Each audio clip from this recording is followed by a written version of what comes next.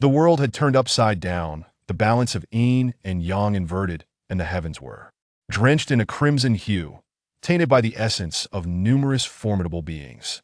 Qin Shouzong stood resolutely atop the majestic divine chariot, casting a cold gaze around him. The auxiliary star, representing the celestial sovereign Jade Emperor, boasted a vast domain of nearly 990,000 miles, yet at this moment it flickered dimly, its myriad radiant energies fracturing and dissipating. The supporting star, also known as the true star of the Supreme Emperor, was shrouded in a veil of dark, ethereal light, with only a feeble flicker of the 7 luminaries remaining to defiantly burn. The Heavenly Gate Star, the North Star, the Danyuan Star. Countless celestial bodies were fading into oblivion. The myriad lapis lazuli water crystals that encircled the stars transformed into powder amidst their mournful wails. The celestial tree of Qinhua, once a conduit between heaven and earth, had withered into a state of desolation, its trunk, which had once borne the inscription of the 9 sounds, now altered into an indecipherable, eerie curve by overwhelming divine forces. Perched upon the Qinhua tree, the 3-legged azure crow, engulfed in flames of shimmering glass, had eyes that turned into gaping blood holes, its mouth agape, emitting a thunderous, dying gasp. The supreme palace of Wujida rose high into the sky, its endless height extending beyond the limits of sight. Its once pristine facade now marred by dark streaks, every layer pulsating with a murky light. Within the imperial seat palace, the emperor, gripping a fiery bell, had closed his eyes, resembling a lifeless corpse.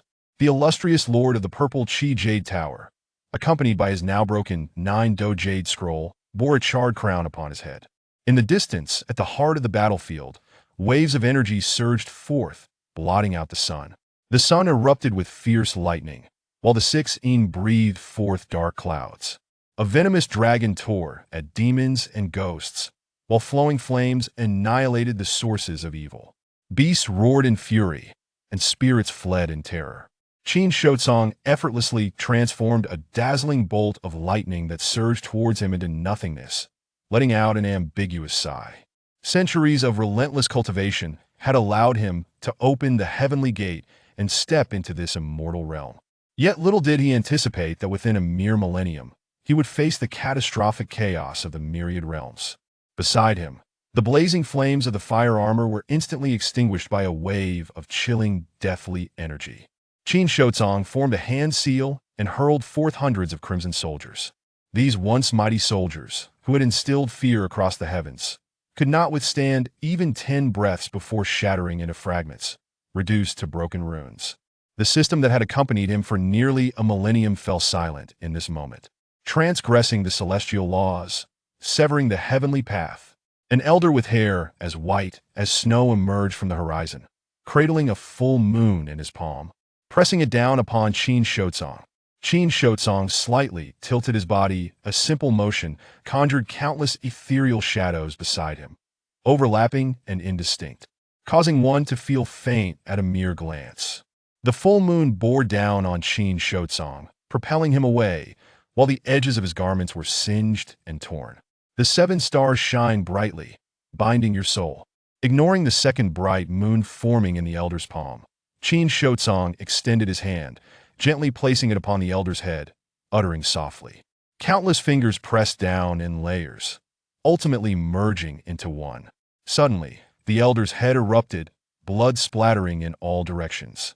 A stream of light shot forth from the elder's head, attempting to escape, but was seized by Qin Shouzong. As his fingers closed, the soul let out a piercing scream, dissipating into the air. Qin Shouzong exhaled a breath of purple energy, 9 paths intertwined, gathering souls and forming essence. The purple energy coalesced into the former elder, yet this time his eyes were hollow, resembling a lifeless entity. Go forth. Qin Shouzong waved his sleeve, sending the elder charging ahead. With his sleeves gathered, Qin Shouzong remained expressionless. Is this to be my end? It seems rather fitting, though I wonder if all of this is merely a dream. The millennia of cultivation had seemingly ground his distant memories into dust. Yet at this moment, memories long sealed from 1,000 years ago surged forth like a tidal wave. Back then, He was not the exalted celestial being who opened the heavenly gate. He was merely an ordinary youth. Sitting in a rented room, the dazzling neon lights outside seemingly unrelated to him.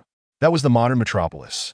The scene shifted, revealing him sitting idly on a field ridge, behind him a mud brick house, before him a celestial being bearing a long sword. The voice of the young lad in the field echoed in his ears.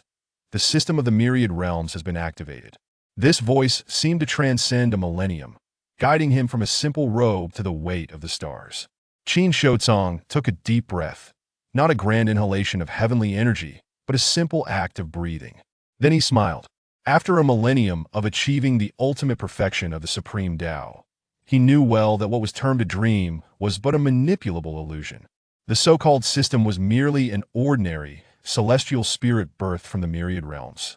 The phrase, "heaven's mandate lies within me," was nothing but the delusion of the weak.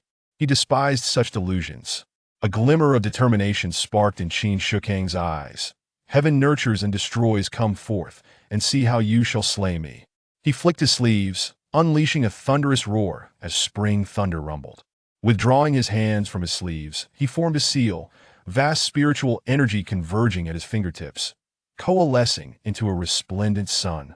"Depart." However, in the next moment, an aged hand interrupted Qin Shukang's incantation, blocking his path.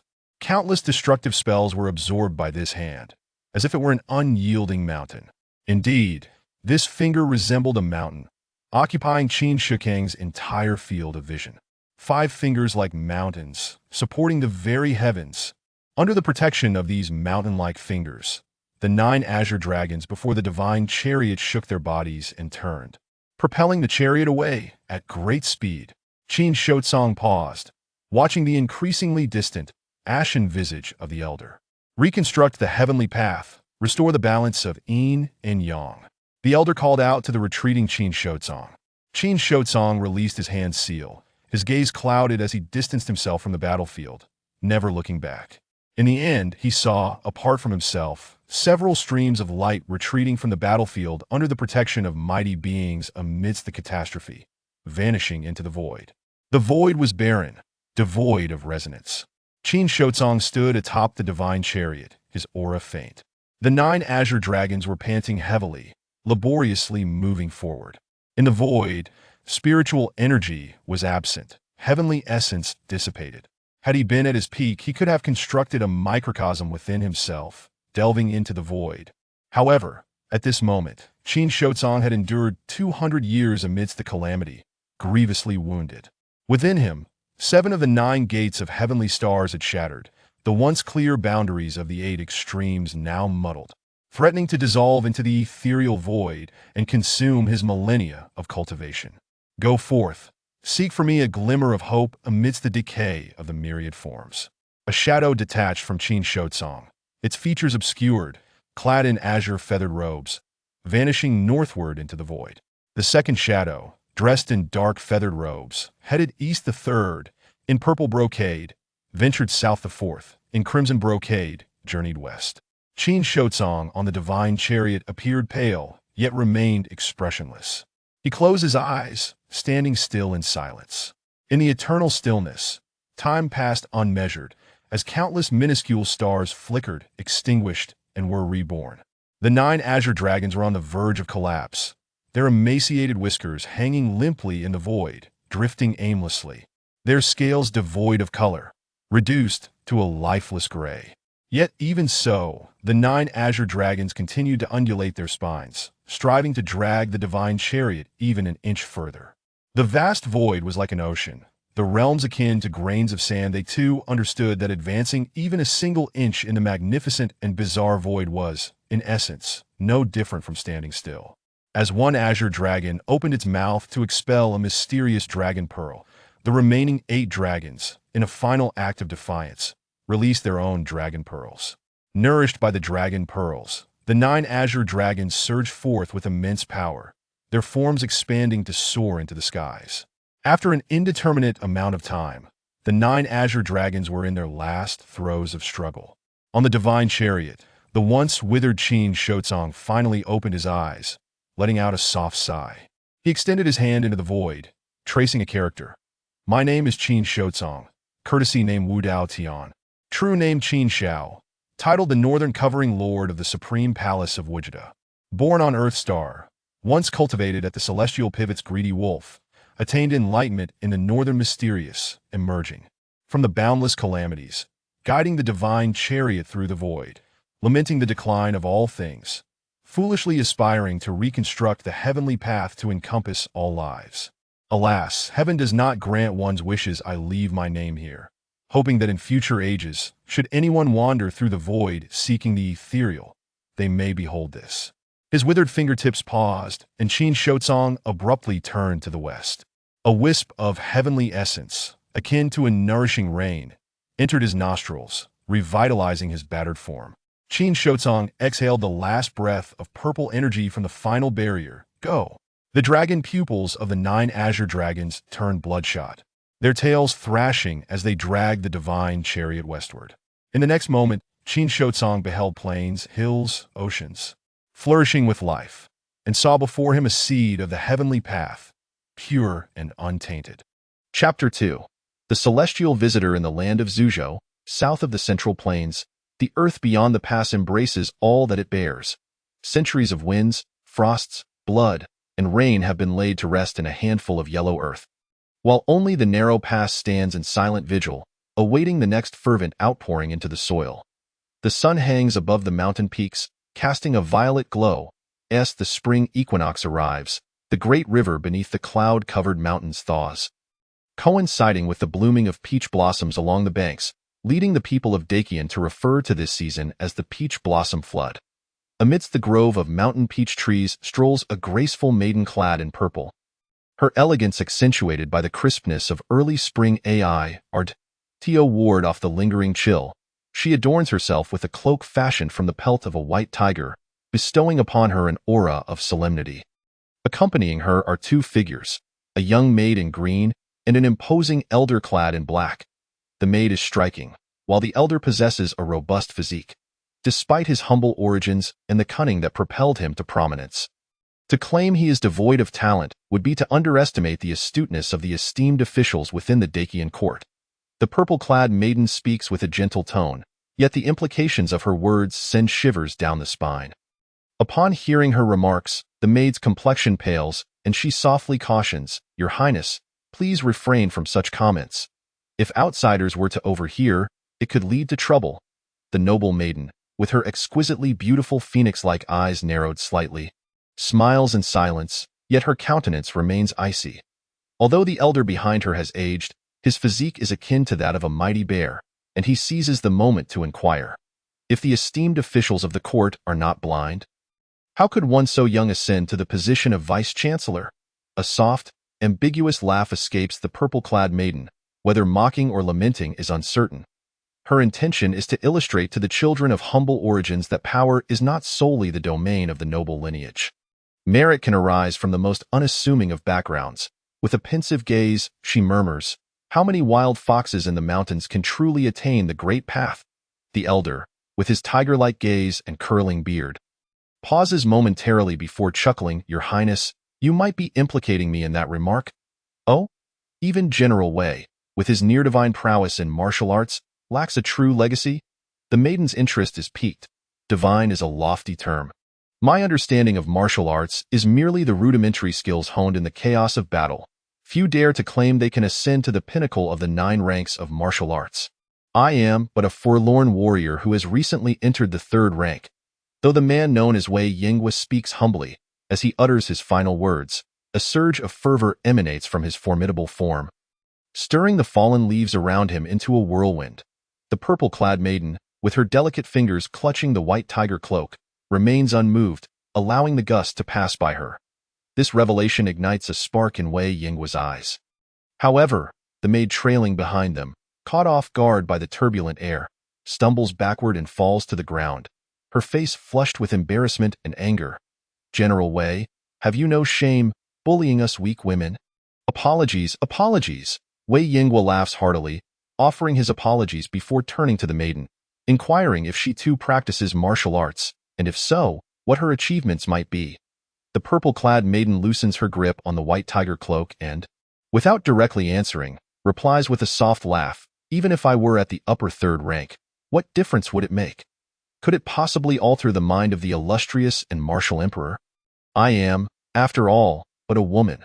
With a sigh, she exhales a breath laden with frustration, as if trying to expel the pent-up discontent within her. No savior from the heavens. A sense of unwillingness permeates the air. Hidden from the eyes of outsiders, as her fingertips pierce her palm, Wei Yinghua, with a furrowed brow, contemplates for a moment before speaking. What if that cunning individual were to meet his end? The maid, just rising from the ground and brushing off the dust, gasps in shock, her complexion draining of color, rendered speechless. The purple-clad maiden offers a slight smile, tilting her head to gaze at Wei Yinghua. Her icy eyes unwavering as she articulates a few chilling words. "If I were to say, yes, what then, General Wei?" Time seems to stand still amidst the peach blossom grove, where the air is thick with the aura of impending danger. The white tiger, since ancient times, symbolizes slaughter. In the next instant, a great dread looms over the grove of peach blossoms, akin to the heavens turning upside down, black clouds shrouding the sun. In a heartbeat, Wei Yinghua's internal energy, having reached the third rank, erupts violently, his skin flushed crimson, and his eyes glowing like blood. His already imposing figure seems to swell nearly a foot taller. Before him, visions of long-absent banners arise. Faced with the formidable charge of 100,000 cavalry, an irresistible momentum sweeping over him, or perhaps the collapse of glaciers in the far north, with snow cascading, shaking the earth as though it would crush him into dust. Fear, dread, and anxiety, countless negative emotions press upon his surging vitality, constricting his throat and nearly suffocating him. The seasoned general feels the veins in his temples bulge, and with a throat tightened by pressure, he lets out a roar akin to a tiger's howl, steeling himself against the overwhelming force descending from above, striving to discern what it is. At that moment, he realizes that the so-called black clouds obscuring the sun are not mere metaphors, but a stark reality. As he finally comprehends the phenomenon above, despair grips him. What he witnesses is something that should not exist in this world. Emerging from the swirling clouds, he glimpses a shimmering scale. And then the creature reveals its form. With majestic horns and glistening scales reminiscent of stars in the night sky, its eyes resemble fathomless pools, surrounded by swirling mist, emitting a resonant hum that echoes through the heavens. Then, the second, third, fourth .9 tails appear. Wei Yinghua's blood runs nearly cold. As a third-rank warrior, he finds himself unable to so much as turn his head, fixated on the spectacle above. The chains binding its tail clank ominously as an immense divine chariot is slowly drawn from the clouds. Adorned with resplendent jewels that glimmer softly and mysteriously, it seems to respond to the twinkling stars in the sky. Intricate and exquisite patterns are carved upon its surface, depicting celestial beings riding clouds. Ferocious tigers and soaring dragons in perpetual motion. The top is draped with a layer of semi-transparent, opulent silk, resplendent in color, gently fluttering in the wind like a brilliant rainbow, a creation beyond mortal craftsmanship. Beneath the silk, a tall figure can be faintly discerned atop the divine chariot.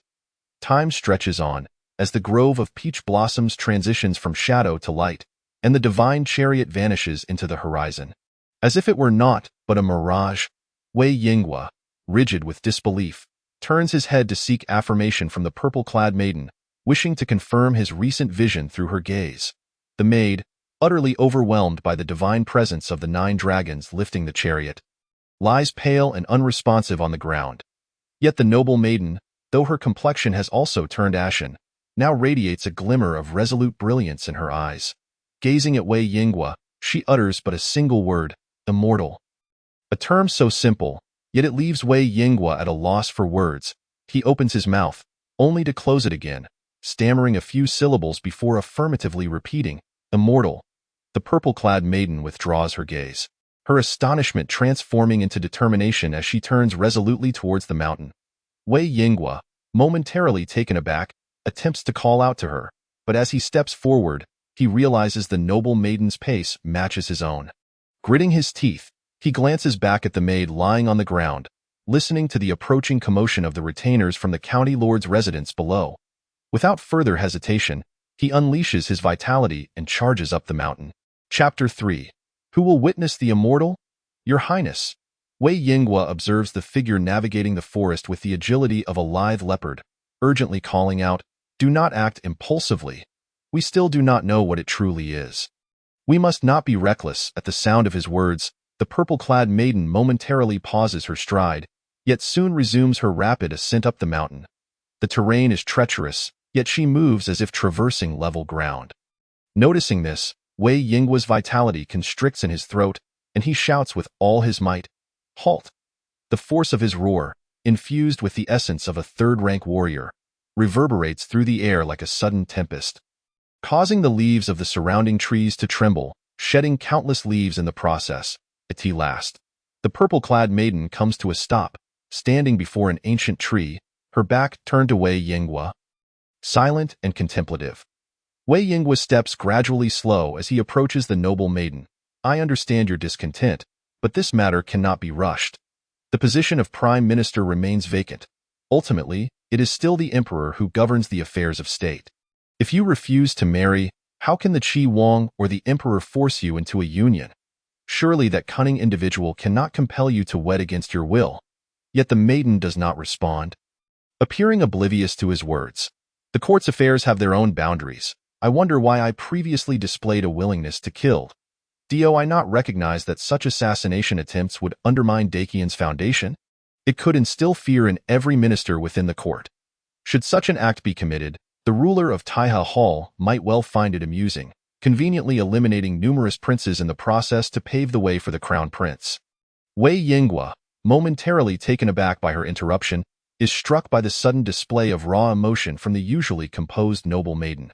The purple-clad maiden turns to face him, her eyes rimmed with red, leaving him momentarily speechless. Indeed, no matter how deep her cunning or profound her thoughts may be, before me stands a young lady, known as the illustrious and unparalleled princess of the imperial capital. Yet she is merely a newly appointed princess of Shanglua, a maiden of just 15 summers. How could one expect her to possess the stoic demeanor of a great owl, or the imperturbable cunning of a schemer when faced with the monumental? I cannot wait. Even if I do not wed Zhang Tai, the sons of several ministers are already eager, viewing me as their prize. Were it not for the absence of a suitable daughter for the crown prince, this favorable opportunity would undoubtedly not have fallen to one such as me, a daughter of the Qi King. Zhang Tai's courtship is merely the prologue, for this is the fate that befalls me as a royal daughter. Xinyuan Jingju inhaled deeply, her reddened eyes seemingly adorned with an enchanting shadow, her voice trembling. What if I were to enter the realm of martial prowess like a martial sage? It would only serve to increase my worth. I am unwilling, simply unwilling. Wei Yinghua was left speechless. Thus, I seek the immortal. Only the celestial beings of myth could liberate me from the tangled shackles of this mundane world, Xinyuan Jingju proclaimed loudly, her voice echoing across the mountaintop. Like a tree without roots, unable to find purchase. Seeking immortals, princess, where does one seek such beings? Wei Yinghua sighed heavily, stepping beside Xinyuan Jingju. Gazing ahead, he finally understood why the princess had halted. It was not due to his abrupt shout, but rather because before them lay the mountaintop, barren and devoid of substance. The 9 azure dragons and the magnificent divine carriage trailing behind appeared as mere figments of a dream, never to be witnessed again.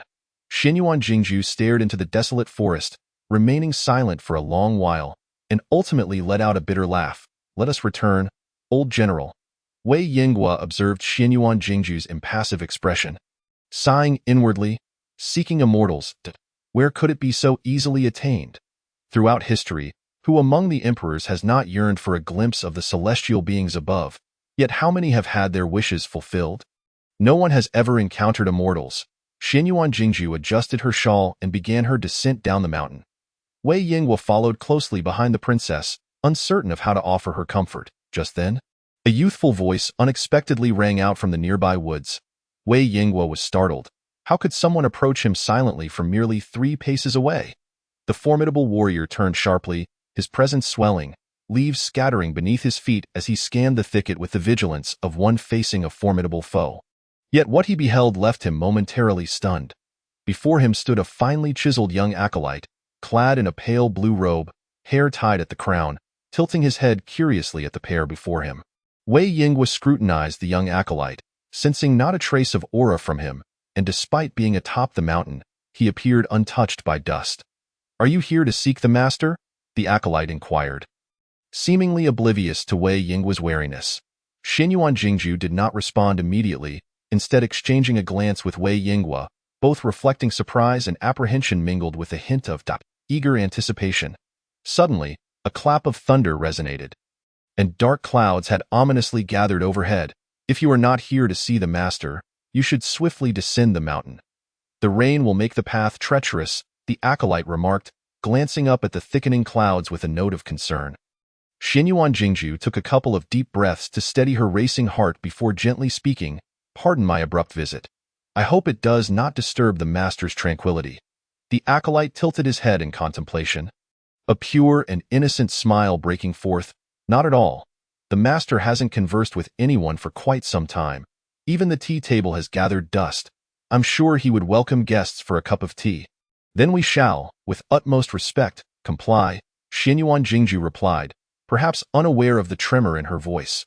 The acolyte nodded joyfully and turned to lead them into the forest. "Follow me." Xinyuan Jingju and Wei Yingwa hurriedly stepped forward, closely trailing the young acolyte, as if fearful of losing him, moving in tandem. The air was imbued with the fresh scent of flora, the winding path paved with blue stones, flanked by blooming wildflowers.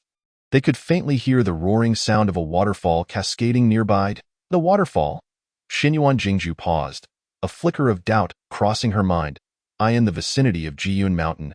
Where could a waterfall possibly be found?" Only then did she notice the ascending blue stone path beneath her feet. There were no temples or shrines atop Jiyun Mountain, so how could such a meticulously paved path of blue stones exist? Is this truly still Jiyun Mountain? Just as Xinyuan Jingju was engulfed in confusion, a melodious sound of bells resonated, seemingly possessing a magical power that lifted the spirits and banished worldly troubles. The mist parted to reveal a temple before them, inscribed with 3 characters, Wu Dao Temple. Behind the temple stood a grand screen, painted in black and white, depicting a magnificent mountain scene.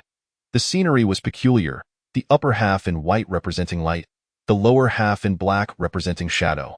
The two gazed at the swirling characters with trembling pupils, their minds momentarily lost. "Follow me," the young acolyte interrupted their reverie. The two regained their composure, filled with anxious anticipation as they followed the acolyte past the ancient and solemn hall. Entering a grove of bamboo at the rear of the temple at that moment, Xinyuan Jingju confirmed that this place was certainly not Jiyun Mountain, for there would never be a grove of bamboo atop Jiyun Mountain. A thought suddenly surged in her mind, causing her to tremble all over, her very soul quaking with the realization. Perhaps this temple does not exist within the mortal realm. The bamboo swayed gracefully, a gentle breeze whispering through the leaves, as if recounting some ancient legend. Venturing deeper into the bamboo grove, they discovered several simple dwellings adorned with bamboo curtains. The young acolyte halted, turning to the duo. "The master resides within." For reasons unknown, Xinyuan Jingju found herself hesitating, softly asking, "Should we not announce our arrival to the master?" The acolyte shook his head earnestly. "There is no need. The moment you set foot on this Xiandu Mountain." The master already knew. Xiandu Mountain? Xinyuan Jingju and Wei Yingwa exchanged glances, both revealing a hint of expected astonishment.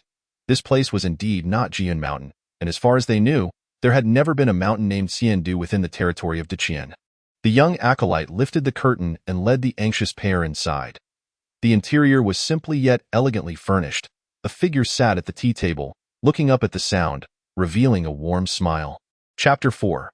A cup of clear tea. Xinyuan Jingju had initially resolved not to lose her composure, yet the sight before her rendered her momentarily speechless. The man at the tea table appeared as a young gentleman, not strikingly handsome, yet his eyes held an extraordinary allure, drawing Xinyuan Jingju's gaze irresistibly. His pupils shone brightly, shimmering with hues of purple, red, yellow, and white, like divine water swirling endlessly, particularly as these 4 colors did not coexist in a single gaze but rather appeared in pairs. One pair of red and yellow, the other of purple and white. A soft chuckle brought the entranced Xinyuan Jingju back to reality. She awkwardly smiled, bowing respectfully before the young man. "I apologize for the sudden visit." I hope my presence does not intrude upon your peace. Esteemed master, a guest arrives unannounced, lacking in courtesy. My surname is Qin, and I am but a humble practitioner residing in the mountains. You may address me as Dao Zhang, and please, take a seat. The two, filled with trepidation, settled down. Their expressions varied. Wei Yingwa suppressed his excitement, fixating his gaze on the tea table with unwavering focus. Were outsiders to witness this scene, they would surely be astonished. The once fiery and unyielding general now displayed a demeanor of utmost caution. Xianyuan Jingju, however, was different. Upon lifting the bamboo curtain and entering the dwelling, she had envisioned many scenarios. Perhaps the occupant was an elder with an ethereal presence or a transcendent middle-aged figure, in her mind. The storytellers in tea houses and taverns often depicted such archetypes to enrich their portrayals of immortals. Yet she had not imagined someone like the young man before her, whose demeanor resembled that of an ordinary person. Nevertheless, upon hearing his response, she caught onto certain nuances in his speech. He spoke in flawless Deqian dialect, even infused with a unique flavor characteristic of the elder residents of Luojing, Daozhang Qin. Are you from Deqian's Luojing? Xianyuan Jingju inhaled deeply, her voice steady as she inquired. The young acolyte approached the tea table, gently retrieving a tea cake from a gilded cage, placing it on a delicate small stove. A flicker of flame unexpectedly sprang forth, igniting without wind, and began to roast the tea cake, leaving Xianyuan Jingju and Wei Yingwa momentarily awestruck. The gentle voice across the tea table drew their attention back. Oh, what brings this about? Although the question was posed in return, Xianyuan Jingju sensed that Daozhang Qin displayed little interest or recognition regarding the name of Luojing. After pondering for a moment, Xianyuan Jingju's innate eloquence, characteristic of one born to a high station, began to surface, revealing a glint of cunning in her eyes. Perhaps the Daozhang is unaware that the dialect of Deqian's Luojing is quite difficult to mimic unless one is a native. Thus, I immediately discerned that the Daozhang hails from Deqian's Luojing. The young acolyte began to sift the crushed tea leaves through a fine tea strainer. Qin Shouzhang offered no comment, neither confirming nor denying her assertion. Merely smiling, it sounds like a remarkable place, as one who often dwells in the mountains. I find myself quite ignorant and have many questions to ask you both. Xianyuan Jingju adjusted her sitting posture, sitting upright with a serious demeanor, and solemnly declared, Jingju shall speak without reservation. Beside her, Wei Yingwa took a deep breath, his already straightened back becoming even more erect. Qin Shouzhang observed the two, sitting upright with an air of seriousness, and couldn't help but chuckle softly, remarking that there was no need for such gravity, as it was merely idle chatter at a tea gathering. If either of them had matters weighing on their minds, they were welcome to share. He would inquire in return, to see if this mountain dweller could offer any insight.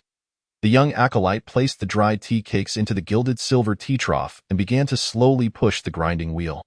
Listening to the gentle sound of the grinding tea, the atmosphere became tranquil and leisurely. To your knowledge, how many immortal sects exist in this realm? He inquired. We hail from Deqian, where there are countless sects and schools.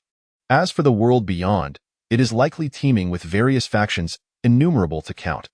Regarding the immortal abodes, we mere mortals are truly unaware of their existence. Xianyuan Jingju carefully considered her words, suppressing her curiosity as she answered Qin Shouzhang's question. Once Qin Shouzhang nodded slightly, indicating she could now pose her own question, she gazed directly into his cloud-like, ethereal eyes, unable to contain her eagerness, and asked, Daozhang, do immortal abodes truly exist in this world? I do not know, came the reply. Xianyuan Jingju was momentarily taken aback, a flicker of confusion crossing her features. The answer was entirely contrary to her expectations. Noticing her apparent disappointment, Qin Shouzhang chuckled, Do not think I am evading your question. As someone who dwells in the mountains, I have never stepped into the world, so I truly do not know if immortal abodes exist. Disheartened, Xianyuan Jingju fell silent, yet she swiftly banished that emotion from her heart. For the individual before her might very well be a living immortal. Reinvigorated, she looked towards Qin Shouzhang, awaiting his next question. However, this time, he did not hasten to inquire but instead directed his gaze towards the young acolyte. Uncertain, Xianyuan Jingju and Wei Yingwa dared not interrupt his actions and thus feigned interest in the young acolyte's activities. The young acolyte, standing beside the tea table, used a silver spoon to scoop up the tea fragments, rinsing the teacups with boiling water for a second time. Without visible exertion from his tender hands, 3 plain, pale yellow glazed tea trays glided from the table to rest before the 3 of them, the entire process flowing seamlessly. Before the 2 could marvel at the phenomenon of the teacups moving on their own, the young acolyte, taking advantage of the warmth still lingering in the cups, nonchalantly sprinkled the tea remnants forward. Initially thinking the remnants would spill onto the table, they were taken aback as the tea fragments, seemingly guided by the wind, accurately fell into their cups. The young acolyte poured water from a teapot, causing the tea remnants to swirl, creating bubbles that clung to the cups, forming countless intricate patterns of flora and fauna along the cup's walls. As if alive. Please, Qin Shotsong smiled at the two. Xian Yuan Jingju and Wei Yingguo exchanged a glance, respectfully lifting their cups to their lips as the rich tea flowed down their throats. A wave of fragrant aroma exploded within their mouths, causing their pores to relax, as if they were bathing and cleansing their hearts, feeling utterly unburdened.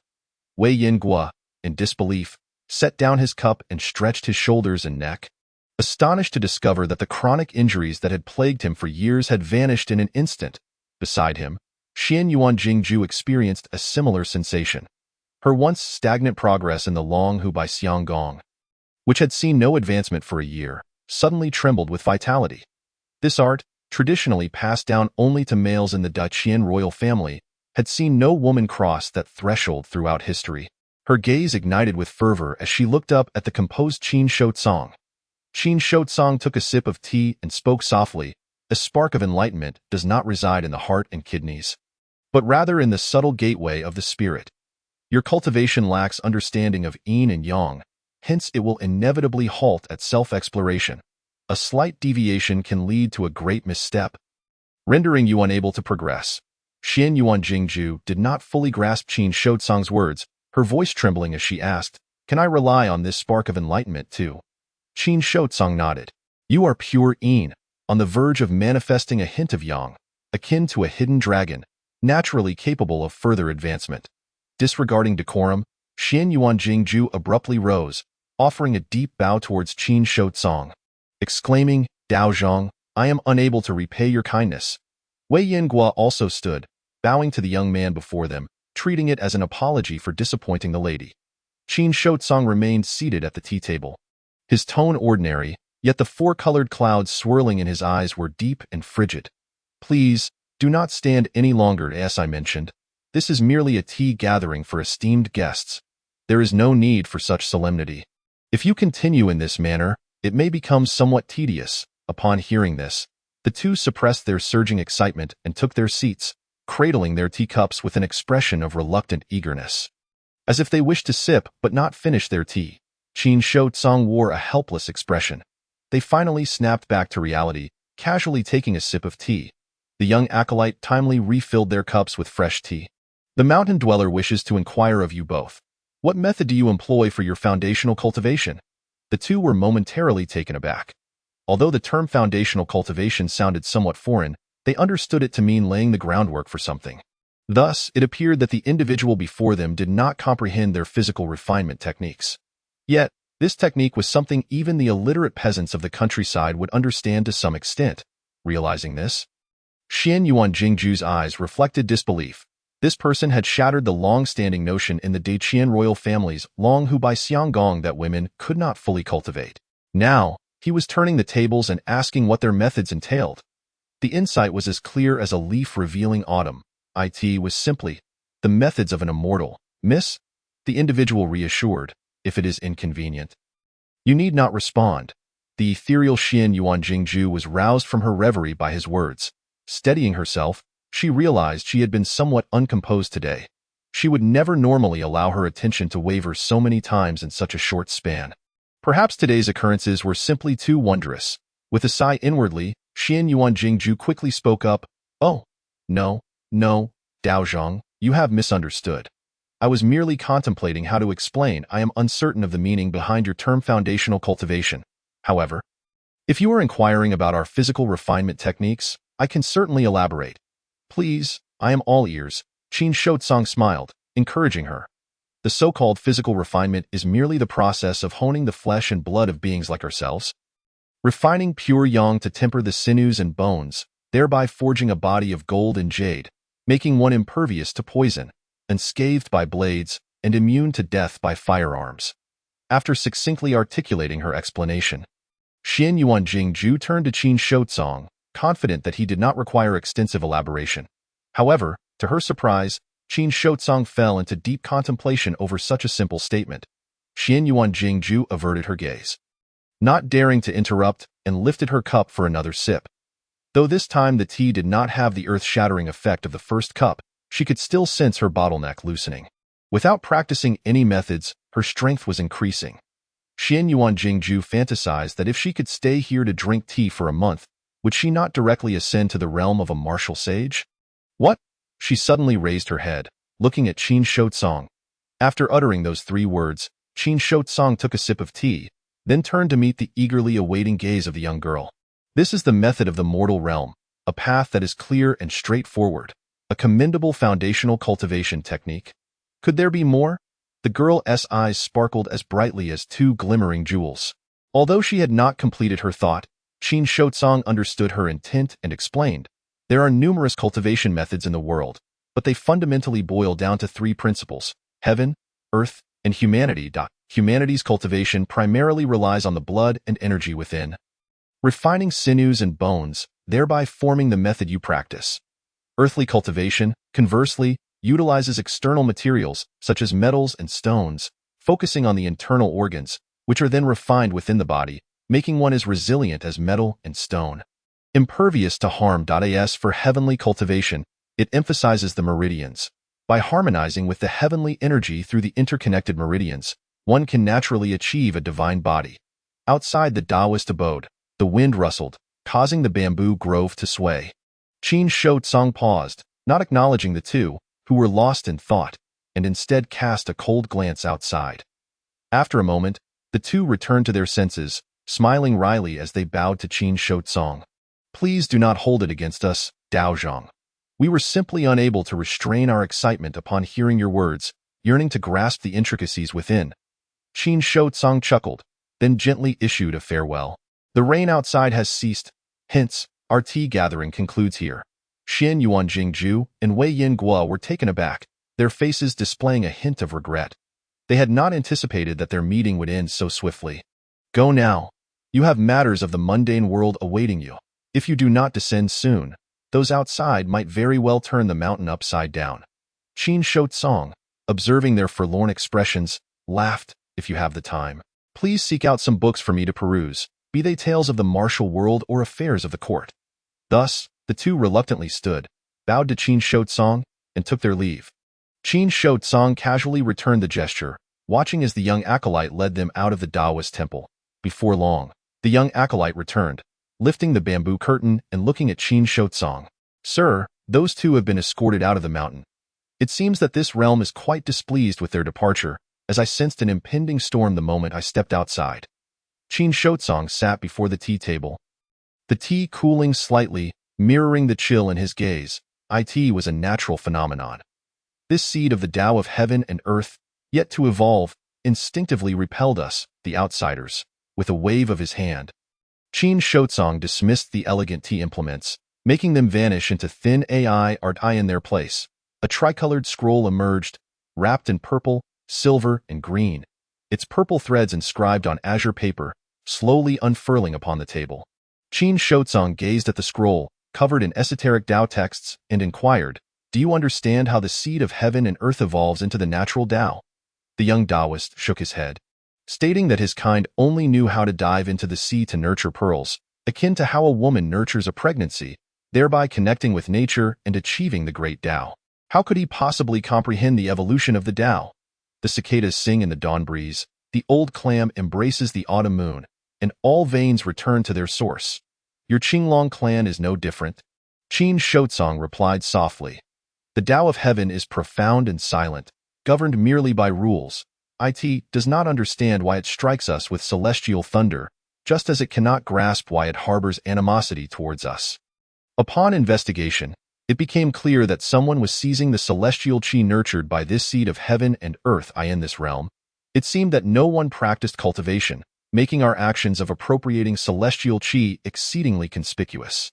As a seed of heaven and earth devoid of consciousness and wisdom, it might not comprehend our intentions, but that did not prevent it from attempting to thwart our efforts. The young Taoist, transformed from the Qinglong, pondered for a moment and asked, "Why, sir, do you not simply?"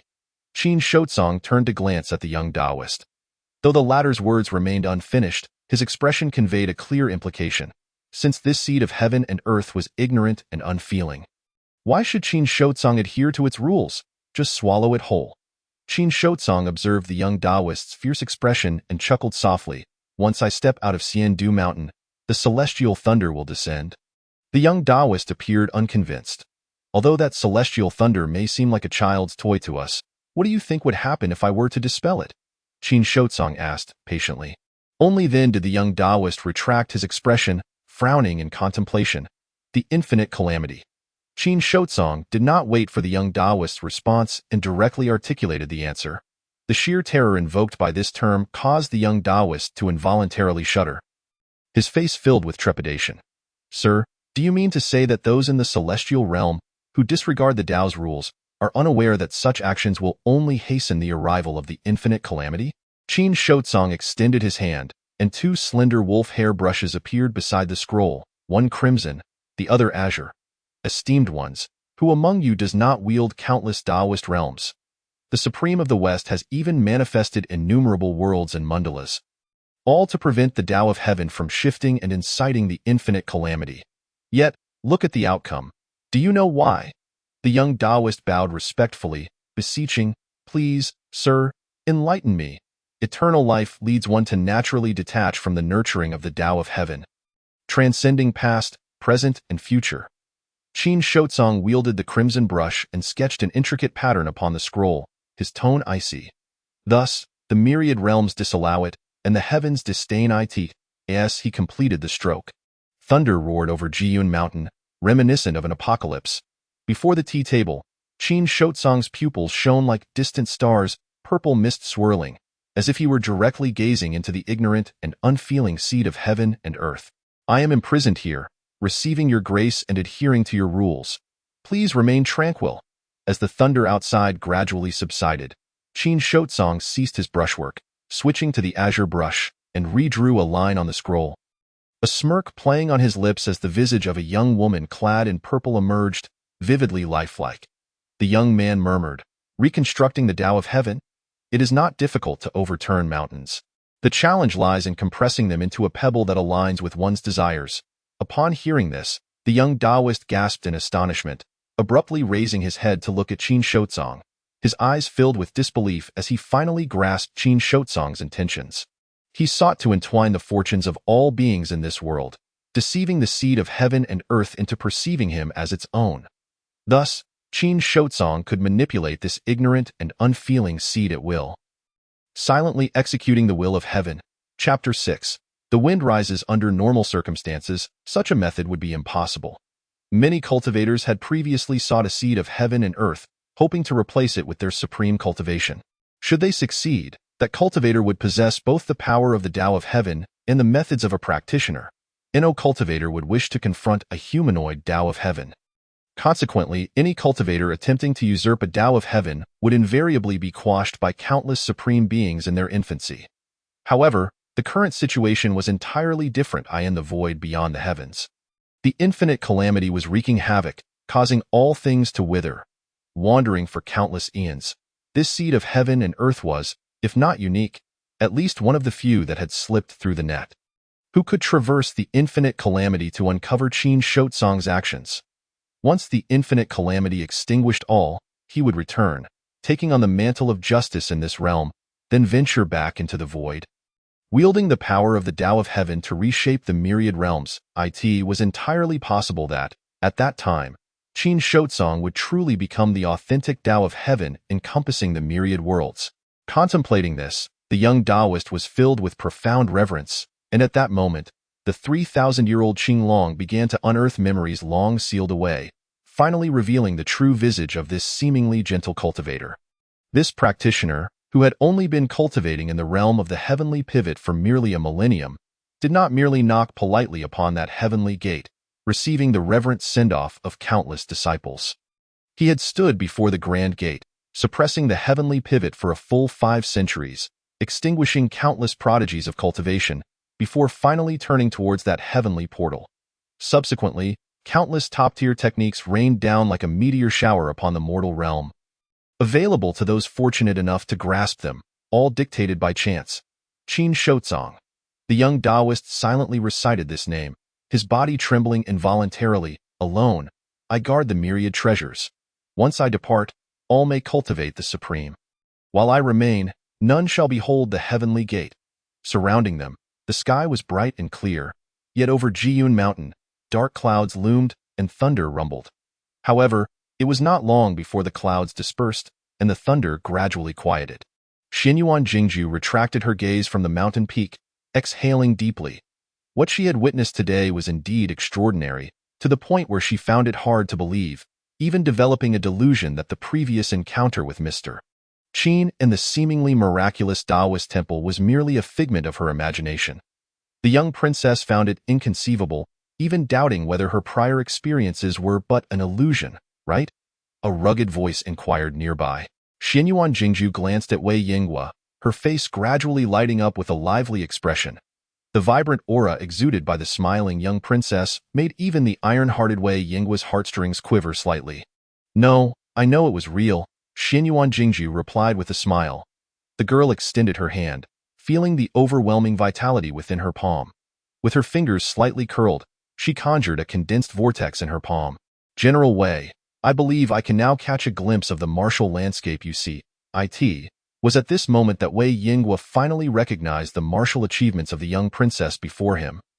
His face displaying admiration and satisfaction as he remarked, indeed, the princess is a rare talent. Even without meeting Mr. Qin and drinking that celestial elixir, you must be nearing the 3rd rank, right? Xinyuan Jingju shook her head, her gaze drifting back to the mountain peak. Since the founding of the Great Qin, no woman has ever stepped into the realm of a 3rd-rank master. Though you know why. Wei Yinghua did not wish to pry into the secrets of the Great Qin royal family. He refrained from answering the question, instead exclaiming, then let the princess be the first. Neither of them descended the mountain immediately, instead standing in place as if awaiting something. Shortly thereafter, a clamor arose from below. Countless footsteps crunching on dry branches and fallen leaves, the sounds of rushing footsteps echoing through the forest as they approached the mountain, as expected, based on Mr. Qin's words when he had asked them to leave the Taoist temple. Many people were now searching for the 2 missing individuals atop Jiyun Mountain. Before long, a troop of soldiers burst through the forest's tranquility, moving swiftly and agilely, stopping not far from the 2. A middle-aged man clad in green robes, surrounded by black-clad guards, approached Xinyuan Jingju with slow, deliberate steps. He was tall and slender, with a square face and thick brows, his temples showing signs of wear. Upon recognizing the graceful figure standing in the shade of the trees, he sighed in relief and said, "At last, we have found the princess. I wonder where you have been these past few days. If we had not located you soon, we might have had to turn Jiyun Mountain upside down." Xinyuan Jingju regarded the urgency and deference exhibited by the man before her with disdain. Arching an eyebrow, "Are you afraid that I might snatch this credit for myself and run off, only to have Zhang Tai keep a note of it in secret?" Zhang Yiyo, however, was not offended. This young princess, barely 15, still believed herself to be the pampered royal of Luoyang. In the eyes of many officials in the Great Qin, the Qi king was weak, and as the daughter of a feudal lord, she was already considered a prize in the hands of the current vice prime minister, destined to change her conspicuous surname to Zhang. Zhang Yiyo replied solemnly, "Your Highness, your words are misguided. Even without the vice prime minister's guidance, I would never allow you, the illustrious princess of Luojing, to encounter any mishaps here in Anzhou." His words were delivered with righteous authority, yet harbored veiled warnings and threats. Xinyuan Jingju stepped forward, brushing past Zhang Yiyo. She left behind a single remark that changed his expression. In the battles of the Buddhas of Luojing, it would be best for a small figure like you to refrain from meddling. In the vast expanse of the Great Qin's 34 provinces, Zhang Yiyo, stationed in Anzhou, could be regarded as a figure of considerable authority, one who stands just beneath the pinnacle of power. Yet, in the eyes of Xinyuan Jingju, he remains but a minor character. Suppressing the ire that welled within him, Zhang Iyo managed to muster a warm smile and followed suit. Xinyuan Jingju traversed the mountain path. A lean man clad in a gray robe silently appeared by her side. Even Wei Yinghua, who had been steadfastly accompanying her, could not help but cast a surprised glance at the man whose presence was so faint. "Have I been missing for several days?" Zhang Iyo inquired. Xinyuan Jingju's voice was cool and detached. The lean man nodded slightly, replying, "You have been absent for 3 days. Initially, we chose not to raise an alarm, merely dispatching a team to lie in wait atop Jian Mountain for your return. However, it seems that Zhang Iyo somehow caught wind of the situation and personally led a party to seal the mountain in search of you. 3 days. Xinyuan Jingju reflected on her experiences within that Taoist temple, exclaiming softly that indeed, a single day in the heavens could equate to a year on earth. Is there anyone or anything of importance I need to be apprised of during these 3 days? The lean man pondered momentarily before responding, "My lord, there have been no significant events within the prefecture during this time. However, a contingent of embroidered-clad officials has recently arrived for an inspection, though the reasons remain unclear." Xinyuan Jingju, seemingly lost in thought, paused her steps. "I ascended the mountain for a leisurely outing, accompanied by General Wei and a maid named Itsue." "Where is she?" The lean man's expression faltered upon hearing this, as he recalled the statements from the guards at the foot of the mountain. "After you ascended, they reported seeing only the maid. She was brought back for questioning, but she claimed to know nothing beyond the fact that you and General Wei made your way to the summit." "My question pertains to her whereabouts," Xinyuan Jingju insisted, her tone sharp. "This I do not know. She should still be within the residence," he stammered. Upon hearing this response, Xinyuan Jingju's complexion shifted, her phoenix eyes narrowing as she quickened her pace. Hoping her fears would not be realized, Jian Mountain was not far from the Anzhou prefectural seat. Along the official road, a long pavilion stood, designed for the reception of officials. As Xinyuan Jingju's party approached the pavilion, a group clad in embroidered robes emerged, their faces stern, with swords sheathed at their waists. Xinyuan Jingju halted, observing them with a cold gaze. As the two groups brushed past each other, one embroidered officer bent slightly.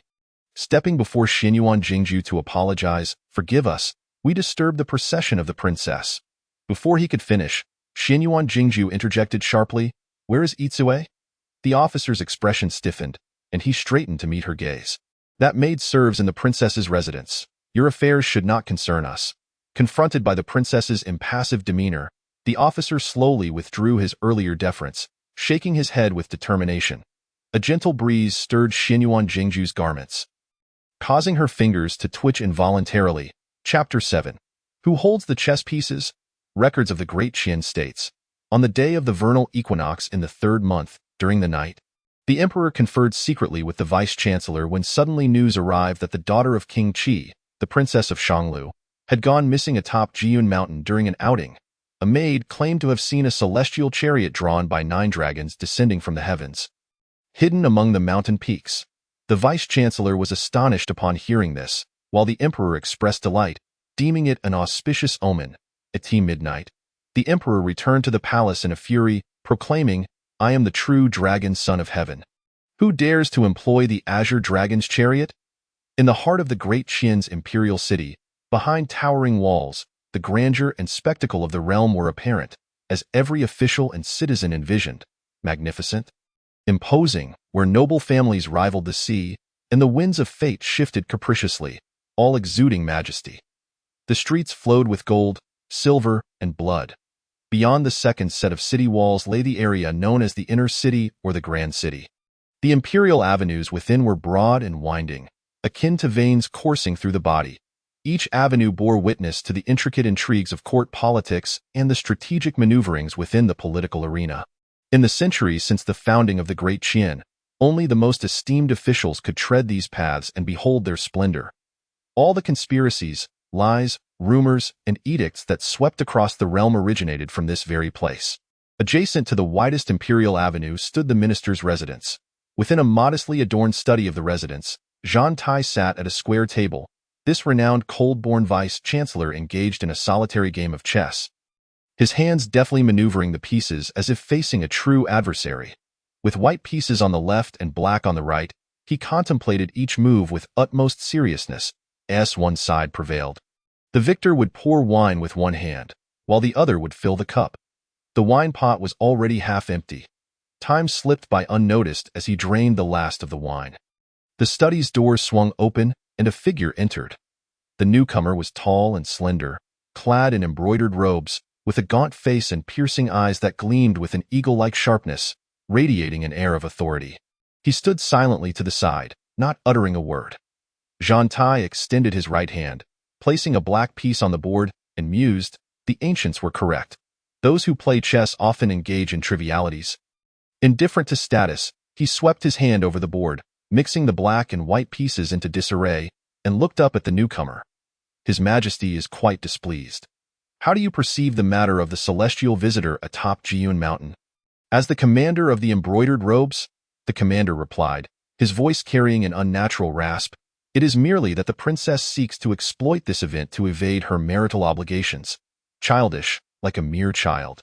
Zhang Zhao, do not underestimate the princess. She is not a mere girl enchanted by romance and poetry. After concealing her talents for so many years, she has now been cornered by me. Anyone would be driven to desperation." Jean Tai seemed amused by the situation, chuckling at the memory of her bewildered expression when she learned of my proposal to His Majesty. "Ha ha ha." Zhang Zhao found little humor in the matter and maintained his silence, observing the cold-born vice-chancellor, uncertain of his thoughts. After a fit of laughter, Jean Tai finally ceased, inquiring, "Does the Astronomical Bureau know of this matter?" Zhang Zhao hesitated, aware that this vice-chancellor had always held disdain for the Astronomical Bureau. After a moment of contemplation, he replied, "They likely remain ignorant. Only we and several vice-chancellors are privy to this information. Inform the Astronomical Bureau, and furthermore, let this news be spread throughout the realm. I want all 34 provinces of the Great Qian to know of this momentous event, celestial beings in the Great Qian, riding the dragon's chariot." Jean Tai spoke with a tone of indifference, as if such a command were merely a trivial task for him. Zhang Zhao's head snapped up, exclaiming, "My lord, this contravenes protocol." He could scarcely fathom the upheaval that would ensue should this news reach the entirety of the Great Qian. Particularly, the thought of the sovereign in the Taiha Hall hearing of this sent shivers even through the haughty commander of the embroidered robes. Jean Tai merely cast a glance at the commander, assuring him, "Fear not. His Majesty is already aware of our dealings." A chess piece rolled between the fingers of the cold-born vice-chancellor, who, lacking the backing of a prestigious lineage, was destined to remain a solitary minister. Yet, a solitary minister could accomplish great things. Zhang Zhao remained silent on the matter. Have the Astronomical Bureau scout the situation. If there is indeed such a being, let them bury that so-called celestial being atop Jiun Mountain. Jean Tai began selecting pieces from the chessboard, while Zhang Zhao bowed in compliance and retreated from the study. Alone at the table, Jean Tai caressed the smooth chess pieces in his hands. Whispers echoed in the study, unheard by any other. Celestial beings from beyond the heavens? Who holds the chess pieces? Celestial beings from beyond the heavens? An ancient voice echoed within the Astronomical Bureau. The Bureau, constructed of blue stone, stood resolute against the ravages of time, its grandeur and magnificence evident in its soaring eaves and intricately carved beams. At this moment, beside a colossal bronze astrolabe, stood a white-haired elder. His hands clasped within his sleeves, gazing skyward, the star jewels adorning his crown shimmering brilliantly. "Yes, my lord, news has spread of celestial visitors atop Jiun Mountain," replied a respectful attendant clad in white robes. "What of His Majesty? Does he not feel a stirring at the news of these celestial beings?" "It is said His Majesty is infuriated." Infuriated. A faint smile crept onto the aged face of the purple-robed supervisor. "Perhaps it is merely for our viewing pleasure. After years of overseeing the Jianghu sects of the Great Qian, I had thought no rogue sorcerers would dare to emerge and act as if they were divine. To my surprise, such fools still exist. Take that item with you. Regardless of its authenticity, present it to the embroidered commanders. If it proves useful, let us extract it. If not, let it languish in the black prison." The attendant bowed and retreated from the Astronomical Bureau, exiting into the night. A quarter of an hour later, Zhang Zhao rode along the official road outside the imperial city, accompanied by a white-robed attendant from the Astronomical Bureau. followed by a convoy of prison carts. While his expression appeared calm, turmoil churned within. For years, the Astronomical Bureau had imprisoned countless extraordinary individuals from the Jianghu. Yet, not all could be subdued by the Bureau's methods. Forced to become loyal servants, among the prisoners in the carts were those labeled as ghost soldiers, each bearing a defiant and fierce demeanor. They were a cadre of madmen dragged from the Bureau's secret dungeons. According to the Bureau's philosophy, if you cannot awaken to your senses, then you shall remain in this dark prison for another decade. After 10 years, the Astronomical Bureau will offer you an opportunity, a chance for redemption. Thus, every 10 years, the Bureau would find an excuse to release these unruly madmen, turning them into pawns to seize greater benefits in the Jianghu. Yet in Zhang Zhao's mind, the so-called celestial being playing tricks atop Jiyun Mountain clearly did not require these ghost soldiers to leave their prison. Was it merely a coincidence? Quickly, that thought dissipated from Zhang Zhao's mind. The Astronomical Bureau would not allow the ghost soldiers released every decade to vanish into the Jianghu unscathed. Even if a few slipped through the cracks, their names would be handed to the embroidered commanders for secret pursuit. Anzhou, Shanglu. Zhang Zhao silently recited these two place names, glancing up at the sky. The heavens were overcast, a storm was brewing. Chapter 8. A marvel within the walls of the Duke's residence. Xian Yuanjing wore a grave expression. With the abduction of Yi Chui and the ghostly soldiers of the Tian Tai ascending Jiyun Mountain, we can no longer conceal the matter regarding Mr. Qin. Wei Yingguo sat quietly to the side, refraining from comment, as he did not consider himself a strategist. The highly hierarchical Duke's residence naturally had no need for his counsel. The displacement of the chief official was a grave taboo. The atmosphere in the hall became somewhat stifling. Before long, the sound of hurried footsteps shattered the stillness, and a lean man in a gray robe silently appeared beside Xian Yuanjing.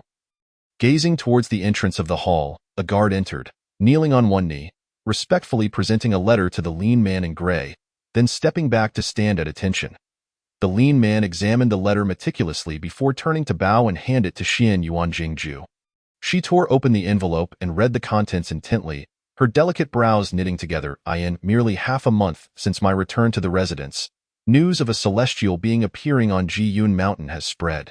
The rumors began in Luojing and expanded towards the 34 states, transforming into an enigmatic tale by the time it reached the various state capitals. 2 points were particularly emphasized: the immortal riding a dragon-drawn carriage and my 3-day disappearance to meet with this celestial being.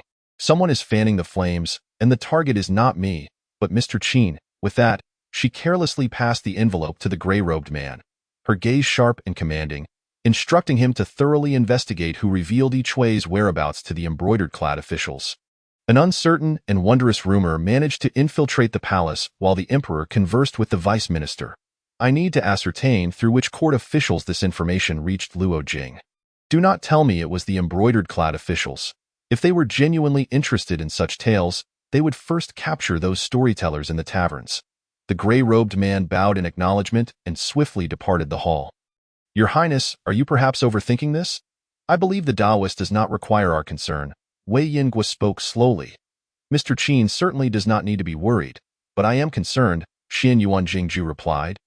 Turning her head to face Wei Yingguo, her eyes filled with resolute determination. I have finally glimpsed a glimmer of hope for resolution. If this matter causes Mr. Qin to lose faith in Deqian and depart from Jiyun Mountain, not only would Deqian be unable to bear such a loss, but I also cannot accept it. No, I must return to Jiyun Mountain now. Xian Yuanjing stood abruptly, her steps firm as she strode towards the exit. Wei Yingguo silently rose to follow the young woman, sensing the heavy air of conspiracy surrounding the situation, akin to a battlefield where the enemy general feigned confusion to obscure their true intentions. In an open area of the Duke's residence, several bamboo book boxes were stacked, all filled with books. Although the guards did not understand why the Duke wanted them to protect these seemingly mundane volumes, they remained vigilant, ensuring that no servants approached. Xian Yuanjing nodded towards the guards by the boxes, instructing them to carry the boxes with her, without the need for a palanquin. The guards complied, swiftly shouldering the seemingly ordinary bamboo boxes and following behind Xian Yuanjing. As they reached the entrance of the Duke's residence, Xian Yuanjing paused. Several carriages appeared timely on the long street outside. As they passed the gate, the foremost carriage halted, and a figure lifted the curtain to peer in their direction. Xian Yuan Jingju's gaze fell upon a face she despised. "Once again, Your Highness," Zhang Yu said, his face adorned with a feigned smile, perched atop the carriage with an air of superiority, squinting at Xian Yuan Jingju, finally shedding any pretense of goodwill, resembling a venomous serpent cloaked in green scales. The guard stood outside, weapons at the ready. He glanced at the procession of bamboo boxes behind the duke, inquiring, "I wonder what precious items are contained within these boxes. Who are you intending to present gifts to?" Without waiting for Xian Yuan Jingju's response, Zhang Yu feigned a look of regret, shaking his head. "What a pity today is not suitable for outings, Your Highness. What do you mean by this?" "Zhang Biejia?" Xian Yuan Jingju coldly regarded the deputy of Anzhou. "It is not I, but this esteemed gentleman." Zhang Yu waved his hand dismissively, revealing an exaggerated expression of fear. A rider advanced a couple of steps and dismounted. Tall and slender, he wore embroidered black silk, with striking crimson lotus petals adorning the collar and cuffs. His right elbow rested on the hilt of a sword at his waist, exuding an aura that demanded distance. Confronting the young woman, he retrieved an ancient token from within his garment, presenting it before Xian Yuan Jingju. "Your Highness, I am Zheng Zhao, the commander of the embroidered officials, here on official business in Anzhou. I beg your pardon for my rudeness, but today, the Duke requests your presence within the residence." Though his words were courteous, the tone brooked no argument. Following his declaration, Zheng Zhao did not deign to acknowledge Xian Yuan Jingju further, instead focusing on Wei Yingguo, the imposing elder standing beside her. Xian Yuan Jingju narrowed her phoenix-like eyes, a hint of danger emanating from her demeanor. "On what grounds do you dare to imprison a duke?" A natural reaction from within Zhang Zhao's body caused his right hand to twitch involuntarily as he abruptly turned his gaze to the young woman, wariness flickering in his eyes, alongside a concealed shock. This duke appeared to be a martial practitioner of considerable caliber. Otherwise, his cultivation would not have triggered such an alarm. Perhaps it was this subtle movement of his hand that invited a chilling intent from the side. Wei Yingguo stepped forward, his attire billowing momentarily before settling, the ferocity concealed beneath his garments flashing briefly. This step resembled a colossal beast descending from the mountains, its overwhelming presence displacing the surrounding air and tightening the throats of all present at the Duke's residence. The aura of a martial artist of the upper third rank naturally permeated the surroundings, exuding a commanding and fearsome energy. At this moment, all was silent. Everyone present held their breath, caught between the embroidered officials. A symbol of imperial authority, and the noble Duke, reputed to be the most beautiful among the daughters of Deqian's royal line. Should a conflict arise, it would indeed be an extraordinary spectacle seldom witnessed in a century. Chapter 9. The Edict of King Qi. Amidst the palpable chill of murderous intent, Zhang Zhao suppressed his emotions, gripping the sword at his side. "The commander of the embroidered officials?" Wei Yingguo scoffed disdainfully, taking another step forward. With this stride, the ground beneath the Duke's residence cracked, the earth sinking slightly. The sword of the embroidered official drew close to unsheathing. Zhang Yu, watching from his carriage with cold indifference, weighed the pros and cons of the situation in his mind. If this were any other region of Anzhou, he might have been able to leverage the local duke to shield him. However, since the Anzhou government was situated in Shangluo, should an incident occur, he, as a deputy, would be unable to evade responsibility. Years of navigating the complexities of the court had enabled him to swiftly discern the optimal solution to the dilemma before him.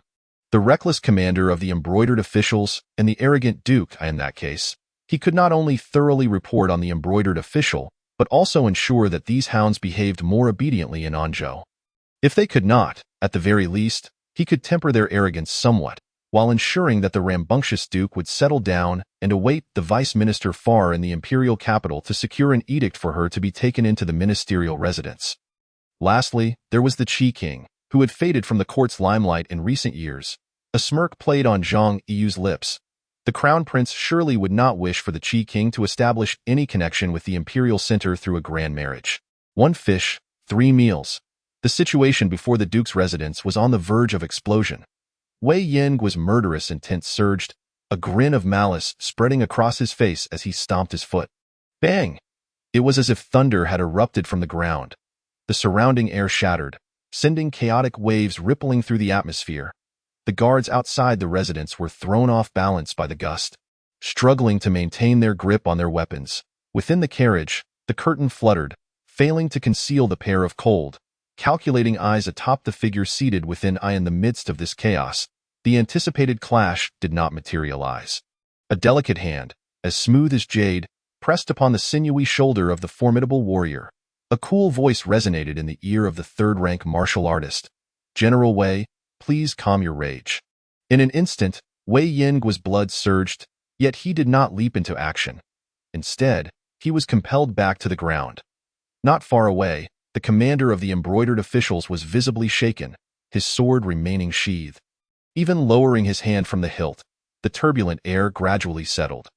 Zhang Yu, observing the scene from his carriage, furrowed his brow in confusion. He could not comprehend the motives behind this performance. Was the Duke attempting to assert her authority, deliberately staging this drama with Wei Yinghua? Why did that disrespectful commander in embroidered robes cease his actions? Is he performing for my amusement? Zhang Yi tilted his head, surveying the surroundings, his mind racing with myriad thoughts. The faces of the soldiers brandishing spears were equally perplexed, as if no one could comprehend the sudden shift in circumstances. Among all present, only Zhang Zhao and Wei Yinghua were aware of the underlying truth. That motionless hand, devoid of any sign of violence, had indeed seized the life force of a third-tier warrior on the verge of unleashing his full potential. Clap, clap, clap. Indeed, the princess demonstrates remarkable discernment. Zhang Yi applauded, descending from the carriage with the assistance of the soldiers, his expression one of solemn respect. Had a slave dared to act violently outside the princess's residence today, it would surely invoke the ire of the esteemed citizens of Deqian. Hearing these words, Xinyuan Jingju did not display any semblance of triumph. In fact, she seemed reluctant to even cast a glance at the Anzhou deputy. Instead, she feigned ignorance, gazing coldly at the crowd obstructing the entrance to the princess's estate, and said in a chilling tone, "Jiang Hao, how much longer do you intend to hide there?" Her nonchalant demeanor caused Zhang Yi's expression to stiffen. A young man in his early 20s emerged from the throng, distinctly different from the surrounding soldiers in his attire. With a fair complexion and neatly trimmed hair, he donned a loose-fitting robe. After stepping out, he offered a wry smile and bowed to Xinyuan Jingju, saying, "Your Highness, please do not take offense at my concealment. It is merely that this General Wei exudes an overwhelming presence, making it difficult for me to approach." Xinyuan Jingju turned away, dismissing him with a curt, "See yourself out," as she strode directly into the princess's residence. The young man, Jiang Hao, grinned broadly at Zhang Yi. But upon locking eyes with the commander's icy gaze, he recoiled slightly and hastened to follow Xinyuan Jingju inside. With a resounding bang, the gates of the princess's estate swung shut, sealing away all the tumultuous thoughts and scrutinizing gazes from the outside world. The commander in embroidered robes maintained a stoic expression, fiddling with his fingertips before mounting his horse, similarly disregarding the Anzhou deputy clad in a green robe, and rode away. Only Zhang Yi remained outside the firmly shut gates. His hands suspended in the air, his expression shifting. A military officer approached, whispering, "Sir, may I inquire, who was that person just now? How could he conceal himself among the ranks of the officers?" Zhang Yi cast a sidelong glance at the officer. His tone frigid, the officer, beads of sweat forming on his brow, stammered, unsure of how to respond. Zhang Yi flicked his sleeve and ascended into the carriage, the curtain falling to obscure his figure. Moments later, a chilling voice emanated from within, "Investigate. If you fail to uncover the truth, your career as an officer will come to an end." Inside the princess's residence, the parlor faced south, basking in splendid natural light. Sunlight streamed through the intricately carved window panes, casting patterns upon the soft brocade-laden floor. Xinyuan Jingju sat gracefully on a rosewood chair, narrowing her phoenix eyes as she lifted a porcelain cup and sipped her tea. The young man, Jiang Hao, appeared at ease, hands clasped behind his back, gazing intently at the exquisite calligraphy and paintings adorning the walls. The artworks included grand landscapes as well as delicate depictions of flowers and birds. "It has been many years since I last beheld a true work by Wu Baifan. Ever since he laid down his brush, I wonder if your highness would be willing to part with one?" Upon spotting one particular painting, Jiang Hao's admiration was evident. "Oh, you fancy this piece?" Xinyuan Jingju set down her cup, a gentle smile gracing her lips, a stark contrast to her earlier demeanor towards him. Jiang Hao nodded vigorously, hope glimmering in his eyes. In my opinion, there are truly only 2.5 artists worthy of the title in Deqian, one being Wu Baifan, the other Fu Xinqi.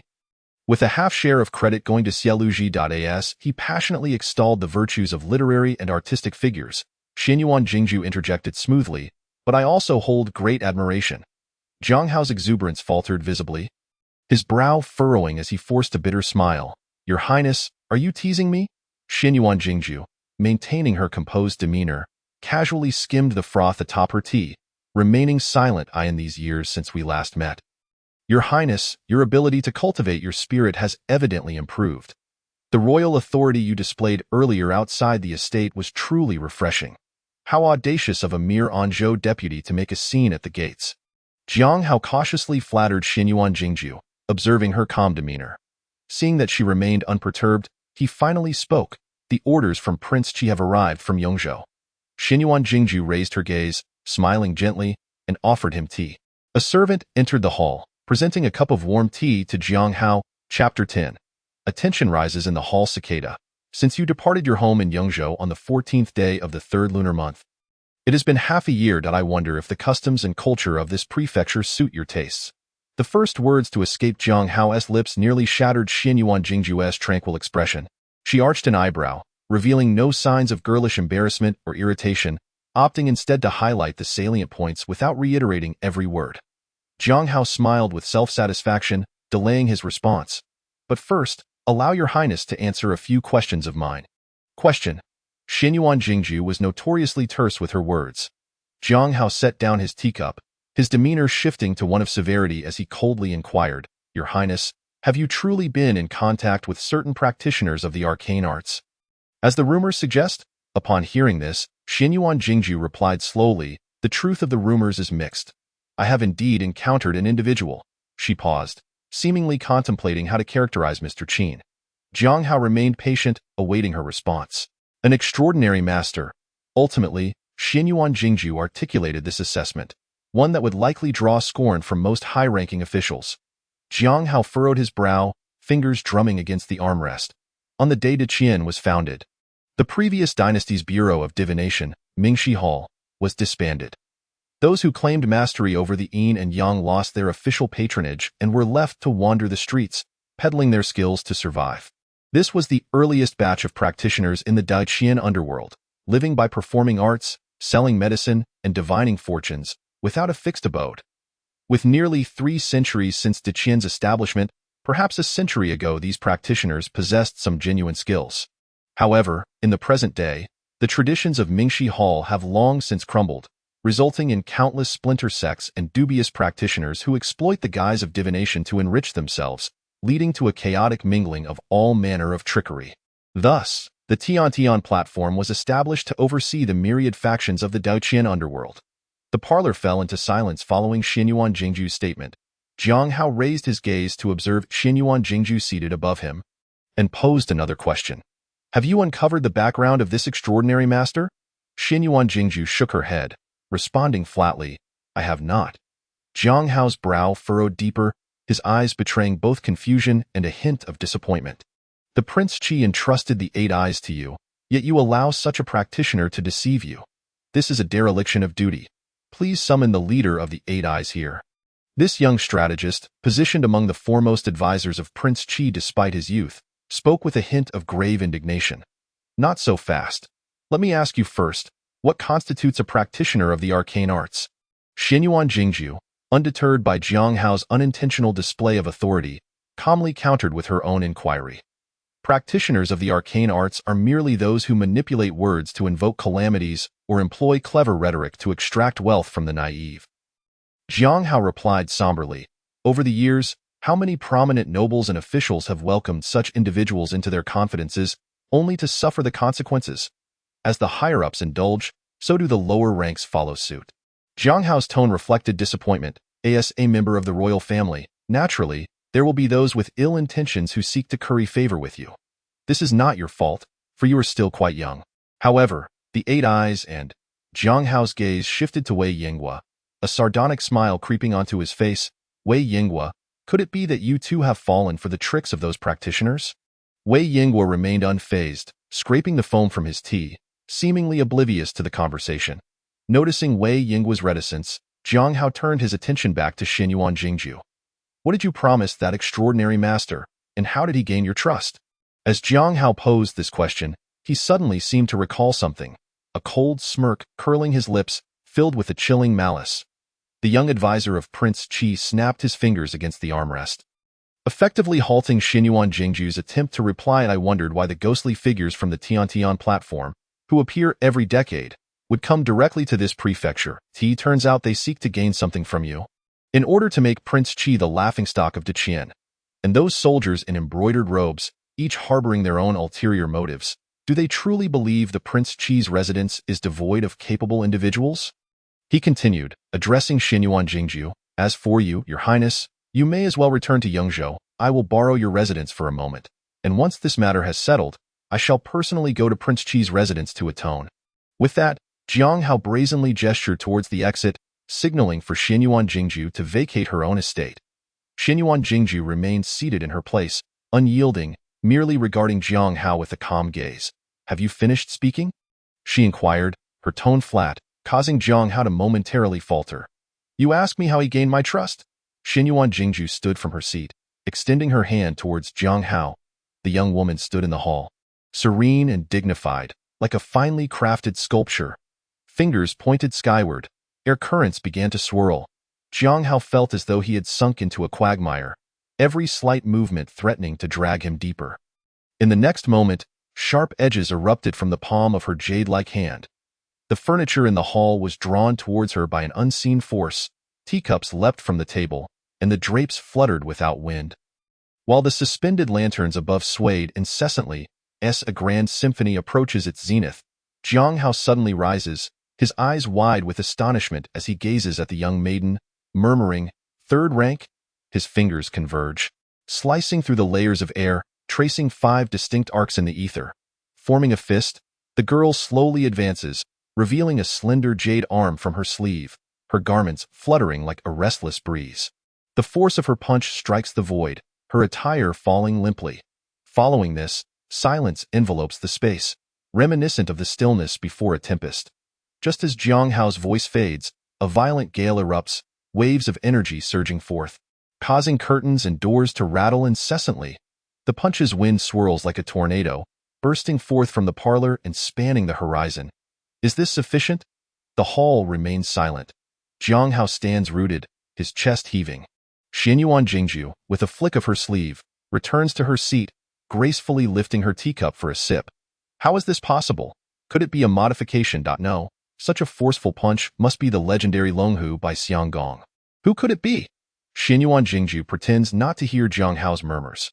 After a moment, a tremor of breath escapes Jiang Hao's lips. Enough. Longhu by Xiang Gong is not meant for women to cultivate. Since the princess, this statement is void. Facing Xinyuan Jingju, Jiang Hao bows deeply, assuring her that the Prince of Qi need not worry, for he may pursue his desires unimpeded. All matters shall be shouldered by the prince's residence. And the prince too wishes to know how many would dare to challenge the Prince of Qi's authority, attempting to undermine the royal house. And then, Xinyuan Jingju inquires nonchalantly. Whoever extends a hand shall have it severed. If you cannot do it, the prince's residence will. If the prince's residence fails, then it shall be done by you, my lord. Jiang Hao's expression darkens. This is the kind of rhetoric he would typically utter. Xinyuan Jingju smiles faintly. After saying this, she sets down her teacup and strides past Jiang Hao.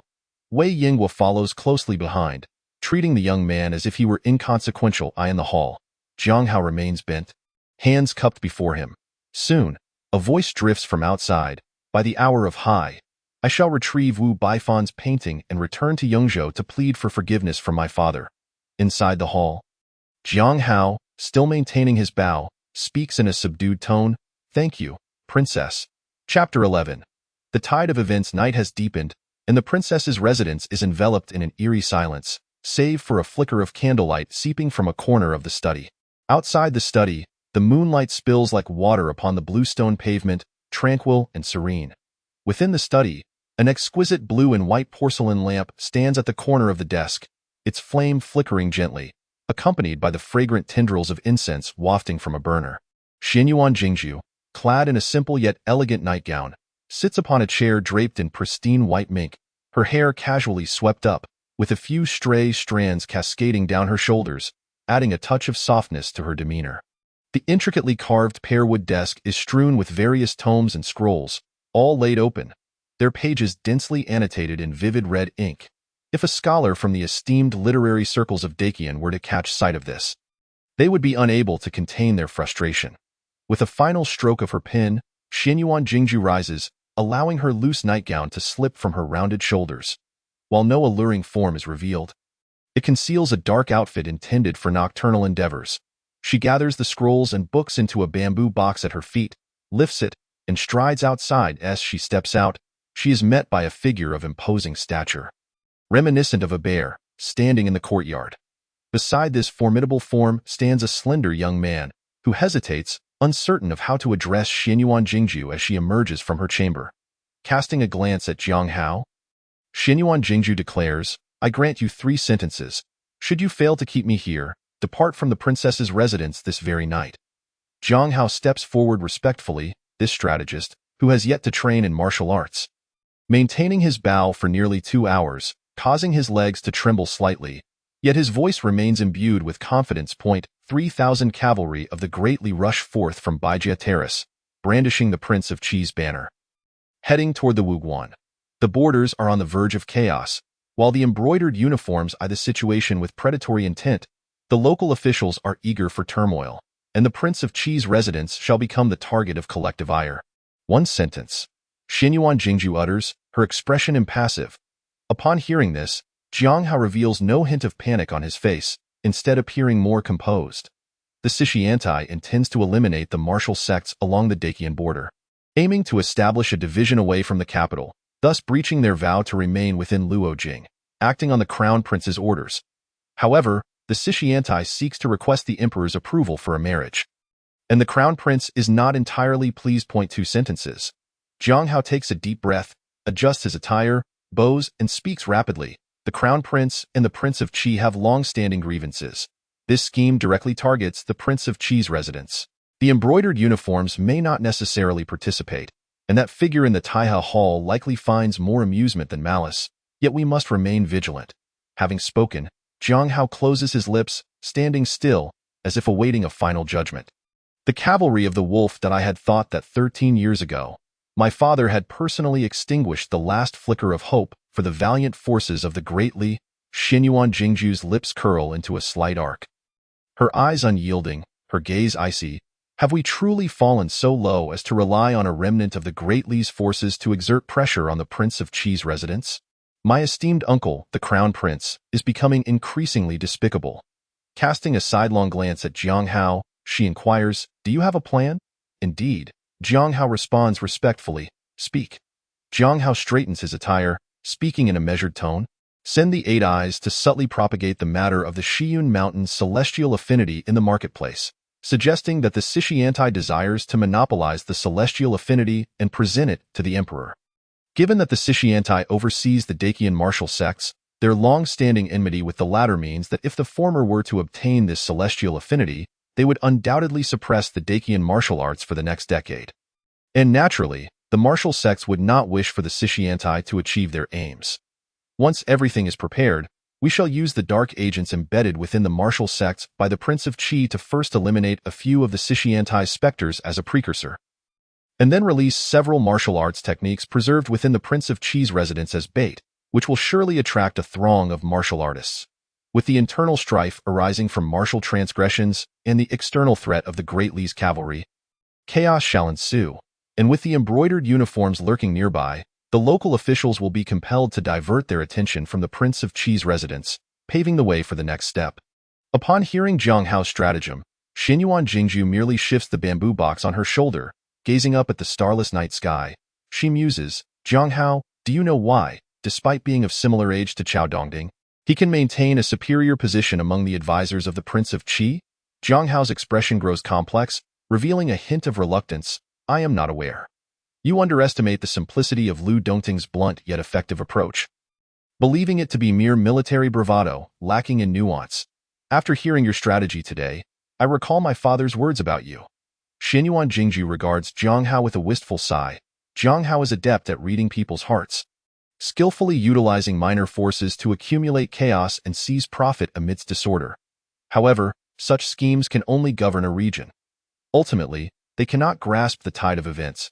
At her words, Jiang Hao's breath momentarily halts.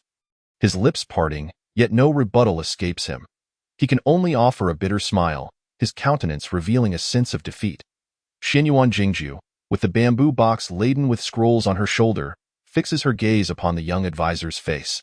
You speak incessantly of the Prince of Qi's residence, thus this scheme need not be shared with me. However, I require you to return to Yongzhou, yet you linger here, and I truly do not comprehend your intentions.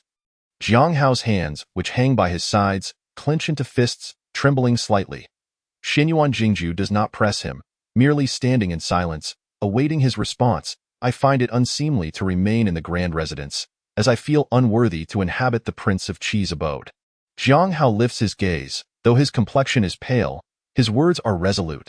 This is the princess's residence, and naturally, I shall strategize for your highness. Xinyuan Jingju's expression hardens. Are you implying that my residence is too diminutive? Jiang Hao is momentarily taken aback, a rare look of panic crossing his features. The young maiden breaks into a smile, her youthful exuberance, though only 15, emanating an air of confidence akin to a rising phoenix. The Prince of Qi's residence may be grand, yet it cannot accommodate one with ulterior motives like Jiang Hao. The princess's abode, though modest, is capable of nurturing an insightful strategist. Upon my return, I shall elaborate on matters concerning Shiyun Mountain. Xinyuan Jingju waves her hand, and in a single stride, she crosses Tinzhong, cloaked in the night as she heads toward Shiyun Mountain. With her departure, a lean man clad in gray robes silently vanishes into the shadows. His earlier doubts somewhat alleviated. Jiang Hao exhales deeply, his shoulders slumping, appearing utterly drained. Yet, in the next moment, a resonant voice echoes in his ear.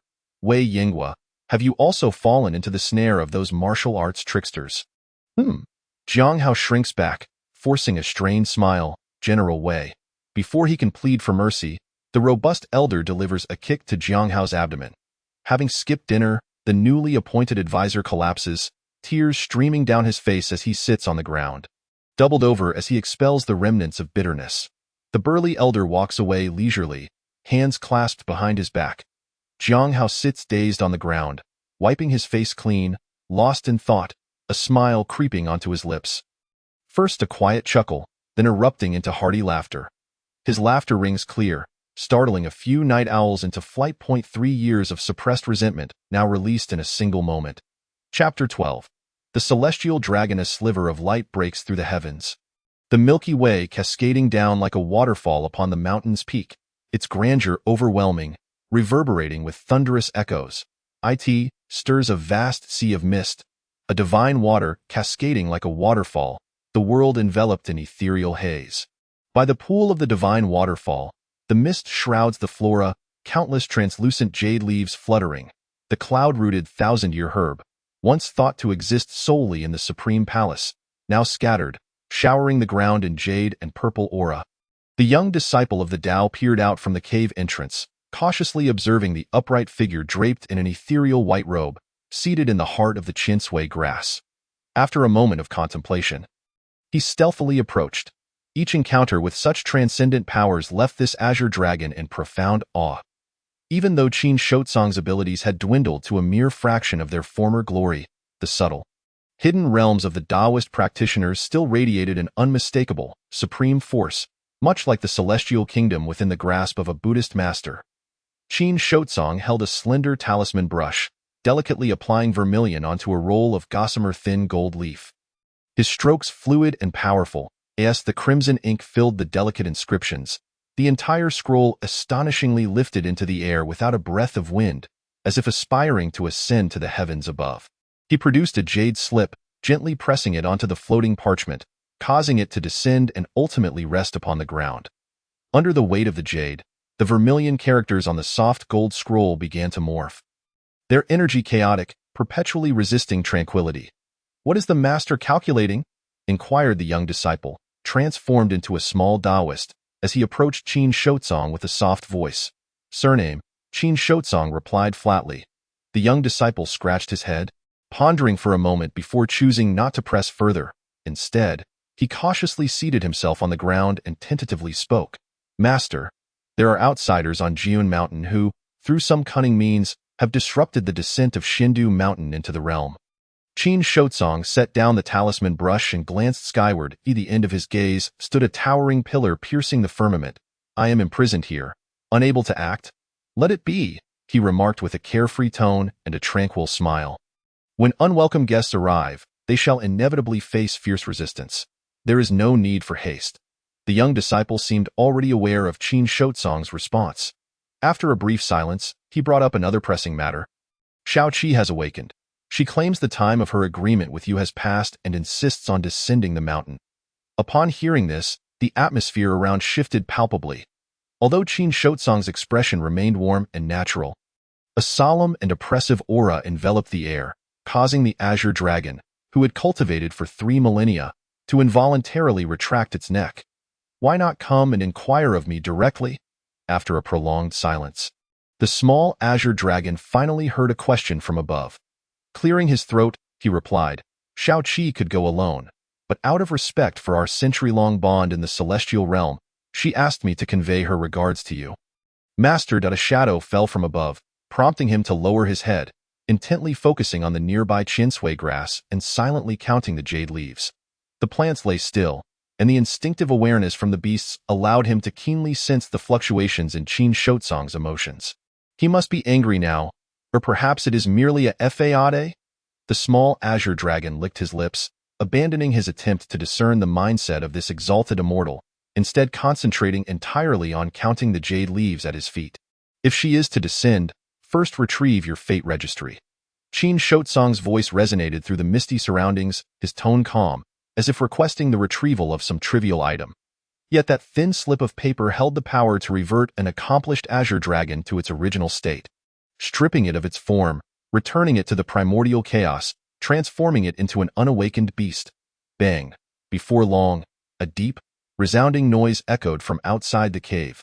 Then, a cacophony of heavy thuds approached, rapid as the crack of thunder. The forceful waves parted the misty sea of waterfall spray, creating a gap that would not mend. A tall woman, treading upon the cold, hard earth, came charging in. Her flowing black hair cascaded down, her visage strikingly beautiful, her figure enchanting and alluring. Yet, her eyes brimmed with fury, twisting her lovely face into a mask of wrath. Qin Shotsong, do you intend to break your promise? The dragon maiden, referred to as Xiao Qi by the disciple, stomped into the sea of verdant grass, crushing the chinsui into a fine powder, causing the ground to tremble.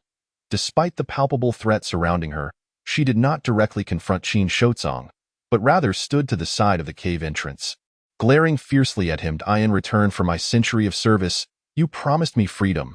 Why now, at this juncture, do you waver? Qin Shotsong did not immediately counter her words.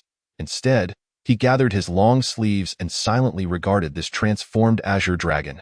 The small disciple, facing away from the entrance, lowered his head, baring his teeth. I assert that all practitioners of the Tao are as shameless and fickle as you? The dragon maiden exclaimed vehemently, her words unrestrained. People like you can attain the great way. In the next instant, within the cave, tranquility resumed. The thundering cascade faded into silence. The deep pool became calm, the ripples of water returning to stillness. When we first met, you occupied the position of the eightfold heavenly dragon, a mere worm trembling at the sight of Garuda. As Qin Shotsong's words emerged, a flicker of astonishment crossed the dragon maiden's face, swiftly replaced by indignation, then escalating into a tempest of fury. With a fierce stomp, the dragon maiden leapt into the air, akin to a dragon soaring from the abyss. The ferocity of her dragon lineage endowed her with unparalleled martial prowess. So this leap was no mere display. It was a formidable declaration of war. It seemed as though she aimed to shatter the very realm of this cave, overturning this small universe and causing it to collapse in on itself. A torrent of heat surged explosively from the dragon maiden, sweeping through the vicinity, igniting the mist around her as if it were a flame. Her speed reached an unfathomable peak, seemingly unbound by any constraints. The dragon maiden extended her arms, her fingers curling like claws. The dazzling aura of a dragon flickered and swirled at her fingertips. The air crackled with energy, the ground trembled, and the tumultuous sounds of rushing water echoed from the depths of the pool. You sought my assistance to escape the eightfold heavenly dragon and return to freedom, believing my century of service was sufficient recompense. Qin Shotsong appeared unfazed by the dragon maiden's fury, his tone remaining gentle and soothing. Ah, so you remember, it was merely a century-long pact. The dragon maiden, consumed by rage, laughed mockingly, her hair billowing behind her, her form tightly clad in a garment that accentuated her curves, propelling the surrounding aura toward Qin Shotsong. The forceful descent did not directly engulf the seemingly fragile figure of Qin Shotsong.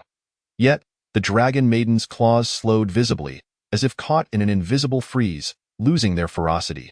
Her swift form gradually came to a halt, solidifying into a peculiar and comical tableau, as if bound by an unseen, colorless iceberg. A voice filled with resentment escaped the dragon maiden's slowly parting lips, elongated as she uttered, "Qin Shotsong." Qin Shotsong's gaze remained serene as he slightly raised his head to meet the dragon maiden's fixed stare. Their eyes locked, one fierce and savage, the other deep and tranquil. The moment of connection was brief. Qin Shotsong was the first to avert his gaze, stepping back a pace. We are fated to be apart. AOQI.as he stepped back. Another figure resembling Qin Shotsong emerged beside him. Clad in a bright yellow monk's robe, with 4 arms and flowing black hair tied in a topknot, adorned with a floral crown. His face was like polished jade, and he bore a striking resemblance to Qin Shotsong. Upon seeing this figure, the dragon maiden's expression changed dramatically. Wait, for a century, I have sought the path in the great thousand Buddhist land, achieving enlightenment, and now, the one who slays the dragon maiden is not the Taoist Qin Shotsong, but the monk Qin Shotsong. The 4-armed monk, Qin Shotsong, joined his palms before his chest, calmly stating, "Allow me, a humble monk, to extract your dragon tendons, shed your dragon scales, and sever your dragon horns, before guiding you to the pinnacle of enlightenment." Chapter 13. Struggle for life in the myriad realms. There have been those who have contemplated the union of Buddhism and Taoism. After all, in ancient times, the two paths did not diverge as they do today. The so-called mystical path was merely an indistinct notion back then. All of this illustrates that the convergence of the two traditions is undoubtedly in harmony with the cosmic order. Yet how many brilliant prodigies have perished on this path of unification? Throughout history, how many have managed to forge a new path worthy of being called a celestial ancestor, draped in white robes? Qin Shotsong stood behind his Buddhist incarnation, coldly observing the unfolding events. The covenant between him and the dragon maiden bound him from directly dealing with her, yet his Buddhist manifestation remained indifferent to such karmic ties. After all, the practice of Buddhism is governed by the principle of karma. A flicker of turbulence crossed Qin Shotsong's eyes, not from sorrow over the situation but from a sudden thought. If he were to accept this karma with his true self and then use the Buddhist practice to dissolve it, might he slightly touch upon the transcendent path of the union of Buddhism and Taoism? However, this thought was quickly suppressed. Neither now nor at this moment. He had more pressing matters to attend to and could not afford to introduce any instability. The monk Qin Shotsong, palms pressed together at his chest, spread his fingers outward like a blooming lotus, cradling a translucent jewel, gleaming in a pure azure hue. The terrified expression of the dragon maiden was reflected in the jewel. Frozen like a painting, dragon maiden Aochi, born in the great thousand Buddhist land, during countless eons, I have borne your burden. Your fate registry now lies with you. Thus, the two parties would remain untouched by karma. The monk Qin Shotsong stepped forward, reverently placing the jewel upon Aochi's forehead. A flash of white light erupted, and a thunderous roar reverberated throughout the cave. The overwhelming energy surged like a tsunami, forcefully sweeping the air. Amidst the tumultuous waves, the monk Qin Shotsong withdrew his arms to his chest, palms pressed together, ignoring Aochi's ashen face, softly intoning. Aochi has been sentenced to return to the primordial chaos for a millennium, never to transform into a dragon again. And no sooner had the words left his lips than a tempest of energy surged forth. Qin Shotsong, do you dare? Aochi struggled desperately in the air, her face flushed with anger and resentment, attempting to break free from the invisible cage that confined her. With a flick of her fingertips, Ouchi managed to exploit the boiling blood within her to create a small opening in this ethereal prison. Instead of charging forward, the dragon maiden hastily turned and fled towards the cave's exit. Dao Xian, Qin Shotsong murmured. The little Taoist boy, who had been quietly seated on the ground counting the leaves beneath him, sprang to his feet at the mention of the name. With a petite frame, he shrugged his shoulders and stepped forward, extending his fingers towards the cave entrance. A powerful wind erupted within the cave, stirring up dust and smoke, obscuring the faint glow emanating from the deep pool. Dao Xian, the little Taoist, retracted his raised arm as the swirling mists and clouds surged forth throughout the cave, amidst the tumultuous air. Ouchi, like a kite severed from its string, was abruptly pulled back. Iapalu, you sycophant, have you forgotten that you are a dragon? Are you truly going to serve as a son to the cultivators? Ouchi screamed, rolling twice on the ground in her distress before regaining her composure, spreading her arms wide, and standing motionless within a 5-zhang radius, utterly silent. Her eyes, aflame with fury, fixed on the little Taoist. The boy withdrew his arms, shaking his head. Who is Iapalu? I do not know him. I am Dao Xian, and you must have mistaken me for someone else. A flicker of golden light crossed Ouchi's eyes, and she recoiled in fear. The 4-armed monk raised one arm and performed a gesture of holding a flower from a distance. In the next moment, a slender line bulged from Ouchi's back. The dragon's formidable physique surged with blood and energy, the friction of her powerful bones producing a deafening sound.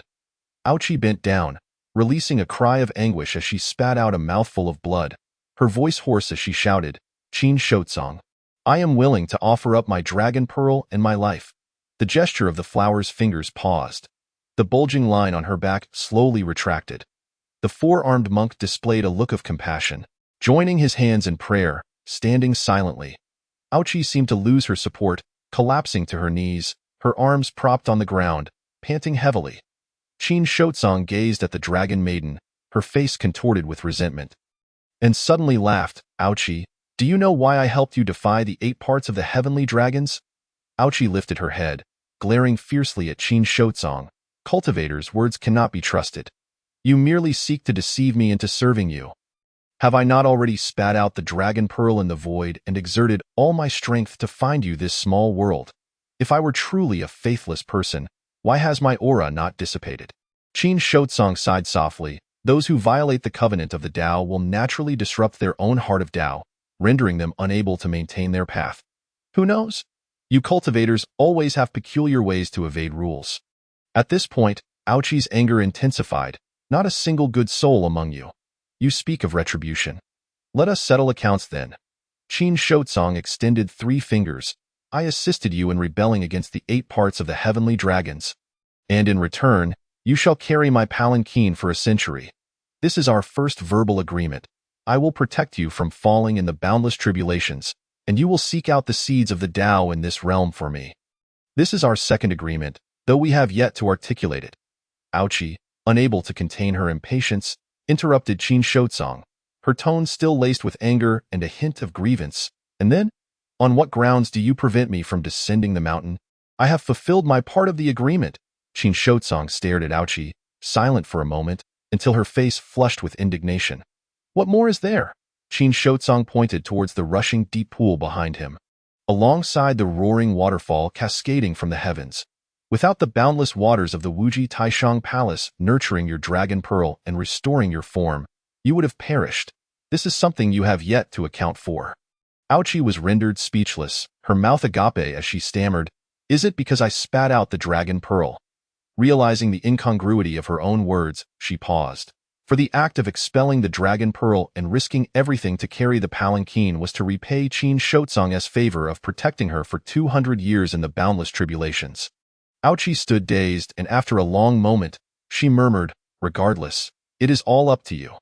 You claim I deceived you into serving me by bringing you out from the 8 parts of the heavenly dragons. A single azure dragon, even among the 8 parts, is it truly worth my Qin Shotsong incurring the wrath of the supreme Buddhas of the vast Buddhist lands? Qin Shotsong gently shook his head. Hearing this, Ouchi slowly rose from the ground, curling up with her knees hugged against her chest, burying her face in her limbs as she answered in a muffled voice, Who knows? Your father is the Nanda Dragon King. So from the moment of your birth, you need not engage in conflict. You have the protection of the Buddhist guardians during your transformation into a dragon, and assistance from the Dragon King in traversing the seas. Everything is in place, awaiting your departure. Qin Shotsong observed the now composed dragon maiden, speaking softly. To cling to life is to strive, to contend. Ouchie, you have never fought. Now that it has come to this, do you still dare to contend? The final words thundered, shaking her very soul. Upon hearing this, Ouchie lifted her gaze to Qin Shotsong, her expression one of confusion. Having regarded herself as the daughter of the Dragon King her entire life, having followed her heart's desires, will you still cower beneath the divine palanquin during the next great tribulation?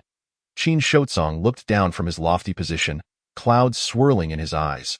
The Dragon Pearl and Life Registry are of no use to me.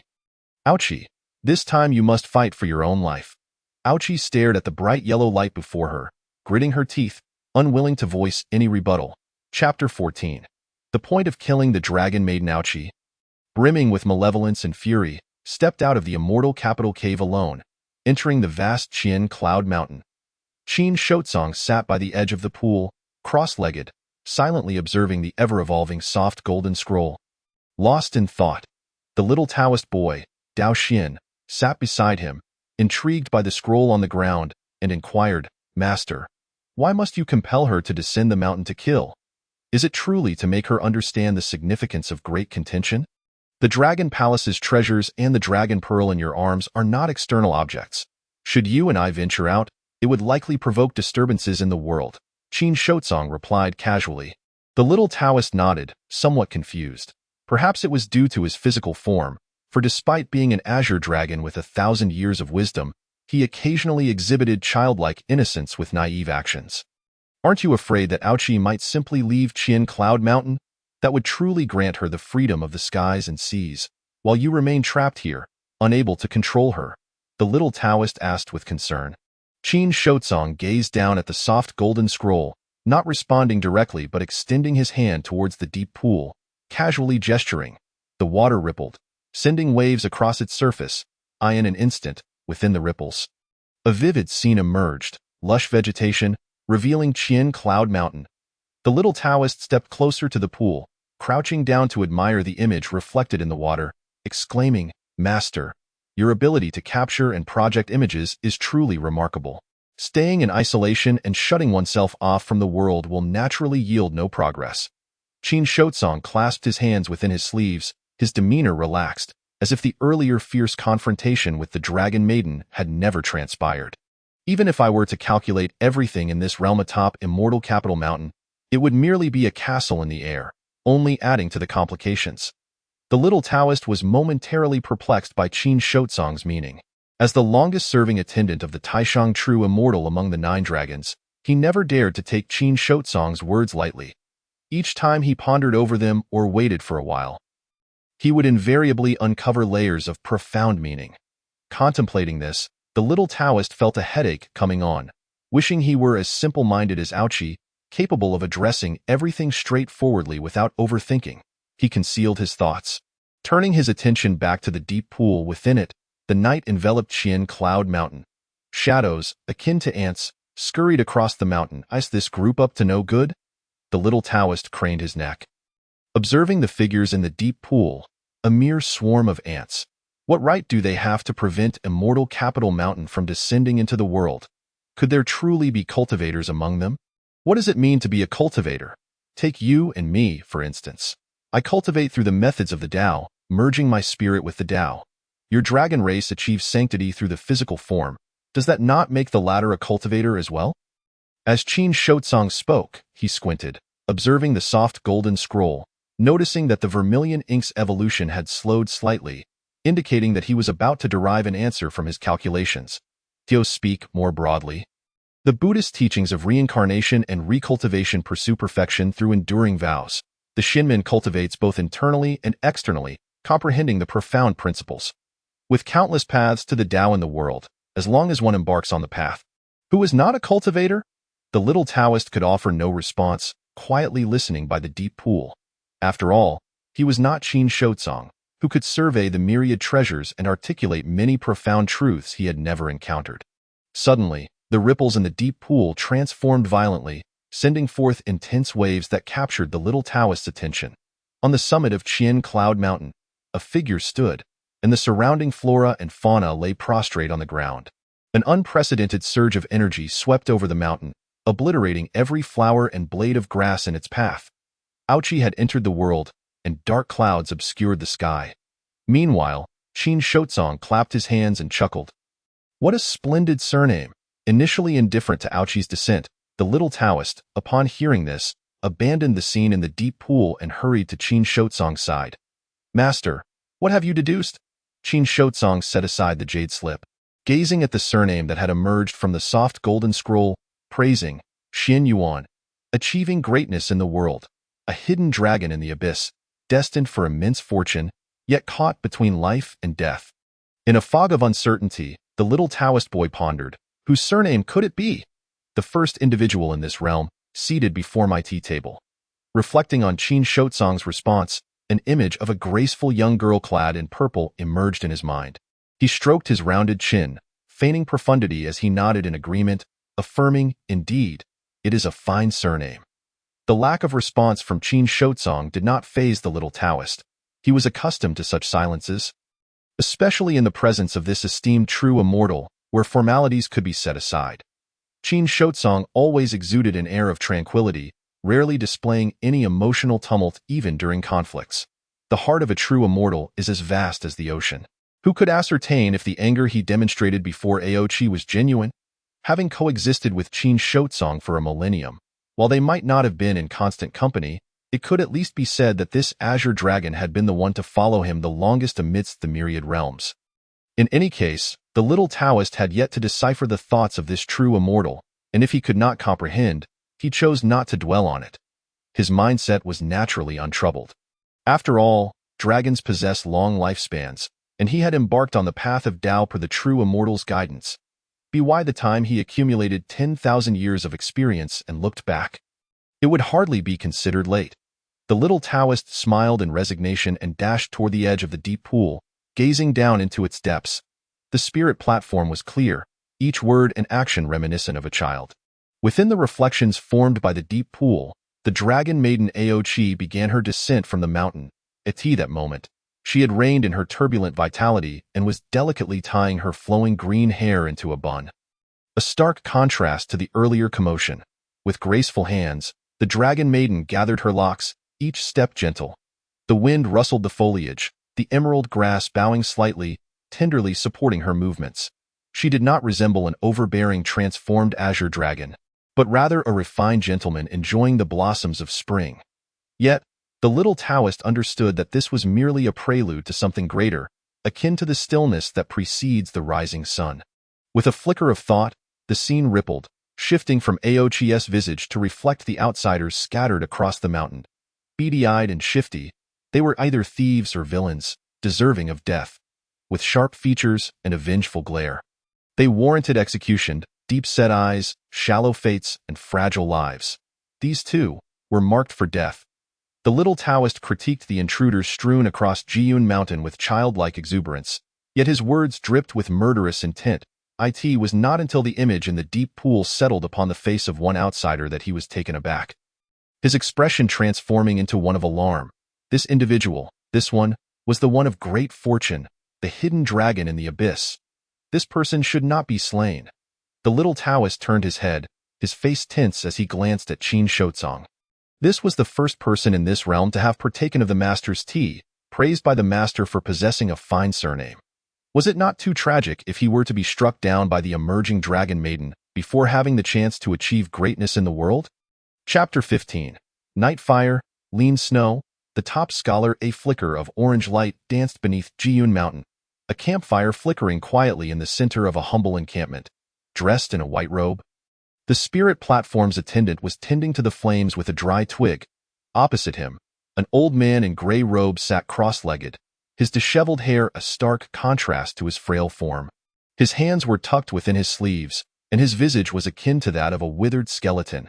His breath faint as if he were a corpse, and his sunken eyes, there appeared to be 3 pupils. Whenever the right eye shifted, the 2 pupils moved together, creating an unsettling sight. Listen here, Young lad from the spirit platform, tell your grandfather Chu the truth. What exactly lies upon Jiyun Mountain? The old man named Chu spoke in a hoarse, somber voice, reminiscent of an owl's mournful call. As I have mentioned, there are immortals on Jiyun Mountain, and you have been sent merely to borrow your lives to probe the veracity of the celestial beings from beyond. The spirit platform attendant replied softly, though his words were cold and unyielding. Bah! The old man spat a mouthful of phlegm into the fire. Nonsense about immortals. Which deep mountain or vast marsh of the great Qian have I not explored? Not a single sight of any celestial beings. You at the spirit platform are merely attempting to deceive your master. Do not mistake me for a fool. Enough, enough. I have been confined in this dark abyss for a decade and know that the spirit platform will not allow me to escape into the world again. The old man's wrinkled face twitched, becoming even more grotesque. I have always been one to accept my bets, unafraid of death. What I fear is that upon my demise, my skills in spirit writing and divination will find no successor. Alas, my talents can only be passed to males, not females. The spirit platform attendant suddenly chuckled, tossing the twig into the flames, unperturbed by being seen through in her disguise as man. I ask the next line to be that you will break tradition and make an exception for me? I respectfully declined. The old man named Chu licked his lips. Little girl, why resist so? If you learn my divination skills, there is nowhere in this world you cannot go. It is far better than being a mere spirit platform attendant. The attendant remained silent, merely observing the old man through the smoke rising from the fire. The old man smirked. You must come from a notable background, and your heart is filled with ambition. Yet, as a woman, you will inevitably find it impossible to make a name for yourself in the halls of the great Qian. Only then did the attendant respond calmly, if you have finished speaking, you may proceed to patrol the mountain. The old man tilted his head, gazing at the pitch-black sky. For 10 years, my words have gone unheard. Though I, Chu Jinyin, have lived a muddled life, I cannot be considered entirely unremarkable. I have arrived at this juncture without resentment. I pay no heed to the scornful words of others. But there is one thing that troubles me greatly, keeping me awake at night. Chu Jinyin. With beauty like jade, a gem of the Chu family. The self-revealed name resonated within the spirit platform attendant, recalling many secrets sealed within the spirit platform in times past. Before she was born, the youthful and dashing Chu Jinyin had already made a name for himself in the Jiangnan region. At that time, he commanded respect, treating others with deference, and was known for his chivalrous acts of defending the weak and aiding the impoverished, earning the title of the dual-eyed hero famed throughout Jiangnan. Following his travels across the Great Qian, wherever he went, he alleviated the plight of others, and his reputation echoed through various provinces. Decades later, during the imperial examinations, he was crowned the top scholar at the age of 30, claiming all 3 top honors. Who in the Great Qian did not praise this dashing top scholar upon meeting him? Even the currently prominent Vice Minister Zhang Tai could only secure the 2nd place that year. Standing beneath him, one was a hero in the first half of his life, renowned for his chivalry, ultimately achieving the title of top scholar, while the other, a young prodigy, the youngest 2nd place since the founding of the Great Qian, was a commoner. When all believed they were about to witness the rise of 2 favored sons of heaven, the illustrious top scholar inexplicably strayed into the path of evil. In Huizhou, he entered the governor's residence alone and executed a provincial governor with his own hands. Subsequently, he brandished the governor's severed head, behaving like a madman, laughing and crying simultaneously. The governor's blood stained the long street, instilling terror in all who witnessed. The emperor, enraged, dispatched the embroidered uniforms to capture him. Employing the most severe punishment, as a result, Chu Jinyin fled into the world and established the deeply toxic demonic sect.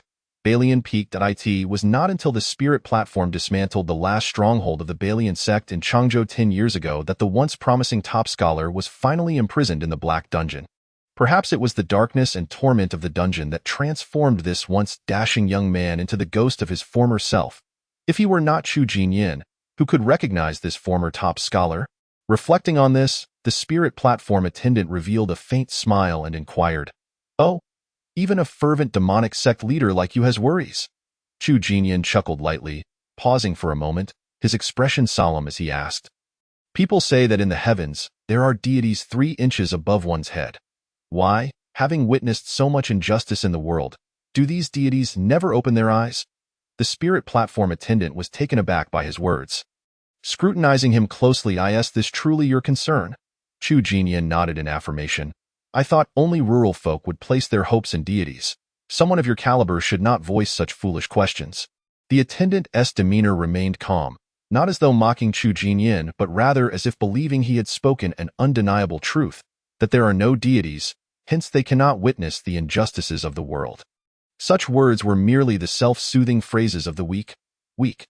Chu Jinyan mulled over this term, ultimately breaking into a self-deprecating smile. Having read countless books and traveled extensively, I believed I understood destiny. Yet in the end, I could not see through the heart of a young woman in her prime. This elder, whose countenance appeared as if he had lived through many decades, stood up and addressed the spirit platform attendant by the fire. "Little girl, how about we make a wager?" The attendant remained silent. Thus, Chu Jinyan continued, "Tonight, you shall request from me to learn my skills." The attendant hesitated for a moment before responding, "Very well, but what shall the stakes be?" "Merely our 2 lives." Chu Jinyan laughed heartily and melted into the night. Silence enveloped the camp. Alone by the fire, the spirit platform attendant watched the flickering flames dancing in her eyes, uncertain in brightness. Beneath Jiyun Mountain, embroidered uniforms wielded swords to guard the mountain path. Come dawn, no one would be allowed to descend. The attendant murmured, "Who isn't but a pawn sacrificed?" The question lingered in the air. And from behind her came a mocking laugh. A light-hearted voice echoed in the night, "Do not lament the spring and autumn here. Have you obtained the items?" The attendant did not turn around, her face devoid of surprise, as if she had known the visitor all along. She simply asked softly over her shoulder, "Since tonight has passed, and I shall die alongside this so-called celestial being from beyond the heavens, why should I hand over the items to you? With over 100 members in the Li family, I wonder if that is sufficient. Ever since I was young, no one has acknowledged me as a member of the Li clan. I have always been regarded as the illegitimate child born of a courtesan. Though you truly believe I care for those people?" Ling Tai Lang sighed softly, even as he referred to himself as a baseborn. There was a serene calm in his eyes. Let them all perish, let them be wiped out completely. The ghostly soldiers remain oblivious, thinking that if they survive tonight, they will live on if I were to reveal the truth to them. I wonder what those desperate souls would do to you, the instigator of this calamity at the Citian platform, in their final moments. Behind Ling Tai Lang, a man stepped forward, gently placing his hand on the exposed nape of Ling Tai Lang's neck. The icy touch caused Ling Tai Lang to shudder, goosebumps rising along his skin. Shou Shui, such a fittingly unflattering name, akin to the filthy snow and mud found beneath the walls of a dark alley. One that cannot escape the warming days of spring, however. To have a royal daughter of the Qi kingdom accompany you in death, you may consider your end somewhat justified. The man chuckled, tightening his grip. Enveloping Ling Tai Lang's slender neck, Li Shou Shui's androgynous beauty flushed deep crimson. Her eyes, brimming with tears, reflected the light like shimmering water. She murmured softly, "Where is the divine presence 3 inches above my head?" As her words fell gently, a breeze swept through, causing the surrounding leaves to tremble. As if sensing the woman's emotions, they emitted a sound akin to a human's lament. Should a practitioner of the Tao be present, they would undoubtedly recognize this woman as embodying the phrase from the Natural Spirit Treasure Talisman, which records the myriad roots of nature. When inspiration and creation converge, nature gives birth to extraordinary beings. An unparalleled beauty, born of dark bones, surpassing all flowers, particularly suited for dual cultivation. Chapter 16. A turbulent change upon the Jiyun Mountain, beyond the reach of the torch's light. The surrounding scenery became indiscernible. In the dim illumination, 3 figures traversed together. Though they walked as a unit, a closer look revealed that each maintained a distance of 5 paces, their expressions unyielding despite their company. Point 1. A scholarly-looking man, slender and sparsely bearded, held a torch while bending to avoid a vine. He exhaled softly, raising his gaze to the sky, the deep scars at the corners of his mouth twitching as he feigned profundity. Cloudy with no stars, a consequence of adverse energies, born from malice. Behind him, a burly man clad in coarse garments impatiently wiped his bald head. "Just speak plainly, you fool, and stop with the theatrics." The scholar smiled smugly at this. Brother Qi, do not be so hasty. Do you not wonder why the Tian platform has so benevolently brought us out of the black prison and to this Jiyun mountain? The burly man, wielding his hand as a blade, forcefully sliced through several obstructing vines, then disdainfully declared, "What does it matter what the Tian platform intends? If I survive tonight, I shall descend the mountain and return to Cangzhou." At that point, with the emperor far removed, I doubt those sycophants will manage to capture me again. The middle-aged scholar shook his head, displaying a look of frustration. "Oh, Brother Qi, do you not realize how difficult it is to descend Jiyun Mountain? Before we even began our ascent, those embroidered-clad figures executed 3 5th-grade warriors on the spot. One 4th-grade master had his head severed personally by the commander of the embroidered guards. Perhaps even now. Blood flows down the mountain." The burly man furrowed his brow, his tone still laced with scorn but revealing a hint of trepidation. "Those fools, just released from the black prison, engage in combat with others, meeting a just end. Why not wait until they have tasted the vigor absent for a decade before seeking an opportunity?" The middle-aged scholar was about to respond when the last of their group, a thin, dark-skinned man who had remained silent, suddenly spoke. "Someone is coming." The burly man and the middle-aged scholar exchanged glances. The former kicked against a sturdy tree trunk, causing it to tremble and shed leaves. Using this momentum, the burly man leaped sideways, tossing the torch to the stationary scholar. Landing soundlessly, the burly man vanished into the ink-black night. The scholar, now holding 2 torches, looked questioningly at the dark-skinned man. Kunwai, 100 paces away, rapidly approaching as the warning sounded. The thin man plunged the torch into the ground. Extinguishing the flame, he crouched low, swiftly scaling the tree, rising several feet and concealing himself among the branches.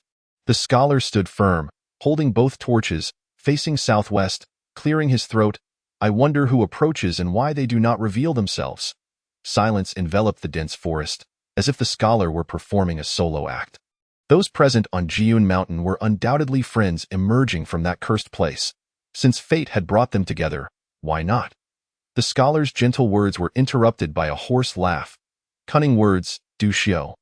After 10 years, you have made no progress, and no wonder you received 1,000 solid blows from steel knives before entering the black prison." This raspy voice unearthed long-standing grievances, abruptly revealing the years of humiliation within Du Xiu's heart. The scholar's elegant demeanor vanished in an instant, and the scars on his mouth writhed like worms. A figure clad in gray robes emerged from the thicket. Du Xiu sneered. "I wondered who it was. Turns out to be the once-renowned top scholar of Deqian. I heard you fought against a lord for a friend. Could it be that your affection for that young man drove you into a rage?" Zhu Jinyan's voice, like an owl at night, retorted with a laugh. "Du Xiu, did you not reward the guards of the black prison with your tongue to survive until today?" Veins bulged on Du Xiu's temple as he hurled the torch aside. Bellowing as he lunged at Zhu Jinyan, his fingers curling like claws towards Zhu Jinyan's head. Zhu Jinyan's right eye twitched, his face alight with mirth. He pivoted and kicked out, striking Du Xiu squarely in the abdomen, causing his eyes to bulge with pain and blood to trickle forth. Simultaneously, he taunted, "Could it be that I struck a nerve? Is it true that the gentleman who raised you, Lord Zhang, favored young boys? Is your gift of gab a skill honed from childhood?" Du Xiu, undeterred by the kick, grasped for Zhu Jinyan's leg in an attempt to immobilize him. His fingers slid down the elder's trousers, failing to seize the leg so near. Instead, his hands parted, leaving his defenses wide open. Zhu Jinyan leisurely retracted his leg, chuckling, and extended his hand to grasp Du Xiu's left shoulder, applying just enough pressure to induce visible spasms.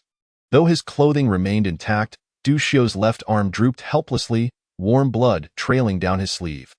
The excruciating pain pierced his very bones, contorting his face as he reached with his other hand to push against Zhu Jinyan's forearm, striving to dislodge the withered limb from his shoulder.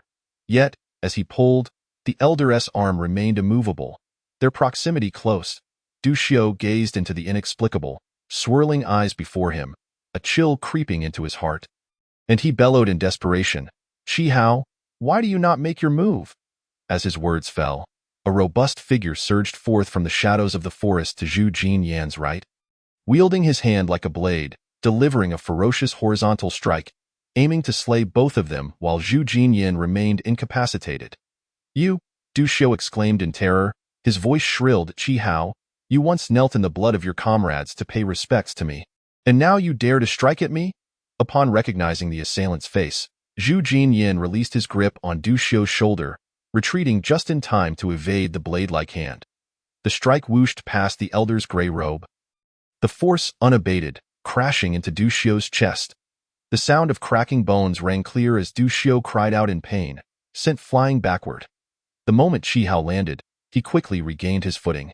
Advancing toward Zhu Jinyin with a thunderous determination, fists raised, ready to strike with the force of a tempest. The two locked eyes. Zhu Jinyin's gaze remained indifferent, while Qi Hao's was filled with hatred. At that moment, a shadow descended from the treetops above, plunging down with outstretched hands, fingertips glinting with a cold light, hurtling towards Zhu Jinyin. Zhu Jinyin grinned widely. Qi Hao's expression shifted as his shoulders tensed, his fists suddenly rising, as if a dragon rearing its head, redirecting his lethal intent toward the descending dark figure. In that split second, the black figure could only awkwardly twist in midair, bracing himself with his palms to absorb the blow. The next moment, Qi Hao withdrew his fists, his expression darkened, blood dripping from his knuckles. The figure that had plunged from the tree was seized by Zhu Jinyin, yanked forward, and forced into a gaze with those uncanny three eyes. Nearby, Du Xiu, having been struck back, leaned helplessly against a great tree, stunned as he beheld the rapid unfolding of events. Chapter 17. A tumultuous turn within the dense forest, the situation shifted in an instant. Former adversaries now united, their focus converged on the dark-figured Du Xiu. Suppressing his pain, straightened his back, peering into the dim light of the extinguished torch, his eyes filled with astonishment. The gaunt, dark-skinned man, his throat gripped tightly, seemed either to have realized the futility of his struggles or had resigned himself to his fate. He let his hands fall limply, allowing the sharp blades that slipped through his fingers to scatter upon the ground. "Why?" The dark-skinned man managed to force out two words from his constricted throat. Zhu Jinyin relaxed his grip slightly, granting the man a modicum of breathing space, before smiling and saying, in the prison cart, "There are a total of 31 individuals, all of whom I am acquainted with. You, insect." The elder yanked at the man's neck, his forearms suddenly jerking, reminiscent of a mountain snake catcher snapping the spine of a great serpent. The dark-skinned man's spine cracked audibly, the martial energy accumulated within his 24 vertebrae dissipating with that single motion, collapsing instantly, blood oozing from the corners of his mouth. It's he that moment. Zhu Jinyin nonchalantly continued with his words. Are unfamiliar. Beside them, Qi Hao stood with arms crossed, quietly observing, the warmth of fresh blood still seeping from his fists. "Speak. Where does this insect come from that I might leave you with a complete corpse?" Zhu Jinyin's eyes glimmered with a hint of anticipation, as if the unfolding drama before him was merely a performance, and he awaited the entrance of the lead actor. The dark-skinned man remained silent, shifting his gaze to the corner of his eye, avoiding the swirling pupils mere inches away. "Who would have thought? You possess quite the spirit," Zhu Jinyin remarked approvingly, loosening his fingers and allowing the dark-skinned man to tumble to the ground. The man seemed taken aback by the ease with which he was released. As soon as he hit the ground, he instinctively kicked up the scattered blades with his toes, using them as cover. Attempting to turn and flee into the woods, however, Zhu Jinyin merely flicked his sleeve, dispersing the cold gleam, and slapped the man on the back. The dark-skinned man felt a surge of formidable energy pierce through his veins. Sharp as a blade, twisting and writhing, as if it sought to puncture every sinew and flesh within him, inflicting pain akin to dismemberment. His charcoal-like complexion turned pale in an instant. Even the mask he wore to conceal his face could not mask the agony that twisted his features. He slumped to the ground, veins bulging grotesquely at his temples, pulsating violently, lips quivering, as if exposed to the depths of winter, heat born from cold. Zhu Jinyin crouched down, gazing intently at the man, grinning as he said, "Why endure this excruciating torment of 1,000 blades scraping your bones? Wouldn't it be better to speak up and seek liberation sooner?" The dark-skinned man let out a muffled groan of pain. Utterly weakened, yet still enduring the agony, attempting to mimic Zhu Jinyin's grin, albeit in a distorted manner, "Go to hell." Having spoken, The man's jaw moved as if he chewed on something, his eyes dimming suddenly, dark blood oozing from the corners of his mouth. Observing this, Chu Jinyin did not display any alarm. Instead, his eyes brightened. He reached out, grasping the man's jaw, and violently tore off the mask. Beneath it lay the unremarkable visage of a young man. "Do you recognize him?" Chu Jinyin inquired with keen interest, not bothering to turn around. Chi Hao, arms still crossed, impatiently tapped his fingers on his bicep. "No, I do not." Chu Jinyin held the corpse's jaw, gently squeezing it, observing the filthy black blood within the man's mouth, and laughed, poison hidden on the tongue. "Individuals like us, who would rather endure 10 years of darkness than take our own lives, would never resort to such treachery." The gray-robed elder stood up, glancing down the mountainside as if his gaze could penetrate the ink-like darkness. Directly perceiving the scene below, the embroidered-clad guards were stationed to control the mountain path, allowing entry but denying exit. Truly, there existed a group of inexplicable individuals seeking death in the mountains. In my years traversing the martial world, I've encountered many who fearlessly confront death, yet I've never seen anyone deliberately seeking it. Private armies of death warriors, with a mere command, would face death without fear. How many houses in Deqian possess such resources to cultivate soldiers? After speaking, Chu Jinyin turned to Chi Hao. "Which side are you on?" Chi Hao scoffed. "What side? I am merely a coward wishing to survive this night." "How curious indeed. Since you are a coward, why not seek refuge in a corner? Yet you willingly accompany two individuals of ambiguous background." Chu Jinyin gestured towards the bald man before them. "Strange, isn't it?" Chi Hao did not respond, whether out of inability to explain or unwillingness to engage further. Chu Jinyin ceased to press the matter, instead taking slow strides past Chi Hao, approaching the bewildered Du Xiu leaning against the tree. "Wait, Master Chu, I truly do not understand what is happening." Du Xiu, seeing Chu Jinyin approach, felt a twitch in his eyelids, pressing one hand against his chest and the other against the tree. His face contorted in a desperate expression. "Everyone here is astute and perceptive. I am the only fool who has not grasped the situation." Hearing this, Chu Jinyin nodded slightly, his voice raspy yet low. "Indeed, you have never been anything but a fool. Thus, there is no need, right, Master Chu?" The pleading look in Du Xiu's eyes was almost palpable. "We are all merely following orders. What is necessary or not is not for me to decide." Chu Jinyin pondered for a moment, then uttered words that made the hearts of the two present skip a beat, sending a chill down their spines. "Wait." Before Du Xiu could plead again, the gray-robed figure transformed into a swift shadow, sweeping towards him with incredible speed. Crack!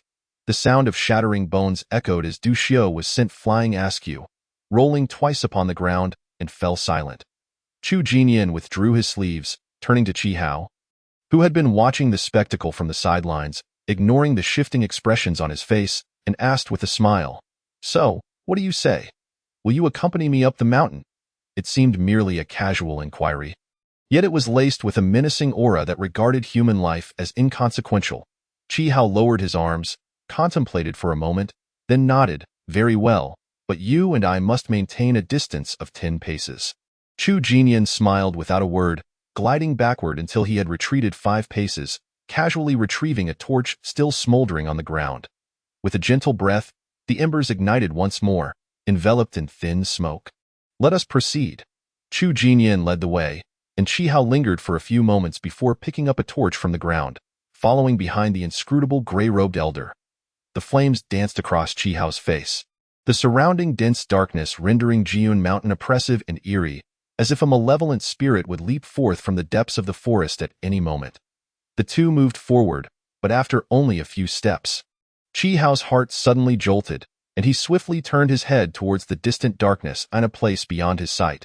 A clear, sharp signal echoed through Jiun Mountain, akin to an eagle testing its wings. Reverberating through the skies, at the same time, Chu Jinyin, who was about 5 or 6 paces ahead, halted and turned back, eyeing the dim torchlight. The elder's features were not clearly visible, but his raspy voice pierced through the dark, reaching Chi Hao's ears. "I ought to learn from this esteemed scholar's caution. Brother Chi, if the phantoms demand your life, what will you do?" Upon hearing this, Chi Hao did not hesitate. He dropped the torch, remaining silent, and summoned all his energy to swiftly flee into the dense forest behind him. Chapter 18. Inaccessible heights. A graceful figure flashed through the dense forest, bearing a book box, her aura faint. Jiyun Mountain lacked additional peaks, only a solitary summit, surrounded by flat terrain adorned with a grove of mountain peach blossoms, through which a river flowed. Hence, with no more than 100 embroidered-clad guards. They could scarcely form groups of 2 or 3 to control the descent. However, if a martial master truly wished to infiltrate the mountains or exit the forest, this sparse assembly could hardly be deemed a reliable defense. Xian Yuan Jingju halted, tilting her head to survey the shadows in the darkness, whispering, creeping along stealthily, "You reveal yourselves as soon as we ascend Jiyun Mountain, unrestrained. Why not show yourselves?"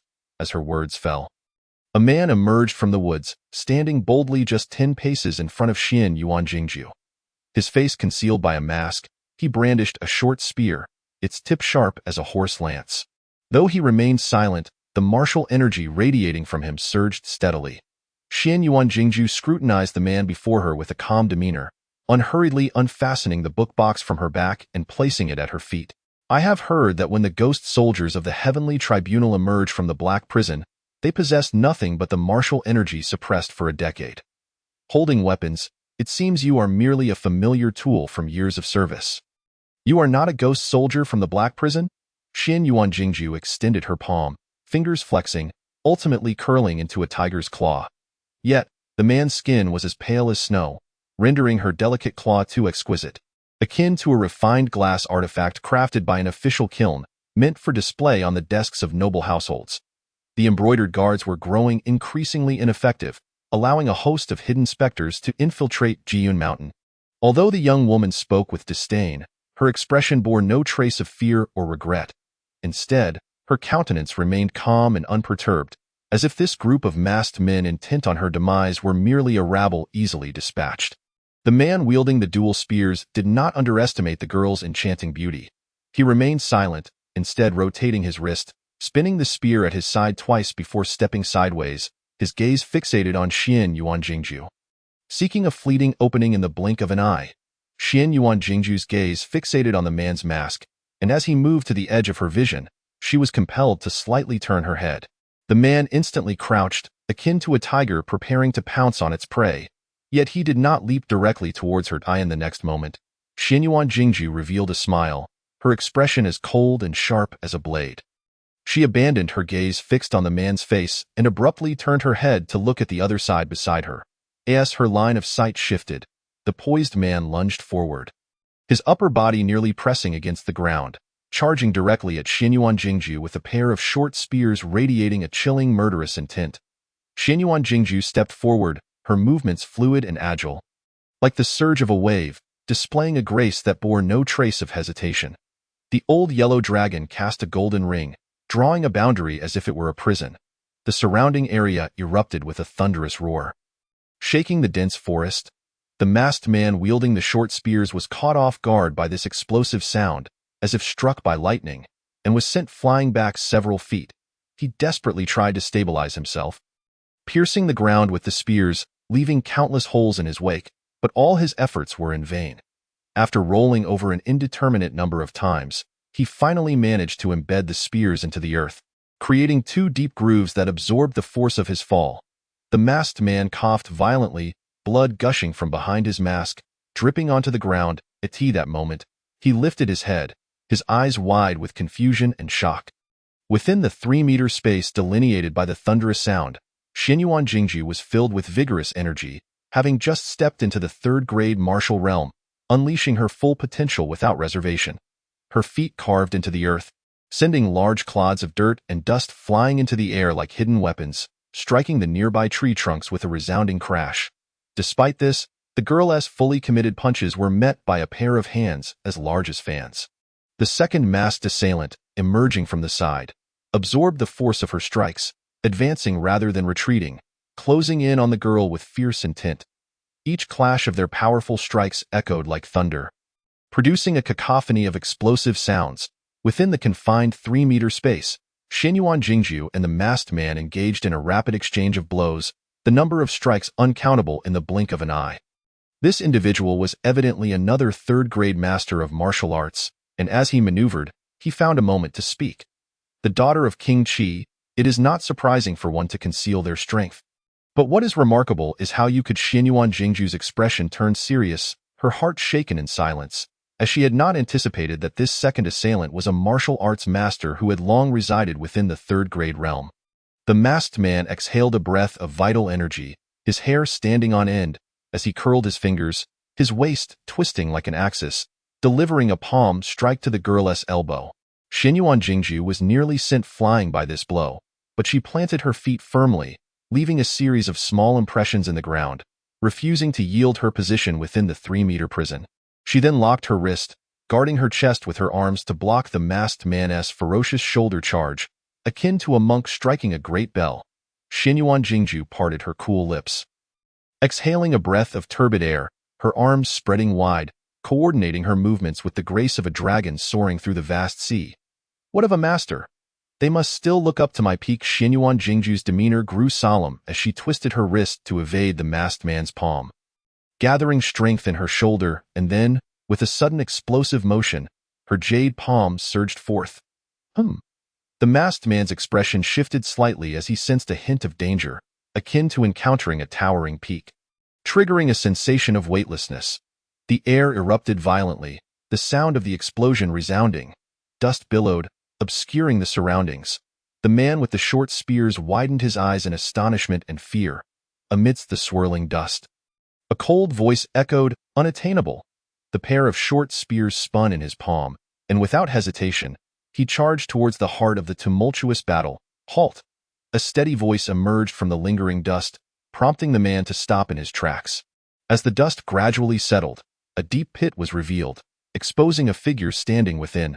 Upon seeing the masked man amidst the chaos, the spear-wielding man let out a sigh of relief and stepped forward, only to find that the girl he expected to see lying in the pit was absent. The man asked in confusion, "Master, where is she?" The masked man raised a hand to stroke his chin, then opened his palm to reveal the bloodstains there. Chuckling softly, "She escaped." The man gasped in shock. "She managed to escape from you?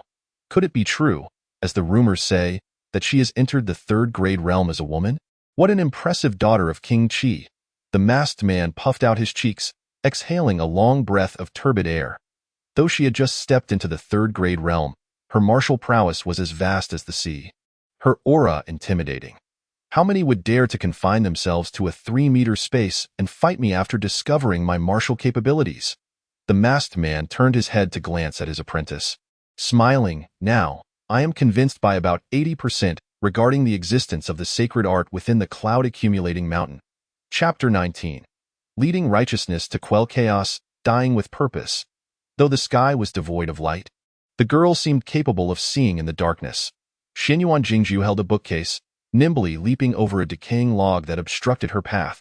The slightly chilly early spring air filled her nostrils, then flowed out from her mouth and nose as a warm, misty exhalation, lingering in the air. Xianyuan Jingju curled a finger and pressed it against her nose, unsurprisingly finding it slightly warm.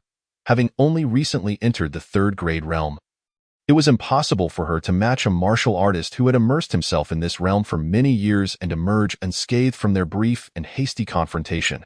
The encounter left Xianyuan Jingju filled with numerous doubts. It seemed that her assailant had come specifically to eliminate her. She understood that as the daughter of King Qi, despite her noble birth, she would inevitably attract envy and hostility from various factions. Nevertheless, this was the most direct brush with danger she had encountered in her 15 years of life. Having departed from the imperial city, distancing herself from the King Qi's residence in Yongzhou, and without the protection of Wei Yin, who had been sent by her father to safeguard her, she found herself with nothing but the martial vitality she had cultivated over more than a decade of concealment. It was a rare occurrence. The entire realm of Dakia knew of the martial prowess of the Qi royal family. The second son of the current emperor, as a pillar general of this generation, had not relied solely on his noble birth. Instead, he had achieved remarkable feats, leading an army of 50,000 from Qingzhou into the heart of the Dali territory, successfully eliminating 3 tribal leaders. Furthermore, under the emperor's direct commendation, he had trodden the imperial path, entering the capital city of Luojing, followed by a procession of carriages. Half of these carriages were laden with gold, silver, and treasures, while the other half carried the exquisite dancers and nobles from the Dali tribes. The gold and silver dancers were sent to the emperor's palace, while the foreign nobles were personally escorted to the execution ground by King Qi. Following that day, the bloody scent lingered in the Dacian imperial city for half a month. At that time, everyone believed that this imposing King Qi, standing beneath the grand banner of the Black Python, would ascend to the position of crown prince, second only to the emperor. Yet, shortly thereafter, the emperor decreed that Prince Tang would be named heir, relocating King Qi's fief to Yongzhou, far from the Qingzhou army he had built. The people of Dacian, across 34 prefectures, believed that this proud King Qi would not tolerate such humiliation. However, unexpectedly, once again, they were mistaken. He merely accepted the title with a smile, and from that moment on, the Black Python banner was never seen again in Qinghai and the inns and tea houses of Dacian. There were those who scorned him, others who admired him, some who resented him, but few could deny the accomplishments of King Qi.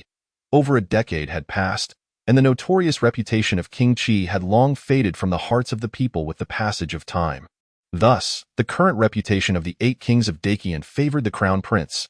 The people of Dacian could only perceive the crown prince's benevolence, gentleness, and caution, as he composed poetry, built temples, and managed affairs with precision. Who could still remember the king who had forged such a fearsome reputation? In this moment, surrounded by peril, Xinyuan Jingju inexplicably recalled fragments of memories from years past at the Qi royal residence. In those days, she was still young, cradled in someone's arms, swaying with the rhythm of a galloping horse, traversing the rocky paths of the mountains, arriving at a place where soldiers practiced their equestrian skills. Though she had initially insisted on returning home, upon gazing at the lush grasslands embraced by mountains, she momentarily forgot her fatigue. To the east of the grassland lay stables constructed of blue stone, where the melodious sounds of neighing horses echoed. To the north stood a towering observation platform, its base made of blue stone and its surface adorned with a red carpet, flanked by railings carved with dragons and phoenixes, exuding grandeur. Then, a broad and warm hand took hers, leading her up to the observation platform, pointing at everything before her and saying, "This is the elephant training park, and the Xinyuan lineage begins its ascent from here." Ultimately striving for dominance over the world, she gazed upward, only able to see the jaw of the man beneath his python robe. As a child, she did not grasp the significance of her father's words. Yet, possessing a remarkable intuition, she memorized every word he spoke. The sage must ride the dragon horse to govern the world. The general must perceive the subtle signs. The soldier must be willing to risk life and death in battle. The warrior must champion righteousness to quell chaos. The latter 3 were of equal importance. If one day you became a general, you must not treat soldiers as expendable. Rather, strategize wisely, becoming a sagacious commander. If you were a soldier, you must not question the general's strategies, but rather, be willing to risk your life for vengeance and honor. If you were a warrior, you must uphold great righteousness, grounding your actions in the hearts of the people, never blurring the lines between loyalty and treachery. Once you accomplish these 3, you may then clarify the chaos of the masses, following the principles to aspire for the position of a sage. The man in the python robe squatted down, the black python pattern spreading across the ground, smiling as he placed his hand upon Xinyuan Jingju's small head. Xinyuan Qilan's daughter shall die with purpose. Regardless, perhaps she was too young, for the word die within his statement frightened her into tears, and for over a month thereafter, she often awoke in fright from dreams of those words. To this end, the man clad in the python robe had undoubtedly faced countless reproaches from her mother, each time responding only with a foolish grin, offering no explanations. Reflecting on this, the pale-faced young woman suddenly broke into a smile, exhaling a long, turbulent breath. Though her veins still bore a hint of chaos, in that moment she seemed to be reborn, her mind clear and unclouded. The myriad distracting thoughts dissipated in an instant. And for the first time, her heart was free of those intricate schemings. Here, atop Jiun Mountain, she was no longer the unparalleled granddaughter of the imperial city, nor the pampered princess of the Qi royal residence. She was simply a warrior.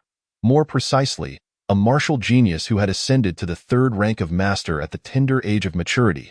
Subsequently, akin to the lingering sweetness of tea, a surge of warmth flowed from her dantian, coursing through her limbs and body. Her internal energy surged forth with the force of a rushing tide. The Yunjin Xinsui grass from the Taishang Wujigong had finally allowed her to digest the spiritual essence that had been pent up within her. Thank you, Daoist Qin. Xinyuan Jinglu was momentarily taken aback, then raised her hands towards the heavens in a gesture of gratitude, her smile unrestrained. If any elder from the Qi royal residence were to witness this scene, they would surely be left astounded, their eyes nearly popping out in disbelief. The young woman, who had always comported herself with utmost decorum, both in public and private, was now displaying such an unrefined side of herself. Stirred by tumultuous emotions, taking 100 steps forward, a flicker of orange-yellow firelight caught the corner of her eye. Xinyuan Jinglu focused intently and saw a figure draped in white robes sitting before the fire. Seemingly entranced, while a man stood behind him, fingers curled like claws, poised to strangle the spirit attendant. Had this been before today, Xinyuan Jinglu would have undoubtedly turned a blind eye, deaf to the unfolding drama. Her sole focus on reaching the summit to meet that Daoist Qin once more, and no matter how many stirred the winds and rains on Jiyun Mountain, she would not have ventured alone into the treacherous uncertainties, but would first seek out Daoist Qin before plotting her next steps. Yet in this moment, she halted, taking a deep breath, fully aware that a group of nefarious assassins lurked on Jiyun Mountain.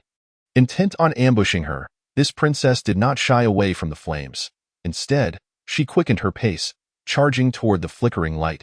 Her heart resounded with the 4 words, "Righteousness conquers chaos," swift as a serpent. Like a sudden storm, before she arrived, the wind had already preceded her.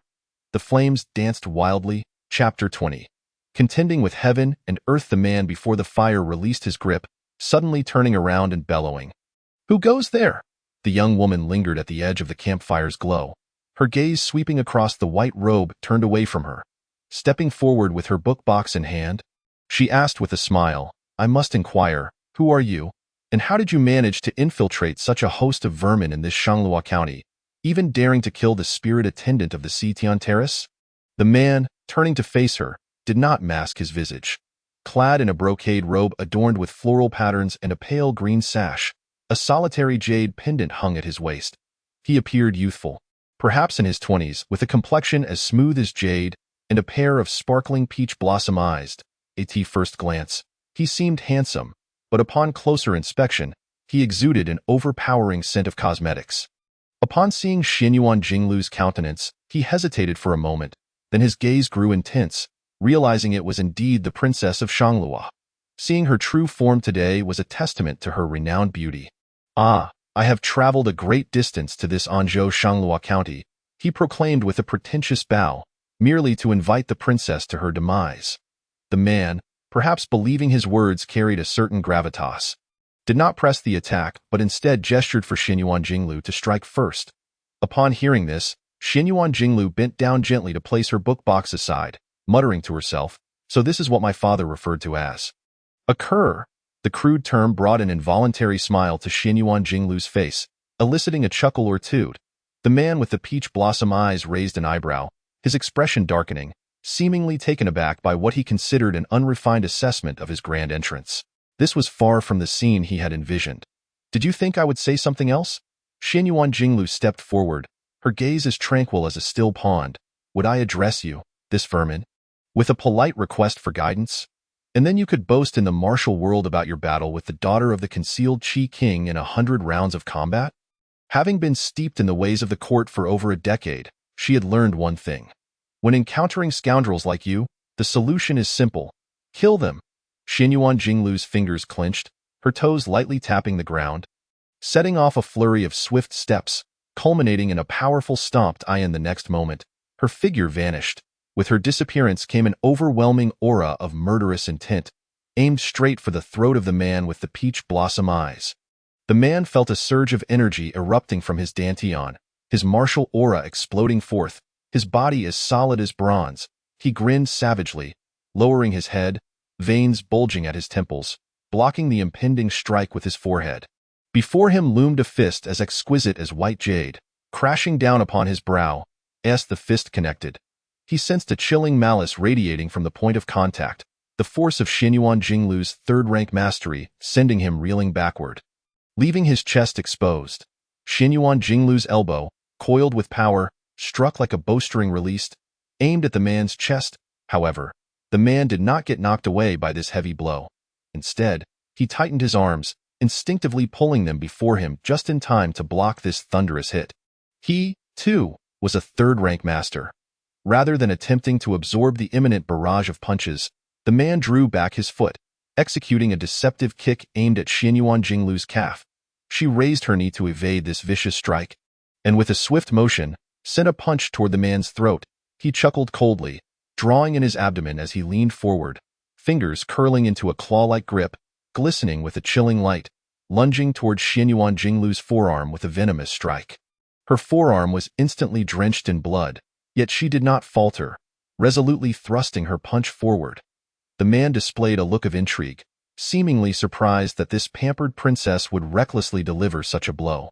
He was forced to raise his other hand, attempting to catch her punch. In the instant their strikes collided, Xianyuan Jinglu's leg, like a dragon's tail, swept diagonally into the man's abdomen, causing him to cry out in pain as he was sent reeling backward, leaving 2 deep grooves in the earth. Very well, indeed, the daughter of the Qi King. The man with the peach blossom eyes sneered, lifting his gaze to Xianyuan Jinglu, whose arm hung limply by her side. Despite taking a fierce blow from her dragon tail strike, he showed no signs of faltering. On the contrary, his martial energy surged higher, reaching its peak. It was worth my personal effort to send you on your way. Xianyuan Jinglu's expression was as cold as ice, her bloodied forearm trembling unnaturally, the prospect of delivering another punch fading. Yet, she merely raised her unscathed arm, forming an incomplete fist. Facing death with resolve, she said, "Do not rush to meet your end." The man with the peach blossom eyes glanced from her face down to her lower body, his gaze lewd, noting her tightly closed legs, undoubtedly untouched. Rather than allowing a pampered nobleman of the Daqian court to take advantage of her in the future, he thought it better to first shatter her limbs, allowing him to savor her before she died, ensuring she experienced the joys of intimacy before departing this world. A melancholic sigh escaped from beside the fire. "Let her go, princess." The man with the peach blossom eyes turned pale, glancing toward the white-robed spirit attendant who had remained silent by the fire, and shouted angrily, "How dare you?" Li Shoshue, whose exquisitely beautiful face radiated with charm, faced the fire, her back to the two, revealing a slightly mischievous smile. "Why should I not dare?" Save for the lifeless fire before her, no one could behold the sudden blossoming of her unparalleled brilliance. "A martial artist must first conquer oneself," Li Shoshue replied without looking back. In the next moment, the man with the peach blossom eyes froze, a sudden blockage of energy coursing through him, his martial aura grinding to a halt. This abrupt internal shift caused his expression to change drastically, a self-fulfilling prophecy. Before he could grasp the implications, Xianyuan Jinglu seized the opportunity presented by fate. She planted a foot firmly on the ground. Bang! The ground erupted with thunder. A martial artist stomping the earth contests its might, striving for the moment of ascendance. A steady, comforting voice rang in Xianyuan Jinglu's ears. In that instant, her blood surged, her shoulders twisting as energy flowed into her spine. Before her, the figure in the black python robe swirled like a dragon, delivering a punch toward the great river. When the dragon swims in the vast sea, the dragon becomes the wave, and the wave embodies the dragon. The dragon in motion stirs the waves. The river surged, waves rising like curtains, propelled by the force of the punch. The young girl's eyes sparkled as she beheld the magnificent sight of the river parting before her fist. Turning to the figure in the python robe and asking, "What happens next?" "Strike him dead." The man in the python robe laughed heartily, reminiscent of a man from years past. Xianyuan Jinglu let out a long cry, akin to a young phoenix's call. The dragon pool confines the dragon, and the phoenix tower cages the phoenix. The most precious of individuals seldom last beyond 3 generations. Yet, there are always a few who can break through the confines of gold palaces and jade chambers, transcending to contend with heaven and carve out their own path. The man with the peach blossom eyes, momentarily paralyzed by the stagnation within him, swiftly extended his hands, crossing them before him in an attempt to block what he perceived as the princess's desperate strike. However, to his horror, her punch no longer approached directly. Her slender, fair hand slipped beneath his forearm and struck his abdomen. Not a single blow, but a rapid succession of muffled impacts echoed in an instant. The man with the peach blossom eyes was sent flying, the sound of bones cracking resounding as he was propelled backward, crashing into several centuries-old trees. By the fire pit, Li Shoshua let out a faint sigh, fully aware that this strike would not be sufficient to slay the man with the alluring peach blossom eyes. At most, it would merely buy a fleeting moment for escape. She tucked the jade pendant into her sleeve and sat quietly beside the flames, awaiting the retreat of this well-meaning yet reckless princess, after which she would bear the full brunt of the man's ire alone. In the next moment, Li Shoshua slightly parted her crimson lips, emitting a sound of panic, a charmingly innocent note akin to that of a small beast. Xian Yuan Jinglu, with a book box rope clenched in his mouth, grasped the collar of Li Shoshua's garment at the nape of her neck, dragging her swiftly into the depths of the dense forest. Chapter 21. Night escaped. The night descended, devoid of moonlight and illumination.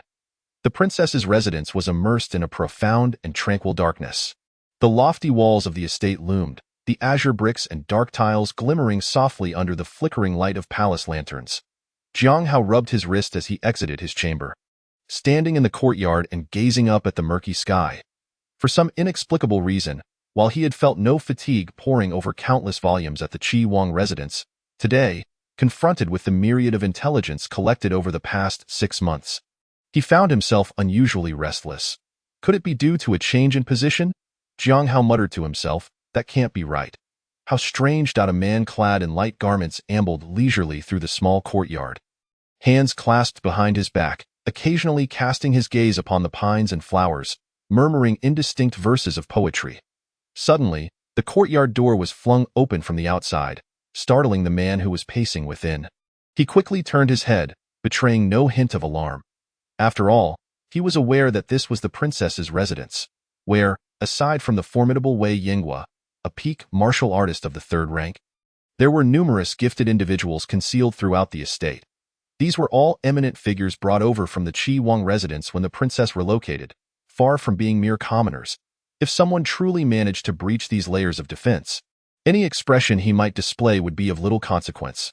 Jiang Hao observed coldly as a robust figure strode into the courtyard, accompanied by a lean man clad in gray robes.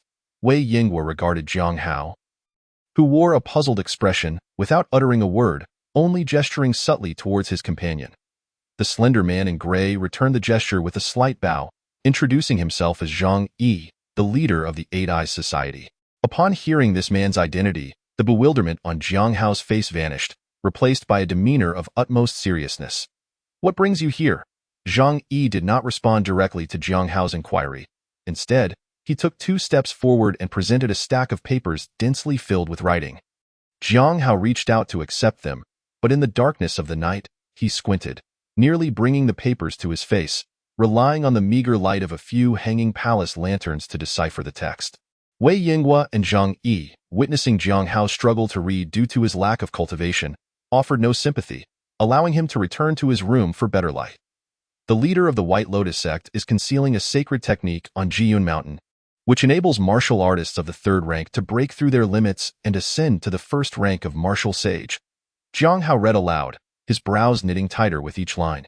The daughter of the Qi Wang was the first to discover this technique, descending the mountain less than a month ago, and has since entered the realm of a 3rd rank master as a woman. Furthermore, she intends to return to Jiyun Mountain today, suggesting there is more than one technique. Jiang Hao tore open the first page and continued reading, noting the influx of martial artists from surrounding states into Shanglua County: Huchongyong, Chibuqian, Shiquan, Jiazhan, Fanhihi. The subsequent pages were filled with names of martial artists and their respective ranks, including many notorious practitioners of the dark arts. Jiang Hao rapidly flipped to the last page, which contained only 3 names: Lu Bian, a remnant of the White Lotus sect, 3rd rank master; Wan Jie, a remnant of the White Lotus sect, 3rd rank master; Xiang Bingkai, a remnant of the White Lotus sect, 3rd rank master. Jiang Hao suddenly looked up. Have they been apprehended? Noticing Jiang Hao's genuine surprise, Wei Yinghua narrowed his tiger-like eyes slightly. Zhang Yi replied in a low voice, "These 3 have been hiding in the city for an unknown duration, only revealing themselves tonight." The 8 Eyes Society's movements were sluggish, leaving fewer than 10 members behind, with the last 3 having vanished without a trace. Upon hearing this, Wei Yingwa did not hesitate for a moment, turning to soar out of the estate, swiftly covering several dozen feet in an instant. There must be more beyond this. What have you done? Jiang Hao, exasperated, hurled the stack of papers onto the ground, lowering his head to expel a breath of frustration. Then, taking a deep breath, he lowered and raised his head in a mere instant. When he looked up again, the urgency on his face had completely dissipated. He called out towards the direction Wei Yingwa had taken flight. General Wei. The figure in the distance, resembling a soaring eagle, momentarily paused. Jiang Hao stated expressionlessly, anyone who obstructs us can be slain without mercy. Bring the princess back. The eagle-like figure spread its wings and glided away, the sounds of its departure gradually receding. Have you Eight Eyes Society members grown too complacent over these past 6 months to know what actions to take? The Eight Eyes Society, monitoring external chaos while contending with internal treachery, would show no mercy to anyone discovered deceiving their lord within the estate. Do I need to remind you of this? Just because I am from the Chiwang residence, does that mean I cannot exact justice? Zhang Yi, the head of the Eight Eyes Society, listened to Jiang Hao's barrage of questions without rebuttal or explanation. He refrained from clarifying that this matter bore a striking resemblance to the strategy Jiang Hao had previously discussed with the princess. Nor did he express any suspicion that this event stemmed from a plot within the Chiwang residence. He simply bowed his head in silence. Jiang Hao shifted his gaze away from the lowered head before him, surveying the quietude of the princess's estate. After a moment of silence, he spoke again. What is the martial prowess of the Eight Eyes Society? He paused, not waiting for a response, and continued. I do not care about your martial abilities. Summon all capable members of the Eight Eyes Society and accompany me outside. Jiang Hao strode swiftly towards the exit of the small courtyard, leaving behind a final remark. Even if we must die, we shall do so cleanly, but I must be allowed to enter. Upon hearing this, Zhang Yi did not question but instead turned and leapt away, letting out a sharp whistle. Moments later, Jiang Hao emerged from the princess's residence, clutching a bright yellow scroll under his arm, followed closely by a lean man with a barely perceptible aura. The two traversed the long street. Shadows flitted across the eaves on either side, reminiscent of a group of unseen phantoms, appearing and disappearing intermittently. Though Jiang Hao was in a state of frantic urgency, his face remained devoid of any sign of anxiety. His mind was busy piecing together the fragments of intelligence he had gathered. The embroidered robes of the great Qian Emperor pointed towards him. The celestial observation platform, now under the control of the Crown Prince. The seemingly unmanageable specters of the platform. The remnants of the White Lotus sect, which had remained silent for a decade. Numerous martial artists seeking the so-called sacred technique had stormed the mountain. Even the distant Dali's wolf riders were included in this mix. Many overt forces had converged outside the city at Jiyun Mountain, each with differing motives, making it momentarily impossible to discern their common thread. A thin mist began to envelop the street, and Jiang Hao inhaled deeply. Clad only in light clothing, he felt a chill in the dim, moonless night. Though his body was cold, his mind grew ever clearer. At last, a spark of insight flashed in his eyes. Use others' blades to kill. Jiang Hao paused momentarily before turning to Zhang Yi. Take me to the provincial capital. He hesitated mid-sentence, then amended, directly to the Xiang residence. The sooner, the better. I must meet with the governor of Anzhou. Upon hearing this, Zhang Yi, without a word, lifted Jiang Hao's clothing and leapt onto the eaves. Swiftly advancing forward, the cold wind rushed into Jiang Hao's mouth and nose, causing tears to involuntarily stream from his eyes, making it difficult to breathe. Yet he remained silent, his grip tightening around the bright yellow scroll under his arm. Murmuring to himself, I hope it's not too late. Chapter 22. Awaiting in silence, the Xiang residence stood proudly in a bustling corner of the city. Just a street away lay the provincial government. Xiang Yiji, the governor of Anzhou, hailed from the esteemed Xiang family of Anyang, a lineage rooted in Confucian orthodoxy. Gifted with intelligence from a young age and possessing a steadfast character, even as he rose through the ranks to become a regional authority, he remained humble and focused on self-cultivation and familial governance. Under his guidance, the youth of his family rarely strayed into debauchery, distinguishing him from others like Zhang Yi who were known for their discord. Zhang Yi, gazing at the imposing entrance of the Xiang residence, gently set Jiang Hao down and quietly explained. The grand entrance was made of solid crimson wood, intricately carved with elaborate beast motifs. On either side hung palace lanterns, illuminating a pair of jade lions that stood majestically in the dark, their detailed carvings almost lifelike, as if they were still scrutinizing every individual entering or exiting the estate. Jiang Hao scanned the jade lions beside the gate, took a deep breath, and instructed, "Knock on the door." As the leader of the Eight Eyes Society, Zhang Yi seldom revealed himself in public. According to the founding principles laid down by Qi Wang, Xian Yuan Huangdi governed the realm, uniting vassals from all directions. It was said that he had four faces, hence the term Eight Eyes was coined. Should such words become public knowledge, they would undoubtedly stir a tempest within the great Qian. As an imperial scion dared to emulate the legendary Xian Yuan Huangdi by establishing the Eight Eyes to oversee the territories. Even the great Qin emperor would not dare to claim the title of Xian Yuan Huangdi for himself. Thus, they had always remained shrouded in shadows, careful to avoid exposure to the public eye, fearing that crafty individuals might wield this information as a weapon against Qi Wang. Yet, at this moment, he could no longer maintain such discretion. Not only had the princess established her residence merely 6 months ago, but she had yet to cultivate a private army. Even if she did possess soldiers, they would not dare to don armor and brandish weapons openly, marching in front of the entire city to rescue her from Jiyun Mountain. Military actions in a province required discussions among officials, followed by a governor's orders and the presentation of military tokens, along with the meticulous drafting of documents to be sealed and executed. To disregard this protocol was tantamount to treason. The sound of knocking echoed through the tranquil streets in the dead of night, only to abruptly cease, as if a hand had reached out to firmly cover the ears, severing all surrounding sounds. In that moment, it was impossible to discern whether the knocking had vanished or if all existence had lost its voice. In the profound silence, the two individuals before the door could only hear the rhythmic beating of their own hearts. Before long, a corner door of the Xiang residence swung open from within. A figure emerged, clad in simple garments, with a round face, a prominent nose, long ears, and thick lips, exuding an air of simplicity. However, his imposing physique, adorned with well-defined muscles, seemed almost ready to burst forth from the fabric he wore. Arriving at such an hour, he immediately rapped on the main door. The stout man, with an expression of innocence, spoke in a calm tone, casting a glance upwards. "What business do you have with so many unseemly individuals?" Zhang Yi, upon hearing this, took a step back, revealing Jiang Hao to this man, presenting him as the focal point. After experiencing the strange silence, Jiang Hao showed no sign of retreat despite being acutely aware of the many hidden watchers behind him.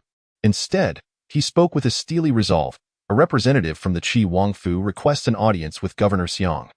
The stout man scrutinized Jiang Hao carefully and raised his finger towards Zhang Yi, stating, "You may enter, but they cannot." His finger, quite rudely, hovered beside Jiang Hao's face, at which point Jiang Hao noticed that the man's hands were bound with layers of dark, blood-stained wrappings. This gatekeeper of the Xiang residence, meeting a distinguished visitor, could decide without needing to announce it within, a rather novel experience given his previous visits to various royal and provincial residences.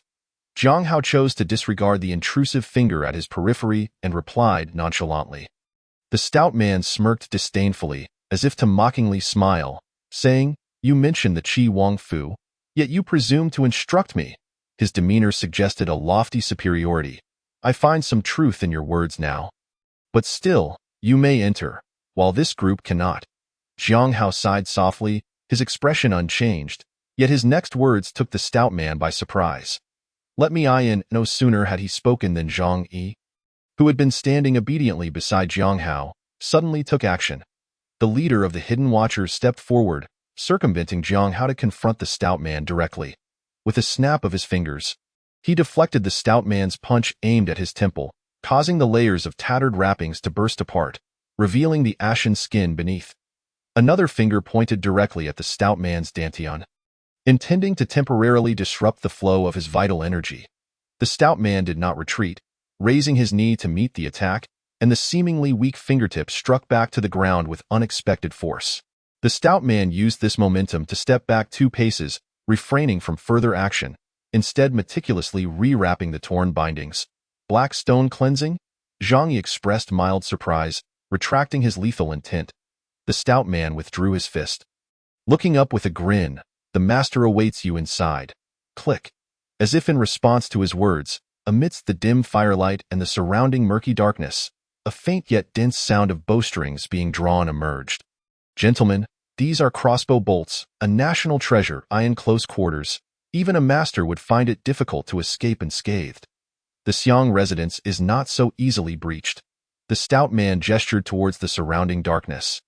The vivid crimson gates of the estate, the jade lion appearing almost alive, and the long street shrouded in mist combined to create an oppressive atmosphere, suppressing the flow of energy of every martial artist standing before the gates. Zhang Yi glanced at the solemn-faced Jiang Hao, awaiting the latter's decision. After all, the situation was exceedingly bizarre. Just moments ago, they had plotted at the princess's residence, and before they could arrive, the master of the Xiang residence was already prepared.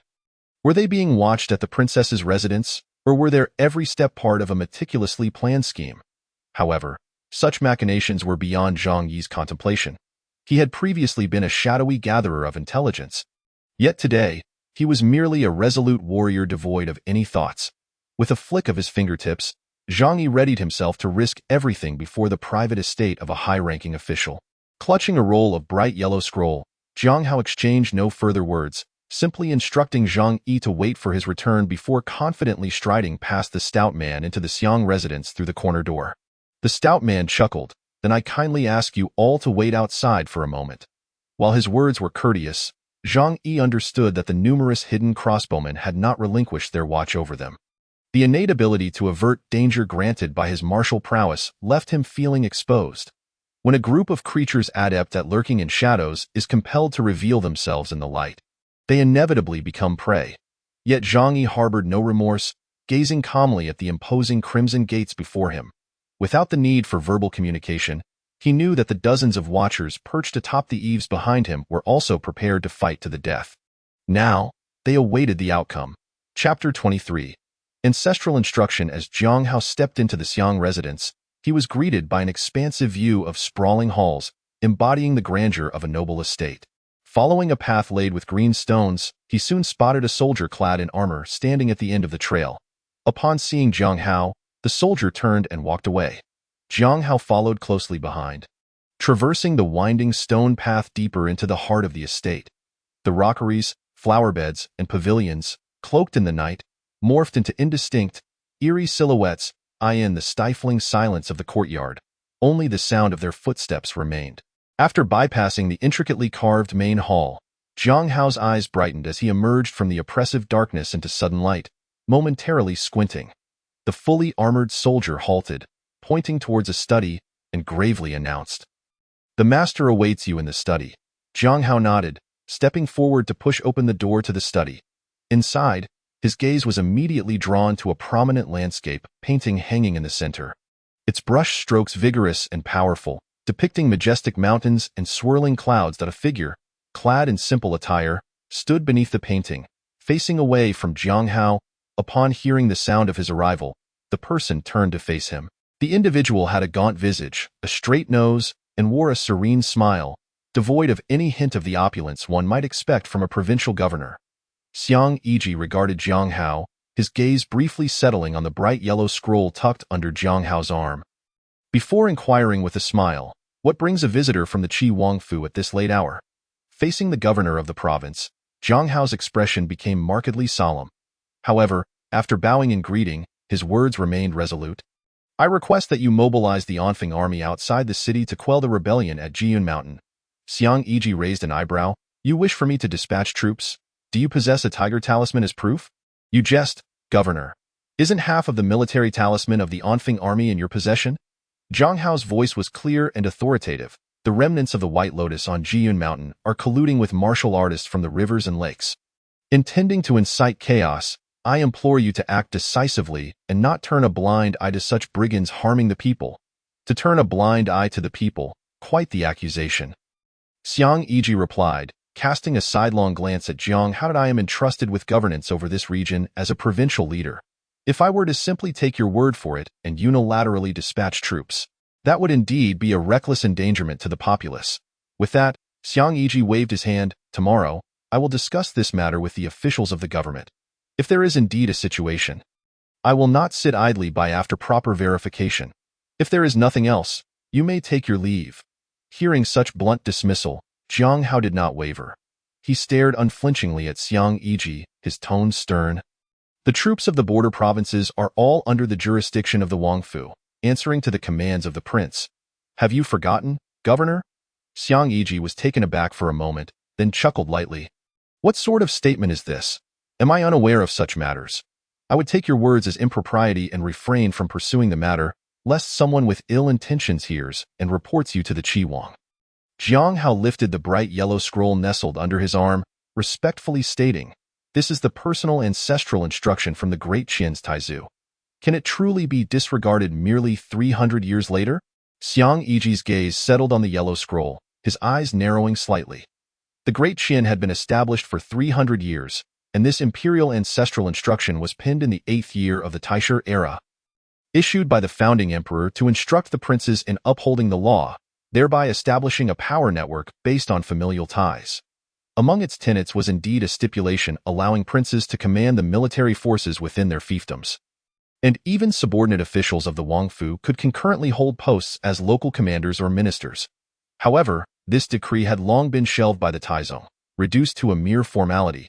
During Taizong's reign, there were even instances where provincial officials openly oppressed and coerced princes, fearing retribution from the emperor.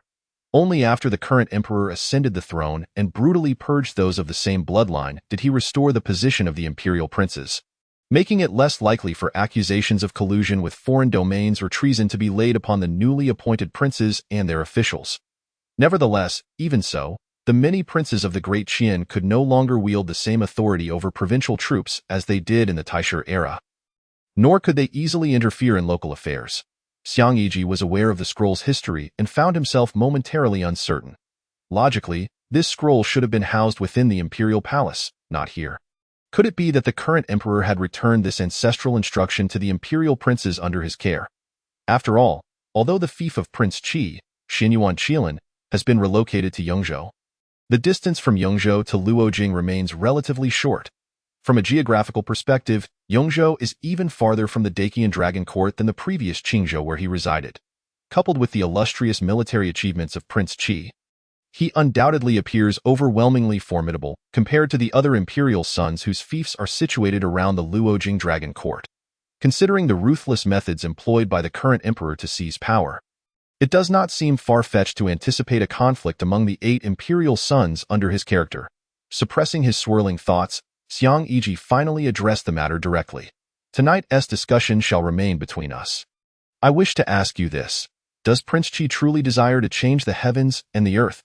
Jiang Hao respectfully raised the bright yellow scroll in his hand, his tone calm. "And if so, or if not, the vast Dacian realm ultimately belongs to the Xinyuan clan." Such candid words struck Xiang Yiji as momentarily absurd.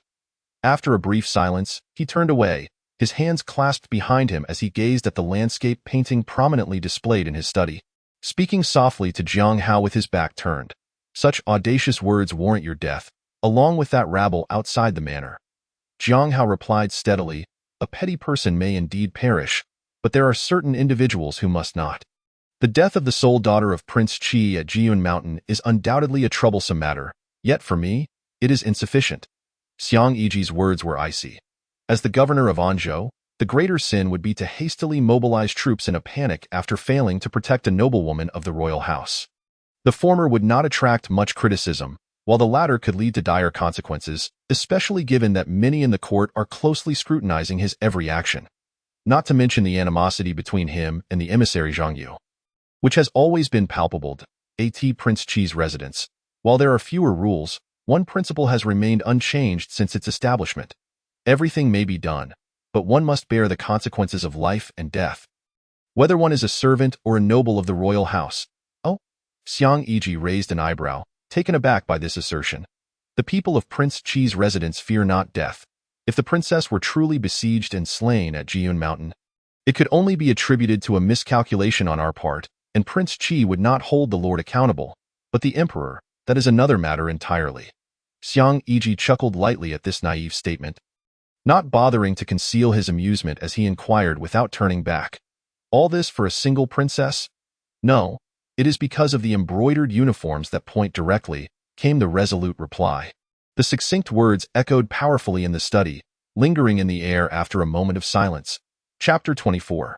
The struggle for power. Xiang Yiji turned around, for the first time regarding the envoy from Prince Qi's residence with a direct gaze. Jiang Hao spoke softly, the princess may die, the personnel of the stargazing platform may die, and the martial heroes of the Jianghu may certainly die. In the end, it amounts to nothing more than the chaos of the Jianghu and the mismanagement of the stargazing platform. However, there is one kind of person who must not die. That is the one in the embroidered uniform. If they perish, it would be inevitable for discerning individuals to associate this incident with the recent incursions of the Dali's wolf riders into Wuguan, resulting not in chaos for the Jianghu, but for the cities and towns of the two border provinces. Xiang Yiji's expression shifted slightly. The leader of the White Lotus sect, Chu Jinyin, had been imprisoned by the stargazing platform for a decade. Upon his release, the remnants of the White Lotus had gathered en masse at Jiun Mountain. I am aware that every detail within the city is under the Lord's control, and since there are both the stargazing platform and the embroidered uniforms at Jiun Mountain, the Lord would prefer to remain uninvolved. Yet this time, perhaps even these two towering figures, who believe they can control the situation, have miscalculated. Currently, there are at least 3 martial artists of the 3rd rank at Jiun Mountain.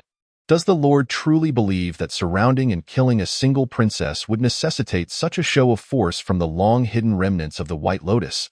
If they were genuinely that foolish, fearing not being captured in one fell swoop, then the stargazing platform and the embroidered uniforms would not have spent years in extensive searches and sieges, barely managing to apprehend the leader of the White Lotus, while the remaining 8 gatherers remain unaccounted for. Who knows, could this be another part of the scheme devised by the leader of the White Lotus? After expounding his thoughts, Jiang Hao lowered his head and respectfully raised the yellow scroll again, stating that if the Lord remains unconvinced, he shall bear all consequences, while externally, it would be said that the Prince Qi's residence coerced the Lord at Ha. Do you truly regard the Prince Qi's residence as such? Do you believe that the affairs within Dakian can be shouldered by them? Xiang Yiji interrupted Jiang Hao with a cold laugh. As the governor of a province, I am not so desperate as to act without the courage to face the consequences. With that, the Anzhou governor strode directly towards the exit. My lord, do not gather your strategists to plot by lamplight. In urgent matters, one must act with prudence. After tonight, if the remnants of the White Lotus retreat once more into the Jianghu, all will be lost. Jiang Hao turned to observe the figure departing from the study, murmuring softly. Xiang Yiji's pace did not falter. He swiftly stepped into the night, leaving uncertain whether he had heard or not. Moments later, 2 armored soldiers approached from outside the study, expressionless, and addressed Jiang Hao. Please wait here, sir. Before Jiang Hao could respond, they closed the door behind them, standing guard on either side. Thus, he found himself confined. Jiang Hao silently sighed, feeling no humiliation in being imprisoned, nor did he dare to sit upon the rather humble bamboo chair set before the desk. Instead, he stood with his hands clasped behind him, gazing up at the exquisite landscape painting hanging prominently. The painting depicted swirling white clouds, majestic peaks, and flourishing foliage, teeming with vitality, a glimmer of hope. Jiang Hao mused. The bright yellow scroll tucked under his arm had, unbeknownst to him, unfurled a corner, revealing its true contents. Not the gilded royal edicts the Lord had imagined, but rather, a painting depicting birds and sparrows. As the night deepened without moonlight, a thin mist enveloped the city, rendering visibility nearly impossible. Countless disorganized hoofbeats shattered the silence of the streets. Orange torches trailed behind the swiftly galloping riders, casting brilliant streaks of light. Xiang Yiji, fully dressed and without a carriage, rode forth with the surrounding riders on swift steeds towards the city gates. My lord, is this not too hasty? We have yet to verify the veracity of his words. A rider, managing to keep pace with Xiang Yiji despite the galloping horses, demonstrated remarkable equestrian skill. His voice remained clear amidst the cacophony of hooves, audible only to Xiang Yiji. Xiang Yiji did not respond. He was acutely aware that many strategists within the residence were eager to pose this very question to him, just because a man claiming to be from Prince Qi's residence uttered a few words. Would he truly mobilize troops based solely on that? Even as a governor, such an action would indeed be excessively perilous. Yet, seeing the determined demeanor of the governor, the strategists refrained from further inquiries. demonstrating their perceptive nature. Unbeknownst to them, Xiang Yiji was not at ease either. Having operated in Anzhou for decades, he possessed a solid foundation and was certainly not intimidated by baseless rumors. Just as the envoy had stated, even if the princess, the stargazing platform, and those rebellious martial artists were all to perish here, it would not shake his standing. However, recalling the dialogue from the study, although much of it was inconsequential, he had keenly grasped one particular segment, the 11 major cities and towns of the 2 border provinces. While the remnants of the White Lotus may have caused considerable damage, they hardly represented a force capable of inciting chaos across the border provinces. Who else could maneuver the vast territory of Dakian as a chessboard? The excuse of the Dali's wolf riders was certainly inadequate. Xiang Yiji gazed up at the featureless sky, sensing that a storm was approaching. And as governor, he could not remain uninvolved. As if to echo his thoughts, upon exiting the city gates and heading straight for the Anfeng military camp, he heard a clear, resounding horn from afar. Xiang Yiji reined in his horse, turning his head in the direction of the sound. This was typically a signal horn, released by an exceptionally strong archer, capable of carrying sound for dozens of miles to alert friendly forces. Xiang Yiji's expression darkened considerably.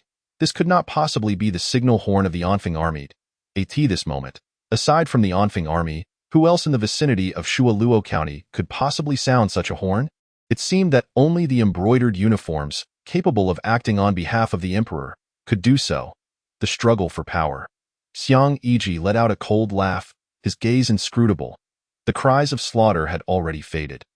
Were it not for the overwhelming stench of blood filling the air, the commander of the embroidered uniforms might have thought the previous ambush was nothing more than an absurd dream.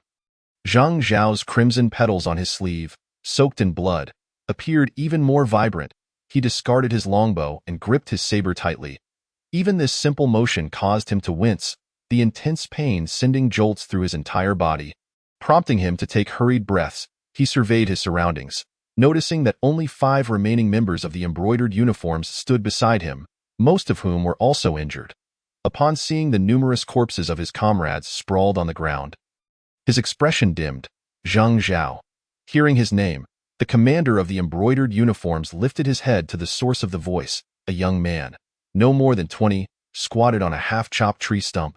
Garbed in a striking robe adorned with dragons, phoenixes, and tigers, grinning as he remarked, "The signal horn has been sounded. How long do you think it will take for the Anfeng army to arrive?" Zhang Zhao did not respond. Instead, he reached out to remove his heavy, blood-soaked outer garment, tearing it into strips to begin binding his wounds from the hilt of his saber.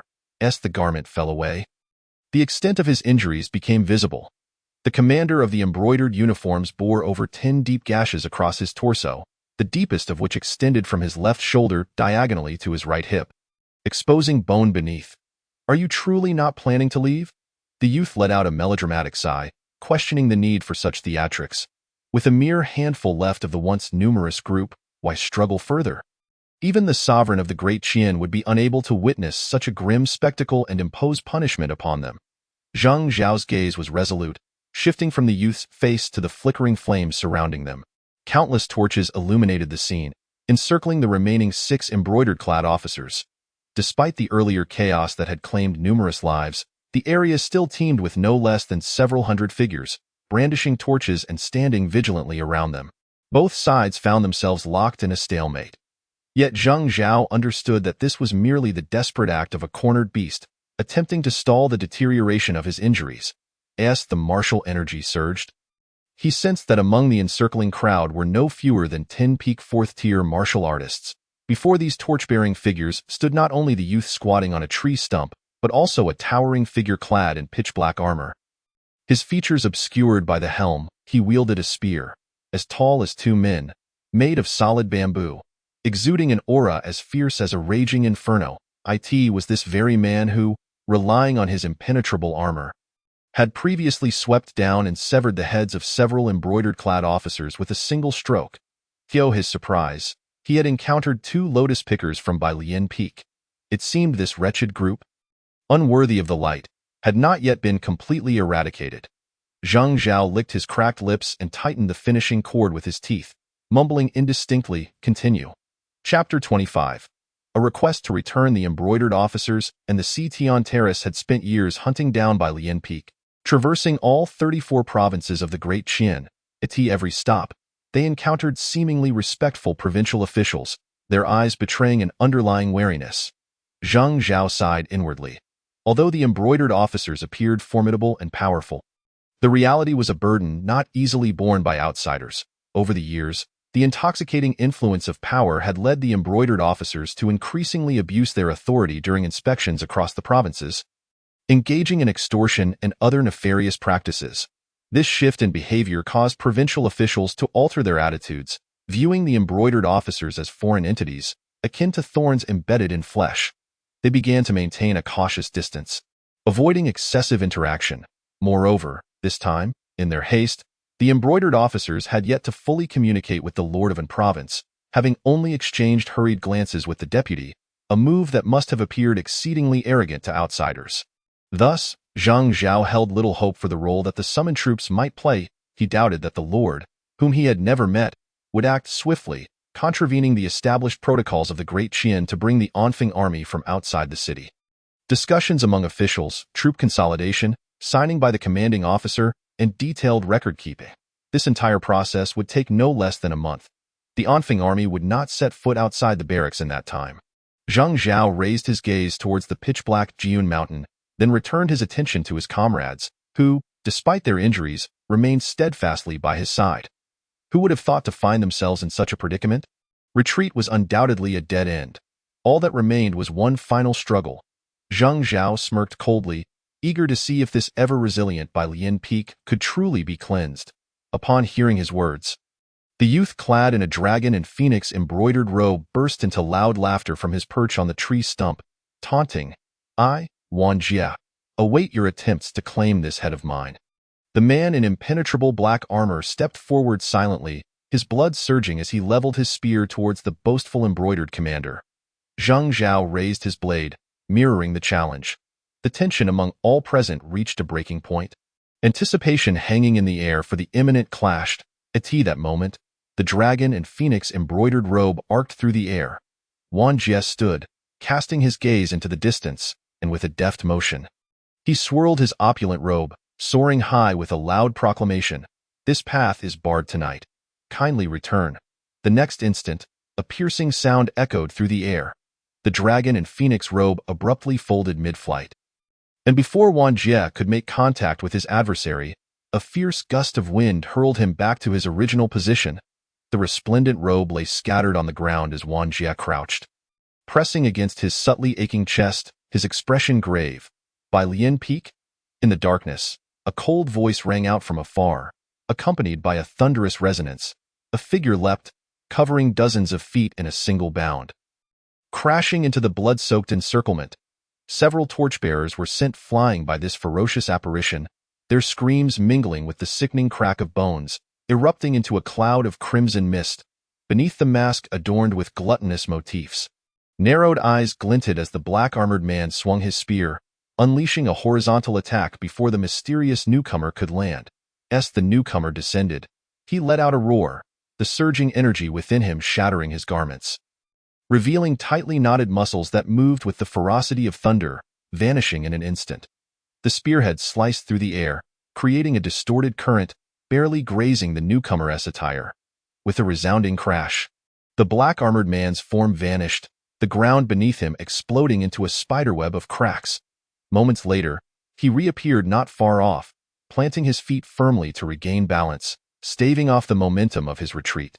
A few unfortunate souls in his path were crushed, bones shattered, blood gushing from mouths and noses as they fell backward. At this moment, all present finally beheld the newcomer's visage. Eyes like a tiger, beard like a wild beast, reminiscent of a frenzied old bear mourning its lost cub, his eyes ablaze with fury. Wei Yinghua stepped forward, the formidable energy coiling within him surged into his core. His upper body leaning slightly back as he raised his right fist high, drawing a vast arc, crashing down upon the black-armored man's chest. The force was akin to a mountain's weight colliding with a bell. A ripple of translucent energy erupted around the black-armored man as he staggered back. A dent formed in his otherwise impenetrable armor, bearing the imprint of Wei Yinghua's fist. but that was merely a single step. In an instant, the once suppressed black-armored man unleashed a ferocious burst of martial energy, the air crackling with his might as he retaliated with a powerful thrust. The spear's tip shot forth like a flash. The black-armored man swung his spear, crashing down beside him, blood trickling from the spear's edge. Wei Yinghua was forced to retreat, stumbling back until he stood beside Zheng Zhao. He glanced down at the blood seeping from his chest, and his already crimson eyes flared with even more fury, the boiling blood emanating from him creating a searing heat that enveloped his embroidered comrades, as if they were standing next to a furnace. I wondered who it was. Turns out it's that old dog Wei Yinghua, expelled from the Qingzhou army.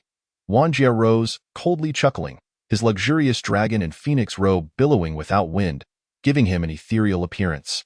I heard your grandson defected to the gene of the greatly. Why haven't you followed suit, old dog? Instead, you returned to serve Prince Qi.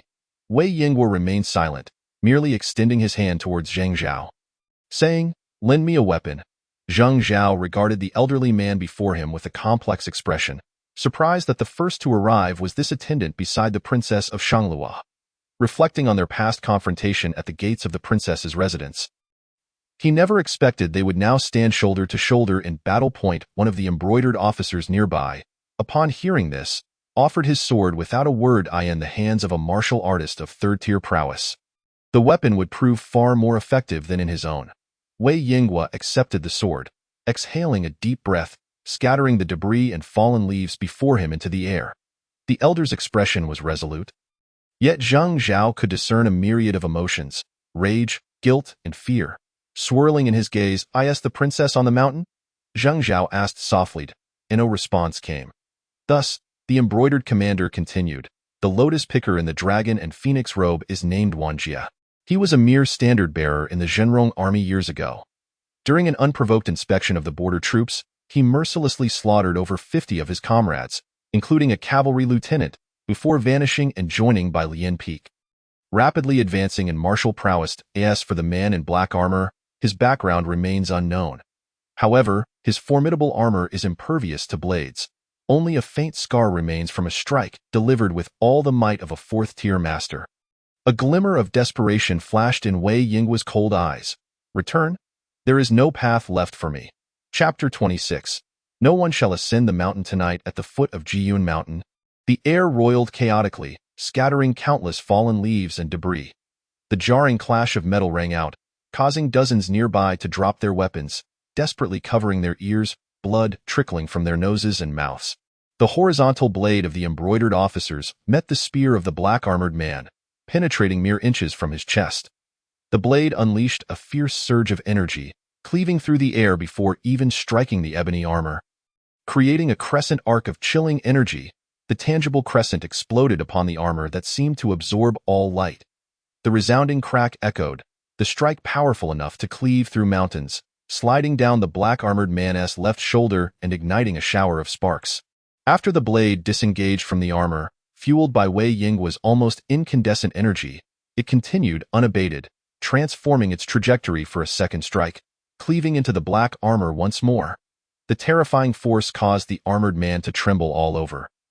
As the howling aura of martial prowess erupted from his chest and spread to his spine, exploding violently, the armored man was forced back 5 steps by the strike, each step deeper than the last, until the final step created a knee-deep pit in the ground. "Turtle shell," Wei Yinghua growled, offering no respite to his opponent, as he gathered his blood and energy into his arms and swung down once more at the armored man. Facing this imminent blow, the armored man made no attempt to retreat. His towering figure, accompanied by the sound of grinding bones, braced against the still-fading force, lifting his long spear with one hand and thrusting it toward Wei Yinghua's chest, determined to withstand the blow with his heavy armor. Yet, in his eyes, the adversary was incapable of enduring the 12-inch spear tip. Then, shock and horror flickered in his expression hidden beneath the armor. Before the gazes of numerous onlookers, Wei Yinghua made no effort to block or evade, allowing the spear's tip to explode into a crimson bloom upon his body. His horizontal blade continued to descend with a heavy swing. The armored man was merely astonished for a moment. In the next, he contracted his bicep, pinching the spear shaft under his arm, attempting to lift the seemingly frenzied old man into the air for a kill. "Is that enough to stop me?" The old man exhaled a breath hot enough to scorch flesh, exuding a palpable murderous intent, which, alongside the blade, struck the helm of the armor. The blade embedded itself half an inch deep into the helm. Then, dragging the blade downward with an overwhelming force, a crisp crack echoed from the armored man's neck. A furious roar erupted from behind the helm. The embedded blade, pulling the towering figure, brutally smashed the armored man headfirst into the ground. The blade shattered, a fragment of the tip flying out, striking a bystander who hadn't yet reacted, piercing through his chest, leaving his face adorned with an expression of disbelief as he slowly collapsed.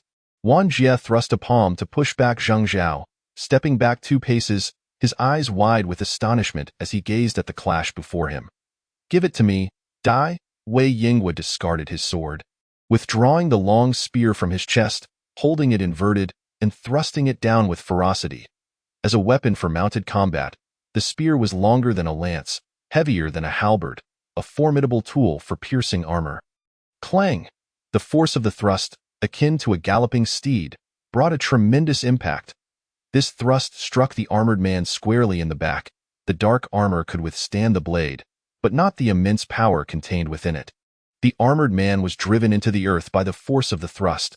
Without allowing him a moment to breathe, Wei Yingwe inverted the spear and swiftly raised it, thrusting down once again. The sounds of the spear colliding with the armor rang out incessantly. Clang, clang, clang. This continued for hundreds of repetitions until a large pool of murky warm blood spilled from beneath the helm. At which point Wei Yingwe finally lifted the spear, piercing it into the ground, hoisting the armored man's lifeless body far away, landing it right at Wang Jie's feet. "Now, do you still wish to block my path up the mountain?" Wei Yingwe bellowed, as the wound in his chest, pierced by the spear, began to twitch, knitting together and leaving only a few traces of blood. Wang Jie glanced down at the silent armored man. Sighed, one after another, recklessly courting death. "Yet they claim we of the White Lotus Peak practice the path of evil. I see you are the true practitioners of the dark arts." Noticing that the man did not answer his question, Wei Yingwe snorted coldly, suddenly gathering strength beneath his feet, soaring toward Jian Mountain. Bang! Just as Wei Yingwe soared through the air, less than 3 zhang ahead, a figure abruptly appeared in the sky, striking down with a heavy palm. Taken by surprise, Wei Yingwe could only twist in midair, raising the spear just in time to intercept the blow.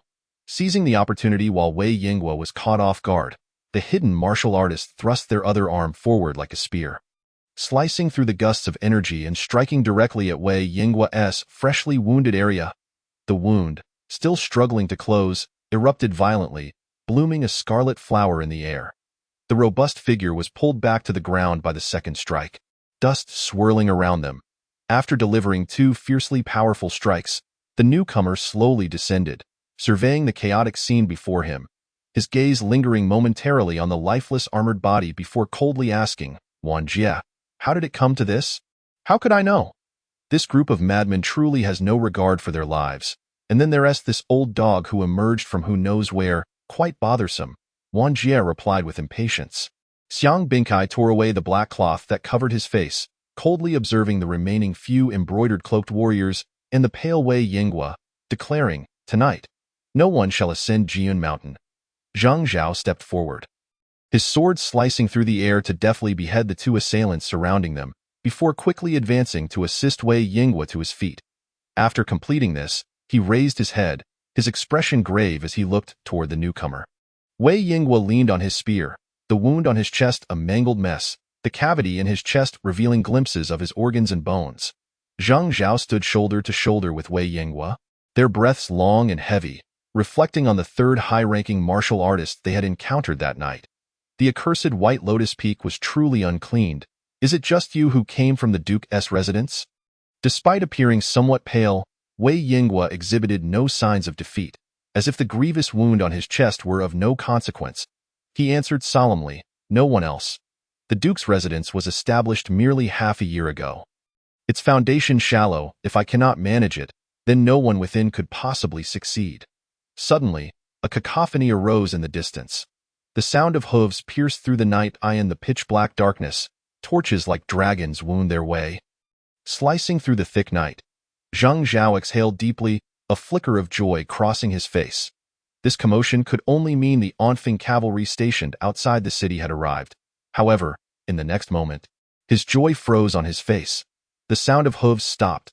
The dragon-like flames halted several miles away, and soon campfires were ignited, revealing a throng of heads moving in the dim light. Facing the chaos wrought by the White Lotus Peak, the Onfing cavalry had chosen to camp miles away instead of charging forth in a unified attack. Xiang Bingkai retracted his gaze from the distance, a knowing smile breaking across his face as if all of this had been anticipated. I told you, tonight, no one shall ascend Jiyun Mountain. Chapter 27. Unprecedented defiance. The cavalry has set up camp to encircle. Is this your so-called pursuit of evildoers? The voice of inquiry resounded within the Onfing military tent. Hearing this, several armored soldiers outside exchanged hesitant glances, then returned their focus to the entrance, standing straight as if wishing to block their ears and eyes. The atmosphere within the tent was heavy. The commander of the Onfing cavalry sat before the table, unperturbed by the governor's inquiry. He only chuckled coldly. Is the governor so impatient that he cannot wait through the night? Though the White Lotus Peak ruffians were currently boasting at the foot of the mountain, once the cavalry mobilized, they would undoubtedly abandon their torches and flee into the woods. I must ask the governor a question. How could the Onfing cavalry pursue them in the murky, lightless forest?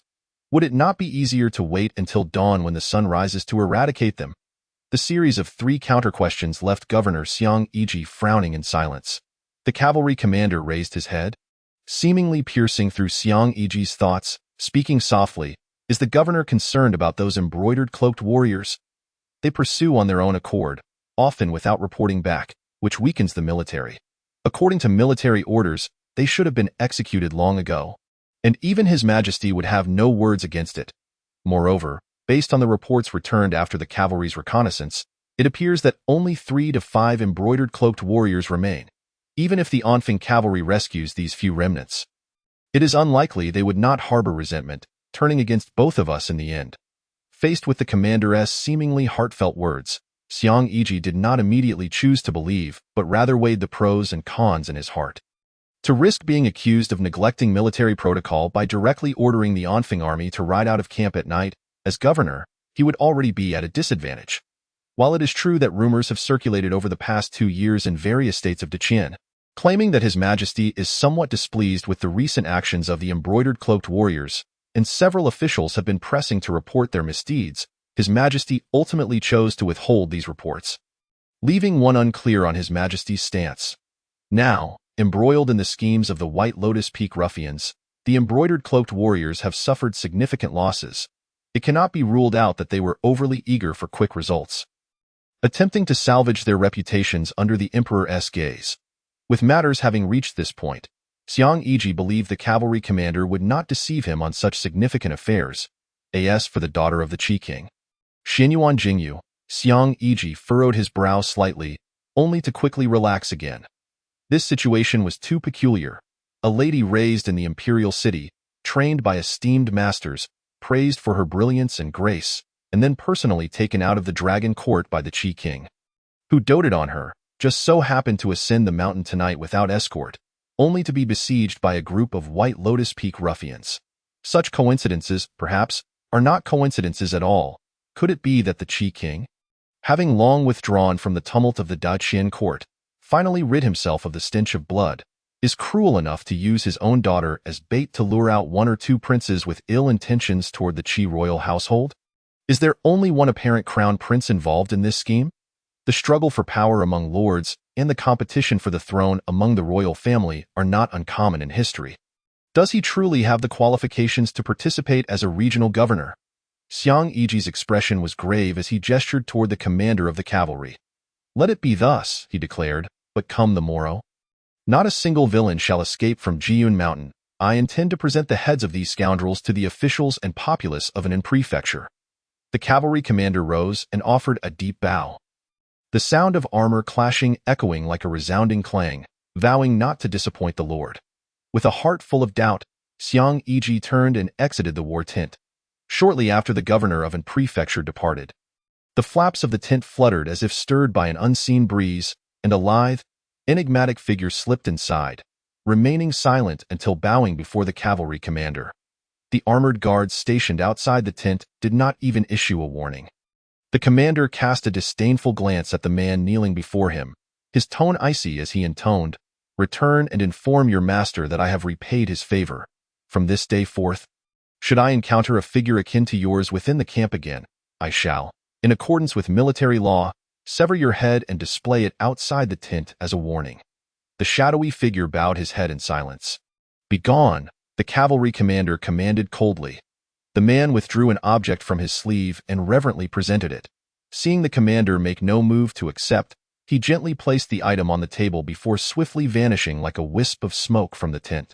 After the departure of this individual, the cavalry commander's gaze lingered on the table, fixated on the intricately adorned golden jade pendant, his expression darkening. Within the encampment, a figure concealed in shadows evaded the glow of countless torches, blending seamlessly into the night, even passing close by several sentinels who merely sensed a fleeting breeze. Once outside the camp, he mounted a steed resembling a dragon colt, and under the shroud of night, galloped toward the city. Beneath the city wall, he dismounted, gazing upward at the fortification.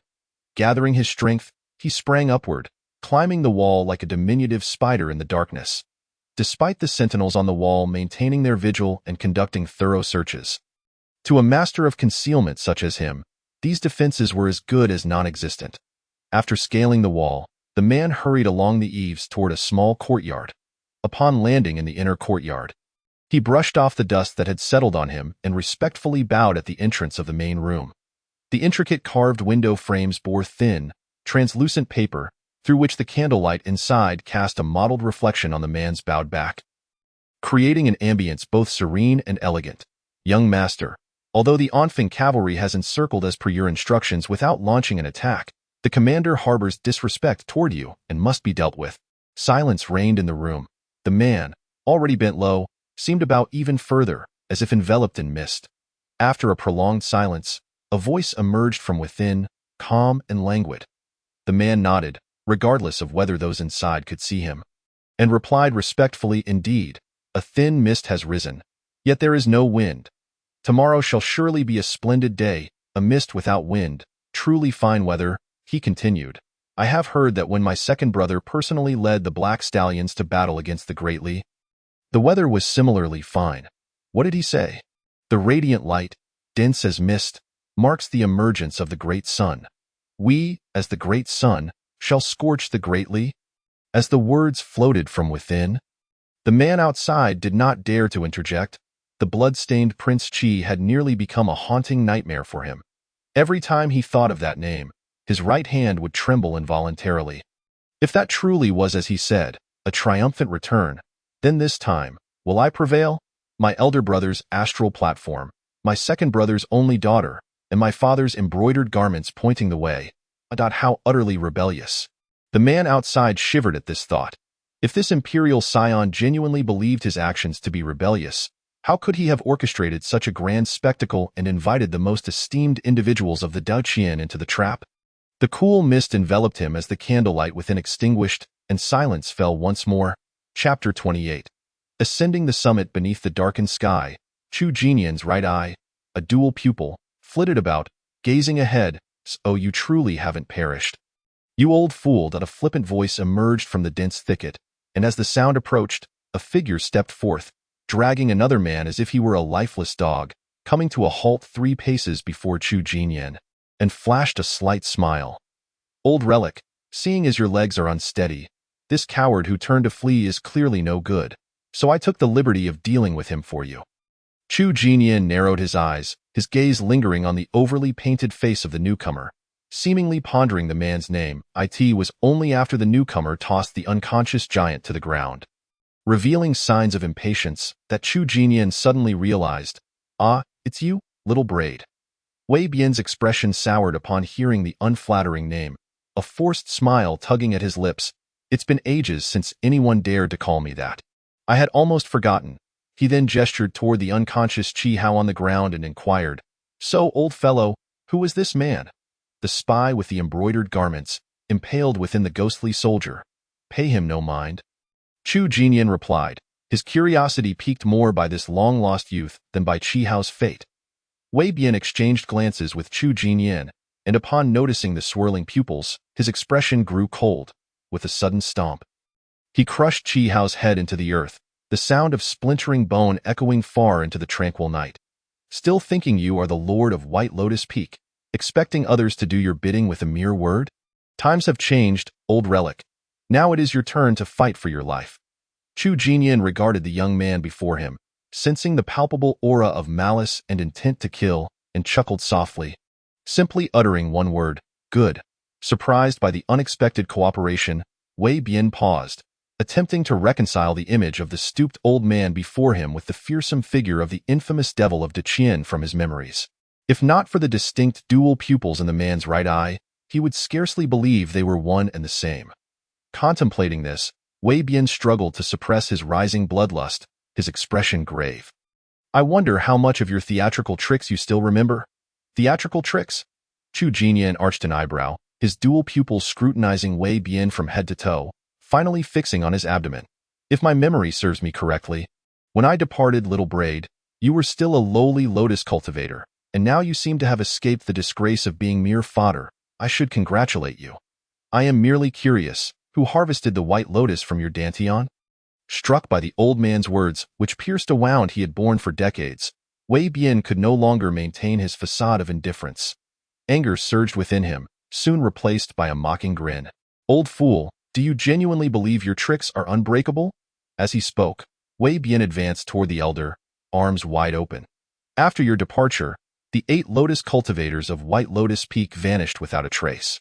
A bunch of cowardly fools, how dare they sit atop their pedestal, receiving offerings from the lotus cultivators below?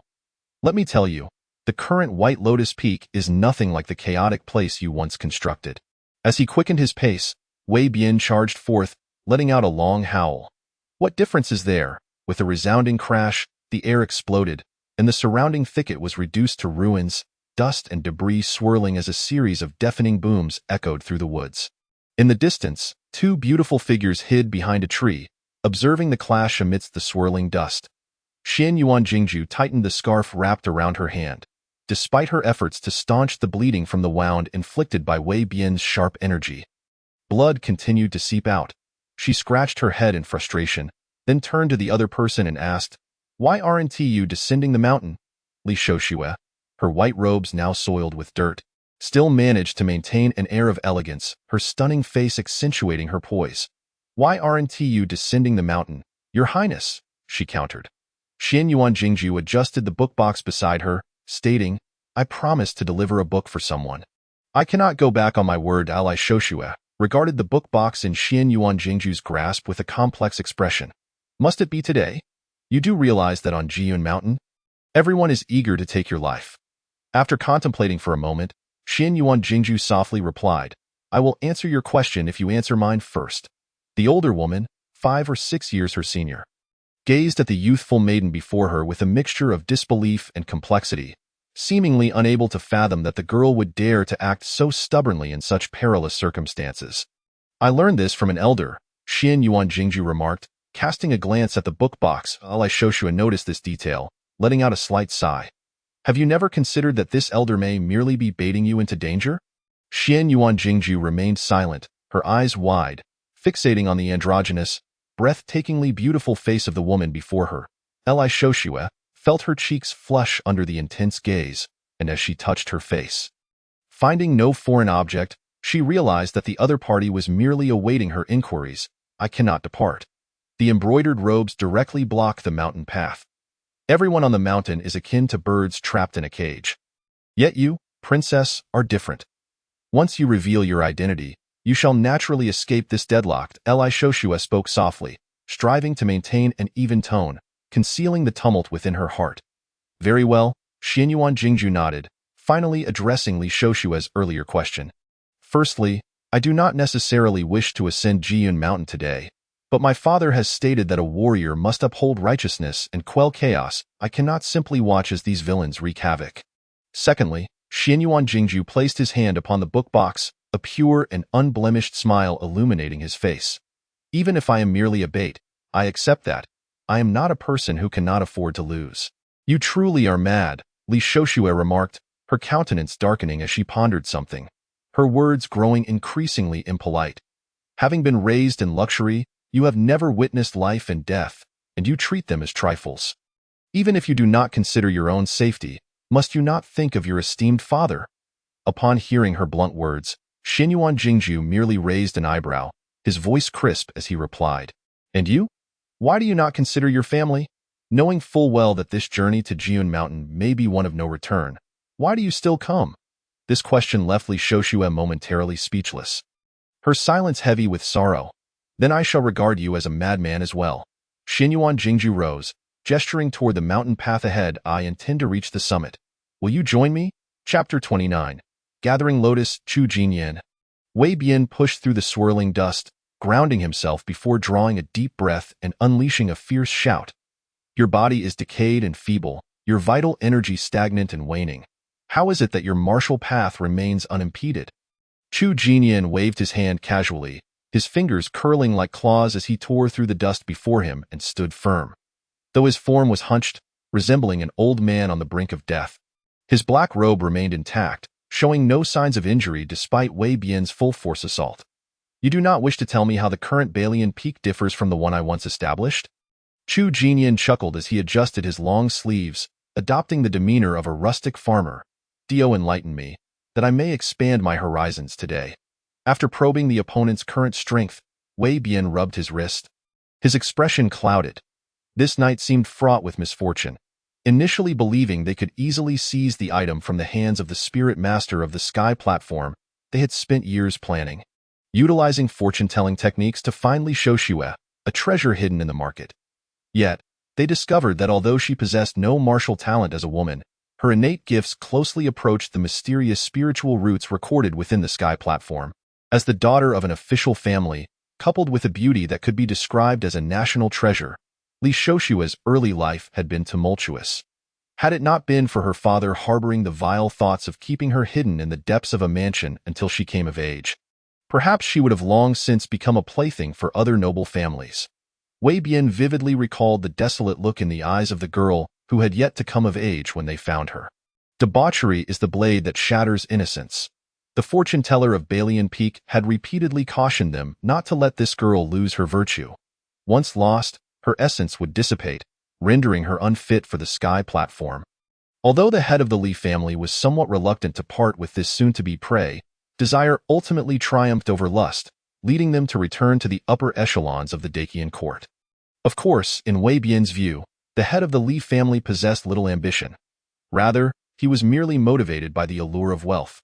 Unblemished by defilement, Li Shoshue, relying on the spiritual roots most valued by the sky platform, managed to infiltrate the sky platform and ascend to the rank of spirit master. This night was meant to be the culmination of their plans, yet unexpectedly, Li Shoshue seemed possessed, refusing to surrender the entrusted item. The second miscalculation came when he assumed that eliminating a pampered princess would be a simple task, only to find that this daughter of the Qi King had managed to conceal her talents for decades. Breaking through the barriers that forbade women from entering the ranks of the top 3 grades, now, he faced his third miscalculation. After spending 10 years in a dark prison, upon reaching the age of understanding, regardless of how exceptional Chu Jinyan was, it was impossible for him to resume his martial training overnight. Yet reality defied expectation. The hunched figure before him not only retained his realm but appeared to possess additional strength, leaving Wei Bian perplexed. The accumulation of errors birthed an unwarranted sense of anxiety and fear within him. Could it be that the Peak Master truly miscalculated? Little Braid, in battle, one must not lose focus. The words, spoken so close, startled Wei Bian. His knees buckled, and he retreated hastily. Chu Jinyan did not pursue him but stood still, chuckling lightly. Since you are unwilling to speak, let me make a guess, with a sweeping motion of his large sleeves. Chu Jinyan sat down, extending his index finger to trace lines in the dirt, creating an intricate pattern akin to a chessboard. In the face of Wei Bian's uncertain gaze, a playful smile graced Chu Jinyan's lips. The so-called specters ascending the mountain was a trivial matter. The embroidered robes would ensure that no specter would leave Jiun Mountain alive after this night. You have calculated this point well? Taking advantage of the embroidered robes, believing this to be nothing more than a routine extermination of specters, while simultaneously encircling and slaying the embroidered robes to avenge the past grudge of annihilating the peak. If I am not mistaken, the embroidered robes below should have perished by now. Moreover, you previously inquired about how much of my tricks remain. I presume many martial artists have been lured to this mountain, manipulated by my seed-planting techniques to control this group of oblivious fools. The third step. Chu Jinyan raised his head, glancing toward the dense forest, as if ambushing a princess of the Qi King could restore the long-lost reputation of Balian Peak. Under the cover of night, two figures stood beneath an ancient tree, resembling ethereal specters. "Do you recognize me?" Xinyuan Jingju asked coldly, clutching the book box. "When I was captured and thrown into the black prison, you were but a child. As one of the few noble heirs of Dakian, your every expression could reach the skies. How could I not recognize you?" Chu Jinyan laughed heartily, turning to Wei Bian. "Did I guess correctly?" Wei Bian's gaze lingered momentarily on Xinyuan Jingju's arm wrapped in silk before he sneered. "Wrong, old fool. Oh." Chu Jinyan feigned surprise but quickly regained his composure, smiling as he said, "I would like to hear more. Firstly, no one will seek revenge for the annihilation of the peak. You stood too high, disregarding the lives beneath your gaze, from the seed planters, nurturers, watchers, to the despicable lotus gatherers. Every step reeked of filth. Do you truly believe anyone would reminisce about your so-called Balian Peak?" As Wei Bian spoke, his skin twitched violently, as if recalling some terrifying memory, driving him to the brink of madness. Cultivating energy within the abdomen is akin to planting lotus. Every night, the energy pierces through the bones, like livestock. When the energy within gathers to a count of 4, it shatters the dantian and emerges as a lotus. A hoarse roar erupted from Wei Bian, laced with fear and fury, reverberating through the forest. "Chu, old dog, do you think I should kill you?" Waves of emotion flickered in Chu Jinyan's eyes as he patiently awaited the young man's release of long-held resentment. Wei Bian gasped twice, then chuckled darkly. "But now it is different. After you were captured and imprisoned, I pursued you across thousands of miles, personally slaughtering 2 lotus gatherers. You, arrogant remnants of Balian Peak, never expected to fall at the hands of someone from the lowest tier of seed planters. Did you? Therefore, no one will seek vengeance for your so-called peak's destruction. I long to eradicate every last one of you remnants of Balian Peak." Chapter 30. The spoils of war. Seed planters have always willingly allowed the white lotus to enter their bellies, nurturing it with their own vital energy, unbound by the constraints of martial arts, advancing their cultivation at an astonishing pace, yet willingly becoming the dogs and horses under Balian Peak's command, subject to my control. Chu Jinyan did not refute this, his tone even as he replied, "From the moment you chose to abandon everything to become a seed planter, you were aware of this. A 7-foot man, too much grievance turns one into a rogue." Appearing overly effeminate, despite the old man's serene demeanor and gentle tone, in that fleeting moment, Wei Bian felt as if he were once again standing beside that figure from years past. 13 years ago. He had been a good family son, serving as a tea master in a tea house. Though his family was impoverished, his parents were kind, and he shared a harmonious relationship with his siblings. Their modest life was mostly devoid of turbulence. He managed to excel in the tea house, skillfully pouring water without spilling a drop, earning him a decent reputation. The tea house owner treated him kindly, often allowing him to take leftover food home. Life was hard, yet there was still hope, until that fateful day. The sound of galloping hooves echoed through the long street of the small town like rain. Cries of alarm filled the air. Wei Bian stood on the second floor of the tea house. Looking down, that was the first time he had encountered the embroidered robes, draped in ebony garments, adorned at the cuffs and collar with crimson lotus petals. He radiated an imposing aura, reminiscent of dark clouds looming over a city. Commissioned to eradicate the malevolent sorcerers, he declared, "All idle bystanders, retreat." The black cloak billowed ominously, and soon the air was filled with the sounds of battle. The atmosphere along the long street erupted violently. Accompanied by thunderous roars, dust billowed and stones were sent flying. Countless structures crumbled in an instant, sending plumes of dust skyward. Though he had not engaged with either side in the conflict, he was inexorably drawn into the chaos. When the tea house owner unearthed him from the rubble, the brief but brutal purge had already concluded. Before his eyes lay a scene of devastation. The once vibrant street was reduced to a wasteland, littered with remnants of shattered walls lying silently on the ground. Some officials were sifting through the debris, dragging out the innocent. Some clung to life, howling in agony, while others lay silently, having perished right there on the street. Akin to specters, he stood there, numbed, not even bothering to wipe the blood from his brow, dragging his stiff limbs toward his home, not far from the tea house. When he regained his senses, he found himself atop a mound of rubble. Night was falling. His parents should have just returned from selling goods in the street, preparing dinner, and his sister should still be at home, sewing.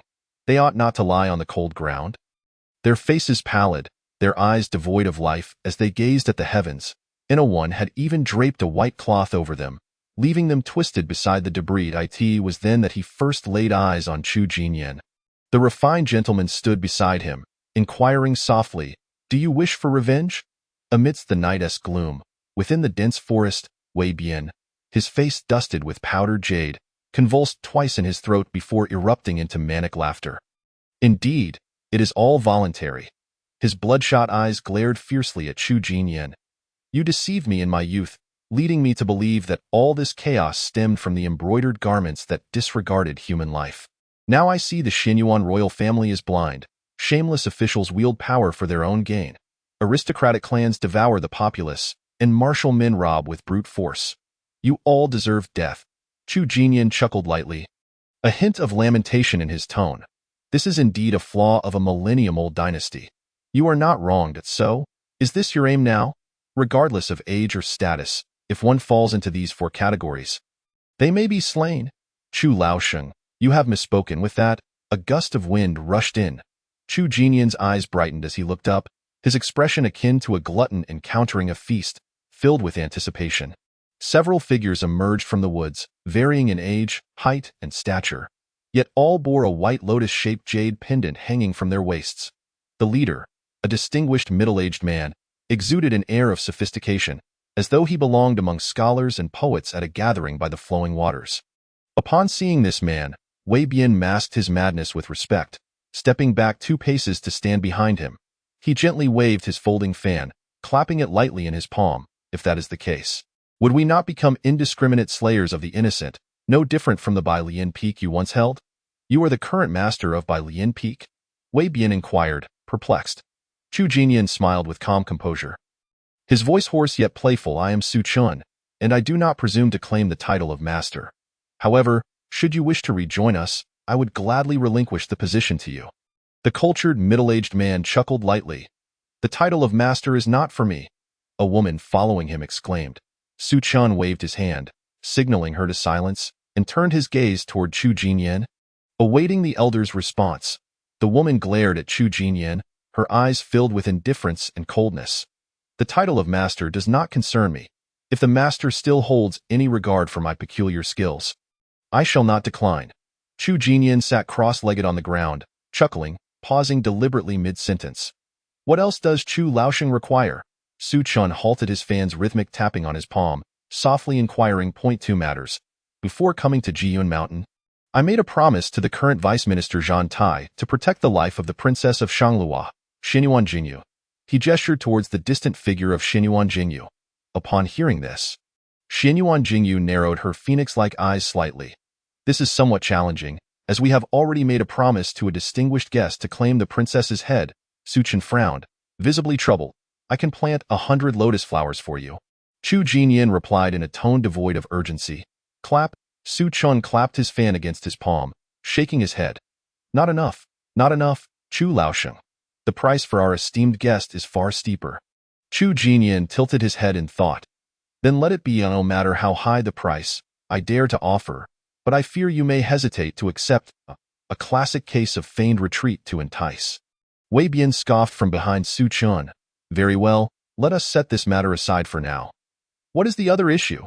Su Chun asked, his tone open and unbothered, as if he wished to avoid the petty haggling of a merchant. "I wish to protect this Ling Tailang as well," Chu Jinyan stated, pointing at Li Shouxue, who stood beside Xinyuan Jingyu. The expressions of Su Chen's entourage varied, most looking down upon her with disdain. Even Su Chen appeared momentarily taken aback, a peculiar expression of incredulity crossing his face. "Chu Laosheng, You truly are a man of ambition.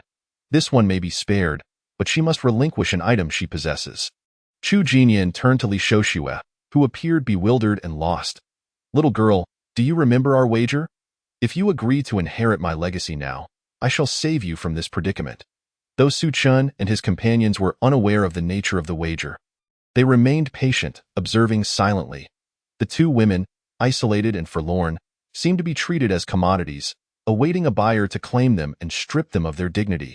Amidst the profound silence, all eyes were fixed upon the two women. Accompanying this scrutiny was a palpable atmosphere of malice and intent to kill. Indeed, if the princess can articulate how you attained the third-grade master realm, we might allow you a chance at survival. Su Chen suddenly interjected, pointing at Xinyuan Jingyu.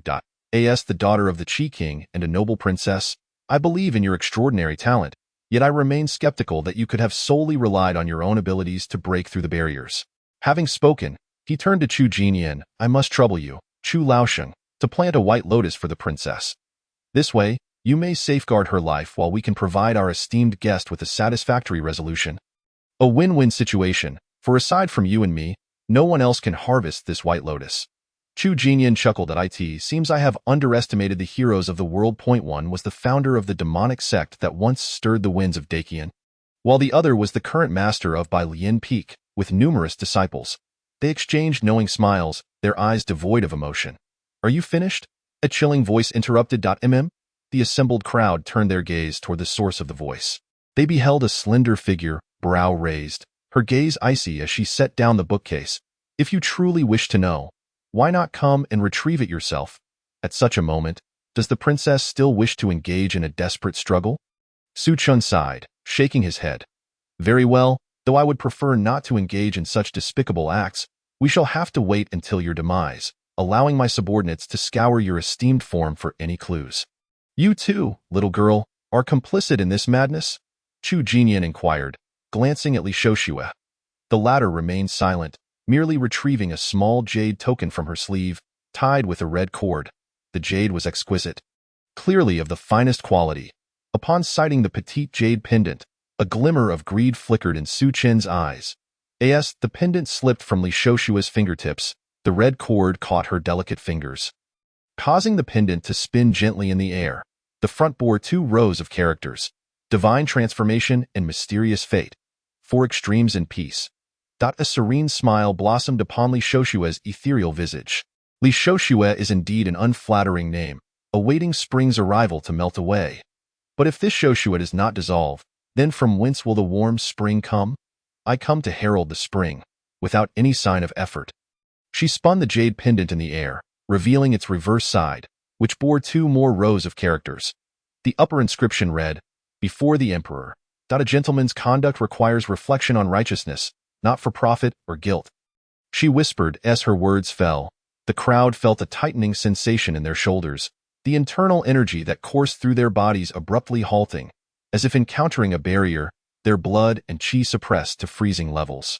For a martial artist, their strength relied upon the robust energy within, cultivated through arduous toil, seeking to shatter confines and repel foes. If there truly existed a malevolent art capable of penetrating the very armor of flesh and blood, what then was the purpose of honing one's physique? Just as a chill washed over the hearts of those present, Su Chun pointed his fan at his left shoulder and chuckled, seemingly invoking a sense of inevitability. Unfortunately, it is too weak to fulfill its purpose. To possess the Xinyuan talisman in your hands is a waste. Do not be alarmed, everyone. Once you realign your meridians and channel your energy, this method shall naturally dissipate.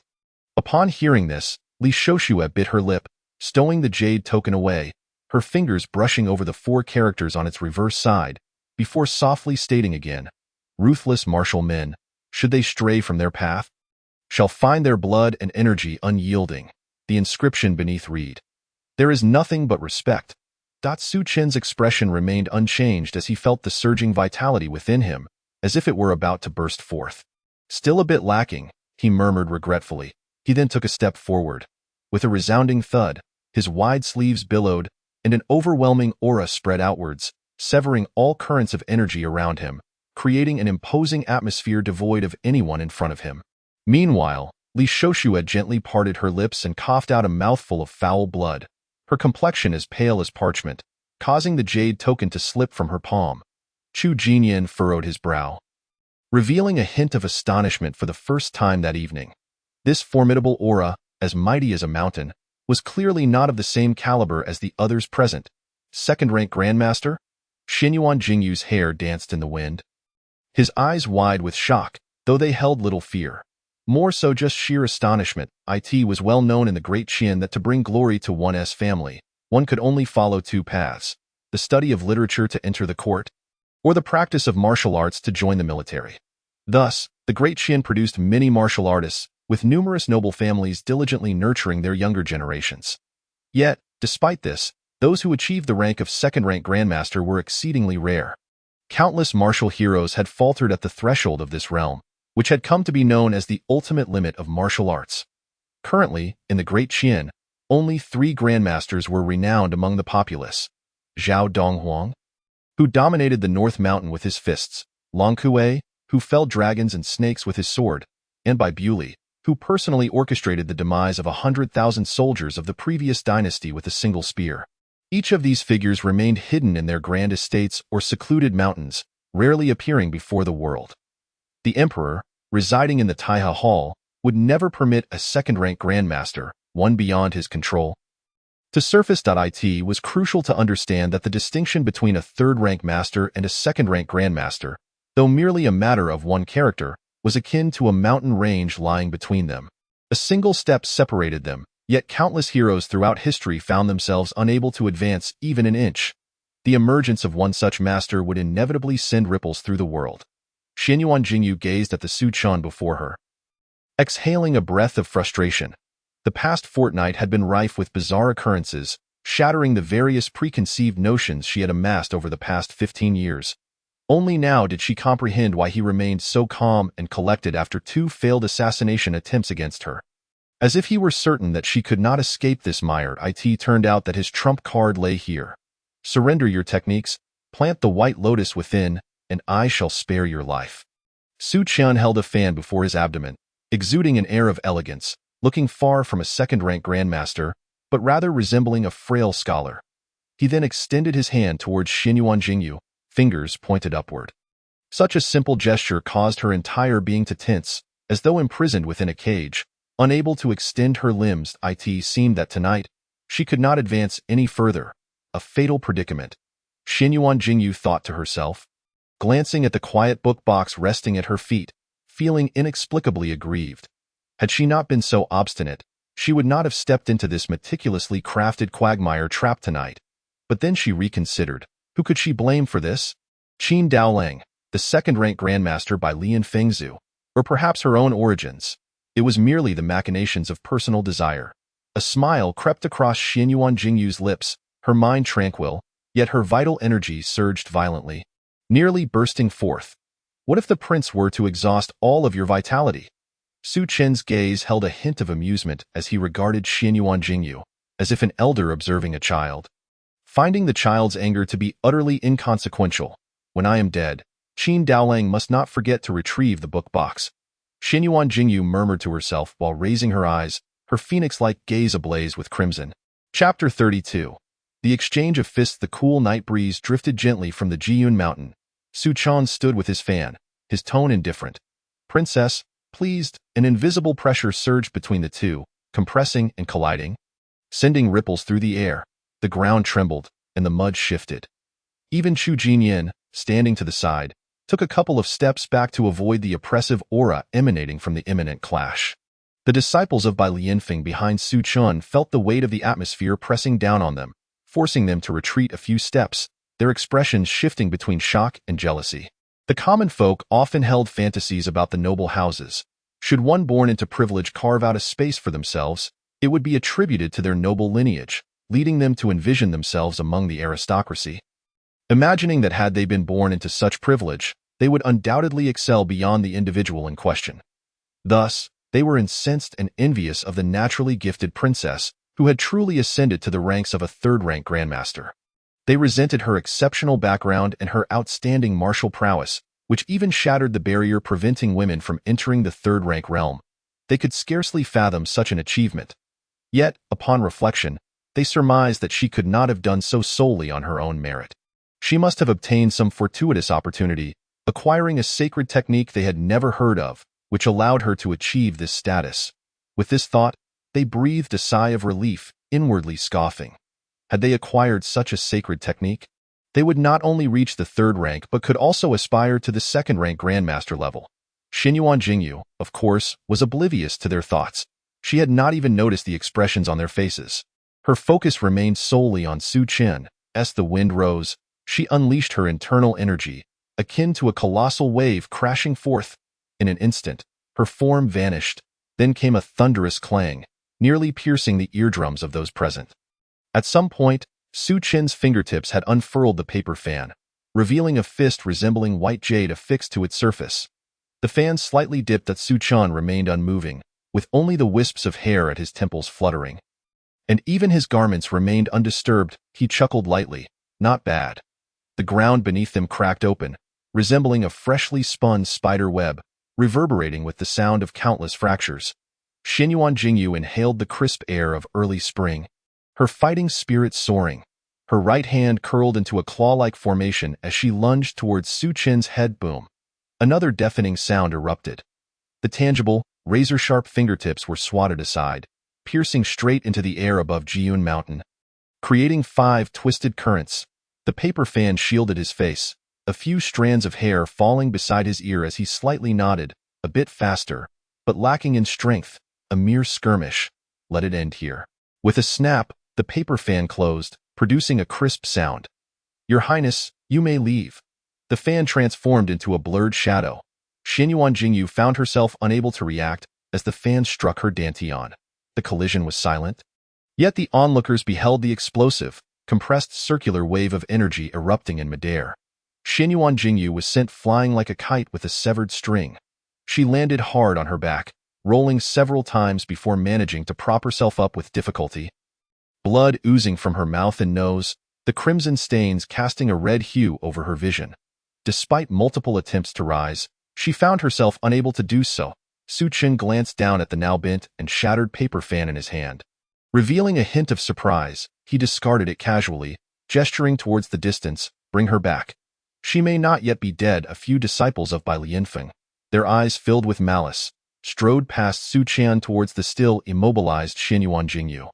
Yet, mere steps into their approach, they suddenly halted. The Bai Lianfeng leader, Su Chen, emitted a sound of uncertainty. Xinyuan Jingyu remained unaware of what had transpired. She merely struggled to lift her head, wishing to attempt once more. What met her gaze was a pair of bare feet.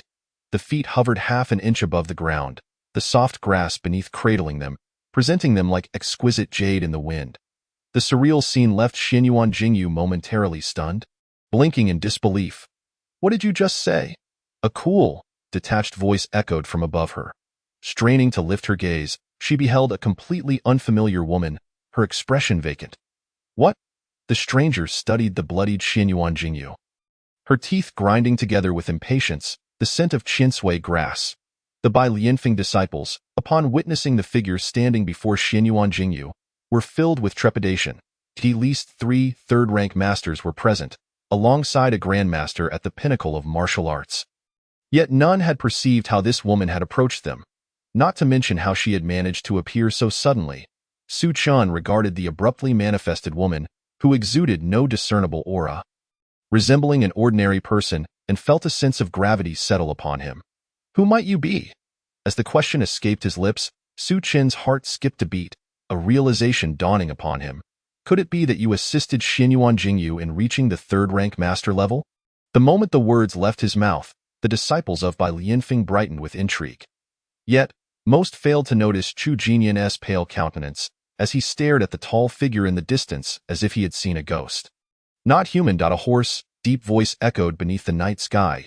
Su Chen turned his head to the source of the sound, furrowing his brow. Chu Jinyan appeared decidedly unwell, his right eye's distinctive pupil nearly overlapping. Blood trickling from the corner, yet he continued to chant, not human. Chu Laoshi, what are you saying?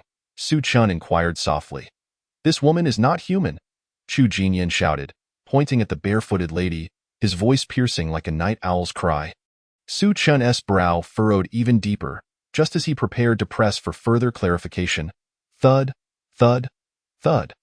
A jolt coursed through every heart present. It was not the result of their own muscles, but rather a sensation akin to being grasped by an unseen force. Wrenching painfully, Su Chen's eyelids twitched in his eyes. The world seemed to slow down in an instant, an extraordinary scene causing him to slightly widen his gaze. Before him stood a disciple of the White Lotus Peak. Moving sluggishly, mouth agape, yet no sound escaped in the next moment. Su Chen beheld the figure's visage contort, eyes bulging with terror, blood vessels bursting forth, and veins on the forehead throbbing violently. Then, as if ejected from its socket, the eyeball was expelled, trailing the tangled threads of veins, a mournful spectacle flung into the air. Following this, it was as if a water-filled bag had burst. Fragments of internal organs erupted from the disciple's mouth, accompanied by the gruesome rupture of the 7 orifices, spewing forth jets of blood into the sky. Scalding blood splattered above. Su Chen slowly turned his head. A surging stream of vital energy carved a spiraling fissure in the air. Lingering ominously, along the path of this crack, over a dozen bursts of blood mist erupted, each scene of death eerily identical. When did this happen? Su Chen murmured to himself, casting his gaze downward in the distance. A barefoot woman lowered her arm, which had been poised to deliver a punch from afar, her face contorting with disdain. That is the third question. Dead is dead. Why do you have so many questions? Su Chen, the martial artist who was supposed to ascend to the pinnacle of the great Qian martial way this night, stood with his left shoulder empty, not a drop of blood spilled. Chapter 33. Ruthless extermination. The flickering flames of the torches cast an eerie glow over the desolate expanse of Jiyun Mountain. Witnessing their fellow disciples transformed into a grotesque mass of flesh and gore after that distant punch, the remaining disciples of White Lotus Peak felt an icy chill seep into their spines, causing them to shudder uncontrollably. That moment, they recalled the words shouted by Chu Jinyan earlier, finally realizing that this deeply concealed demonic figure's words were not mere empty threats. This woman is not human. With a single punch, she could annihilate dozens of entry-level experts, and even a second-tier grandmaster could not intervene in time. Such prowess surpassed their wildest imaginations of martial perfection. Leave. Su Chen turned his head, gazing at the horrified disciples of White Lotus Peak, and simply uttered that word. Wei Bian stared blankly at the empty space beneath Su Chen's left arm, an icy dread enveloping his heart. Rendered speechless. After issuing his command, Su Chen offered no further explanations, turning to the barefoot woman not far away, his tone respectful. We, lacking the wisdom to recognize Mount Tai, have disturbed you, and I, as the instigator, cannot escape blame. You have already enacted your punishment, but my companions here did not intend to intrude. May I request that they be allowed to leave? The expression on the barefoot woman's face remained unchanged. She coldly regarded Su Chen, declaring, "Those who ascend the mountain tonight shall all perish. Ruthless extermination, murderous intent palpable." With these words, it became clear to all present that there was no room left for negotiation. Peak Master. Wei Bian took 2 steps forward, standing beside Su Chen, his eyes filled with rage and sorrow as he gazed at the injuries of the White Lotus Peak Master, gritting his teeth. He said, "We cannot escape." Su Chen, upon hearing this, sighed softly. "Those below the 3rd tier. Leave quickly." No, Peak Master. To fight this woman is to face death. We cannot die while fleeing.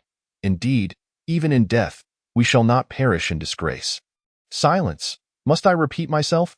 Those below the 3rd tier, leave at once. Inform the lotus pickers at the foot of the mountain.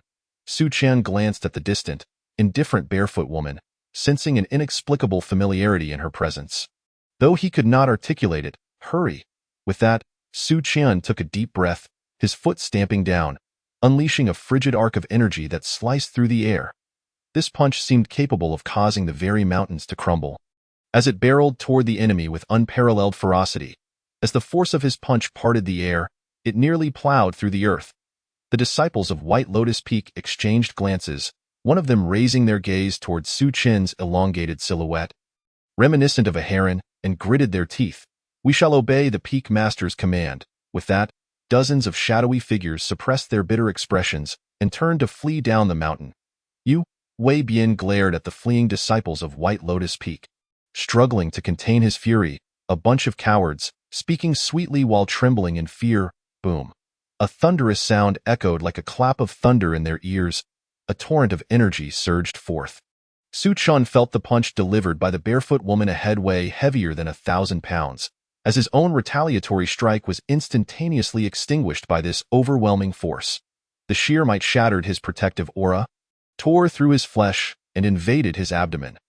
The sound of splintering bones resonated in his ears. In that moment of disorientation, he seemed to glimpse a wrathful Buddha, holding a vajra, clothed in yellow, crowned with lightning, descending upon him, exterminating demons and vanquishing evil. Amidst the swirling currents of energy, Su Chun experienced a moment of clarity. He recalled the familiarity he felt when he first beheld the barefoot woman. It was the gaze of a second-tier grandmaster observing lesser martial artists. There was not much coldness in his demeanor, merely a sense of insignificance, akin to an emperor surveying a peasant. The outcome of their fates lay entirely within the whims of the former.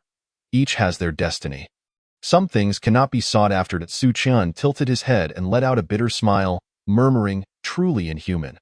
Thus, this grandmaster, destined to make his name known throughout the world after this night, met his tragic end in the air. His form completely obliterated, leaving not even a trace of ash behind. Hoo-hoo. Wei Bian's eyes bulged with rage, his throat rolling twice as he emitted a low, hoarse roar. Ah! In the next instant, the sound was forcefully stifled in his throat. Delicate fingers pressed against his throat. Unbeknownst to him, the barefoot woman had closed the distance to within 3 feet. Wei Bian's eyes flickered with despair and unwillingness. Having concealed his identity for 10 years, plotting for several years, and investing the blood, sweat, and tears of countless disciples, he had orchestrated this calamity on Jiyun Mountain. Hundreds of embroidered-clad disciples met their tragic fates at the foot of Jiyun Mountain, naturally inciting the wrath of the great Qin Emperor and a noble guest from the imperial family secretly fanning the flames. The Crown Prince and the Astral Observation Platform would certainly dare not intervene in this matter, forced instead to remain confined within their residences. Subsequently, how furious would the King of Qi, who had lost his only daughter, become? Even if he did not retaliate, he would not tolerate being wronged at that point. The halls of the great Qin would be in turmoil, and under the leadership of a grandmaster yet to reveal himself to the world, White Lotus Peak could seize the initiative amidst the mire of these two border states. Though there were some missteps, everything still remained within the plan until the appearance of this barefoot woman. Wei Bian's eyes brimmed with indignation, his throat constricting. He raised an arm, throwing a punch at the woman before him, roaring, "You bastard!" No sooner had the words left his mouth than he felt a sharp pain in his throat, his spine cracking, while the force of his punch dissipated harmlessly at her nose. The overwhelming vital energy felt as gentle as a breeze. The woman did not even make any extraneous movements. Her arm merely trembled slightly, and immense force surged down his throat, flooding in. His bones shattered in an instant, and his internal organs turned to mush, spilling forth from his mouth and nose. He was utterly crushed. The woman released her grip, and his limp form fell from her fingertips, a heavy silence descending. Only the blood-soaked earth flowed beneath them. Chu Jinyin, staring in astonishment at everything unfolding, seemed to lose his mind, flailing his arms and laughing maniacally. "Inhuman, inhuman!" The barefoot woman cast a sidelong glance at the raving Chu Jinyin, making no further movements, simply taking a step forward. The stooped elder was sent flying, his bones shattered, blood seeping from his orifices, lying silent on the ground. After completing this, the barefoot woman turned to the remaining 2 women present. Pausing in silence, she disregarded the one seated on the ground, furrowing her brow at the horrific scene, Xianyuan Jingju, and instead approached the frail, weak Li Shoshue, who leaned against a tree trunk. "Wait." Xianyuan Jingju extended her hand, seemingly wishing to intervene. However, after receiving a warning glance from the barefoot woman, her remaining words faded into a resigned set. Li Shoshue looked up at the tall woman standing before her, towering half a head above her, betraying no plea for mercy, nor any trace of fear on her face. In that fleeting moment between life and death, an absurd thought welled up within her. After her demise, would her vitality suffice to nurture a bloom of early spring? This incongruous notion prompted an unexpected smile to grace her lips. The barefoot woman was momentarily taken aback by Li Shoshua's sudden smile. In that instant of her surprise, Xinyuan Jingju experienced an epiphany. Recalling the question posed by the barefoot woman upon her initial appearance, "What did you just say?" "I came to deliver a book to Taoist Qin." "She did too," Xinyuan Jingju urged softly. Chapter 34. Ants know not the immortal. The pond's depths lay still and profound, its dark surface concealing myriad reflections that danced with the waves. The young Taoist Daoxian, sleeves gathered, stood, a look of satisfaction on his face. "What a splendid performance, sir! Did you foresee such developments from the beginning?" The young Taoist turned his head to regard the ethereal figure nearby. Unbeknownst to him, various previously unseen elements now adorned the banks of the deep pond.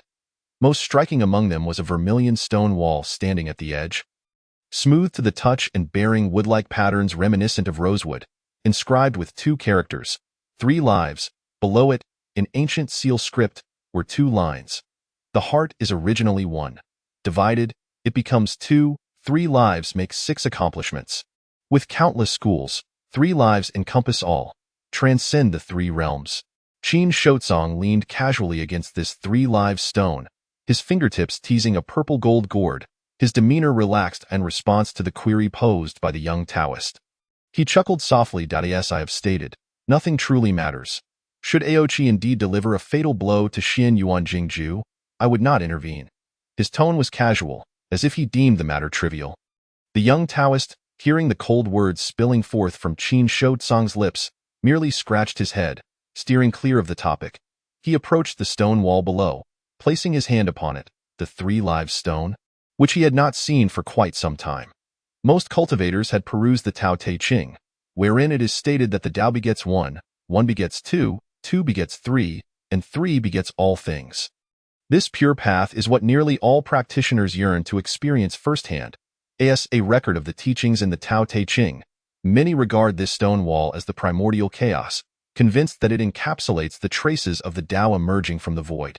Countless practitioners aspire to stand before this stone wall, refining their hearts and bodies, hoping to glean some essence of the Tao from it.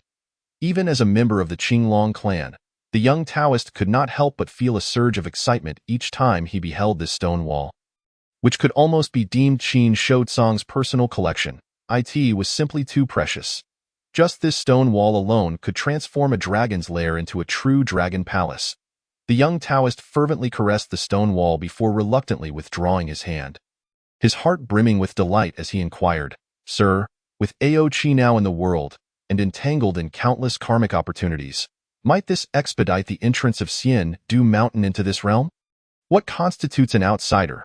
Merely someone without roots in this land, devoid of any fate. In this realm, where no one recognizes you, there exists no connection, let alone the possibility of drawing forth any karmic ties." This mirrors Qin Shotsong's current predicament. He stands out too starkly. Even the oblivious seeds of heaven and earth can perceive the peculiar aura that clings to this outsider. It is akin to a multitude clad in coarse garments. While only Qin Shotsong adorns himself in opulence, draped in intricately embroidered robes and a jade belt adorned with a golden crown. Should this nobleman endeavor to erect a towering edifice alone, it would inevitably incite envy and hostility. No one would harbor any goodwill towards an enigmatic outsider, especially one who seems intent on encroaching upon territory that has long been delineated. However, if this richly attired noble were to generously bestow upon the masses, garnering their respect, allowing them to willingly labor for him, brick by brick, tile by tile to construct a jade pavilion, such a scenario would not appear so bizarre after all. To be ensnared by karma is not necessarily a fortuitous fate. To kill, to save, the entangled web of cause and effect. Aochi to others, Aochi to me, others to me. There are those who harbor animosity, and those who feel gratitude. These strands of seemingly baseless karma cling to him like maggots to bone. Perhaps they could hasten this seed of heaven and earth to overlook my existence, yet they might also disturb my already tumultuous Tao heart. It is vital to note that my injuries have yet to heal.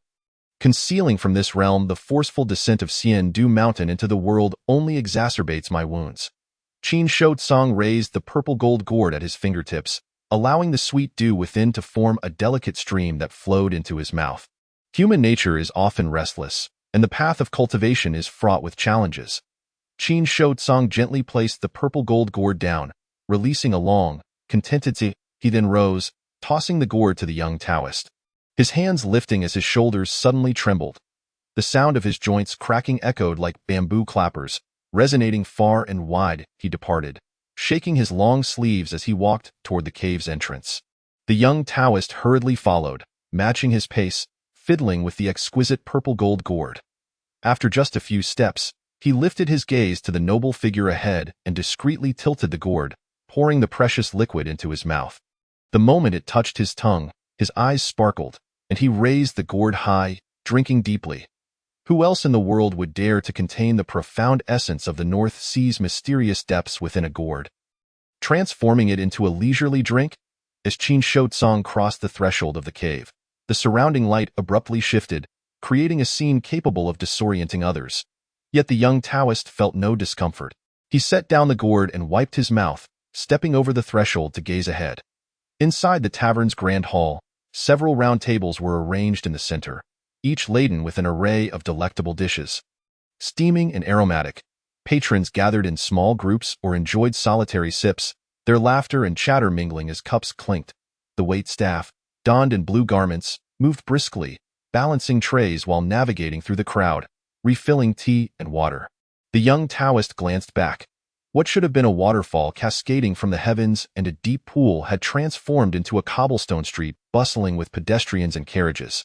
Various shops lined the street, selling silks and brocades, showcasing antiques and paintings, and offering steaming street food, all brimming with the vibrant energy of the marketplace. Qin Gongzi, an elder seated at a nearby table, spotted Qin Shotsong and waved his hand. Qin Shotsong displayed no aloofness, returning the gesture with a smile. "Zhang Lao, you seem rather leisurely today." "Ah, just busying myself with trivialities. I finally found some free time today to come for a drink. Would you care to join me, Qin Gongzi? Next time." A young waiter, hearing their exchange, approached with a grin, removing the cloth from his shoulder as he wiped his hands. "Oh, Qin Gongzi, will it be a private room or a cozy corner today?" Qin Shotsong pondered for a moment before asking, "What is the tale today?" The waiter chuckled. "It's the story of the yellow wild man seeking the immortal. Then we'll take a cozy corner." "Very well." Leading the young Taoist Daoxian, Qin Shotsong made his way toward a private booth surrounded by 3 screens. Once seated, the waiter spread a warmed silk cloth across the table to warm the hands of the esteemed guests. Presenting a pot of warm wine and 2 cups, Qin Shotsong casually tossed a silver ingot with a snowflake pattern, and the waiter hurriedly accepted it, fumbling as he bowed deeply, unsure if it was an act or genuine clumsiness.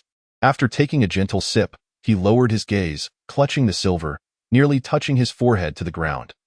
Qin Shotsong waved his hand, dismissing the waiter, before pouring himself a cup of clear wine and also filling the cup for the young Taoist beside him. "Jiang Dong Daku, a fine wine," Qin Shotsong remarked with a smile. The young Taoist, unable to discern the quality, merely held the purple gold gourd, gazing at the lively crowd in the hall, his eyes filled with longing. This realm is home to merchants and common folk, as well as princes and dukes, amidst a plethora of nations. The court is rife with schemes, while the martial world is turbulent. Everything feels so tangible. Yet only one person and one dragon at the table know that these beings neither live nor die, yet can move freely, existing within this realm for millennia, as if tending to ants. The ants remain oblivious to the celestial visitors who descend from above, witnessing the world's impurities, seeking the path of immortality. Chapter 35. Escape and slaughter. With a sudden clap, the previously bustling tavern hall fell silent. The storyteller, clad in a blue robe, his long hair elegantly pinned with a jade hairpin, set down the wooden clapper in his hand. Beside him, an ancient pear-wood table held a pot of warm wine and a cup, from which he occasionally sipped to soothe his throat and invigorate his words. There is a saying. In the spring rains of the 4 seasons, the yellow wild man journeys to Xiandu Mountain to seek the immortals. Alone, he departs from his homeland, making his way up the mountain path as night descends. Chibu Qian bent low, his heart pounding like a drum in his ears. The 2 short spears that had never left his side were long forgotten. And his mind was consumed by a singular thought: to escape. to flee to the foot of the mountain and find his master, the fearsome Xiang Bing Kai, whose name alone could quell a child's night cries. And then continue to flee. A dull thud sounded behind him, no cries of sorrow, no screams or pleas for mercy, nothing. Qi Buqian's eyelids twitched violently. He did not need to glance back to know that yet another life had been extinguished, reduced to mere blood and mud. How tall could a 7-foot man be when every organ and bone had been pulverized? Previously, he had no clue. But now he understood.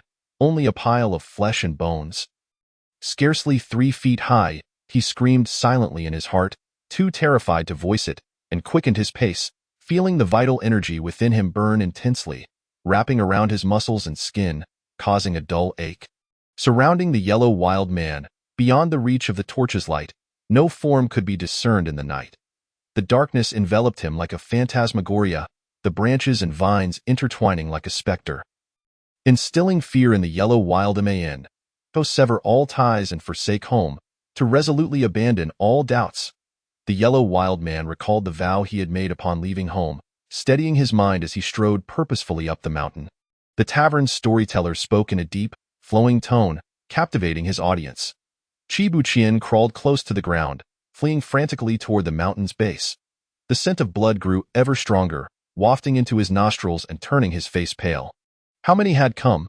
30. The Peak Master had personally brought 30 skilled individuals to Jiun Mountain, all of whom were formidable third-rank fighters, not to mention the many martial artists who had rushed to partake in the fray. Adding to that were the ghostly soldiers of the Tian Terrace.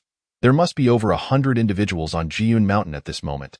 Yet these scattered figures in the dense forest were being swiftly dispatched by a solitary woman.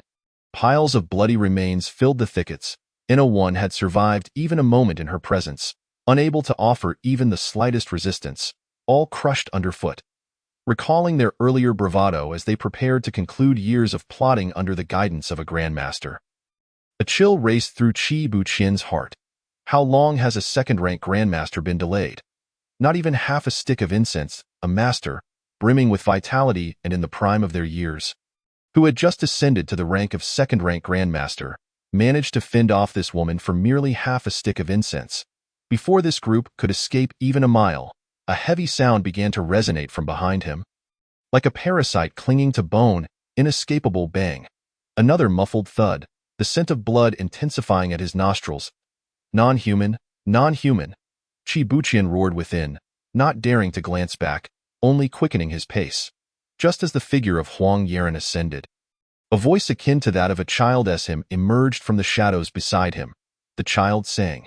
In years past, often shackled by fame and gain, amidst the turbulent sea of suffering, joy was found in burdens. Everyone learns the way yet toils away, each heart lofty, yet aspirations low. Upon hearing these words, Huang Yaran felt a chill run down his spine. Indeed, the populace cannot relinquish their cherished children and spouses, as precious as jade and gold, yet they incessantly seek out immortals and heavenly connections, even yearning to grasp eternal life within their palms. In this mortal realm, where could such good fortune be found? The storyteller's masterful delivery captivated the patrons in the tavern, causing them to envision themselves as the seeker of immortality. Huang Yaran, if one truly wished to pursue the celestial, how many could bear to forsake the mundane? Qi Buqian was drenched in sweat, his throat parched, yet he dared not slow his pace, not even to take a breath. He could only stifle the air in his chest, gritting his teeth to hasten his steps. What filled him with despair was that despite exerting all his strength, the scent of blood behind him grew ever stronger. This indicated that the non-human woman was drawing closer. No, no, I must go faster. Blood oozed from his nostrils, and Qi Buqian parted his lips, not exhaling the stagnant breath that had reached its limit, but inhaling deeply once more. His chest swelled outward by 3 inches, with blood seeping from his ears. He could no longer attend to the chaos within his body caused by his forceful exertion. He simply fled down the mountain with every ounce of his being. Huang Yaran could not recall how long he had traversed the mountain path until his legs grew weak and stars danced before his eyes. Barely managing to stop. The path ahead was unclear, and he could not discern whether the childish chant resonating in his ears was that of a ghost or an immortal at that moment. He recalled his immense wealth, his numerous wives and concubines, As a prosperous merchant, why had he ventured to the immortal peaks to seek some trifling divine favor? He had traversed far and wide, from the depths of the rivers to the heights of the halls. Why had he come here? Once this thought emerged, it surged forth like a torrential flood, impossible to contain. All he desired now was to return home. The storyteller took a sip of warm wine, observing the varied expressions of the patrons in the hall, deep in thought, and smiled slightly, continuing. Thus he heard the child's final lines. Your will cannot align with my will. How can my heart serve as your guide? Chibuchian's eyes brightened, his gaze sharpening as he spotted flickering lights below the mountain. Surely, they were the warriors from Bailian Peak led by his master. This sight filled Chibuchian with joy, only for that joy to be swiftly replaced by dread. Gritting his teeth, he leaped into the air, shouting, Master! Below the mountain, Xiang Bingkai watched the battered Zhang Zhao and Wei Yinghua, who were still struggling like cornered beasts, a glimmer of mockery in his eyes. What could two third-rank warriors accomplish? Under the barrage of arrows, amidst the assault of hundreds of third-rank warriors, without armor or weapons, would they not be just as easily overwhelmed? Then, the shout from above caught his attention. Xiang Bingkai turned, frowning as he looked towards the source of the sound. He saw his disciple leaping into the air. Their eyes met, then, he heard his disciple utter the remaining two words, run. As the words left his mouth, the instinct to evade danger, honed by years of martial training, made Xiang Bingkai's heart tremble. A surge of violent energy erupted suddenly.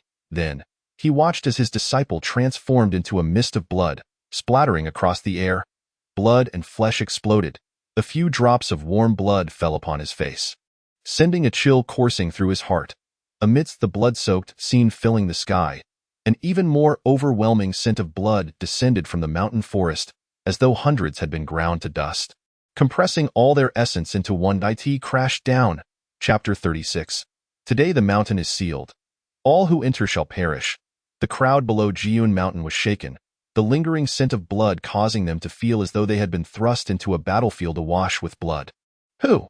Xiang Bingkai raised his hand to wipe the warm blood belonging to his disciple from his face and shouted fiercely.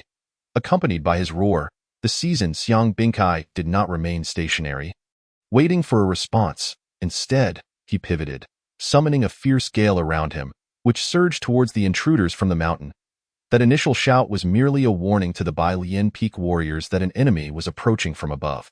Moving with blinding speed, as the only third-rank grandmaster present unharmed, he leaped forth, wielding the gale like a blade, delivering a devastating punch towards the incoming foe. In midair, Xiang Bingkai, surrounded by the gale, finally caught sight of the enemy descending from the mountain.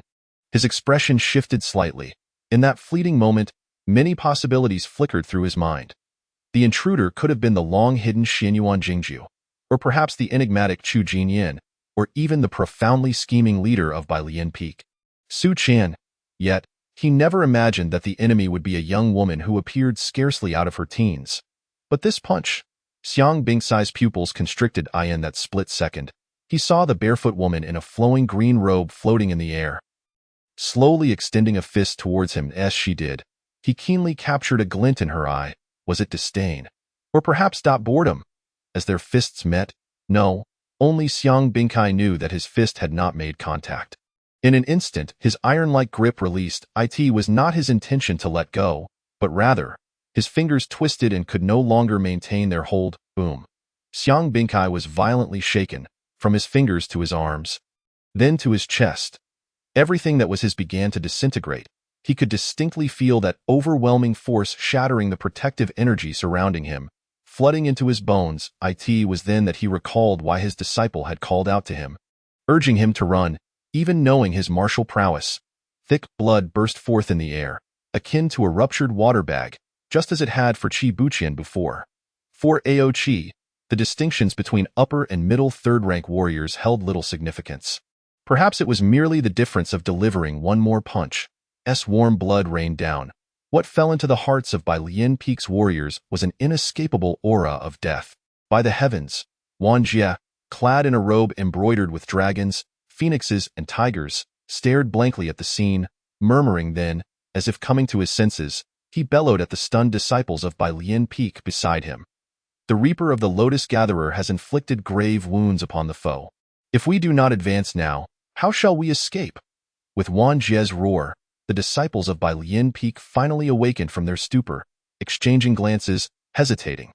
After all, the previous scene had been too horrifying.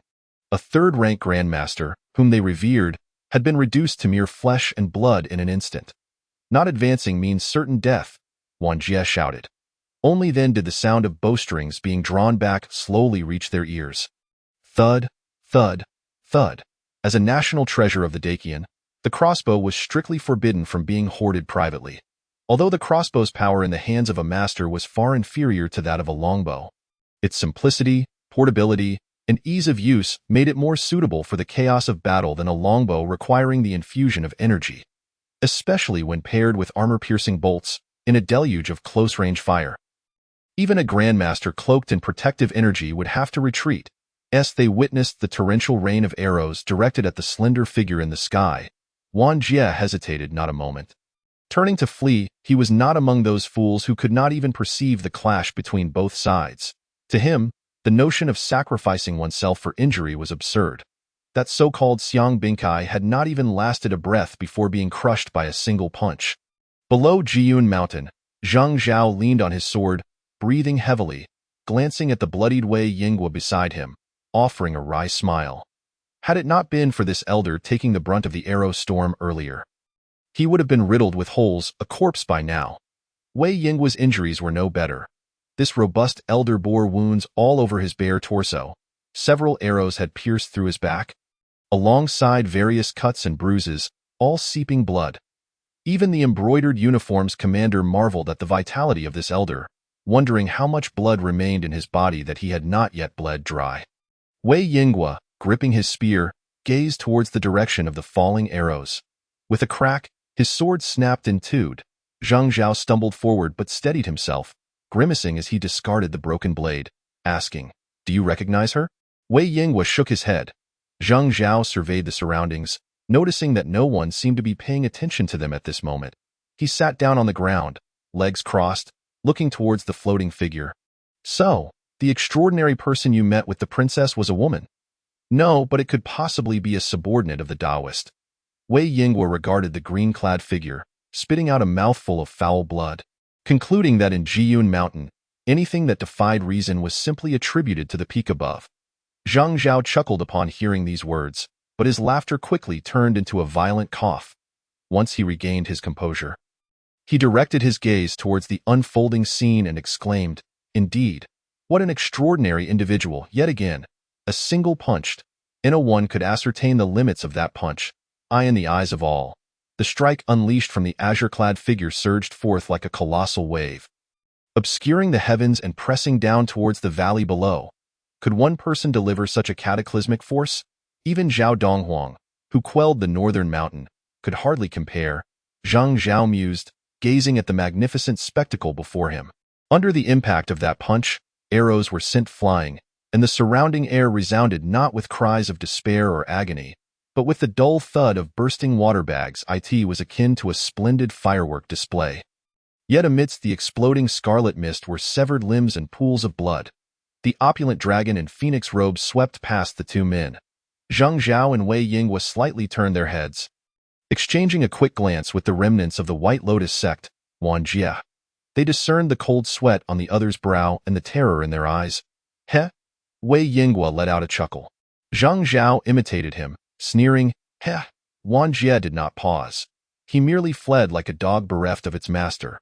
The blood-soaked ground delineated a stark boundary between the mountain and the valley. A barefooted woman stood atop the mountain. Pristine in appearance, not a speck of filth tainting even her exposed soles.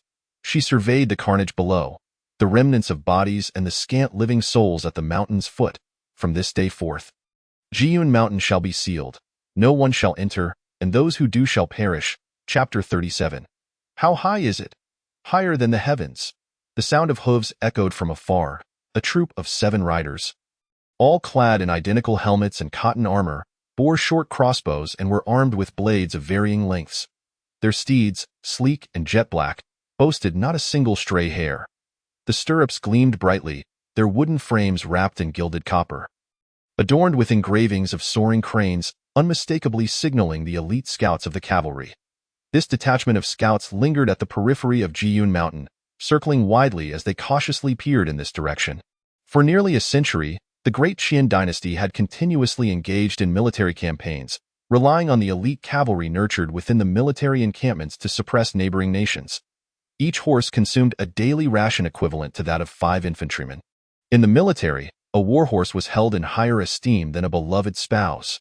From the excellent steeds of Qingzhou to the renowned cavalry of Longting, they traversed ditches and hills, braved obstacles and vast marshes, confronting formidable foes.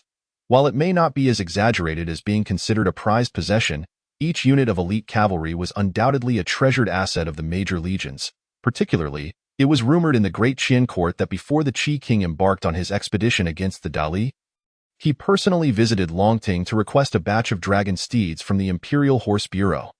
The head of the bureau, frazzled by the Qi king's insistence, reluctantly relinquished a selection of dragon steeds, each towering a full foot taller than the average border cavalry mounts, impressively robust. Consequently, when the Qi king triumphed over the Dali and returned victorious, many literati and officials condemned him for his audacity. The head of the Imperial Horse Bureau, in a fit of rage, rebuked the officials. The Qi king commands hundreds of thousands of troops, achieving a grand victory over the Dali, returning in triumph to present his accolades. Do you think his glory is inferior to that of a successful scholar? At these words, the officials fell silent, and the emperor laughed heartily, quipping, "Return to your stable." After that, no official dared to mention the matter again, illustrating the Great Qian court's reverence for military merit over civil governance. The elite cavalry scouts of Anfeng meandered back and forth several times, and upon confirming that the assault at the foot of Jiyun Mountain seemed to have subsided, they could no longer resist drawing closer. In the dim light of the torches, they beheld a gruesome scene at the base of the mountain, where blood and flesh lay scattered, while the branches above dripped with the remnants of shattered bodies and warm blood. Even though they were seasoned border cavalry accustomed to the carnage of battlefields, the sight before them sent a chill coursing through their hearts. The heaps of blood and bones twisted in the early spring air, emanating warm steam. The hooves of their steeds trod upon the trickling blood, halting at the edge. The cavalry leader reined in his horse and brandished his blade, addressing the 2 remaining figures in the bloodied expanse. "Who goes there?"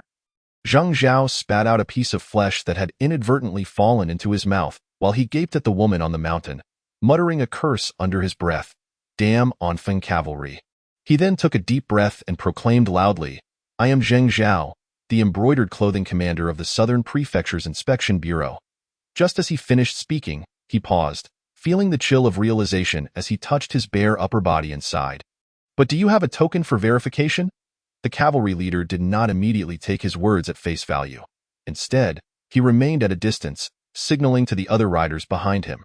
The remaining 6 riders slowly fanned out, subtly forming an encirclement.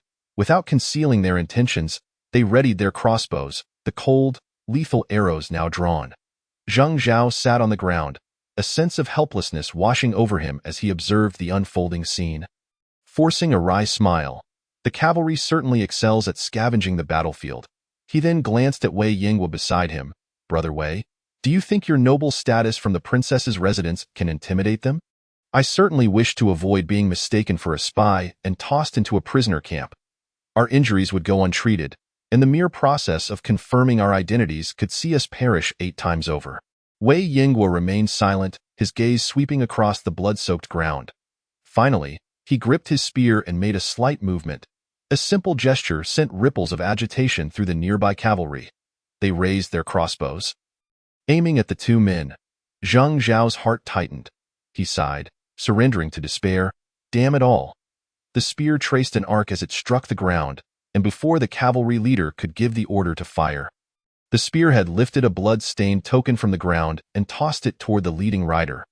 The cavalry leader gestured behind him, not dismounting but skillfully bending sideways from his horse, allowing it to step forward just enough for him to retrieve the fallen token. A single motion revealed his exceptional horsemanship. Wiping the blood from the token, the cavalry leader's expression darkened slightly. Although he possessed the token, he could not ascertain its ownership. "We shall detain you both for now. Do not resist. Your identities will be verified in the camp, after which we will proceed accordingly." Zhang Zhao sprang to his feet and declared loudly, "We require medical attention. Please consult the military department to verify our clothing insignia. Let us discuss this later." The cavalry leader waved his hand, sending 2 riders forward, while the others remained mounted, their arrows still trained on the 2 men. Zhang Zhao extended his hands, eyes forward, awaiting their arrest. Murmuring, "Brother Wei, it seems we must endure a journey through the Anfeng army after all. I only hope we do not perish at the hands of those madmen from the White Lotus sect, but instead fall victim to our own people. That would be a most untimely demise." No response followed. Zhang Zhao merely heard the clink of metal beside him. The spear fell into the pool of blood. The robust figure collapsed. Xian Yuan Jingzhu and Li Shouxue sat cross-legged beneath a tree. Li Shouxue stared blankly at the green leaves on the ground, uncertain if fixating on them might conjure a flower.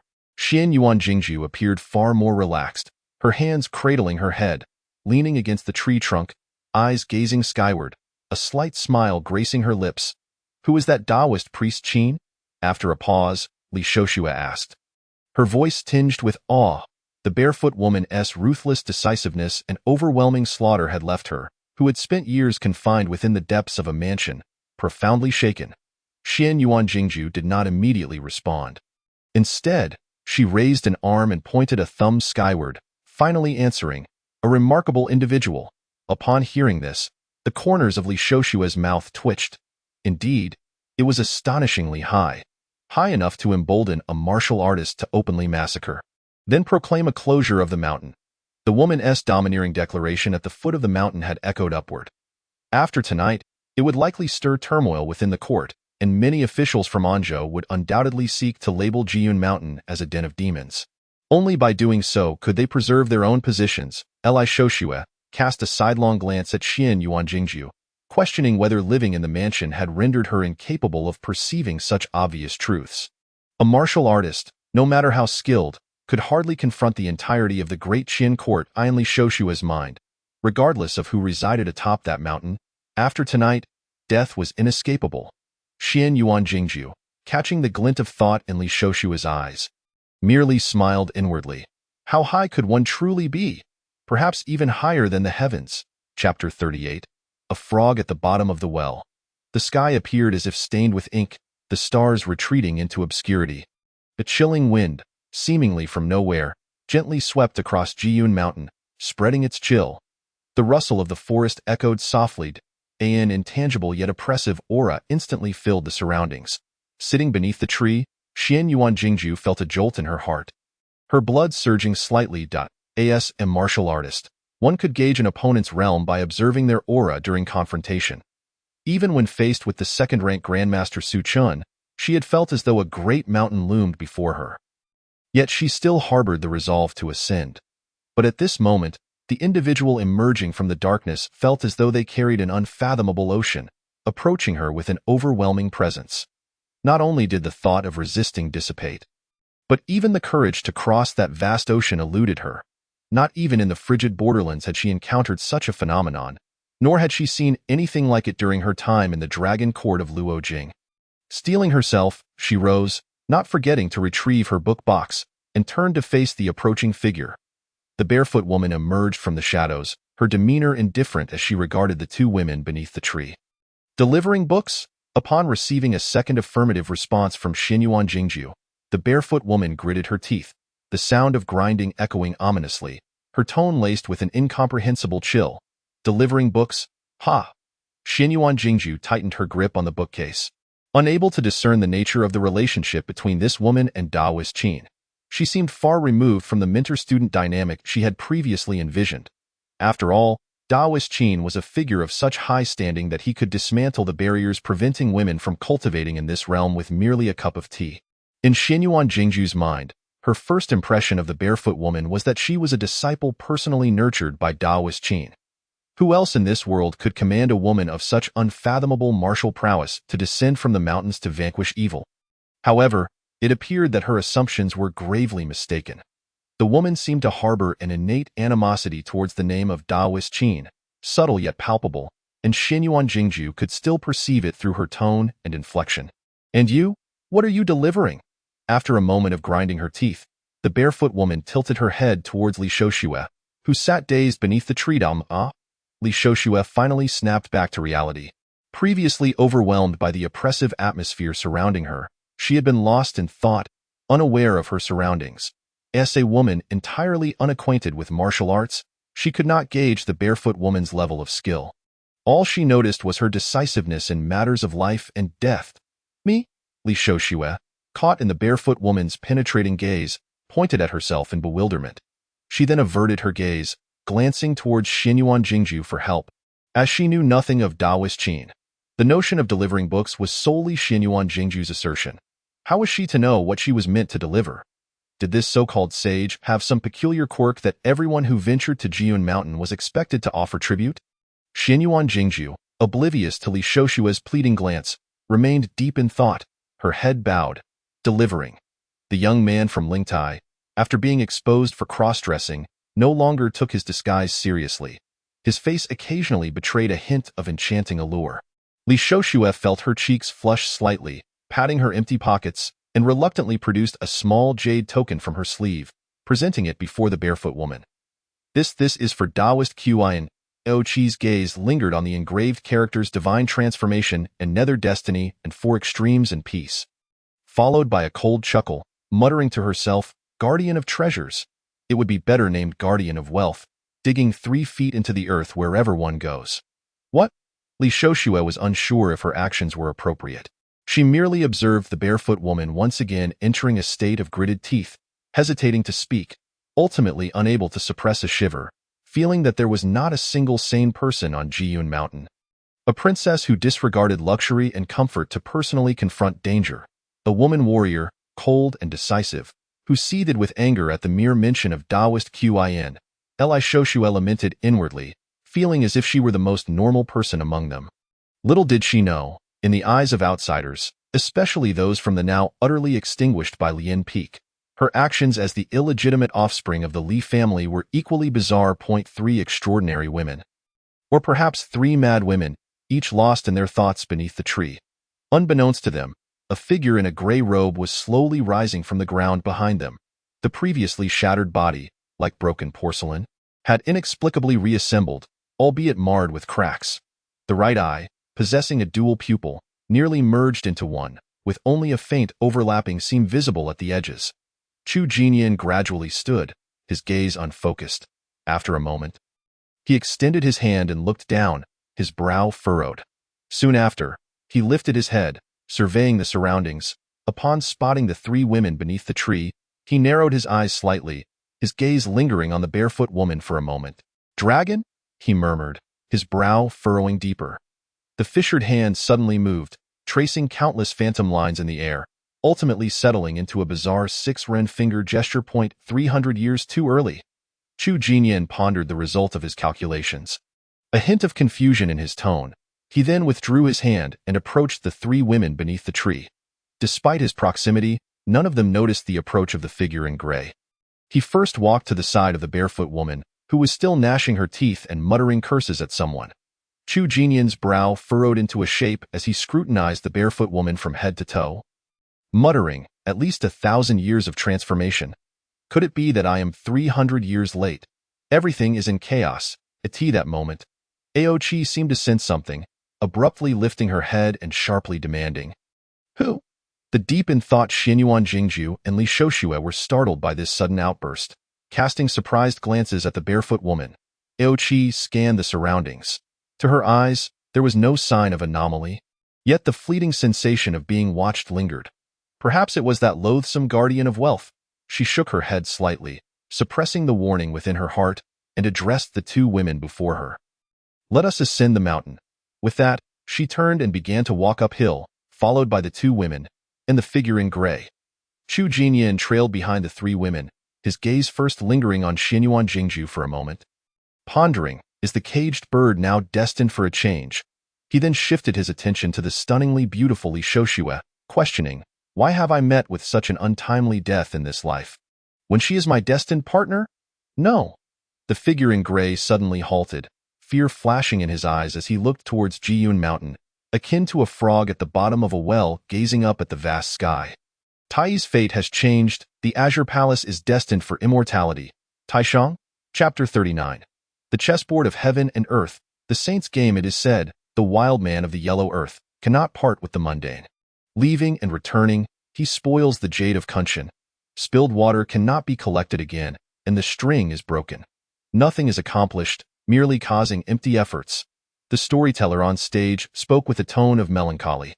The audience in the grand hall listened with rapt attention, engrossed in the tale of a wealthy merchant who, during his quest for immortals, faced numerous setbacks, leaving the patrons feeling a sense of satisfaction. A pleasure they could not share with others. The young Taoist boy, however, showed no interest in the tale of seeking immortals. He merely scanned the surrounding crowd. The mysteries of the Qinkuan Taoist temple were beyond words. For the owner of the Taoist temple, nurturing such a place was far more challenging than constructing a cave heaven of fingertip realms. First, one must seek a shattered hiding place in the myriad worlds, ideally containing 1 or 2 seeds of cultivation, akin to a farmer searching for fertile land. Then, a high saint descends, imparting teachings, passing on scriptures, performing methods, and establishing regulations. Everything is determined by the saint. It is what the Taishang Zhenxian referred to as sowing seeds. While waiting for these seeds to take root and sprout, the true immortal continuously nourishes them with their immense power, and only then does this realm gradually begin to bear fruit, awaiting the true immortal's harvest. The myriad processes remain somewhat vague even in the numerous texts of true immortals, requiring personal exploration. The Qinkuan Taoist temple before them was undoubtedly a complete place for observing the Tao. All nations and phenomena, from ancient to present, include rulers, ministers, civil and military officials, bureaucrats, scholars, farmers, merchants, and various trades, as well as loyal subjects and virtuous sons and daughters, all beings, with their fates divergent. Qin Shotsong traverses these realms, overseeing their endeavors to verify the great Tao. The young Taoist boy envied this aspect of cultivators, as they certainly traveled further in the realms of the Tao than he and his kin. The Qinglong clan could, from dragon to true dragon, from dragon pond to dragon palace, how much time and effort did it take to ultimately attain the great Tao? Lost in thought, the young Taoist boy fantasized about one day commanding vast waters, ruling over all aquatic creatures. Suddenly, Qin Shotsong tapped the table with his fingers, producing a sound that was not particularly loud. Yet, as the sound echoed, the bustling hall and street fell silent in an instant, as if a pin could be heard dropping. The storyteller on stage gaped, and the patrons in the hall raised their cups, the liquid within trembling slightly, droplets suspended in midair. Everything around them was frozen in that moment. Faced with such a surreal scene, the young Taoist boy finally regained his composure, tilting his head to look at Qin Shotsong. "Sir?" Qin Shotsong held his wine cup, glancing towards a corner of the tavern. His eyes swirled with colors of cloud-like vapor. Yet, the young Taoist boy knew that his gaze had long transcended this realm, gazing far beyond. "I asked someone calculating my fate." Qin Shotsong's words revealed a rare hint of amusement. "Something not seen in quite a while." Hiss. The young Taoist boy gasped, sitting up straight, his face alight with excitement, as he realized that this individual beside him, even before establishing the Wujitashing Palace, was someone no one dared to calculate. A cultivator who, even before attaining the Tao, boldly claimed permanence amid the ebb and flow of life, forever present. If anyone knew the true nature of Qin Shotsong, they would never dare to attempt to calculate the fate of such an enduring being. That would be akin to laying bare their past and present before him, offering it for his scrutiny. How intriguing, Qin Shotsong mused with a light laugh. Go follow rules, or to break them? Though this is a wild land, it possesses a foundation of millions of years. It would be rare not to have 1 or 2 figures who treat the world as a chessboard. Qin Shotsong rose to his feet, hands clasped behind his back. "I in this world, everything is said to possess a certain quality, and those who cultivate the Tao ascend the mountains in layers, each level bearing its own name. Pray, allow me to discern the quality of your celestial exile." As the words fell, the warm utterance tore through the vastness of the Taoist temple before him, cascading down from the peak of Shindu Mountain, tumbling through the clouds and landing squarely in the ears of Chu Jinyin. Beneath the clouds at the mountain's base, a figure clad in gray trembled, his spirit shaken, as the already cracked surface of his face shattered once more. No blood was shed, Yet countless fragments exploded forth, revealing a bottomless abyss of darkness beneath the scattered remnants. Chu Jinian gasped in silent horror, turning to flee, even though he was certain that the nameless true immortal seated atop Jiyun Mountain could not directly interfere with this realm. He still dared not confront the figure before him. How could this be? Why must he face such a predicament upon awakening from his stupor? The Tao, in its utmost emptiness, should perceive the quality of all things. The heavens, in their utmost clarity, reflect the myriad realms without concealment. Where a true immortal's gaze falls, the truth is laid bare. As this figure in gray fled, he shed fine fragments from his form, akin to a fish being scaled and skinned upon a cutting board. After a brief escape, Chu Jinian suddenly halted, realizing that continuing like this would render him unable to evade the scrutiny of the supreme true immortal. With this thought, he turned back, bowing toward Jiyun Mountain, his voice resonant. Predecessor, I have languished in chaos for countless generations, unaware of the passage of time. At this moment, I merely wish to emerge into the world, ignorant of the events transpiring. Might I? A voice descending from the heavens interrupted Chu Jinian's entreaty. Whose rules are these? Upon hearing this, Chu Jinian's body quivered anew, his heart filled with indescribable dread. He lifted his head and cried out hoarsely, Qinggong Dingxian. Isn't the predecessor? A gentle breeze stirred, sweeping up the dust from the ground. This unknown celestial exile, having undergone countless reincarnations, was reduced to ashes in an instant. Qin Shotsong, standing in the great hall of the tavern, squinted slightly, letting out a surprised exclamation. What has transpired, sir? The young Taoist could not perceive the heavens as Qin Shotsong did. He stood by eagerly, inquiring about the outcome of this sudden event. Qinggong Dingxian? Qin Shotsong mulled over the last words spoken by the celestial exile. Then he chuckled lightly, the mirth chilling. How intriguing. The heavens are round like a lid. The earth resembles a chessboard. Is this the eternal game played by the sages? With that, Qin Shotsong extended his hand, observing the patterns of his palm as if surveying the world. Mountains and rivers lay within his palm, the universe at his fingertips, the cosmos concealed within his sleeves. Nothing escapes the net of heaven. Who orchestrates this? Qin Shotsong's demeanor turned solemn as he murmured, Was it predicted 1,000 years ago that I would descend into this world? The young Taoist received no answer to his inquiry, only the sound of the true immortals muttering beside him. Or perhaps, this realm is merely another's Taoist temple. Upon hearing this, even the young Taoist felt a chill of fear. Just as the young Taoist had previously inquired, Qin Shotsong's soliloquy received no response. Chapter 40. Remnants of the previous dynasty on Shindu Mountain. There are 9 locks. All cultivators on the Heavenly Pivot's Greedy Wolf are aware of this fact. Regardless of one's cultivation level, even a master at the half-step ascension stage must walk upon this mountain. Ascending against the stream, countless paths intertwine ahead, winding endlessly. The master of the mountain never intervenes, allowing travelers to choose their path. Should one encounter a cliff with no way forward, the traveler understands that this path constitutes a lock. The mountain roads are ever-changing, impossible to predict or record. Only with a heart as steadfast as iron, persevering through the 9 locks, can one reach the summit. The young Taoist followed the figure in a flowing white robe along the mountain path. Counting on his fingers, the pillar of heaven had yet to enter the world, and the 9 locks had reduced to merely 3 beyond the great purification cave. The mirror pool had become half-empty. Within the half-ruined dragon court lay 7 shattered dragon pearls. The cold spring, moon cave, ice pot, and sword-testing rock were nowhere to be found.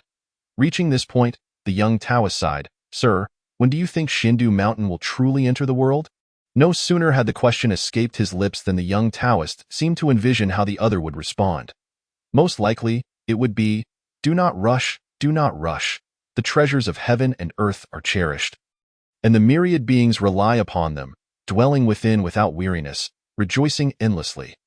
The young Taoist nodded to himself, realizing he too needed to learn from the Sir, cultivating a natural mindset and not hurrying over external matters. Yet this time, Qin Shotsong did not respond as the young Taoist had anticipated. In the grand scheme of worldly affairs, the East is where dragons and snakes take flight. Qin Shotsong replied nonchalantly, He sets the stage and I shall break the game. Shindu Mountain can no longer linger in the heavens. The young Taoist looked up, gazing at the figure beside him, Are you going to make a move personally?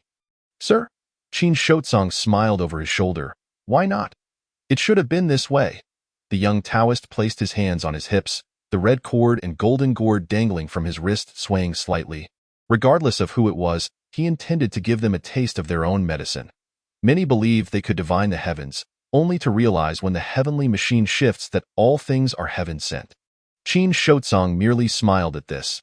Turning his gaze, he noted that they stood upon a precipice rising from the ground. One side a tangled path, the other a sheer cliff. Across this chasm, 100 paces away, lay a lush and exquisite forest. In Qin Shotsong's eyes, he could clearly see 3 women ascending the steps within that forest. The guests have arrived. It is time to sweep the mat and welcome them. Xian Yuan Jingju carried a book box on her back, resembling a scholar traveling for knowledge, her steps not particularly light due to her injuries sustained in a duel with a second-grade grandmaster. Yet in this tranquil mountain forest, her state of mind was profoundly serene. As she ascended the steps, she was reminded of her first arrival at this place. Back then, the guide had not been this barefooted woman, but rather a young Taoist. Reflecting on this, a faint smile crept upon Xian Yuan Jingju's lips, as if all those by Qin Daolong's side were equally intriguing, entirely unlike the turbulent world where attendants must be imposing. Capable of subduing all external foes, and servants should possess myriad postures, able to refine ink for their master's delicate hands. Who says that attendants cannot be decisive female warriors? Can servants not be innocent and unblemished young Taoists? Your Highness, a soft voice called from behind. Xian Yuan Jingju turned to glance at Li Shouxue, and even as a woman, she felt a twinge of envy each time she met the gaze of this celestial spirit from the celestial platform. How could there be a woman so stunning? Here, it seemed, was not Jiyun Mountain. Li Shouxue tightened her grip on the jade token in her palm, whispering, Your Highness, your expression seems to suggest you were already aware? Xian Yuan Jingju raised an eyebrow, retreating slightly from Li Shouxue, and laughed. Actually, I do not know, but it seems someone mentioned to me before that this mountain is called Shindu. Shindu Mountain. Li Shouxue lowered her head, her mind swirling with countless secrets and texts hidden within the celestial platform, the words racing through her thoughts. Finally, they settled on a single line. Jiyun Mountain, Shindu Mountain. The names of 3 mountains tumbled from Li Shoushua's lips, sounding as if she had repeated Jiyun Mountain twice. Your Highness, it seems that Jiyun Mountain was referred to as Jiyun Mountain in the previous dynasty, and Anzhou was also once called Jizhou. According to records from the previous dynasty, Jiyun Mountain is also known as the Mountain of Xiandu, where the Yellow Emperor ascended upon a fire dragon. Xiandu Mountain and this Xiandu. Do you not find it peculiar, Your Highness? The moment Li Shoushue's words fell, Xian Yuan Jingju halted in her tracks, a flicker of suspicion crossing her face. Li Shouxue did not miss the fleeting expression on Xian Yuan Jingju's face and continued. This eminent figure could possibly be Xian Yuan Jingju came to an abrupt stop, casting a cold glance at Li Shouxue. Her gaze was as sharp as a blade, silencing the words that remained unuttered. Yet both knew what the latter half of that sentence implied. Remnants of the previous dynasty. Since the Xian Yuan clan reshaped the world and took control of the capital, all records of the previous dynasty had been thoroughly obliterated, leaving only a few phrases behind. For instance, Xian Yuan Jingju was aware that the previous dynasty revered the divine and the mystical, almost to the point of worship, yet she remained unclear about the specifics. Moreover, she knew that the previous dynasty had established the Bureau of Divination, Mingxi Hall, which had been dismantled by the founding emperor of Daqian on the day of the nation's establishment, the reasons for which remained unknown to her. This matter was already bizarre, and now, with Li Shoushue's reminder, things seemed to spiral further out of control. 20 years prior, General Bai Bulei had executed remnants of the previous dynasty's 100,000 soldiers. Yet within the Daqian realm, one could not claim to have eradicated every trace of the previous imperial lineage. Li Shouxue spoke slowly, her palm beating with fine sweat, dampening the jade token in her sleeve. Ao Qi, walking ahead, naturally overheard the conversation between the two but made no response. Her dragon-like eyes, seemingly infused with ink, sparkled with amusement. Remnants of the previous dynasty. Xian Yuan Jingju lowered her head, her fingers tightly gripping the strap of the bamboo box, concealing her expression from view. Under Li Shoushue's anxious gaze, Xian Yuan Jingju lifted her head, her eyes coldly fixed on Li Shouxue, her lips curling into a chilling smile. The words that followed sent a shiver through Li Shoshue, filling her heart with icy dread. Li Shoshue, I care not for the purpose of your presence here at the seat on terrace. If you are truly so concerned for your ailing mother, it would be wise to refrain from your cleverness. Xinyuan Jingju's gaze was as cold as ice. As far as I know, neither the seat on terrace, the Li Manor, nor the White Lotus Peak can save your mother. However, perhaps the master of Xiandu Mountain might be able to assist. This time, I shall not pursue the matter, but should there be a next time? Without the need for others, once I descend the mountain, I shall seek a place of exquisite beauty for your mother's resting place. With that, Xinyuan Jingju turned and walked up the mountain path, leaving Li Shoshue standing there, lost in sorrow and despair. Chapter 41. Watching the flames from afar, much like the cliché details found in numerous stories, a courtesan from a brothel, in the course of a wine gathering, fortuitously found herself seated beside a scion of a noble family. The young nobleman, burdened with unfulfilled aspirations, drowned his sorrows in drink. Perhaps it was the liberating conversation that followed their drunken revelry. Or perhaps it was the courtesan's relatively elegant and handsome visage that drew him in. The courtesan, like a moth to a flame, fell into this entanglement, braving the fury of the brothel's matron. She surrendered her purity. Subsequently, she offered her meager savings to the young nobleman to support his studies abroad. As the saying goes, there is no such thing as love at first sight. It is merely lust that ignites desire. This courtesan, endowed with beauty and grace, was well versed in music and literature. As a concubine's son, the nobleman had suffered greatly. His mother had been slain by jealous women within the manor, and he endured daily humiliation at the hands of the legitimate son and his wife. A mere illegitimate child, he was deemed a pariah. How could he refuse such a woman? Yet, he harbored deep feelings for her, determined to save enough to redeem her from her current life and find a tranquil place for them to live out their days together. But within the noble family, treachery lurked. The legitimate son, having caught wind of the affair, conspired with his companions to preemptively redeem the courtesan before the young nobleman could accede. By the time he realized what had transpired and frantically sought her out in a secluded chamber. The courtesan had already been ravaged by the legitimate son and his companions, reduced to a shadow of her former self. In that moment, the nobleman said nothing. He merely draped a thin garment over her battered form, disregarding the jeers and insults that echoed behind him, and carried her away. The nobleman then used his saved coin to acquire a modest dwelling, where he sheltered the injured courtesan, subsequently hiring 2 maids to attend to her needs before departing. Years later, armed with a blade, he entered the manor, proclaiming that the head of the Li family had embezzled military funds and hoarded arms, and that the family's conduct had led to chaos in the region. Before the Li family could comprehend the situation, the armored dragon court guards stormed in, executing over 100 male members of the Li clan, leaving only the legitimate son in a state of shock. This nobleman then placed the blade against the neck of the man he was to call father, forcing him to kneel in the ancestral hall of the Li family. He gazed upon the array of ancestral tablets, proclaiming, with fathers and brothers lacking virtue, "Our clan has lost its foundation. I shall rid the world of its scourge." With that, the blade fell, blood staining the ancestral hall. He then emerged, holding his biological father's severed head, stripped the legitimate son's wives and concubines of their garments, displaying them as goods, and declared that all women of the Li family would serve as slaves on the front lines. Unable to bear the humiliation, the legitimate son took his own life, while the nobleman merely observed with cold indifference. In the wake of his ruthless actions, the nobleman, who had risen from a mere illegitimate son to the head of the Li family, leveraged the scant goodwill accrued over generations in Luojing, visiting neighboring clans to curry favor and garner support, the difficulties of which remained unspoken. Though his reputation was tarnished, branded as Li Duji in Luojing, he managed to stabilize the once fallen Li family. As for the courtesan he had sheltered in the distant dwelling, she bore a daughter years later. Holding his daughter in his arms, the nobleman's expression was complex. Li Shoshue, affectionately named Feinu, was acutely aware of the weight behind these names. Yet she offered no rebuttal, merely tenderly calling her daughter's name Shoshue, Shoshue. For Li Shoshue, the memories lingered, but when were they so cruelly torn asunder? Was it when, as a child, she witnessed her mother kneeling before her father, pleading to include her in his bed, as if sharing a husband would grant this sorrowful woman entry into the austere Li manor. Li Shoshue could vividly recall her mother's longing and despair, as well as her father's brooding complexity in the years that followed. She was raised in the depths of the manor, seeing no one but her wet nurse and her father, who visited the small courtyard no more than thrice a year. Only the books transferred from the Li manor kept her company.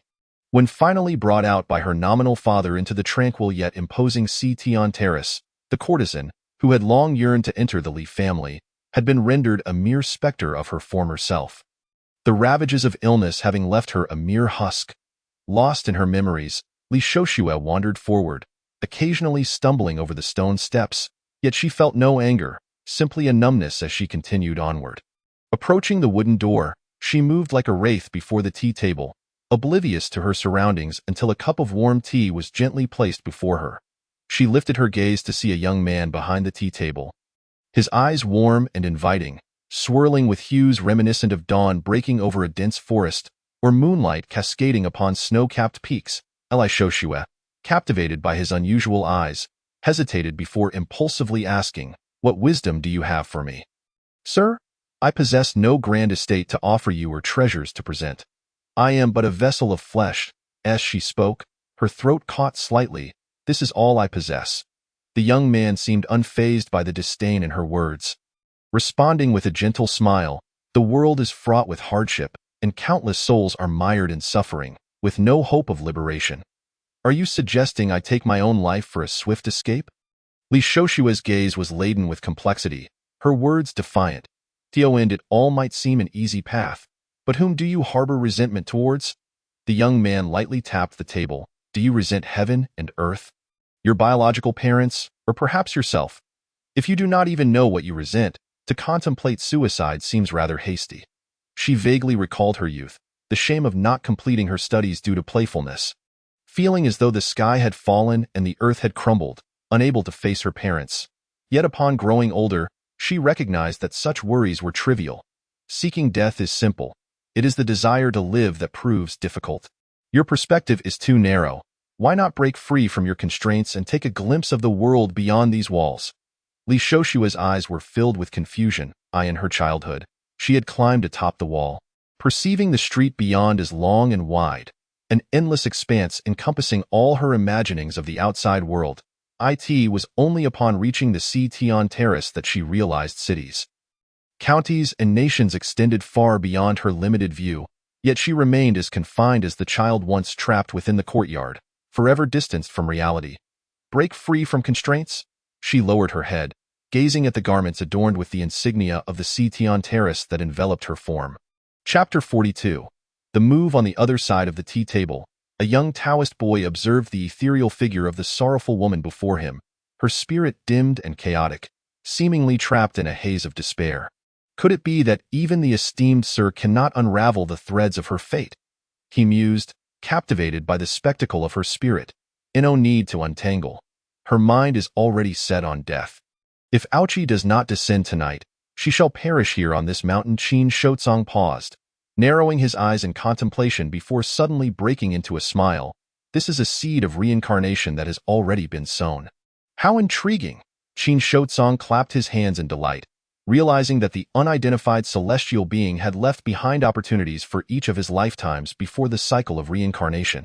Each rebirth would see these opportunities ripen, falling into his grasp, until the completion of 100 lifetimes, when the spirit is utterly purified, ascension to the heavens would be possible. Yet, he had not anticipated that these threads of fate would ultimately rest in his hands.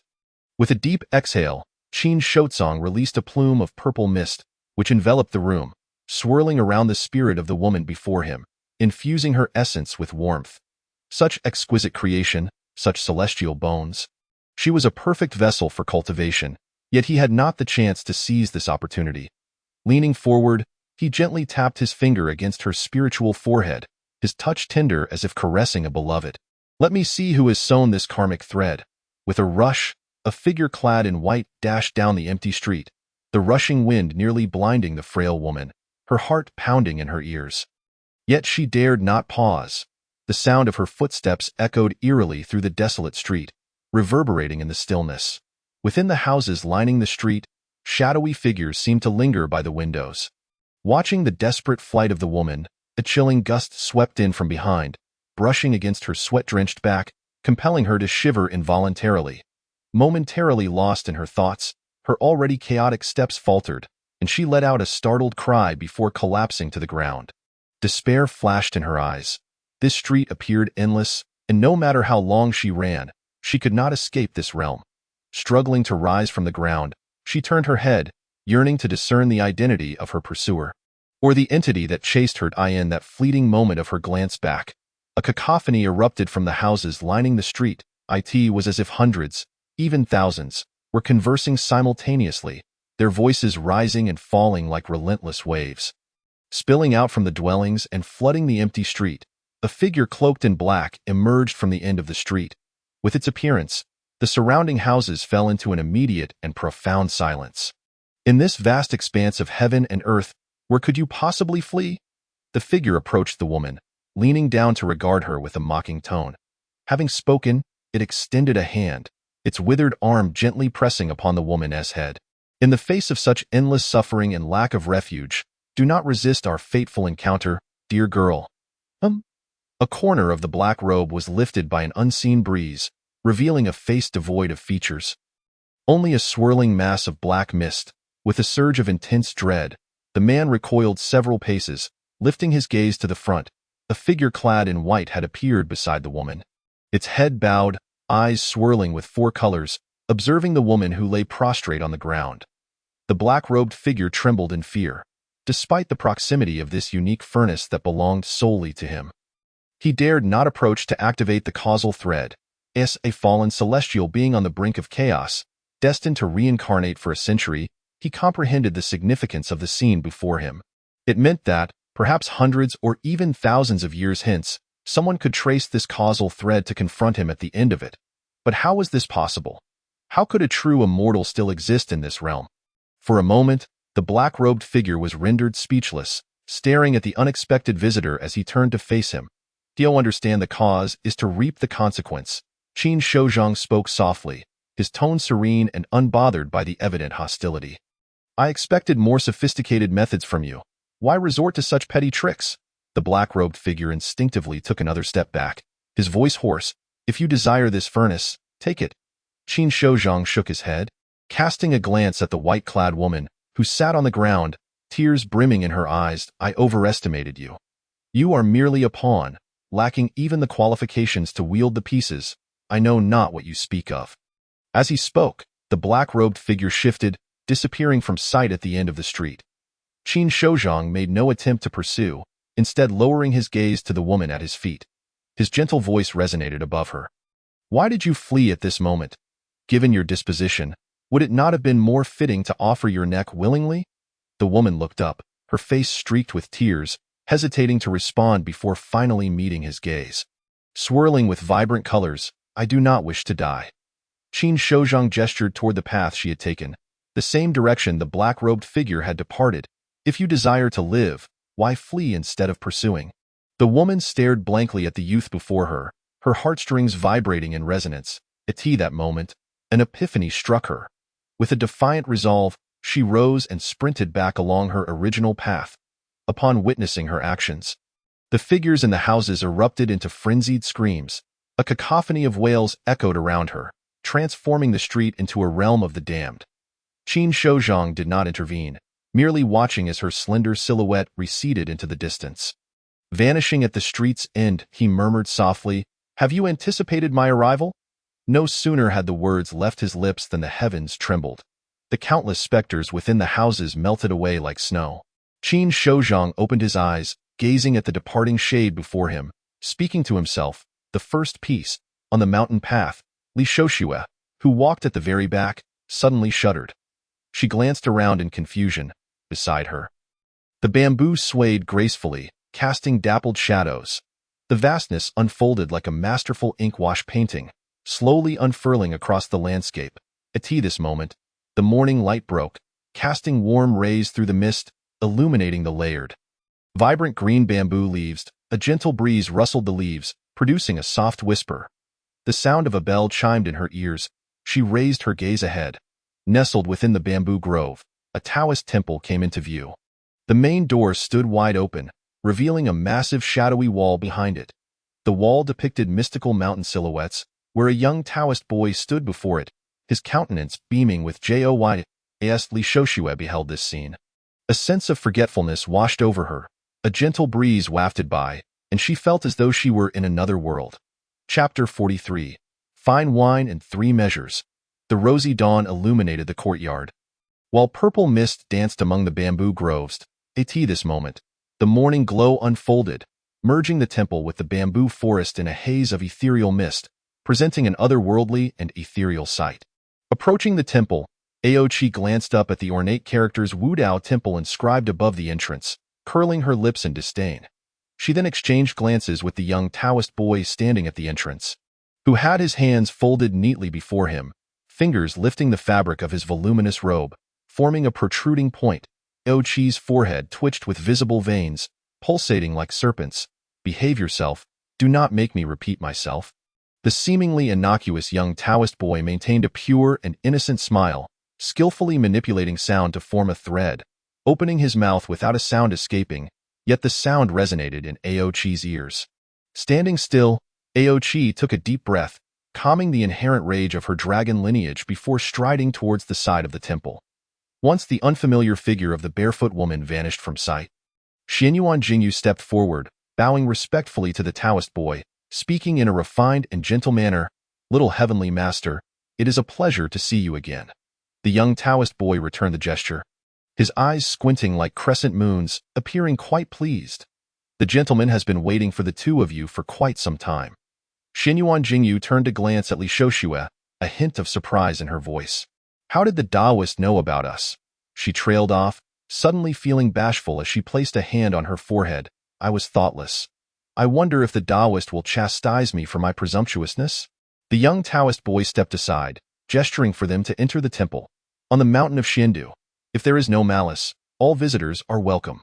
With that, the young Taoist boy led the way into the temple, followed closely by Xianyuan Jingyu. Li Shoshue, however, remained hesitant, uncertain whether she should enter this mysteriously enigmatic temple. This temple was clearly not recorded in the rites of the Tian Tai. Moreover, as a secluded shrine, it was utterly illogical that it remained unvisited. Who was the architect behind its construction? A local tyrant or a lurking beast? Or perhaps a cunning strategist, plotting an extraordinary scheme, leaving no trace behind? For reasons unknown, a vague sense of foreboding arose within her. It seemed that upon stepping into this temple, her already tumultuous life would encounter unforeseen changes. Suddenly, the young Taoist boy turned back, bypassing Xianyuan Jingyu, and gazed directly at Li Shoshue. "If a moment of inspiration strikes, there shall be auspicious dreams. If you do not enter, how can you discern whether the visions in your dreams are omens or truths?" Dreams? Upon hearing the words of the young Taoist boy, Li Shoshue was suddenly struck by a revelation. Since entering the Tian Tai, she realized she had not dreamt at all. She lifted her gaze to the grand mountain scenes depicted on the temple's shadowy wall, a tiny voice within her mind clamoring insistently, "Since you are already in the game, why not take a step forward?" Thus, she moved forward, crossing the steps of the temple. This time, the young Taoist boy did not lead the two women into the tea room. Instead, he guided them around the side of the temple, continuing up the mountain along the bamboo grove. The golden sunlight bathed the glazed tiles, and various banners fluttered gently between the beams and pillars. Xianyuan Jingyu quietly admired the intricate details of the temple. Till this day, she still could not ascertain the scale of this Wudao temple, only knowing that, by her estimation, it appeared boundless. Traversing the bamboo forest, the landscape opened up before her. The mountaintop was gently enveloped in a veil of mist, resembling a dreamlike paradise, hazy and enchanting. In the center of the platform stood a square pavilion, its plaque inscribed with Qingyin. Within, a young man sat at a round table, turning his head upon hearing the sounds. Xianyuan Jingyu and the young man exchanged glances, her lips curving into an elated smile, her pace quickening. Conversely, upon seeing the man before her, Li Shoshue felt her heart quiver. He appeared somewhat familiar, yet she could not pinpoint the source of her recognition. Once the two women took their seats, the young Taoist boy naturally positioned himself beside Qin Shouzhang. The pavilion overlooked the mountains and rivers, all transformed into a tapestry of beauty, with crystal-clear springs echoing the sounds of nature. This pavilion was named Qingyin, reflecting the clear sounds of the waters of Xindu Mountain, where one could hear the divine waters cascading from the heavens, resonating like thunder. Qin Shotsong provided a brief introduction of the viewing pavilion to the two individuals before pondering slightly and inquiring. Tea or wine? Xian Yuan Jinglu, without any hesitation, removed the bookcase from his back and placed it by his feet. He laughed heartily, saying, "After a night of fierce combat, the lingering tension and bloodlust within me are yet to dissipate. I require 3 jars of fine wine to honor the brutality of the battlefield." As soon as he finished speaking, the young acolyte standing beside Qin Shotsong bent down and, from an unknown source, produced a jar of wine. The acolyte set the jar on the table, then retrieved 3 exquisite glass wine cups from beneath it. With a gentle wave of his small hand, the 3 cups floated gracefully into position before the trio. Once the jar was opened, a liquid as green as jade, crystal clear and translucent, was revealed, seemingly infused with the essence of mountains and rivers, the quintessence of sun and moon. A delicate and refreshing aroma wafted forth, mingling with subtle floral notes and the fragrance of herbs. Xian Yuan Jinglu raised a cup and took a sip. The velvety wine flowed smoothly down the throat of the young maiden, whose eyes narrowed in delight, her posture relaxing, cheeks flushed like a tipsy little beast. Feeling a warm current coursing through her entire being, her limbs, organs, and bones all trembled in response. The obstructions of her hidden injuries dissipated like stones cleared from a path by a rushing tide. Clarity pervaded her senses. With a single drink of the nectar, myriad emotions stirred within her. The blood-red hue faded, revealing the essence of cloud and mist. The realm of immortals is but a divine sanctuary. Why traverse the treacherous paths to Jade Capital? Xian Yuan Jinglu exhaled a long breath of wine-scented air, sighed softly, and set down the cup. He leaned over to lift the bamboo bookcase at his feet. Placing it on the table, Qin Daozhong, after our first meeting, I have brought forth some texts and tomes, chronicling the dynastic changes over the millennia, as well as the affairs of the Daiqian court and marketplace over the past century. Qin Shotsong accepted the bookcase with a smile, saying, "Much appreciated." "What kind of books?" Li Shoshue, who had been silent at the side, momentarily stunned, gazed at the volumes within the bookcase, astonished. Initially, she had thought that the inhabitants of this mountain sought to leverage Xian Yuan Jinglu's status to locate rare tomes hidden within the archives of various clans. To her surprise, they were merely records of dynastic changes. Though precious, they were not exceedingly rare. As she pondered this, warm words floated forth, in the mire of intrigue, who would contemplate the shores of delusion. The deer chased the greedy wolf, who ponders the path of the spirit. In this pavilion, there are no conspiracies. Do not dwell on it. Let us drink. Chapter 44. 1,000 years of affairs, concluded today. Li Shoshue fell into silence for a moment before finally raising her cup and sipping quietly. Since arriving at this mountain summit viewing pavilion, Xian Yuan Jinglu had not cast even a glance at her, his gaze fixed solely upon the young man before him. Perhaps due to the wine. This maiden, upon reaching maturity, spoke with an unexpected whimsicality. "Qin Daozhong, do you not find it cold atop the mountain every day?" Qin Shotsong, as he delicately retrieved the books one by one from the bookcase, responded with a hint of jest in his tone. To meditate with closed eyes atop the mountain, wholly absorbed, is a common trope in ancient tales of those who cultivate the Tao, is it not? Xian Yuan Jinglu tilted her head, contemplating, and then retorted, "Nay, in those tales, there are also those who wield celestial arts without constraint, playing with mortals for a laugh." Qin Shotsong continued to gently arrange the books on the table, stacking them together without answering her question. Only the young acolyte beside them smirked, imagining what would transpire if this woman were to discover that Qin Shotsong harbored within his sleeve a vast Taoist sanctuary, teeming with countless beings, both avian and terrestrial. Would she still be so carefree in her words? Surely, she would be astonished, exclaiming that the man before her is a grand thief of life, toying with the essence of existence. For this Qin Daozhong, with his eloquence, would not stoop to deceive the ignorant common folk. A mocking yet audacious voice broke the silence. Xian Yuan Jinglu frowned and turned her head, yet Qin Shotsong displayed no surprise. He merely raised a finger, signaling her to hush. He then turned to the blushing Li Shoshue and said, "Oh, I would like to hear more, Li Shoshue. Her face flushed with intoxication and her eyes glazed. Pointed at Qin Shotsong and giggled. The so-called cultivators are merely toying with celestial laws, viewing all beings as playthings. How can you even question why they do not indulge in the mortal realm? Unbeknownst to you, they have long manipulated the world at their will. With a sinuous twist of her slender waist, she leaned closer to Qin Shotsong, exhaling softly. You agree with me, do you not, cultivator? Xian Yuan Jinglu's expression was complex. She first regarded the suddenly transformed, enchantingly Shoshue, then shifted her gaze to Qin Shotsong's face. Finally, she looked down at her own cup. The slight inebriation she had felt vanished at that moment. Her expression shifted rapidly, her lips parting as if to speak, yet words failed her. The tension radiating from her being left the young acolyte in awe, adhering to the winds and rains, nestled among the trees. Relying on the immortals, observing their decline, this young woman found herself with nowhere to turn.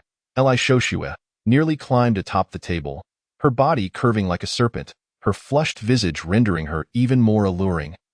Wondering if this esteemed gentleman would take her into his embrace, Qin Shotsong grinned, extending his hand, his long, fair fingers weaving through her countless tresses, gently resting upon her head. As you wished, I in the next moment. Xian Yuan Jinglu, who had been displaying a conflicted expression, abruptly stood, her movement so vigorous that it nearly toppled the wine cups on the table. Her eyes widened in horror at the scene before her. Unbeknownst to her, Li Shoshue had, at some point, pressed one hand upon Qin Shotsong's outstretched wrist while the other delved into his chest. Amid the gory chaos, the once beguiling maiden now bore a chilling countenance as she extracted the heart of the cultivator before her. A slight smile gracing her lips. Cultivators do not perish from the passage of time. Allow me to escort you all on your journey. I vow to eradicate all cultivators of the world. Li Shoshue's words erupted with overwhelming ferocity. The clouds and seas above churned violently, causing the light and shadows within the viewing pavilion to distort, as if the very heavens had turned upside down.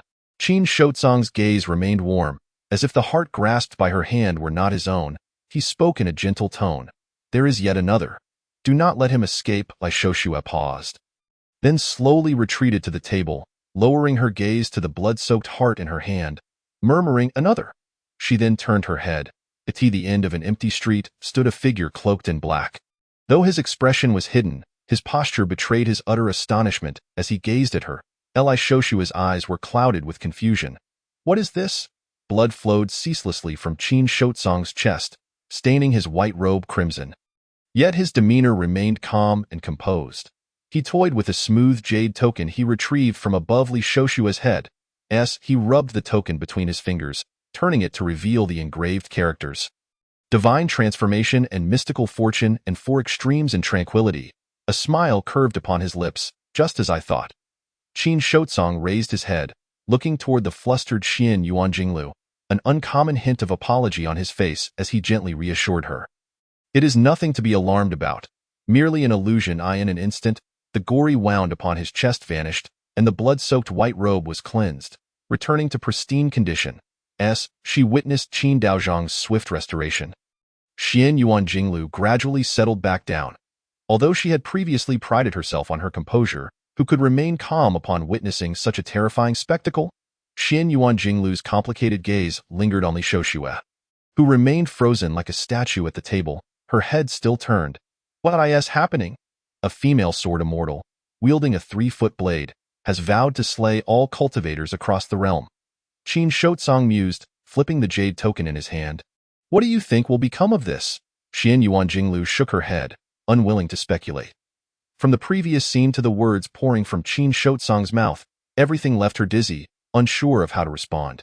Initially, it seemed no one could stand in her way, yet as she spiraled further into madness, how many cultivators could maintain their peace of mind after witnessing their companions slaughtered by mundane warriors? Qin Shotsong turned his gaze toward the statuesque Li Shoshue, contemplating that after expending considerable effort to suppress this mad female sword immortal, the fortunate survivors would not only prevent her from reincarnating but also seek to extract her soul, shatter her 3 souls and 7 spirits, and bind her with restrictions, vowing to subject her to endless cycles of suffering across 100 lifetimes. Xian Yuan Jinglu swallowed hard. Qin Shotsong's words had transcended her understanding. In this life, as an illegitimate child, she had always believed that death was nothing to fear. As her father had said, dying with honor meant she could hold her head high. But now, she could hardly fathom the torment that awaited even after death. Qin Shotsong took a small sip from his cup and then looked at the terrified Xian Yuan Jinglu, chuckling softly, yet he had no intention of offering further comfort. A millennium of affairs has concluded this day. This world, under his manipulation, is on the cusp of a monumental transformation, and the young girl before him seems ill-prepared to face it all. Chapter 45. Sweet as honey under Xian Yuan Jinglu's complex gaze. Li Shouxue slowly turned, her eyes shimmering with emotion. Although her face had previously been stunningly beautiful, it was forever shrouded in a veil of self-pity and sorrow, giving an impression of artifice. At this moment, her gaze was piercingly cold, her aura ethereal, and a delicate, pale crimson lotus flower marked her brow, rendering her altogether transcendent. After a brief silence, she lifted her head to regard Qin Shotsong, rising gracefully to offer a deep bow. Expressing her gratitude, "Thank you, immortal." Qin Shotsong observed the striking transformation in Li Shoushua's demeanor with keen interest, past and present. One individual, yet starkly different. Li Shoushua gazed down at her delicate hands, realizing that in this life, her fingertips bore no calluses from sword training, but were instead soft and untouched as fresh spring shoots. This sensation left her somewhat disconcerted. After a moment, she sighed softly, sinking into a state of confusion, as if the reckless abandon of her past life had been but a fleeting dream, leaving her uncertain of her true identity even now. Your 3 souls and 7 spirits have been shattered and suppressed. You have merely retrieved 1 soul and 1 spirit. Take your time to regain them, Qin Shotsong remarked, his gaze devoid of hostility, tinged instead with a faint appreciation. After all, how many dared to witness the indifference of the celestial beings and still choose to distance themselves, instead wielding their swords to restore order to the universe? At this thought, a flicker of chill passed through Qin Shotsong's eyes. The 2 women present remained oblivious to the coldness that seeped from the corners of Qin Shotsong's gaze. Only the small Taoist boy standing beside him took note, his expression betraying concern. The emotional turmoil of a Taishang Zhenxian was, to a cultivator, akin to the surging tides of vast rivers, impossible to conceal. Leaving the young Taoist breathless, much like an ordinary person confronted with a calamity from the heavens, powerless but to await the inevitable with despairing eyes, he understood what Qin Shotsong was contemplating, yet dared not voice his objections. The turbulence of one's state of mind comes swiftly and departs just as quickly. In a mere moment of breath, clarity was restored, and thoughts flowed freely.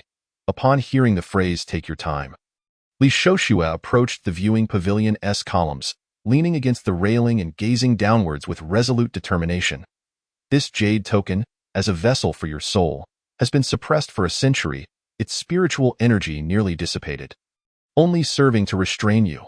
The first time you employ this jade token to invoke the prophetic utterance technique, a trace of your past life's murderous intent will seep into your heartstrings. Qin Shotsong placed the jade token atop a stack of books, remarking that if he harbored any unfamiliar traces of Taoist essence, a mere tremor of this killing intent would be sufficient to end him. Li Shoushua did not turn back, pondering that a mere trace of murderous intent could bring about death. She mused whether it was the cultivators of this age who had grown more foolish, or if the immortal's guile and feigning helplessness was simply too refined. Qin Shotsong chuckled at her words and turned to Xian Yuan Jingju, suggesting, "Why not enlighten her on the number of celestial palaces within this realm?" Xian Yuan Jingju, taken aback by the abrupt question, responded hesitantly, "Perhaps it is my ignorance. I have not heard of any celestial palaces within the Great Qian."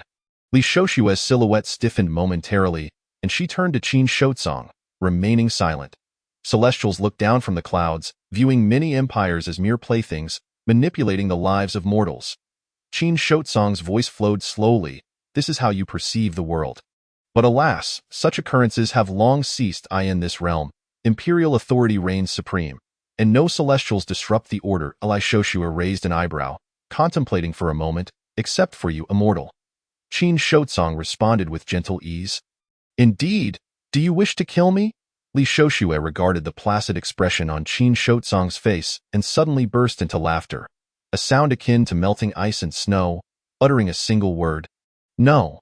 Seeing Qin Shotsong's look of surprise, Li Shoshue laughed heartily, her mirth devoid of any pretense, instead revealing that this woman was always meant to embody such audacity and candor. What does the immortal perceive me as? A woman bewitched, vowing to slay all cultivators? I am no madwoman. With both hands resting on the pavilion's railing, she turned her back to it and lightly leaped, perching herself upon the edge, her legs swaying gently. Her posture relaxed. Holding onto the railing, Li Shoshue leaned back, nearly extending her entire upper body over the pavilion, her long hair cascading down like silk in the wind, as if her tresses were clouds. Below her lay an unfathomable abyss, yet she appeared invigorated, like a drowning soul finally able to gasp for air, closing her eyes to inhale the thin mist of the heavens. The delicate vapor entered through her nostrils, then drifted from her 7 orifices like wisps of serpentine smoke. After a moment, she ceased her laughter, murmuring with closed eyes, in 1,000 years. Observing the transformed demeanor of Li Shoshue, Qin Shotsong shifted his gaze to Xian Yuan Jingju. Smiling lightly, the princess seemed somewhat envious. Would you like to know of your past life? I could certainly provide some insight. Xian Yuan Jingju hesitated before shaking her head, unwilling to risk a drastic change in character upon recalling her previous existence, becoming an entirely different person. Moreover, just like Li Shoshue, she bore the remnants of past karmic entanglements. How could she be certain that her previous life would not leave her with burdensome consequences? Upon reflecting on this, Xian Yuan Jingju lifted her cup and took a few sips to steady her nerves. It is amusing. I had initially prepared a trivial gift for the princess, intending to exchange it for the tomes you gathered on my behalf. Qin Shotsong casually flipped through the books on the table, lamenting that just as he was about to complete his preparations, he was abruptly drawn into the intricate web of Li Shoshue's 1,000-year-old schemes. Xian Yuan Jingju quickly waved her hands, dismissing the notion that the tomes were of any significance, insisting that it was unnecessary for the Taoist to trouble himself over an exchange, a question for a question, a gift for a gift. Do not refuse, for these tomes hold profound significance for me, and that is no exaggeration. Qin Shotsong pushed the wine jar towards Xian Yuan Jingju, urging, descend the mountain. Your worldly matters remain unresolved. With a hint of melancholy, Xian Yuan Jingju sighed, refraining from further protest, simply lifting the wine jar with a bittersweet smile. Were it not for worldly affairs, I would wish to remain here on the immortal capital mountain for eternity. Following the Taoist in pursuit of enlightenment, Qin Shotsong smiled silently. This time, Xian Yuan Jingju did not perform the customary greeting as she had before the Taoist temple. Instead, she boldly clasped her hands towards Qin Shotsong, stating, the Taoist does not need to see me off. Until we meet again, let us hope that our next encounter will not stir such chaos, so as not to tarnish the tranquility of Jiyun Mountain and Immortal Capital Mountain. The earlier conflict seemed merely a fleeting pretext for their transient meeting. Yet, as Xian Yuan Jingju descended the mountain, she did so with a heart full of sweetness. Chapter 46. Maidservants, Taoist boys, and the Azure Dragon's other forms seated in the viewing pavilion. Qin Shotsong rested his chin on one hand, casually flipping through the tomes on the table. Behind him, the violet clouds enhanced his aura of detachment and isolation. Li Shoshue, arms crossed, leaned against the verdant column, slightly tilting her body and craning her neck to catch a glimpse of the characters inscribed on the pages before Qin Shotsong. Are you not planning to descend the mountain to seek your remaining 2 souls and 6 spirits? Without turning around, Qin Shotsong inquired, is the immortal urging me to leave? Li Shoshue's eyes sparkled playfully. Or do you believe my presence hinders your ability to read in peace? The small Taoist boy beside them frowned, a sense of foreboding rising within him. There are many matters I could not address before Princess Xian Yuan Jingju, but now I can clarify. Had it not been for that fallen immortal's sudden awakening and her audacious desire to decipher my fate, I would not have become involved in this affair. Do not misunderstand. I did not awaken you for your rescue, nor because of your past identity, but rather because you are merely a piece on this celestial chessboard. I wish to trace the identity of the one who plays this game through you. As Qin Shotsong turned a page, he continued, having traversed countless lifetimes, you suddenly regain your senses, and your consciousness remains clear. It is illogical to cling to the ethereal chi of Immortal Capital Mountain. Therefore, You must provide me with a compelling reason to keep you. Li Shoshua did not flinch at Qin Shotsong's cold words of rejection. She simply tilted her head in thought before responding. The immortal is accompanied solely by a small Taoist boy, which is quite inconvenient. Surely, you require a maidservant to serve tea, add fragrance, and grind ink? At that moment, the small Taoist boy's expression shifted dramatically. He finally understood the source of his earlier unease, an impending sense of crisis. He was not afraid of the foolish azure dragons lounging in the dragon pavilion, nor of the simpleton Ao Chi, whose mind was muddled with nonsense. What he feared was the presence of someone like Li Shoshua, who possessed past cultivation experience and was articulate in her speech. She would not merely burden Qin Shotsong with her questions. She might even use her knowledge to enlighten him in unexpected ways. This could not be allowed. The small Taoist boy suddenly spoke up, his demeanor cautious as he regarded Li Shoshua. Sir, this woman's origins are unclear. On one hand, she swears to slay all cultivators, while on the other, she pretends to be harmless, claiming she wishes to serve you as a maid. She must have ulterior motives. Li Shoshua smiled gently, her gaze akin to that of an adult observing a petulant child. Your statement contains two fundamental errors. Firstly, my vow to slay all cultivators belongs to my past life, not my present ambition. Secondly, my pretense of being harmless is a gross misrepresentation. Upon hearing these words, the young Taoist's face flushed crimson, and he pointed at Li Shoshua, struggling to articulate a coherent response for quite some time. Only fragmented phrases such as crafty and cunning, deceitful and treacherous, and ever engaged in wrongful acts could be discerned. Qin Shotsong, listening to the debate unfolding behind him, refrained from joining in, merely chuckling as he turned the page of his book once more. When the commotion subsided, Qin Shotsong finally rose, placing the half-turned book atop the stack, declaring, from this day forth, this Qingyin pavilion shall belong to you. Although Li Shoshua maintained a composed demeanor, the tension in her heart abruptly eased. She exhaled deeply, bowing graciously. Thank you, immortal. Let us depart, Dao Xian. I still owe that princess a congratulatory gift. The young Taoist followed closely behind Qin Shotsong as they exited the scenic pavilion atop the mountain, not forgetting to turn back and make a silly face at the woman still standing in the pavilion. Li Shoshua chose to ignore this, extending her slender fingers to pluck a drifting bamboo leaf from the air. Before retrieving the book that Qin Shotsong had placed atop the stack, after completing her actions, she smiled and waved the book at the young Taoist in a show of triumph. The young Taoist, with a resentful gaze, soon transformed his expression into one of pride upon realizing that his master had not taken her along. Unwilling to be outdone, he defiantly raised his small fist toward Li Shoshua. The two figures, one tall and one short, ambled down the mountain path. Master, what kind of gift are you planning to present to that princess? The young Taoist, skipping along behind Qin Shotsong, appeared as carefree as a genuine child. Completely oblivious to the earlier contention, his focus solely on the matter at hand. That princess possesses commendable talents. Do you intend to bestow upon her an opportunity for ascension? Qin Shotsong chuckled in response. In this mundane world, there are always those who yearn for the ethereal path of cultivation, yet how many possess the fortitude to relinquish the fleeting allure of worldly wealth and power? They seem to believe that all the riches of this world are within their grasp, that even the celestial opportunities of the heavens can be easily manipulated at their whim. Such is the folly of this world. Thus, I should present her with a rustling sound at his feet interrupted his musings.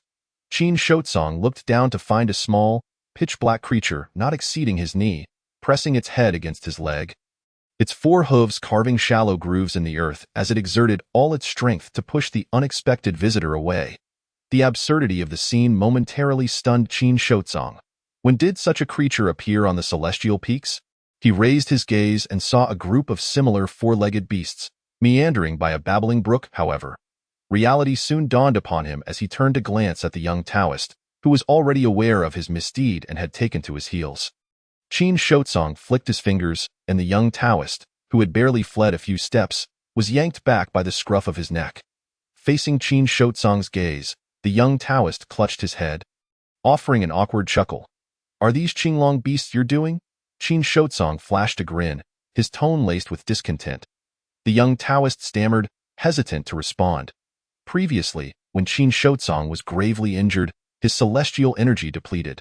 The celestial peaks had descended into chaos, with the spirit beasts he had nurtured scattering in fright, unable to escape the confines of this realm, left to witness the apocalyptic scene before them. Hopelessly awaiting the collapse of their sanctuary, as the first Qinglong to awaken from the dragon's lair, he had stepped out to find this dire situation. Thus, it was only natural for him, self-proclaimed steward of the celestial peaks, to step forward and rescue many of the spirit beasts. Dragons are known for their anger. In wrath, they can shatter mountains and crush stones. Dragons are inherently lustful, and in desire, they can forge connections with all. The young Taoist muttered at that time. The dragon pearl had yet to heal, and in a state of confusion. Unbeknownst to him, Qin Shotsong's eyes flickered with contemplation. Chapter 47. Shallow waters and numerous turtles outside the military tent of the Anfeng cavalry. Dozens of armored soldiers encircled a young scholar.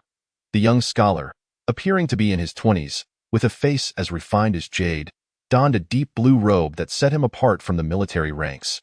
Before him, a majestic warhorse paced restlessly, exhaling clouds of steam, its eyes shimmering with anxiety and agitation. The young scholar gently caressed the horse's glossy mane, then unfastened a water pouch from his waist. Tilting it slightly to moisten the horse's lips, gradually, the warhorse's anxious gaze softened, and its taut muscles relaxed. "Go on," the young scholar said, giving the horse a light pat. The warhorse lowered its head to nuzzle against him before turning towards the nearby riverbank. "What has happened? Why must you personally visit the stables?" A steady voice resonated from behind the gathered soldiers. Upon hearing this, the armored soldiers swiftly turned to salute the approaching cavalry commander. The young scholar also turned, a calm smile gracing his features as he clasped his hands in greeting. "General Yang." The armored cavalry commander casually nodded, standing with his hands clasped behind his back, his gaze sweeping over the horse pens. For some reason, the horses had been restless since early this morning. The young scholar stood beside the commander, gesturing toward the leisurely strolling horses. "The horses seem uncertain. Having heard of this, I had some free time, so I came to inspect the stables." The cavalry commander nodded, appearing hesitant to speak. The young scholar smiled softly. "Are you troubled by the identities of those two?" The cavalry commander gestured for the surrounding soldiers to disperse before responding. "It's a bit complicated. The military has confirmed their identities, that Zheng Zhao is indeed the embroidered uniform commander and the injured elder." Standing shoulder to shoulder, the young scholar completed the cavalry commander's sentence. "Is none other than Wei Yinghua, the former cavalry general of the Qingzhou army. Are you concerned that the Qi prince might meddle in this matter?" The cavalry commander sighed. "I am not worried. Even if this matter reaches the emperor's ears, I can firmly argue that the decisions of the Anfeng army are fully compliant with military law. If there is to be a fuss, it will merely lead to a cacophony among the civil officials, and in the end, it will come to naught."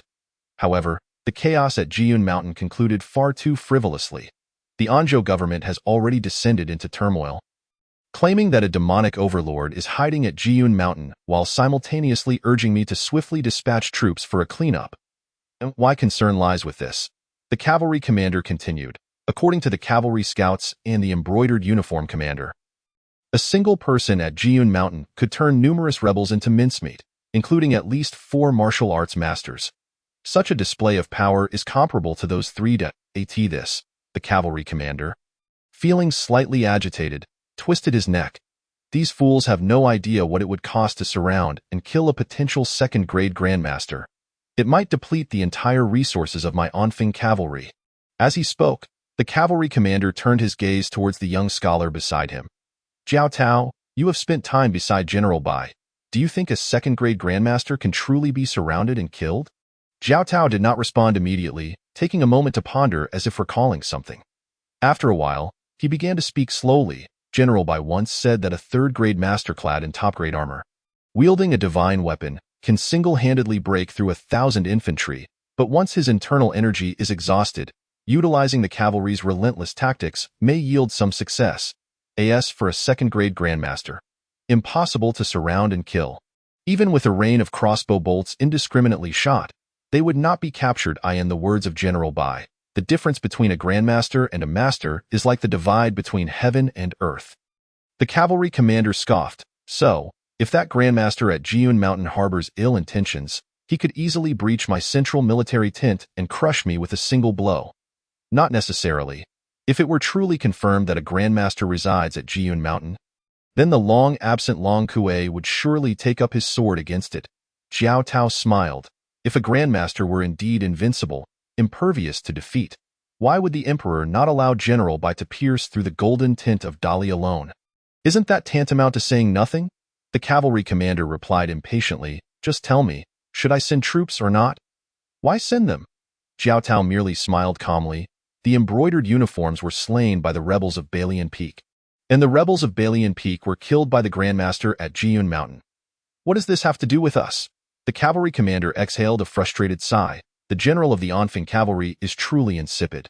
No wonder it's often said that impoverished backwaters breed cunning folk. The border regions are not vast, yet the shallow waters abound with turtles. Jiao Tao remained silent, smiling to himself. Just as the cavalry commander was about to unleash a tirade, a hurried clerk approached from afar, closing the distance to the soldiers by 100 paces, whispering something. The cavalry commander sensed something and glanced back. After hearing the clerk's report, a soldier turned and strode directly toward the two. The princess of Shanglua is outside the military tent, wishing to see the general. Upon hearing this, the cavalry commander turned to Jiao Tao, his eyes questioning. Why not meet her? It would be just right to inquire of this princess, who has survived calamity, whether there truly exists a Grandmaster at Jiyun Mountain.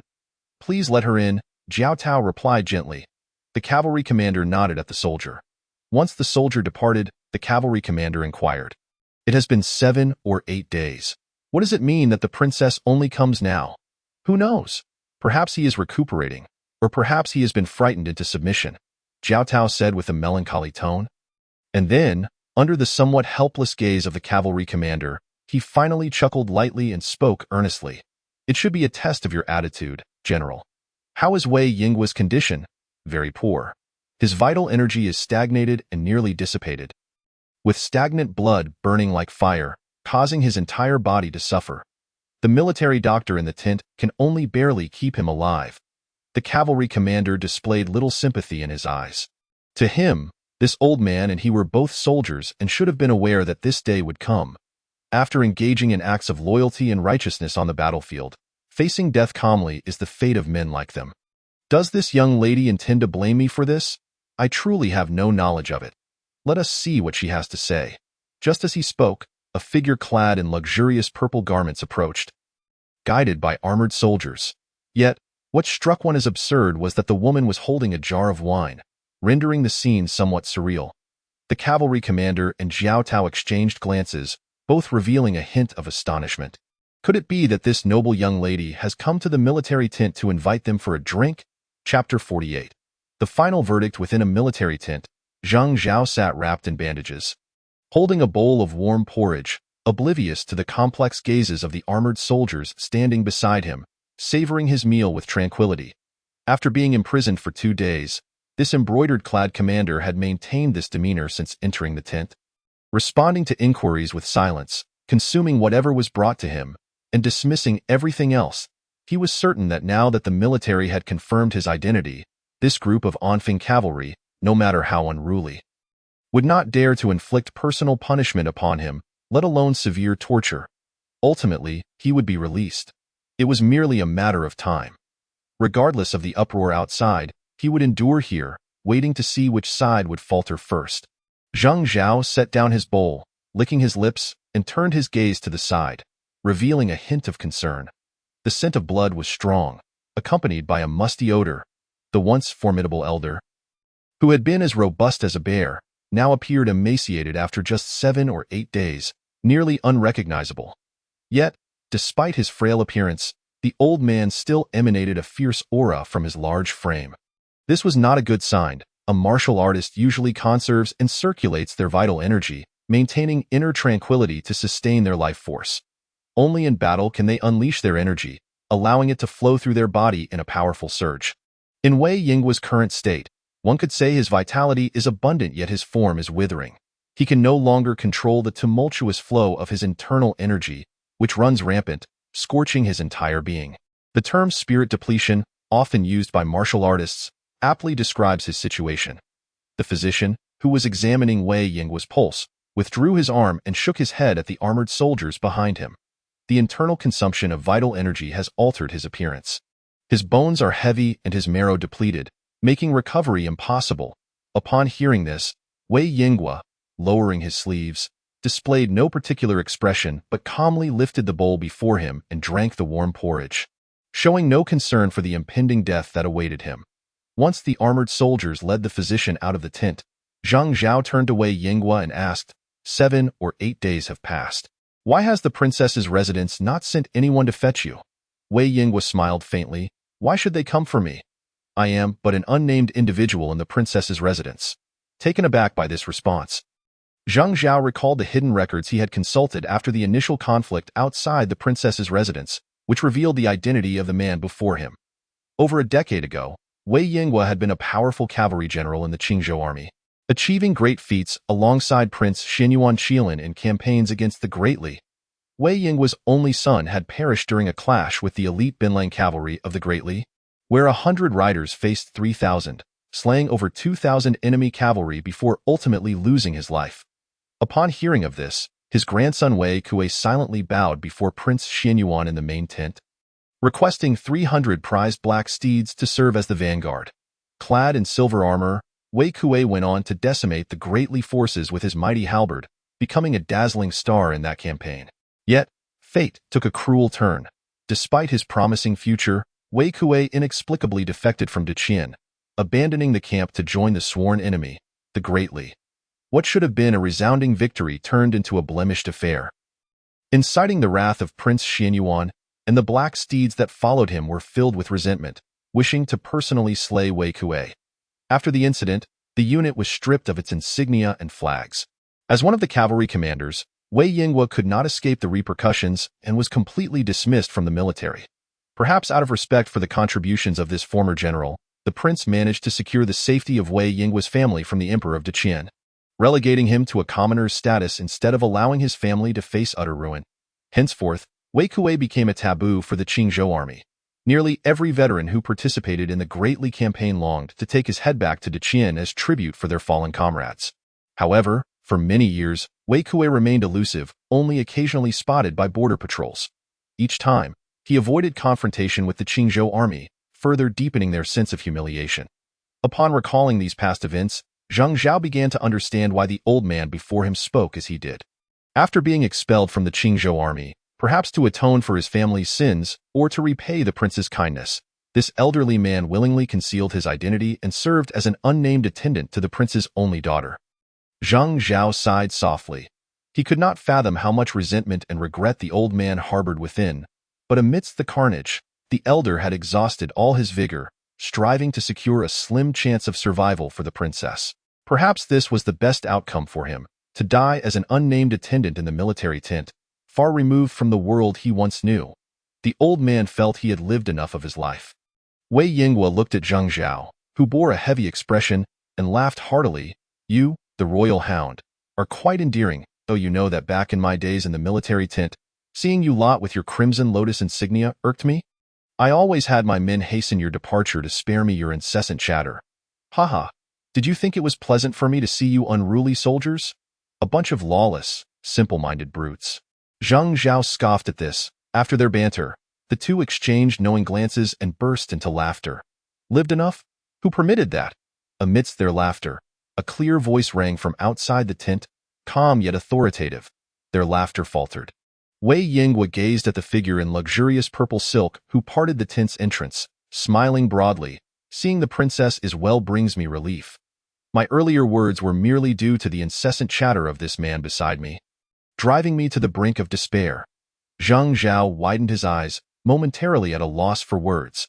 The cavalry commander, following behind Xinyuan Jingyu, also smiled knowingly at this remark. Within the ranks of Deqian's military, no soldier wished to endure the incessant fussing of the embroidered-clad officials. It was well known that when the embroidered officials were first established, some unfortunate souls had encountered fierce and unruly generals and were secretly assassinated.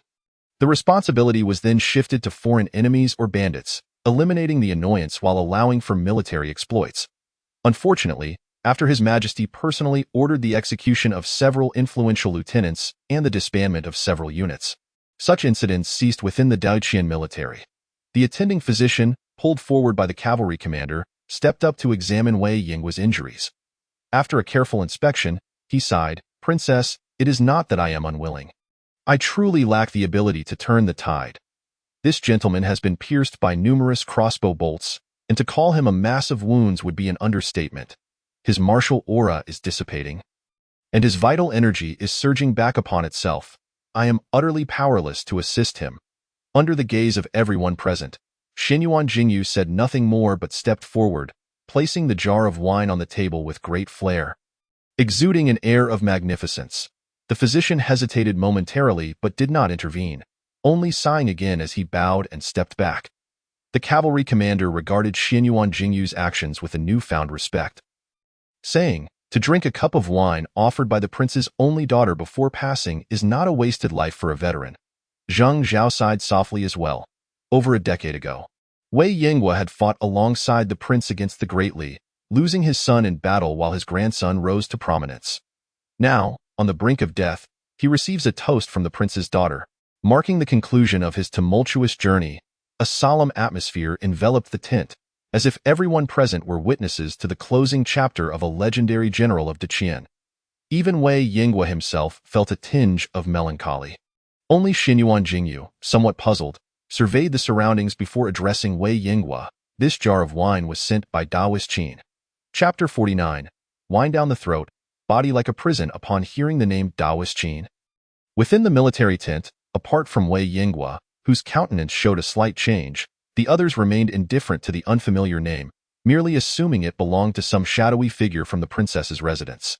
"Have you seen Daoist Qin this time?" Wei Yinghua inquired, casting a glance at Xinyuan Jingyu. His words were deliberately vague, yet sufficient for Xinyuan Jingyu to grasp the essence of his inquiry. With a smile, Xinyuan Jingyu nodded, confirming that all matters on the mountain were indeed under Daoist Qin's oversight.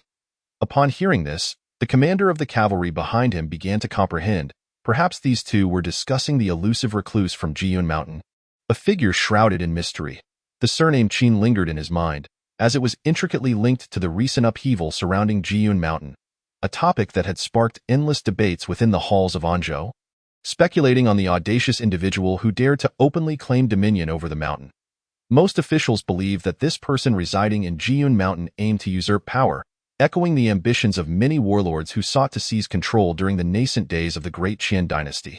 It was said that when a nation is on the brink of collapse, aberrations emerge, and with the new dynasty's foundation still shallow, such aberrations flourished, seeking to overturn this fragile realm at that time. Chaos reigned among the martial artists and rogues, as countless warriors risked their lives, joining rebel factions, driven by a desire for glory and fortune. However, the Great Qian dynasty was still in its prime, its founding emperor known for his decisive ruthlessness, and thus, under the resounding hooves of the Great Qian cavalry, many ambitious souls found their dreams trampled into the dust, becoming stepping stones that solidified the dynasty's prosperous reign. Following this, the Astronomical Bureau was established to oversee the martial world of the Great Qian, preventing such events from recurring. Yet, the current turmoil at Jiyun Mountain seemed to be tearing a fissure in the peace that had lasted for centuries. The commander of the Anfeng cavalry could not ascertain whether this heralded a monumental shift in the heavens or was merely another understated footnote in the annals of history. Nevertheless, he had to prepare in advance. This was not disloyalty, but rather the prudence of a border commander far removed from the imperial court.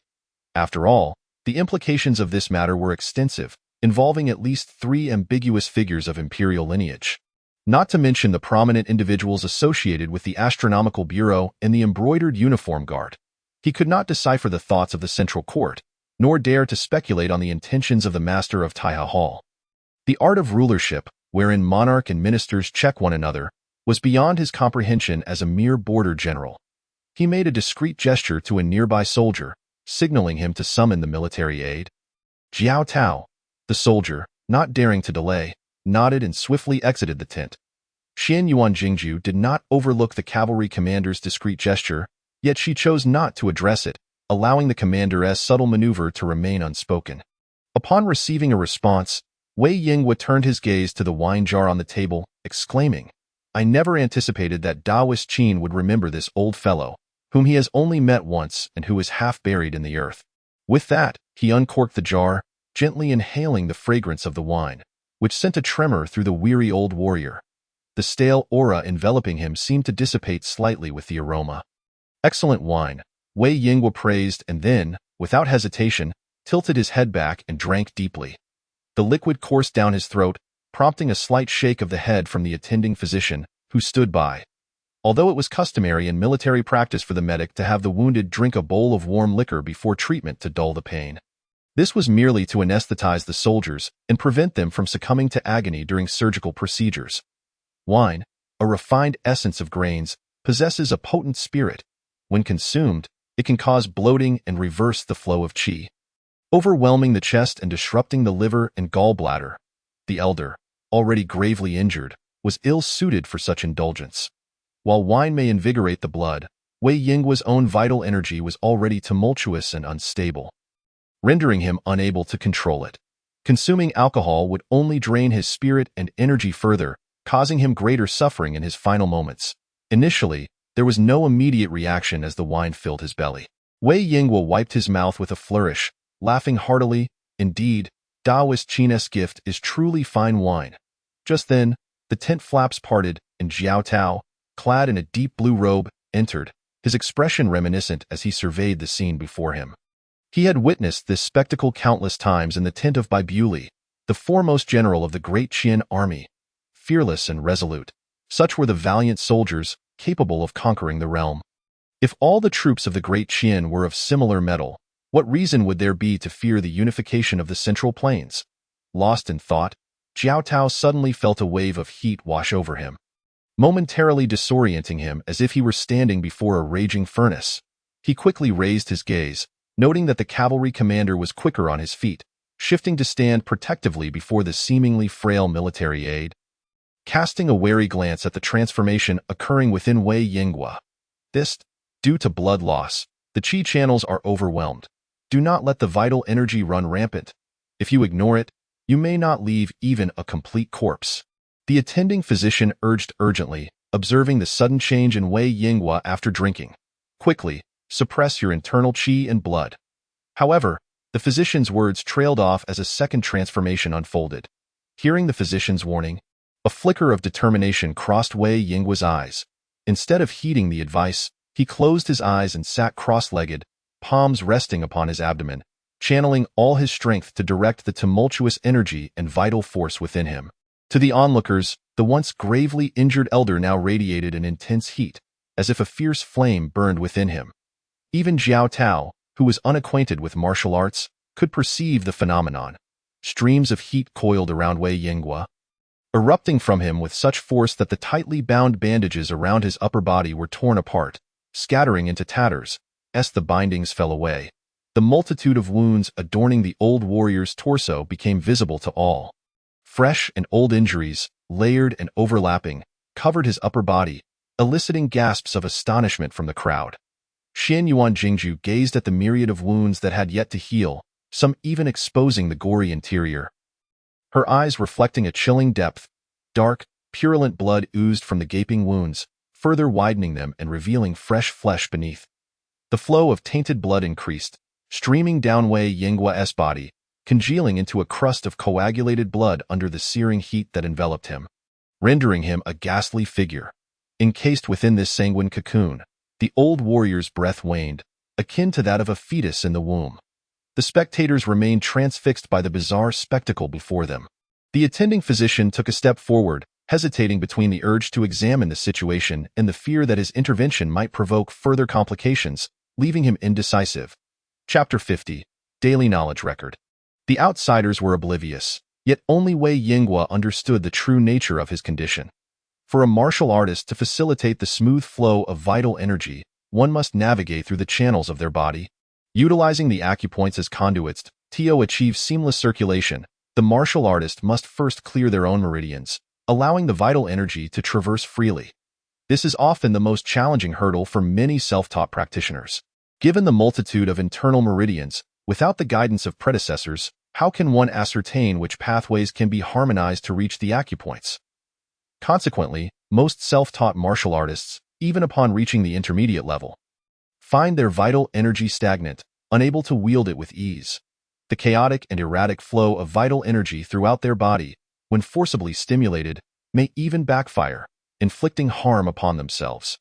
Once the wine bestowed by Taoist Qin settled into his stomach, it began to diffuse, originating from his lungs and surging into his meridians. Guiding energy, a spark of realization ignited within Wei Yinghua, a seasoned warrior molded by the battlefield, well aware of this cultivation method.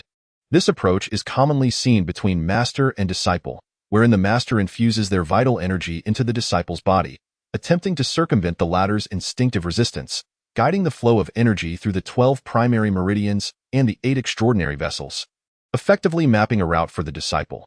Within the military ranks of the Great Qian, each tent is typically assigned a varying number of energy-guiding instructors, dedicated to assisting lower-ranking officers and soldiers in navigating their energy pathways. This serves as a shortcut, a means of imparting wisdom in subsequent cultivation. The practitioners can follow this map, avoiding detours and directly unlocking their meridians, allowing the vital energy to reside within their acupoints. No longer chaotic and unstructured. Until this day, Wei Yinghua had believed he had already cleared the 12 primary meridians and the 8 extraordinary vessels, with all 3 gates and 9 orifices open. Having achieved martial prowess, yet now, he realized that the number of acupoints within him far exceeded the mere 3 gates and 9 orifices. The fluctuations of energy surged within him, as the vital energy followed the newly forged pathways created by the dispersing wine. Charging forward unimpeded, the rapid flow of vital energy instilled a sense of panic within Wei Yinghua. Everything within him was undergoing a fierce metamorphosis, countless previously obstructed meridians being unblocked, with the vital energy flowing into unfamiliar acupoints. Though alien, Wei Yinghua sensed he could unleash the stored vital energy at any moment to serve as a means of combat. Just how many acupoints lay within him, expanded by the wine's influence? Wei Yinghua had no way of knowing. From the main acupoint at his forehead down to the lower dantian beneath his navel, an innumerable array of new acupoints was being unlocked, likely surpassing 100. With a crack, the blood shell encasing him splintered, revealing a frail form beneath. His skin clung tightly to his robust skeletal structure, rendering the old warrior a ghastly specter in the eyes of the multitude gathered within the military tent. They could distinctly observe the fresh flesh sprouting from the wounds of the old warrior, as the flaps of skin converged and adhered together, ultimately forming a brand new scar. Wei Yinghua slowly rose to his feet, allowing the blood crust clinging to him to fall to the ground. Although his complexion was gaunt, to the onlookers, this old warrior resembled a towering mountain, imposing enough to leave the gathered troops breathless. Wei Yinghua gradually regulated his breath, drawing it in through his nose and directing it to his dantian. At that moment, a profound and enigmatic realization blossomed within him, much like an infant in the womb. Unable to consume sustenance for 10 months, yet still nurtured and developed, he felt reborn, ready to cry out anew, revitalized. Just a single jar of wine, as Wei Yinghua surveyed the varied expressions on the faces of those before him. He found himself devoid of the dread and exhilaration one might expect after brushing past the gates of death. Rather, a sense of melancholy enveloped him. Is this the art of the immortals? How does it feel? Xian Yuan Jingju inquired, observing the emaciated figure of the old man, nearly unrecognizable. At that moment, he realized that his previous claims of having reached the 3rd tier of martial arts and aspiring to gaze upon the pinnacle were merely the naive musings of a child. Wei Yinghua sighed, lowering his gaze to the scars that had already healed upon his body, reflecting that although one should not be overly ambitious, the ability to partake in this single sip of wine was sufficient to bring him satisfaction. As he spoke, the old warrior casually extended his hand towards the apprehensive military physician, inviting him to step forward for a closer examination. Only then did the physician approach and take his pulse with 3 fingers. Before long, the physician's expression transformed, fluctuating between confusion and astonishment. Ultimately, he withdrew his hand, exclaiming in amazement, "The bones are aligned, the sinews supple, the qi and blood flow freely, the energy is at its peak, and the meridians are nourished as if by broth." Aside from a slight weakness, there appeared to be no residual effects whatsoever. Upon hearing this, the cavalry commander of the Anfeng army fixed his gaze on the blood crust strewn across the ground, then shifted his focus to the seemingly unremarkable wine jar. A single sip of wine could snatch a dying warrior back from the hands of Yama. If such medicinal wine existed within the military tent, would it not? Contemplating this, the cavalry commander looked at the jar with fervent intensity. Just as he was about to voice his inquiry to Xian Yuan Jingju, Jiao Tao behind him gently tugged at his sleeve, preventing him from speaking. The cavalry commander turned to regard this influential aide with some confusion. "Follow me," Jiao Tao instructed, observing the princess of Shanglua stepping forward to reseal the wine jar before leading the way out of the tent. Although the cavalry commander was perplexed, the gravity of Jiao Tao's expression compelled him to follow. "I have some insights regarding that figure from Jiyun Mountain," Jiao Tao stated bluntly as soon as they exited the tent. "That is not medicinal wine at all, and it cannot possibly be. General, think about it. If such a miraculous wine existed, capable of reviving a dying person with but a single sip, do you believe it would remain unknown to the world?" The cavalry commander, not one to shy away from the question, pondered briefly before responding. Perhaps the brewer never intended for this to be known to the world. Jiao Tao mused, the sacred elixir, the divine medicine, is known as Danxiao wine. 1 sip restores the sight of the blind. 2 sips resurrect bones into flesh. 3 sips bring forth spring blooms that do not wither, while the sun and moon eternally shine without end. Upon hearing these seemingly fanciful verses, the cavalry commander initially found them absurd, but soon began to reconsider, his eyes widening as he stared at Jiao Tao, rendered speechless. "You may think this is mere fantastical poetry from legends, but in truth, it is something I read in my childhood from the collection of texts in my family's library." Jiao Tao added, laughing softly, imbued with a cryptic significance, "Can you guess the title of that book?" "General?" The cavalry commander remained silent, aware that Jiao Tao had no expectation for him to answer. That royal narrative, which has endured for millennia, and even today cannot be entirely eradicated, belongs to the former Zhou dynasty. Jiao Tao's chest rose and fell as he spoke, his breaths somewhat labored, as if taken aback, whispering, "It is recorded by the historian in the Riji Lu chapter 51. The shifting of times the man, esteemed as the cavalry commander of the Anfeng army, squatted outside the military tent.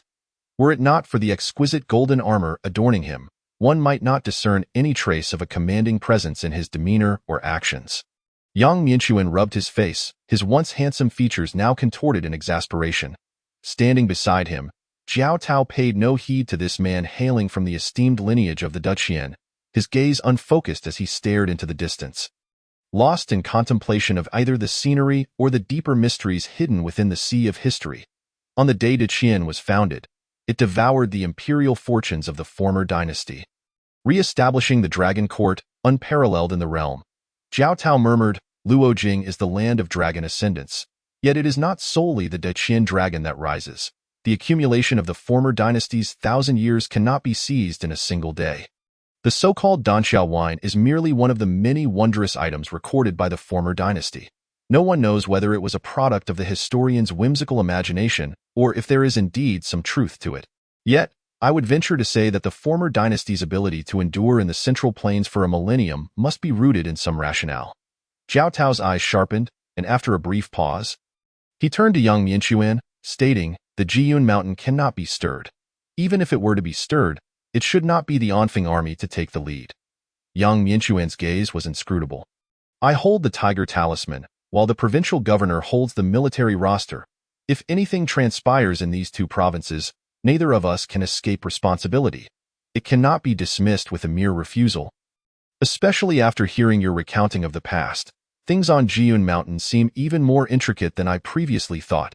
It is not a matter of refusal, but rather a matter of propriety." Jiao Tao replied, his gaze profound, "Do you think the provincial governor Xiang Yiji is unaware of this matter? If he truly did not know, then why only urge you to mobilize forces instead of dispatching an official letter for the Anfeng army to set up camp and conduct a purge at the foot of Jiyun Mountain? What sort of reasoning is that?" The cavalry commander Yang Mianchuan scoffed. "Why should he dispatch me? My half-tiger talisman is not merely for show." Jiao Tao regarded Yang Mianchuan with a slight sigh. This man possessed numerous admirable qualities. His lineage aside, he was one of the most esteemed families of Duqian, and his actions were beyond reproach. He had not relied on his noble ancestry, but had begun as a lowly cavalry lieutenant on the border, leading a mere 100-man cavalry unit to transform it into seasoned warriors over the course of several years. For 3 years, No cavalry from the greatly dared to approach, eyeing the 11 grand cities and towns of the border provinces, which earned him the position of cavalry commander of the Anfeng army. Unfortunately, whether due to the prevailing atmosphere of his noble lineage or other reasons, Yang Mianchuan remained oblivious to the tumult of the court. His reactions excessively slow. Perhaps he harbored some caution instilled by his ancestors regarding military leaders, leading him to instinctively refrain from involving himself in these matters. Yet, how could one entirely avoid the intricate maneuvers of the court? Since ancient times, military personnel have wielded blades both against foes and allies. If it were not for Deqian's martial spirit and the emperor's favoritism towards these military scions, the literati of the court would have long since outmaneuvered these militarily inept individuals with their eloquent words. Anzhou is not a one-man show governed solely by Xiang Yiji. The relationships among various officials and factions are complex, and he cannot afford to disregard the discussions of his peers, nor can he unilaterally dictate matters with absolute authority. Jiao Tao spoke softly. He must also be observing how many factions within the Anzhou government are participating in this affair, and how many individuals are fanning the flames, seeking to exploit this situation to oust him from his position as provincial governor after he makes a misstep. How many are genuinely offering him counsel? Upon hearing this, Yang Mianchuan felt inexplicably uplifted. He chuckled softly. Damn it, they all share the same disposition. The flaps of the tent lifted, and with soft footsteps, a figure clad in purple approached the two men. Princess, Your Highness. The two men exhibited starkly contrasting attitudes. Cavalry Commander Yang Mianchuan, whether resigned to his fate or indifferent to Xian Yuan Jingju, remained squatting on the ground, casually raising his head to speak. In contrast, Jiao Tao appeared notably more formal, bowing deeply and offering a respectful salute. Xian Yuan Jingju nodded slightly as she stood beside the two Daiyan Deqian, where both civil and military officials donned fur robes. Who else would wear purple and gold sashes? This regal purple attire exuded an overwhelming presence, seemingly overshadowing the golden armor of the cavalry commander, creating an impression that they were not in the Anfeng Army's central tent, but rather in the command tent of the Qingshan army, which had nearly adopted the Xian Yuan surname. Yang Mianchuan. Xian Yuan Jingju's voice was cold. Upon hearing his name from her lips, Yang Mianchuan grinned, recalling how he had been called Brother Quan in the past, now addressed as Yang Mianchuan. Jiao Tao paused, scanning the faces of the two before recalling that when the Qi King had yet to return victorious from his campaign against the Great Li, Xian Yuan Jingju had always been nurtured in the dragon court of Luojing, while Yang Mianchuan had once reigned as a small tyrant in the city prior to his training at the border. It was only natural that the two were acquainted. Xian Yuan, in those days when you urged me to act heroically and champion the cause of the downtrodden, you certainly were not as distant as you are now. Yang Mianchuan reminisced, his eyes glimmering with a hint of nostalgia. He then sighed and rose to bow to Xian Yuan Jingju. Your Highness, what brings you here? Jiao Tao suddenly recalled a tale he had heard about Longting, concerning Yang Mianchuan, who, in his youth, had experienced a peculiar frenzy. He insisted on emulating the legendary heroes chronicled in stories, embarking on a quest to rob the rich and aid the poor. Alone, he infiltrated the grand estates of Luojing, pilfering numerous valuables and subsequently distributing them to impoverished farmers in the outskirts, causing quite a commotion among the illustrious families of Longting. One elder in Yang Mianchuan's family, however, found this mischief rather admirable. After each escapade, he would personally visit the affected households the following day to offer apologies and compensation. Eventually, a tacit agreement emerged among the families to leave out some inconsequential items in their courtyards, disregarding the situation, simply waiting for Yang Mianchuan to reclaim them under the cover of night. Perhaps the boldness of his actions dulled the thrill, for it wasn't long before Yang Mianchuan seemed to lose interest in this game. A smile crept onto Jiao Tao's face as he realized that behind this escapade lay the instigation of none other than the solitary daughter of the Qi King. I can offer you that jar of wine. Xian Yuan Jingju's second statement left both of them momentarily stunned. They had assumed that such a precious Danqiao wine would be hidden away in her estate, never to be revealed to the world again. To their surprise, she generously offered it up. This jar, capable of reviving the dead and restoring life, could almost be deemed a second lifeline in the midst of battle. In a fleeting moment, he seemed to envision that little figure clad in purple, merely a child of 10, yet bold enough to lift and consume an entire jar of wine. As Yang Mianchuan gazed at the now fully grown Xian Yuan Jingju, he noted that her once youthful innocence had vanished. replaced by a cold and resolute demeanor. Outside the military tent, Yang Mianquan's expression was a complex tapestry of emotions. Xinyuan Jingju, undoubtedly aware of the mix of nostalgia and doubt in his eyes, continued unabated. I care not for your past actions or promises made to others. This jar of wine, I wonder if it can exchange for the life of you, the commander of the Anfeng cavalry. Xinyuan Jingju locked her gaze onto Yang Mianquan, who had remained silent for a fortnight. His fingers, clasped at his side, slowly tightened, concealing the hint of weakness in his eyes, his tone matching hers in icy firmness. The Anfeng army is on orders to guard the borders. The unspoken words hung heavily in the air, but the three present understood. Yang Mianquan, do you recall that in Luojing, you were 5 years my senior? At that time, you had not yet reached manhood, and I had not yet come of age. Upon hearing this, the hardness in Yang Mianquan's gaze softened slightly. During our 3 years at the academy, we played no less than 100 matches. Xinyuan Jingju's voice thundered, piercing through Yang Mianquan's very essence. Did you ever win? Yang Mianquan's expression stiffened. The common folk regarded your Yang family's dragon-slaying techniques as mere tales, while officials dismissed them as empty rhetoric. Did you think that the emperor's favored child, a vile serpent, approached you out of genuine belief in your potential, wishing to carve you into a gem of excellence? Xinyuan Jingju scoffed coldly, disregarding Yang Mianquan's visible disturbance. Since the establishment of the Qi King's residence, we have severed numerous ties within the court. Let me be clear. Currently, there is not a single confidant of the Qi King within the Dacian court in Luojing. So tell me, do you wish to gallop out of the camp and inform your princely master of this good news? To slay the great serpent of the Qi King's residence. Yang Mianquan remained silent, his gaze fixed on Xinyuan Jingju's increasingly unfamiliar and elegant visage. Xinyuan Jingju, unceremoniously, raised her hand, pointing at him as she scolded, "Fool!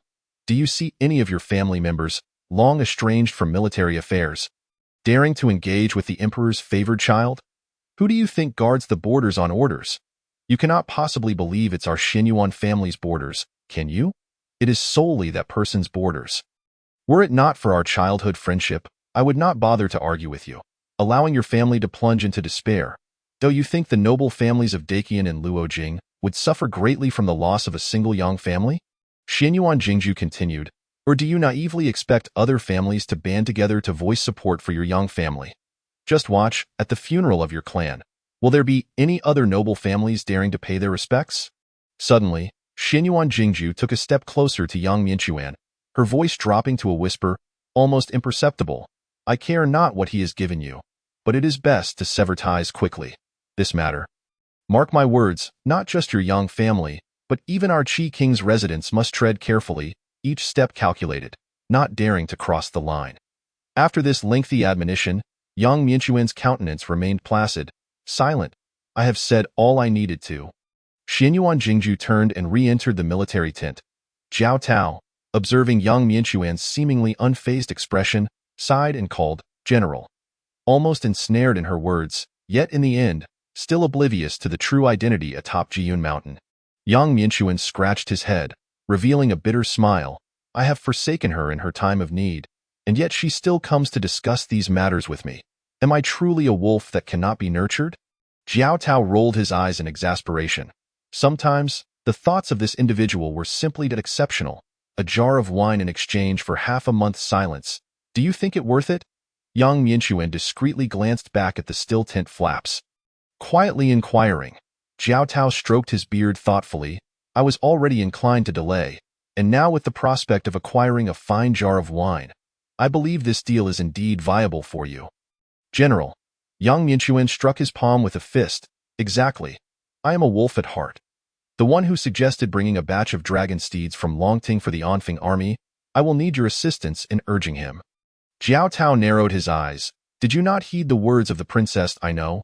That jade pendant has long since been discarded into the latrine, and besides, we have no correspondence. He cannot possibly send his top experts to dig through the dung in our military tent. Can he? A prince of noble birth would not stoop to such a lowly act, would he?" Listening to Yang Mianquan's crude remarks, even Jiao Tao felt a moment of speechlessness. "Furthermore, I have done nothing wrong. The previous mobilization was entirely within military regulations. Seeking to procure a batch of dragon steeds from Longting is for the benefit of our Onfing army. The horse is the foundation of armor and weaponry, a great asset to the nation. Yang Mianchuan sighed heavily. Alas, alas, without fine steeds, how can we fight against Dali? If the truth were to come to light, I would merely kneel before His Majesty, weeping profusely. Observing Yang Mianchuan's reckless demeanor, Jiao Tao felt a sense of helplessness. You will be executed if you do not present yourself before His Majesty. Then I shall find an old-timer in the military department to weep before him. After all, the Yang family still has some lingering ties there. Yang Mianchuan grinned. Once this matter passes, I must lead a team to patrol the borders, first bringing back 1,000 heads. In conclusion, Yang Mianchuan bore a serene smile, as if he found comfort in the seemingly calm yet tumultuous undercurrents of Anzhou, where, despite the absence of external foes, it could not compare to the brutal and bloody chaos of true battle. Before long, a commotion arose behind the tent, and Xinyuan Jingju, empty-handed, appeared, flanked as usual by Wei Yinghua, who stood a half-step behind her, perfectly positioned. Yang Mianchuan first greeted Wei Yinghua with a respectful nod, acknowledging him as a junior in the military, and then turned to Xinyuan Jingju, stating plainly, "A jar of wine is of no use to me. It is merely a trifle compared to what could save my life, a mere chicken rib for the Onfing army." Xinyuan Jingju frowned. "What do you desire? Money or grain? Regardless of the amount, the princess's residence cannot afford it. Nor would I dare to ask," Yang Mianchuan replied, shaking his head. "What I truly wish to know is the situation atop Jiyun Mountain." Upon hearing this inquiry, Xinyuan Jingju fell into contemplation, losing her previous decisiveness. Yang Mianchuan gestured toward the armored soldiers on duty surrounding the tent. The Onfing army's foundation is already thin. After several hard-fought battles, they are nearly depleted. They cannot die in vain. Xinyuan Jingju pondered and replied, "Qin Daolang, he seldom concerns himself with affairs below the mountain, and bears no ill will toward Dakian." Just as Xinyuan Jingju gradually pieced together her impression of Qin Daolang through her words, a hurried figure, a horse herder, rushed towards them. Upon seeing Yang Mianchuan, he abruptly halted and respectfully bowed. "What has occurred that you are in such haste?" Yang Mianchuan furrowed his brows. The horse herder, catching his breath, looked up, at a loss for how to articulate the situation, finally managing to utter a single word, "Horses." Yang Mianchuan's brow furrowed even deeper. Before he could inquire further, a clamor arose in the distance, followed by the thunderous sound of galloping hooves echoing in his ears. The sound was like rolling thunder, first reverberating from afar, then swiftly approaching the tent. Is it a call to arms, or an enemy attack? Yang Mianchuan's eyes widened in suspicion. Without waiting for the horse herder's response, he pointed at several soldiers outside the tent. "You." His words cut off abruptly, as unexpectedly as the approaching hoofbeats. "Stop, stop." The horse herder turned, waving his arms frantically at the soldiers, shouting, a magnificent creature, its back towering a full human height, strode into the camp, eliciting astonished gasps from the soldiers. Its robust form, muscles defined and exuding strength, its head held high, bore two elegantly curved, jade-colored horns atop. Its long neck was adorned with fine scales, and its flowing mane danced gracefully in the wind. The long spear held by the soldier pointed towards the beast, which seemed beyond the realm of earthly creation. For a moment, they were at a loss whether to halt its advance or allow the suddenly quiet creature to approach the central military tent. As if it had caught a whiff of a familiar scent, the beast slowly neared the few individuals gathered outside the tent, eventually stopping before Xinyuan Jingju, who lowered its head and gently sniffed at her neck. Xinyuan Jingju felt a tickle from the beast's warm breath and instinctively recoiled, only to break into laughter, tentatively extending her hand. "Your Highness, you mustn't," Jiao Tao interjected, attempting to restrain her. Yet, the moment he saw the beast show no sign of resistance, Xinyuan Jingju's palm rested upon the dragon horse's forehead. The dragon horse let out a loud snort, squinting its eyes in apparent enjoyment. "Qin Daolang, this is indeed an unparalleled gift," Xinyuan Jingju remarked with a light chuckle and gentle words. Chapter 53. Dragon Slaughter. The pasture lay 3 miles outside the camp, sprawling between heaven and earth. The river babbled softly, with water plants flourishing. Surrounded by a rugged wooden fence, the pasture bore the marks of time and withered vines. Several low watchtowers stood resolutely, safeguarding this strategic location. Soldiers atop these towers held long spears, their gazes piercing, vigilantly surveying their surroundings to ensure the pasture's safety, just as Yang Mianchuan had previously stated. Horses are the foundation of the army, essential to the nation. In any military camp with cavalry, one would find the steeds well-fed and robust, fearing the slightest mishap. Within the pasture, hundreds of Anzhou warhorses huddled together, restlessly scraping their hooves, seemingly apprehensive.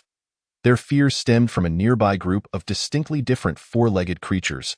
With glistening azure hides, their sheen appeared even more vibrant under the sun, their knees rounded and splayed, resembling a coiled mass. They bore no horns, their heads held high like lofty, perilous peaks, with protruding eyes, flat backs, and large bellies. Their tails flicked, creating a sound reminiscent of something slicing through the air. Although the Anzhou warhorses were not considered the finest steeds in Dacian, they had proven their worth by contending against the formidable cavalry of Dali for many years, showcasing their unique strengths. Foremost among these was their courage in battle. Yet now, even these warhorses, typically fearless in the face of swords and flowing blood, appeared timid, instinctively distancing themselves from the unfamiliar beasts before them, a strange fear rooted deep in their bloodline. Yang Mianchuan's eyes sparkled as he gazed intently at the herd, fearful that this scene was merely a figment of his imagination. His expression resembled that of a lifetime laborer suddenly beheld with a fortune of gold and silver. Xinyuan Jingju stood at the edge of the pasture. Beside her lay the sole dragon horse adorned with jade horns. Its four hooves folded beneath it, appearing from a distance like a small mountain gleaming with precious jade. Xinyuan Jingju's fingertips brushed over its jade-like scales, reminiscent of armor, hard and cold, prompting her to ponder whether, in the heat of battle, even the swiftest lance of the cavalry could penetrate the hide of this creature.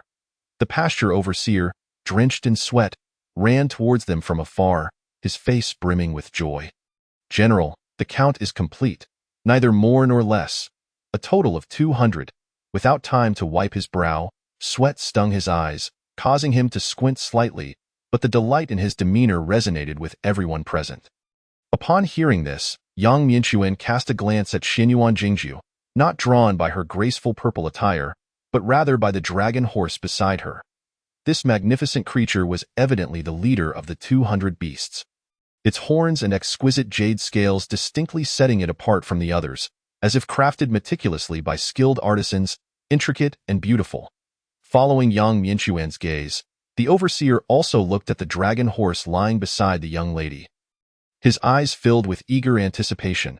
He whispered, "General, when dragons soar through the heavens and horses tread upon the earth, if we possess a dragon horse, there is no place in the world we cannot conquer."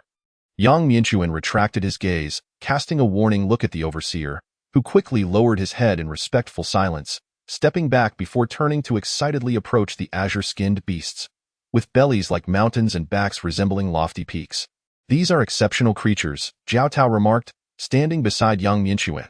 "If these dragon horses could join the Anfeng army, they would surely stand their ground against the elite cavalry of the Golden Tint." Yang Mianchuan rubbed his hands together, a gesture laden with rustic charm, coupled with a rather lecherous expression on his face. Suddenly, his demeanor shifted to one of sternness as he turned towards Xinyuan Jingju, with Jiao Tao smilingly following closely behind. The latter leaned against a nearby jade mountain, quietly observing as Yang Mianchuan approached. The two exchanged glances, engaging in a silent standoff. Ultimately, Yang Mianchuan could no longer maintain his stern expression, breaking into a smile and humbling himself, saying, "Xinyuan Mei, these dragon horses." Before he could finish, Xinyuan Jingju interjected, "Give me a reason not to allow the Qingzhou army to come and claim the horses." "We agreed to remain silent for half a month," she continued. "Yang Guer, you were wrong before, but it was for the sake of our Anfeng army, which is suffering. Just 2 months ago, during a border patrol, we encountered a flag of heavily armored Dali cavalry. Who could endure that? After the charge, I turned to see that of the 100 riders behind me, only about 20 remained. That scoundrel Huyan Honghuan, disguised in low-grade Dali cavalry armor, was hiding among the ranks." Yang Mianchuan vented his frustration, whether mourning the fallen comrades or the warhorses that had perished on the battlefield, cursing Huyan Honghuan, the prince of the Golden Tint, for his shameless actions. Xinyuan Jingju, upon hearing this, scoffed coldly, And yet you, knowing full well it was Hu Yin Honghuan, still called for reinforcements in an attempt to detain him. Yang Mianchuan, feeling embarrassed, rubbed his hands together sheepishly. Well, that is Hu Yin Honghuan. If I were to take his head, every soldier in the Anfeng cavalry would surely receive a promotion. This man was indeed swift. After pursuing him for nearly half a month, they had finally managed to eliminate the guards around him, only for him to escape to the banks of the Feiyun River. In the midst of the Dali Feiyun troops, they fought fiercely, taking down many, but the timely support from the royal tint prevented further losses. As he recounted the tale, Yang Mianchuan's eyes brimmed with sorrow. On that patrol, they had gained nothing but lost over 100 warhorses, marking his tenure as the leader of the Anfeng cavalry as the most regrettable of all. Observing Xianyuan Jingju's unyielding demeanor, he steeled himself, inhaling deeply. Sister, I don't care where this dragon horse comes from. Bring me 800 more, and we will have a complete set. Xianyuan Jingju regarded Yang Mianchuan with an incredulous expression, as if he were a fool. Yang Mianchuan licked his lips, as if resolved, and murmured a phrase.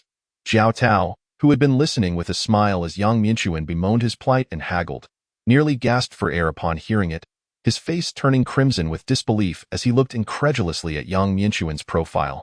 Xianyuan Jingju's expression darkened as she finally regarded the man before her with utmost seriousness. Yang Mei, I cannot disclose the identity of that individual, but if you truly manage to procure 800 more horses for me, I promise you, he will not return to his fief. To Yang Mianchuan, it seemed as effortless as slaughtering a chicken or dog to terminate an imperial prince. The art of dragon slaughter, known only to the Yang family, was shrouded in mystery, its true nature, be it military strategy or battle tactics, eluding all comprehension. Only Yang Mianchuan was accustomed to it, for that very book was titled Dragon Slaughter. Chapter 54. Revered by Mortals. An ethereal essence, Shanglua, as the foremost county of Anzhou, shared similarities with many border military towns, boasting towering walls. However, there was no moat outside these walls. The walls were constructed of sturdy blue bricks, thick and solid, with gates on all four sides. Each gate was adorned with a gatehouse, arrow tower, and drawbridge, standing majestically against the sky. In the southwestern outskirts of Dakian, the spirit of chivalry ran strong, often attracting those with exceptional physical prowess, who ventured forth from their mountainous homes, forsaking their ancestral heritage to seek fame in the border regions. In response to these wandering souls, regardless of whether they sought to enlist or engage in mercenary work, the streets of the city prohibited the bearing of arms. Those found carrying weapons in public would face execution, with their families conscripted and neighbors subjected to collective punishment. A tall figure stepped gracefully into a 3-story-old tea house within the city. This individual was enveloped in a black cloak, wearing a wide-brimmed hat that obscured their features, rendering it impossible to discern their identity. Upon noticing the cloaked figure's entrance, a young waiter approached with a smile. Ah, esteemed guest, you must have traveled far. The recent spring chill is biting. Why not come in for a cup to warm yourself? The figure, still shrouded in their black cloak, slightly turned their hat, surveying the tea house's main hall before responding in a detached tone. What tea do you have? Their voice was flat, devoid of any discernible gender. The waiter paused for a moment, his face still beaming with a smile as he replied, We have excellent Longjing tea, fragrant and rich in flavor, as well as aged pu'er tea, with a bright red hue and an endless aftertaste. 1 pot of Longjing will suffice, the figure replied casually, finding an empty seat to sit down. Very well. The young waiter discreetly cast a couple of glances at the enigmatic figure before him, wrapped in layers of clothing, and curled his lip in disdain at the air of mystery surrounding this individual. Before long, a pot of tea was placed on the table, accompanied by 2 plates of snacks, with a polite, "Enjoy your meal." The waiter retreated to a corner of the tea house, stealing sidelong glances at the mysterious figure radiating an aura of intrigue. A few of the tea house staff huddled together, discussing this conspicuous character in the hall. With a conical hat perched atop his head and draped in a black robe, one of them mused, I wonder how he drinks? Unfortunately, the reality soon dulled the curiosity of these idle waiters, as the individual removed his hat, revealing a face that could only be described as delicate, unremarkable, much like his physique. After pouring himself a cup of warm tea, he listened to the storyteller on stage weave nonsensical tales of the martial world, sipping slowly. The disinterested staff quickly shifted their attention elsewhere. Suddenly, a voice rang out from outside the hall. "Our county princess has entered the city, riding a dragon horse, truly a dragon horse, with horns upon its head. Come quickly to see." Before the words had settled, chaos erupted in the tea house. The quick-witted waiter took a couple of steps outside, pulling the man in, first handing him a cup of warm tea, then dragging him to the storyteller's stage, inquiring, "What dragon horse?" The man gulped down a mouthful of tea, chuckling. "I just returned from the post road and happened to cross paths with our county princess. Nothing much, save that she rides a dragon horse enormous, likely the size of 2 oxen, with azure scales and horns atop its head. What else could it be if not a dragon horse? I had just set my belongings down and was about to go see." With that, he set the teacup down on the table and dashed outside. The patrons in the tea house exchanged glances. After all, in this city, aside from brewing a pot of tea and listening to the storyteller's fanciful tales of gods and demons, such was their greatest amusement. However, a dragon horse. Surely no one would believe such mythological creatures existed. Perhaps the newly established princess, having been in the city for merely half a year, was attempting to emulate the exploits of the tyrant Wang and put on a spectacle for the populace? Yet, this was not the most pressing concern. The tea in their cups remained untasted, and if they rushed to the city gate only to return, would they not have to order another pot? Just as the patrons hesitated, the storyteller was the first to seize the book laid out on the stage and sprinted towards the street. Regardless of the truth, he thought, it was better to go and see for himself. If the princess was deceiving them, he would concoct a tale of the princess's farcical exploits for the common folk. Yet, if it were true, it would surely be entertaining. At that moment, witnessing the storyteller's hasty departure, someone could no longer remain seated, downing 2 hearty sips of tea before rising and rushing outside. One person stirred, and soon many followed suit. Voices erupted in the streets, a cacophony of excitement. The throng surged. Even those in the elegant rooms on the 3rd floor of the tea house craned their necks to understand what was happening. Upon hearing the words dragon horse, the previously composed figure at the table felt a tremor in his grip on the teacup. In contrast to the crowd's fervor, he remained calm. He exhaled deeply, hesitated for a moment, then rose, placing the conical hat back atop his head, and strode outside. Upon reaching the city gate, he found a sea of humanity, pushing and shoving, each straining their necks to gaze at the post road ahead. After a brief wait, a smile of resignation appeared beneath his hat, a self-deprecating chuckle escaping his lips as he realized he was now drawn to such folklore. With a slight shake of his head, he prepared to turn away to the city gate. A seemingly enthusiastic bystander shouted, "They're coming, they're coming." The long figure halted in his tracks. Gasps arose, the crowd's restlessness gradually encroaching upon him. He turned to look. Like stars converging around the moon, the crowd parted to reveal a striking azure hue. Bathed in sunlight, the azure scales shimmered with a faint golden glow, reminiscent of a flowing river of stars. The fingers of the elongated figure, concealed beneath the black robe, twitched uncontrollably. The dragon horse held its head high, its pair of jade-like horns standing tall, exuding an otherworldly presence and a sense of awe-inspiring majesty. A figure clad in purple sat gracefully upon its back, maintaining a serene smile even amidst the throngs of onlookers. For reasons unknown, the crowd fell silent, each person instinctively hushed, perhaps out of fear of disturbing the dragon horse or the resplendent maiden upon its back. A towering elder strode alongside the dragon horse, emanating an aura that warned others to keep their distance. "Your Highness," he murmured, as even he felt a swell of emotion at this sight. When was the last time he beheld such a scene? It was when the King of Qi rode into the dragon court. At that time, the streets were deserted, and everyone marveled at the king's accomplishments. Now, how would the only daughter of the King of Qi, Xian Yuan Jingju, react to this moment? Xian Yuan Jingju reached down to stroke the dragon horse beneath her, and it halted obediently, glancing around at the awe and trepidation in the eyes of the common folk. She proclaimed clearly, "Heaven bless Diqian." The moment the words left her lips, Wei Yingguo felt a tightness in his throat, followed by a hearty laugh, echoing her sentiment with a resounding, "Heaven bless Diqian." In the past, the King of Qi's utterance of "Heaven bless Diqian" had stirred the dragon court into a frenzy. How would it fare today? The crowd was moved, and the voices of hundreds surged at the city gate, clamoring, Heaven blessed Qian. The earth trembled, as if it might upend the very city gate. Above in the clouds, an immortal sat in silence, attuned to the 36 heavens within. His radiance illuminated the expanse, resonating through the cosmos. Atop the celestial mountain, purple clouds and mist swirled, with the sun shining brightly. The heavenly pillar reached into the sky. The bamboo groves swayed gently. Cold springs bubbled forth, bringing forth the essence of spring within. Across the realms of mankind, above the ancestral continent, clouds drifted lazily. The celestial energy surged, flooding into him. Qin Shozong exhaled deeply, the palace filled with violet mist. In an instant, he transcended to the realm of the divine. Free from peril. Chapter 55. The Conspiracy. As the saying goes, a child's face in spring can change 3 times a day.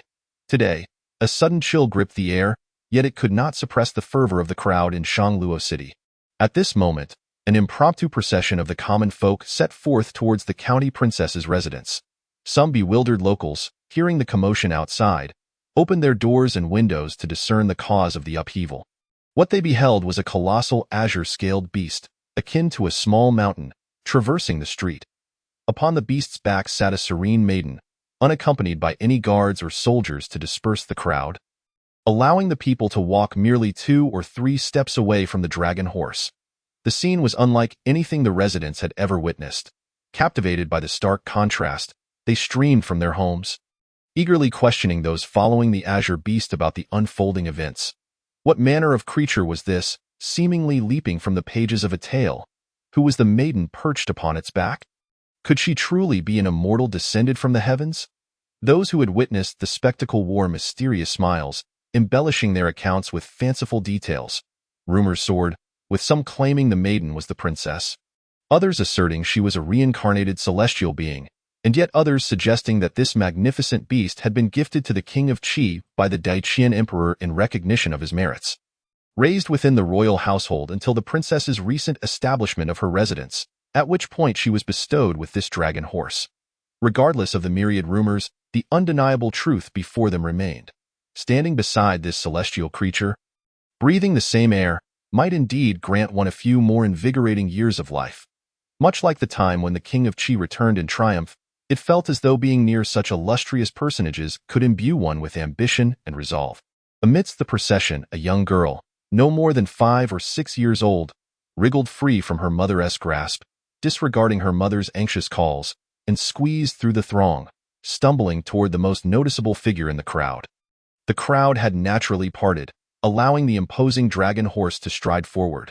Thus, when the girl reached the magnificent beast, the spectators finally noticed this diminutive figure. Standing before the dragon horse, the girl realized that what had seemed enormous from afar appeared even more so up close.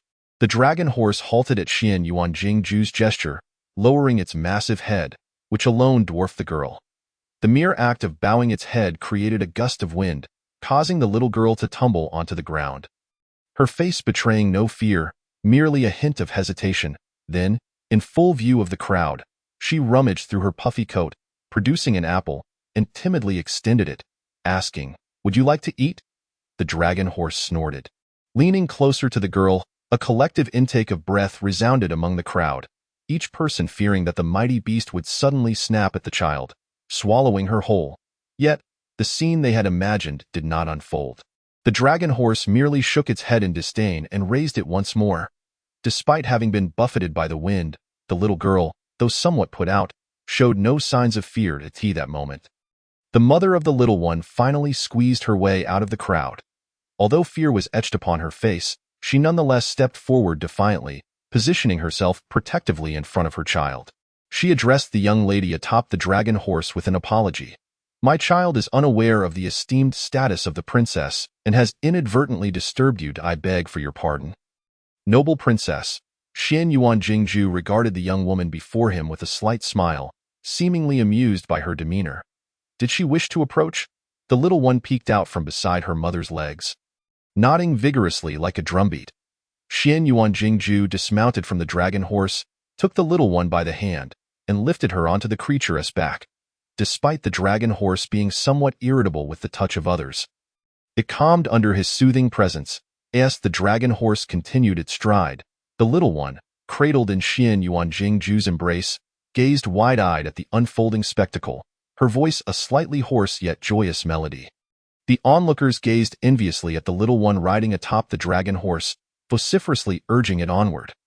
The street was congested, and no one heard the sharp, mocking voice emanating from within a tea house 3 stories up. Look at how this approachable princess has won the hearts of the people.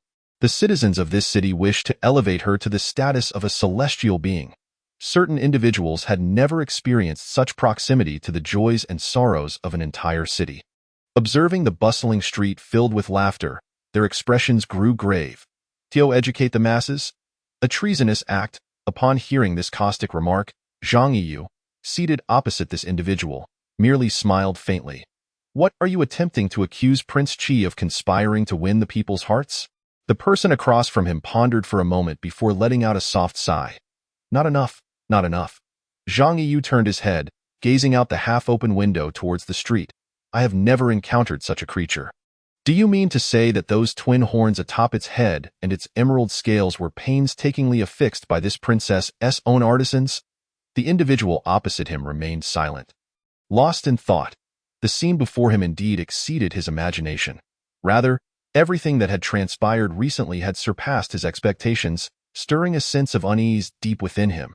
This unease stemmed from a loss of control over the situation. Jiyun Mountain. Zhang Yiyu murmured to himself. The Anfeng army could not be relied upon. Yang Mianquan was putting on a facade of indifference, refusing to send troops. What then is the true nature of those in the mountains? Friends or foes? The tea table fell into silence, as neither could provide an answer to this pressing question. Why not let these fools risk their lives? After a while, as the commotion in the streets gradually receded from the tea house's window, the man across from Zhang Yiyu suddenly spoke with a cold laugh. A bunch of foolish commoners. Do they not envy the celestial fortune of this princess? Why not let them venture to Jiyun Mountain? Zhang Yiyu's eyes brightened at this statement. Even to utter such rebellious words as to seal off the mountain was something Yang Mianquan and Governor Xiang Yiji still hesitated to do. The man clenched his fist, shattering the teacup in his palm. Let us see. If the lives of the White Lotus Peak rebels cannot motivate you, will you dare to disregard the lives of the countless commoners in Shanglua City? With that, he rose and swept away, leaving shards of the teacup scattered across the floor, along with his final words. Inform these foolish commoners that the dragon horse hails from Jiyun Mountain, and that their coveted celestial fortune lies within its depths. Once they ascend the mountain, if all is well, then the talk of sealing it will undoubtedly become a jest. But if the denizens of Jiyun Mountain behave as before, mercilessly slaughtering all who dare to enter, the door to the elegant chamber opened and closed. Zhang Yiyu remained at the tea table, completing the unfinished words. The charge of treason will undoubtedly stand. You, Yang Mianquan, must send troops. The sun was pleasantly warm, and the spring breeze was slightly cool. Zhang Yiyu sat alone at the table, feeling triumphant. He raised his teacup in a silent toast to the empty space before him. Chapter 56. In a land governed by serpents and dragons, who among them, when faced with storm and strife, shall transform into a dragon? A small convoy made its way slowly along the official road, consisting of merely 2 horse-drawn carriages, accompanied by around 17 or 18 mounted guards, presenting a somewhat shabby sight. Amid this meager assembly, one of the carriages stood out strikingly, its body intricately carved from sandalwood. Adorned with elaborate patterns, the top of the carriage was fitted with a canopy, embroidered with dragons and tigers, and tassels hung from its edges, while the yoke and harness were even inlaid with precious jade. The driver of this opulent carriage was a physically imposing man, towering above the carriage even while seated at the front. His broad shoulders blocked the view ahead, rendering the front of the carriage nearly impenetrable. As the convoy traveled along the calm official road, many other caravans, upon seeing this peculiar entourage, instinctively veered away, and none dared to approach, wishing to steer clear of it. After all, just the sight of that lavish carriage suggested that the occupant within was far from an ordinary commoner. It was not until this convoy reached the border of Anzhou, almost crossing into Longzhou territory, that the mounted guards surrounding the luxurious carriage noticed something amiss.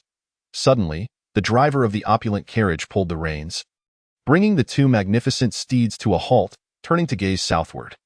This action left the surrounding cavalry bewildered, prompting them to turn their mounts around and approach the 4 carriages at a slow pace. A lively voice emerged from within the carriage. "What is happening?"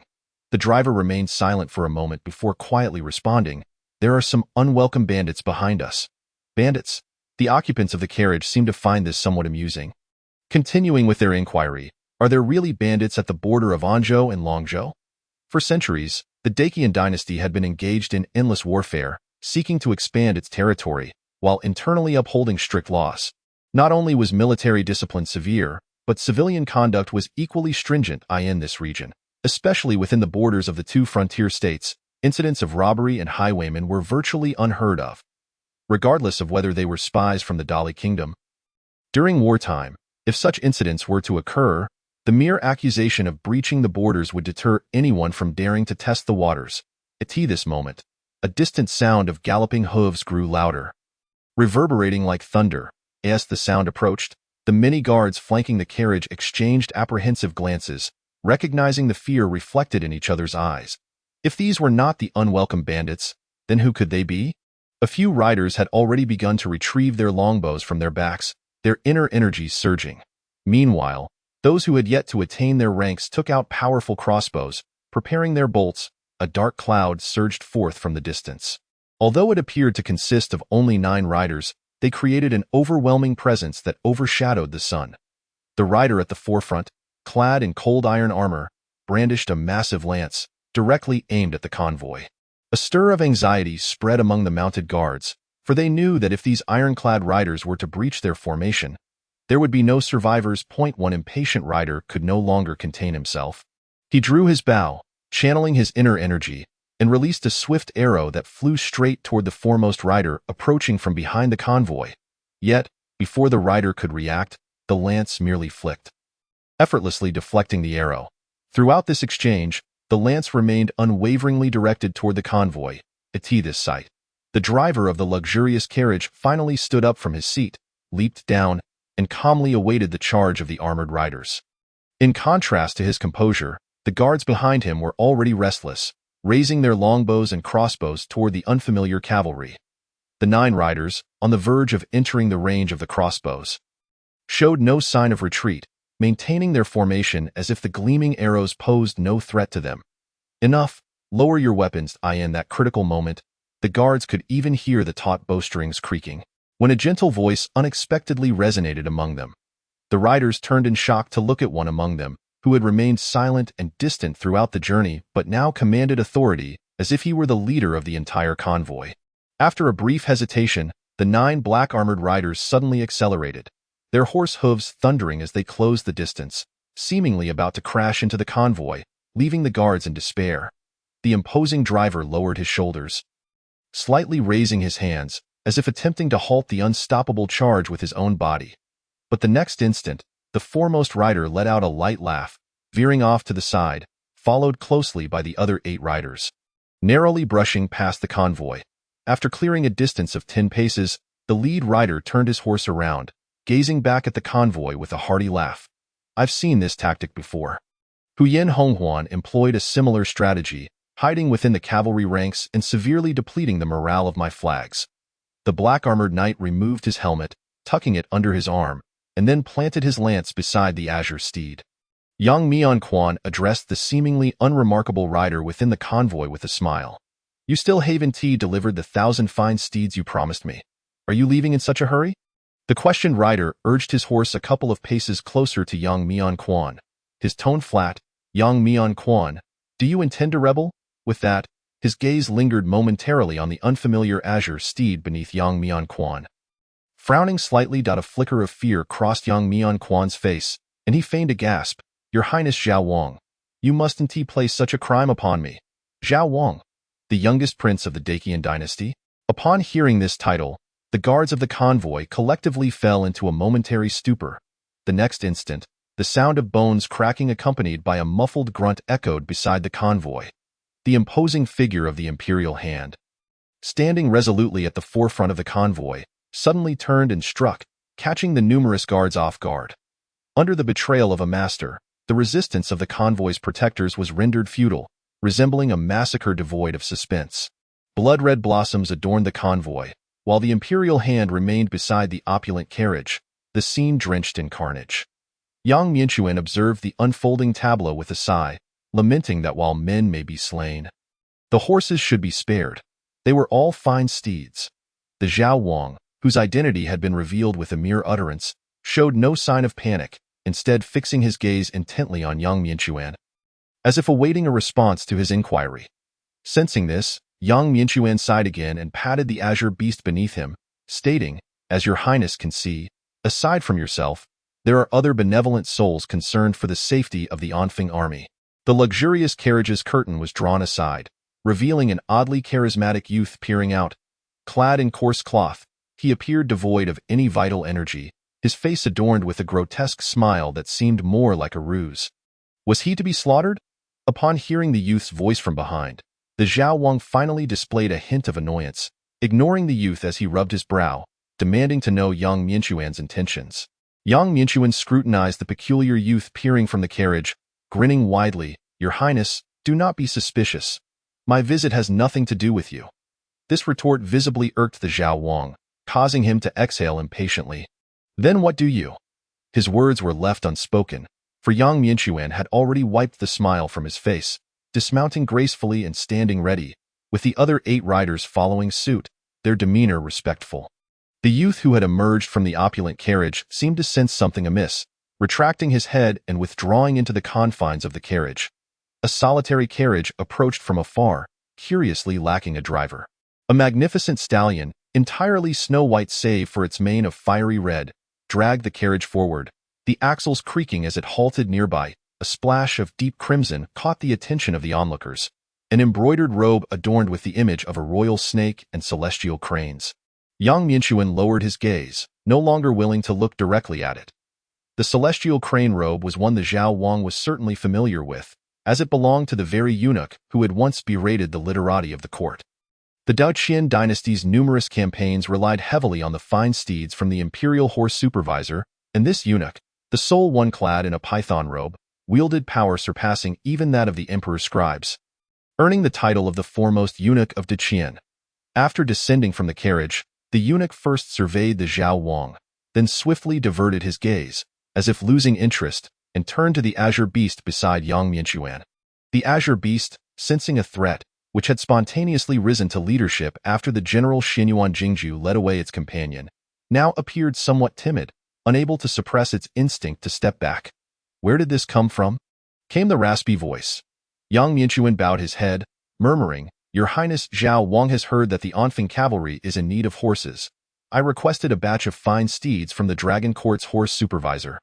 Yet half a month has passed without a word. I can wait, but the Anfeng army cannot. We must engage in battle. Fortunately, another noble soul, seeing the plight of the Anfeng army, has sent me a rare batch of steeds." Hearing Yang Mianchuan's muted grievance, the Zhao Wang's lips twitched. The eunuch raised his gaze to the Zhao Wang, inquiring, "When did we hear of horses being requisitioned from the horse supervisor?" The Zhao Wang quickly clasped his hands. "I have yet to inform your excellency. I was just preparing to return to my domain to personally write to my father and request them." The eunuch nodded in acknowledgement before gesturing for the Zhao Wang to depart. In the highly stratified society of Daoqian, it was indeed unusual for a eunuch to address a prince with such casual dismissal, yet none present found it strange. The Zhao Wang remained composed, bowing once more to the eunuch before turning his horse to leave. The imperial hands mounted the carriage and urged the horses forward, while the peculiar youth inside the carriage fell silent after the eunuch's arrival. Yang Mianchuan, with his head bowed, subtly raised it a fraction, casting a glance at the departing Zhao Wang, observing the fleeting vein that had momentarily bulged at his temple, a slight smirk playing at the corners of his mouth. "Well then, you have reveled in your own grandeur." The eunuch stepped forward, extending a hand toward the azure beast.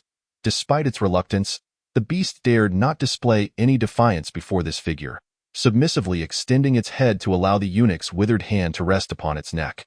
"Now tell me, where did this come from?" Yang Mianchuan respectfully replied, "From Xinyuan Jingju, the sole daughter of the Qi Wang." The eunuch's fingers momentarily hesitated, his demeanor shifting as he lost composure for the first time in front of an outsider. Exclaiming, "Fetch me that horse at once. We shall return it to the Dragon Court immediately." The unexpected reaction left Yang Mianchuan momentarily stunned. In the tales, this eunuch was known for denouncing the literati on behalf of the Qi. Why then was he reacting in such a manner here? The 9 azure beasts suddenly grew restless, wishing to flee from the imposing figure before them, yet lacking the courage to do so.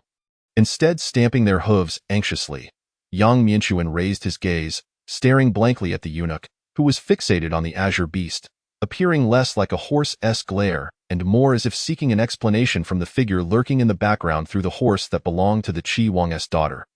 Chapter 57. Desolation for the majority of the city's inhabitants. The atmosphere recently felt oddly peculiar. An influx of outsiders had surged into the city, causing a backlog of horse-drawn carriages and riders on the roads leading to the city gates.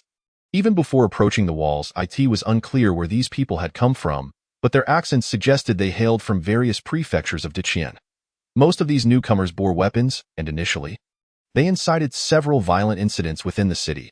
Although they were quickly dealt with by the local militia according to the law, the residents remained wary of these distant interlopers. Some local citizens even recounted tales of individuals being slain for obstructing military couriers on the roads outside the city. Such rumors only served to heighten the disdain the locals held for these unruly outsiders, who, despite being ignorant of local customs, seemed to disregard the basic etiquette of avoiding congestion on the thoroughfares. Even children in the area understood not to block the roads, and while it was permissible to lead cattle along the smooth paths when no one was around, obstructing the thoroughfare in this border region was considered a grave offense, punishable by far more severe penalties than mere exile. Did these outsiders fear that the coarse ground would wear out their horseshoes without the means to repair them? With such thoughts in mind, the locals could not help but feel a growing irritation toward these newcomers, for it had been quite some time since the city had witnessed such congestion. Indeed, the border region had little to offer in the way of local specialties, rendering it unworthy of the attention of mercantile pests. Perhaps a few years prior, during the fierce conflicts with Dali, many men from the northern territories had felt a surge of patriotic fervor, journeying here to enlist in the military and seek glory. However, with Dali and Deqian having not engaged in large-scale battles for over a year, the encounters had dwindled to minor skirmishes and patrols, making the prospect of joining the Anfeng cavalry seem less appealing, as the likelihood of achieving fame was slim, and survival even more so. Thus, these outsiders were regarded with disdain by the locals. Yet, the newcomers themselves did not share this sentiment, boldly traversing the streets and alleys, gravitating toward bustling establishments like taverns and tea-houses. Eventually, the locals began to catch on in these taverns and tea-houses. The newcomers expressed little interest in anything but one particular topic, the recent arrival of the Anfeng County princess, who had entered the city riding a dragon steed amidst a grand farewell from the populace. According to the tales spun by the newcomers, a few months prior, a legend had circulated across the various prefectures of Deqian, claiming that atop the Jiyun mountain, located just 100 miles outside Anfeng, a celestial being had descended upon the mountain on the back of a 9-dragon chariot. Initially, most dismissed this as mere nonsense. However, recent rumors from the border region had reignited interest. Whispers suggested that the Anfeng County princess, the sole daughter of the Qi, had encountered a divine fate upon the mountain and descended riding a dragon steed. Once this topic arose, the locals could hardly contain their excitement. The outsiders, having shed their earlier arrogance, adopted a more humble demeanor, asking questions and offering pleasantries, bolstered by a few jugs of warm wine and good tea. Most of the residents, half-heartedly engaging in the conversation, began to recount their own experiences of traveling alongside the princess and her dragon steed, sharing tales of her beauty and grace, and how the words "Heaven blessed Deqian" had stirred the hearts of many local youths at the city gates, igniting their desire to enlist. Alas, the outsiders could not grasp the martial spirit that thrived in the border region, finding the locals' tales somewhat dry. Instead, they gravitated toward the more scandalous rumors, especially those embellished by storytellers and drunken revelers. They delighted in the notion that the celestial being atop Jiyun Mountain was, in fact, a true immortal of Deqian, who, weary of Dali's persistent invasions, had bestowed the dragon steed upon the princess, encouraging her to follow in her father's footsteps and embark on a campaign against Dali. Each time such absurdities were recounted, the outsiders grew increasingly attentive, urging more drink and food.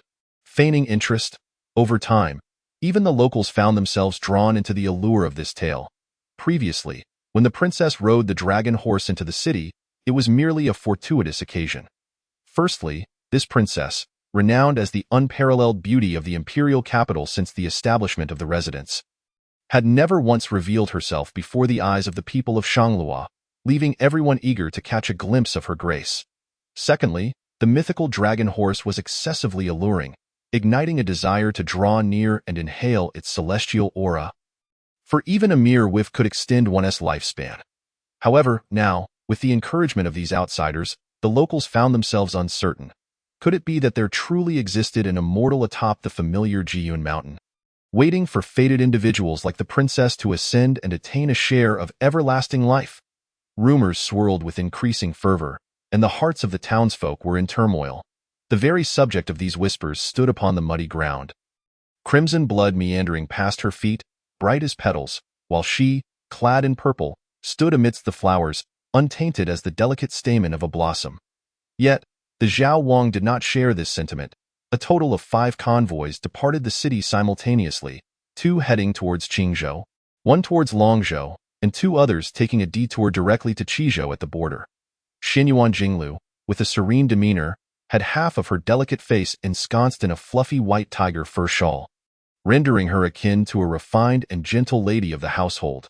After speaking, she lightly lifted her foot, stepping onto the ground, producing a crisp sound as blood splattered, yet not a single drop stained her. Was the territory too far? Xinyuan Jinglu raised her head and offered Zhao Wang a placid smile. Zhao Wang, Uncle Wang. Wei Yingwa stood 5 paces behind Xinyuan Jinglu, diligently wiping the fresh blood from his knuckles with a cloth. 10 breaths prior, this robust elder, facing the equally accomplished Zhao Wang, had, at the cost of fracturing several ribs, forcibly severed the latter's head. At his feet, warm blood still gushed from the severed neck, painting the ground below. It seemed no one would mourn for this nameless royal servant, destined only to meet a fate of dismemberment, his corpse abandoned in a foreign land. After years of absence, it was unexpected that his niece, having bided her time in obscurity, had genuinely ascended to the 3rd tier of martial arts. Had I known earlier, I would have prepared a grand gift for you. Zhao Wang did not even glance at the headless corpse at Wei Yingwa's feet. He sighed softly. Yang Mianchuan still stood with the Qi Wang this time. A misstep in my strategy. What will you do? Do you intend for me to perish here? Heh. Upon hearing Zhao Wang's somewhat blustering words, a youth with a peculiar smile could not suppress a chuckle. This youth, having somehow emerged from the carriage, squatted atop the luxurious canopy, behaving like a wild and unrefined creature, his fingers tearing at the embroidered fabric. Xinyuan Jinglu cast a glance at the strange boy, her expression turning serious. For a moment, she could not discern the true nature of this odd youth. He seemed like an empty vessel, devoid of vitality. I merely noticed that Uncle Wang was too far from his territory, coming to my Shanglua County without a word, and simply wished to extend a gesture of hospitality. Zhao Wang fell silent. Pondering that it appeared his dear niece truly wished to save face for him, allowing him to return to his domain in solitude. At that moment, the youngest prince of the Daqian dynasty found himself in a tangle of emotions. Until the boy, still squatting atop the carriage, scoffed, one after another. They believed themselves to be shrewd strategists, fully aware of human hearts, yet they were merely before he could finish. The boy's swift figure cast a shadow as he darted through the air. Zipping past Zhao Wang, the speed and suddenness left no room for reaction. Zhao Wang Xinyuan Yuanya, praised by the great scholars of Longting for his innate benevolence towards the learned, and for his efforts in reviving the laws of his territory, found himself attacked from behind by a smiling youth, who, with a palm like a blade, sliced through his neck. The boy landed lightly, blood-stained fingertips stuffed into his mouth, murmuring indistinctly. It seems the blood of the dragon is no different from that of mere ants. As he pulled his fingers from his mouth, a viscous strand of saliva trailed between his fingertips and lips. The boy gazed at the darkening expression of Xinyuan Jinglu, his smile widening. Xinyuan Yuanya's face still bore an expression of confusion. Soon after, a trickle of crimson seeped from his neck, and his head tumbled into the filthy earth. Those who excel in swimming drown. Those who excel in riding fall. Since ancient times, this has been an unending cycle. A dragon attempting to cross a river perishes in the mire. What difference is there between the noble-born and the lowly followers when their heads fall together? Chapter 58. Who is the loyal monarch? Who are you? Who exactly are you? Two starkly contrasting voices rang out simultaneously. The former steady, the latter whimsical. The boy smacked his lips, revealing an expression of as expected, stating, "Look, even your opening lines are similar." Xianyuan Jinglu fell silent, merely taking a step forward, treading upon the blood. Tisk the boy observed this, a flicker of surprise crossing his eyes. To him, the woman before him seemed akin to a sword yet to be fully unsheathed. Merely an inch drawn, sufficient to reveal a glimpse of unparalleled sharpness. But that was all. She was merely a martial woman, and what if she was the only daughter of the Qi Wang? Was she not still beneath the heavens? Do you truly wish to fight? The boy's smile remained unchanged as he lazily hooked a finger into his ear, appearing somewhat disinterested. To assassinate a prince within the borders of Deqian. Do you believe this matter can simply be brushed aside? Words and thunderclaps resounded simultaneously. Wei Yingwa surged past Xianyuan Jinglu, lunging at the unknown boy with ferocity. His fist moved faster than a man. Solidified energy manifested before the boy, as if it sought to draw in the very currents of the heavens and earth into this all-out punch. This strike held no finesse. Its sheer momentum seemed as though it would pierce through the earth and mountains. Tsk the boy clicked his tongue again, showing no inclination to engage with the elder martial artist, instead leaping backward like a monkey. In an instant, the two, swept up by the energy, vanished over 100 paces. Wei Yingwa stepped forward, not leaving the boy aside, as the newly opened meridians from a sip of wine propelled the energy within him, surging through the elder's veins like a layer of iron armor. As they passed, the ground was cleaved into a smooth trench, wide enough for two oxen to walk side by side. Xianyuan Jinglu paid little heed to the battle unfolding ahead, instead approaching the head of Zhao Wang Xianyuan Yuanya. Her nominal uncle, gazing at his lifeless, bewildered eyes, her expression grew increasingly grim. Enough. In this rapid exchange of blows, the boy finally ceased his smile, curling his spine midair, limbs coiling with potential energy, and then, like a blossoming lotus, he extended his limbs, intercepting Wei Yingwa's punch. Following this, he forcefully kicked against Wei Yingwa's abdomen, using the recoil to finally escape the elder's relentless grasp. Wei Yingwa stumbled back a step, halting his pursuit. The boy landed on the ground, letting out an annoyed huff, then shouted sharply, "Enough, enough, enough!" Observing the somewhat neurotic youth before him, Wei Yingwa lowered his shoulders, remaining vigilant of the slightest movement from the boy. "You?" The boy extended a finger, pointing towards Xianyuan Jinglu from afar, proclaiming, "The sage is a dragon. The wise is a flood dragon. A dragon can transform into a flood dragon, but a flood dragon cannot become a dragon. This is the ancient heavenly principle, yet today, as the only daughter of the Qi Wang, I can bestow upon you the chance to transform into a dragon. Do you desire it?"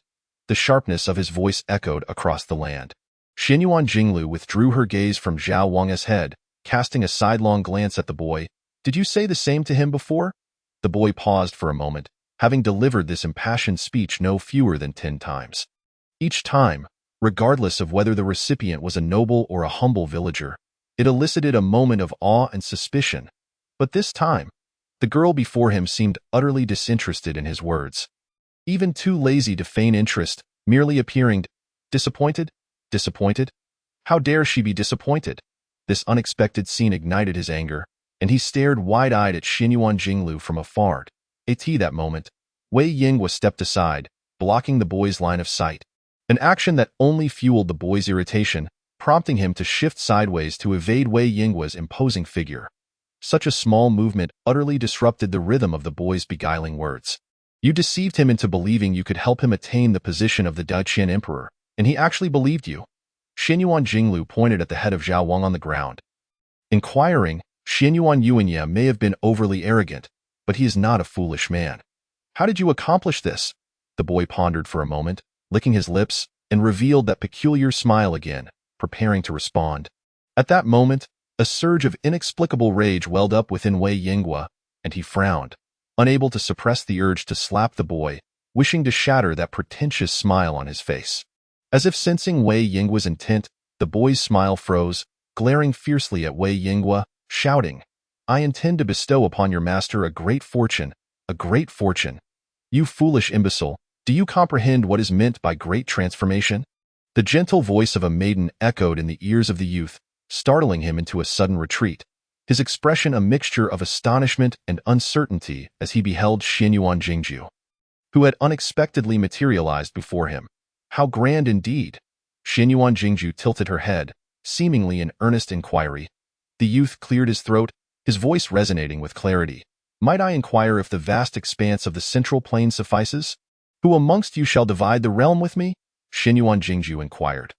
The youth faltered momentarily, caught off guard by her disregard for the allure of the half-kingdom, as she directly questioned his origins and the identity of those who accompanied him.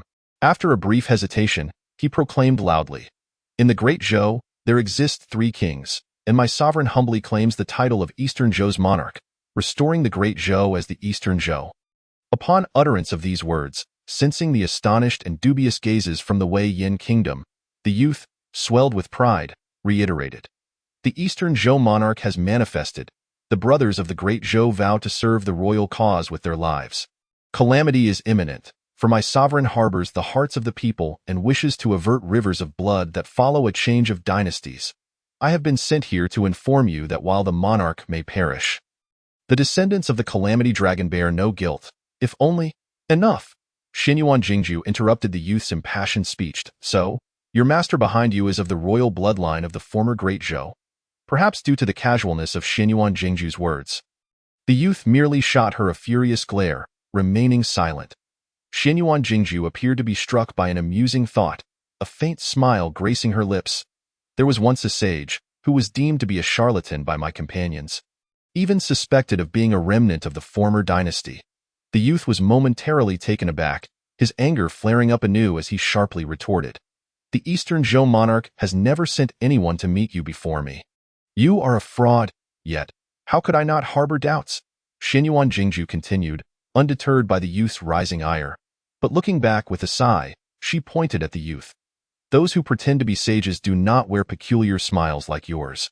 It is truly a case of painting a tiger and ending up with a dog."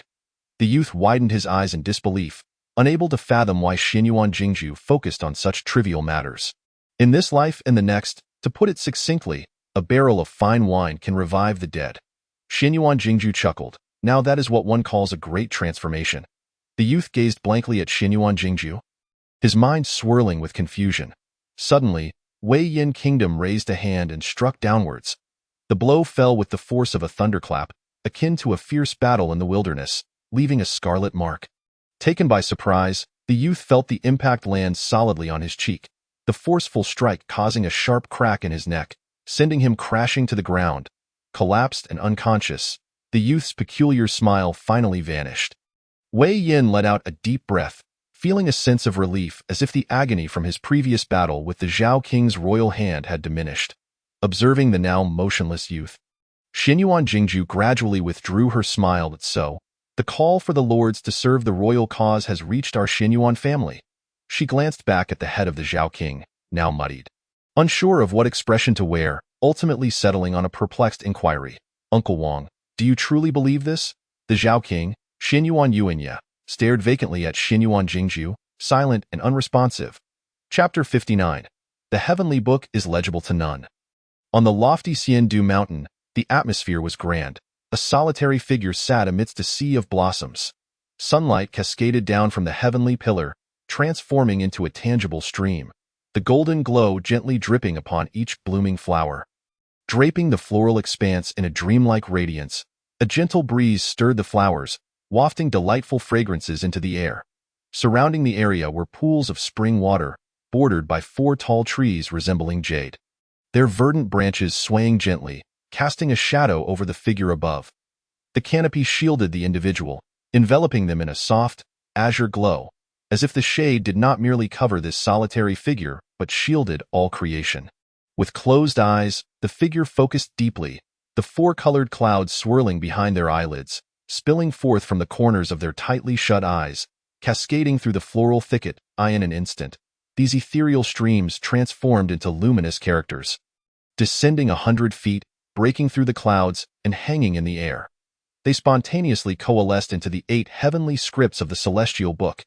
Each character was a yard in size, adorned with 8 pointed strokes that shimmered with brilliance.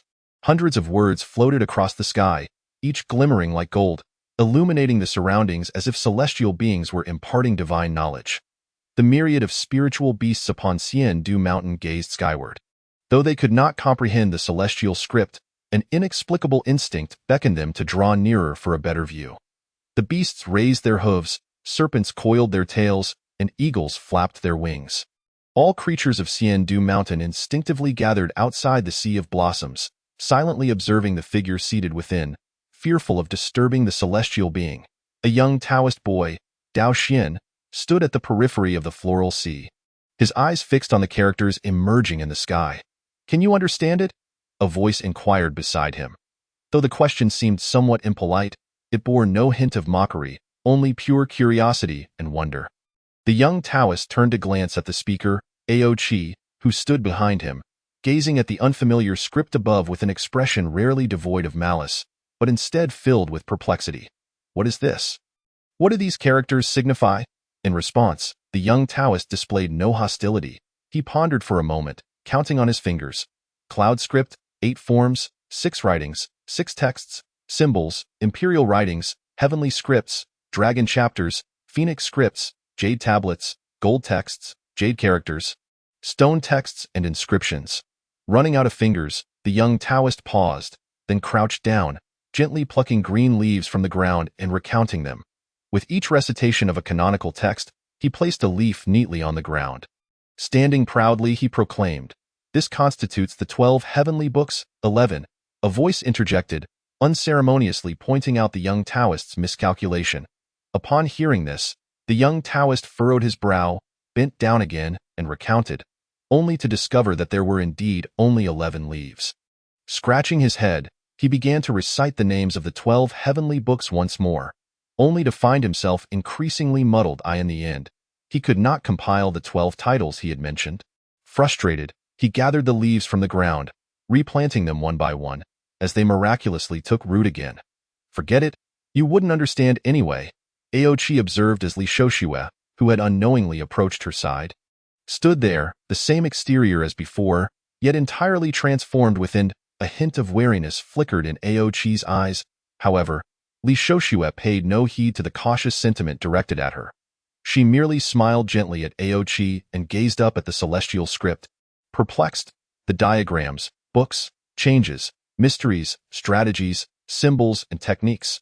"I believe the 12 heavenly books consisted of these." "Ha!"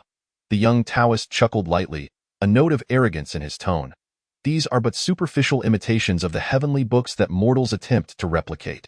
Just as the dragon chapters and phoenix scripts found within the 12 heavenly books can only be comprehended by our dragon and phoenix kin, and not all clans can understand them. Such as this one." He pointed at Ao Qi, his expression one of disappointment. Born into privilege, yet utterly foolish, unable to grasp the entirety. At this, Ao Qi's face flushed crimson. "Who says I can't read them all? Ha! Recite the 999 volumes of the dragon chapters for me to hear." The young Taoist scoffed dismissively. Veins bulged on Ao Qi's forehead, her expression a mix of frustration and restraint. Just as she struggled to suppress her rising anger, the atmosphere above the floral sea shifted dramatically. Beasts, sensitive to changes in energy, instinctively lowered their heads and folded their limbs. The flying creatures tucked their wings close and crouched upon the ground.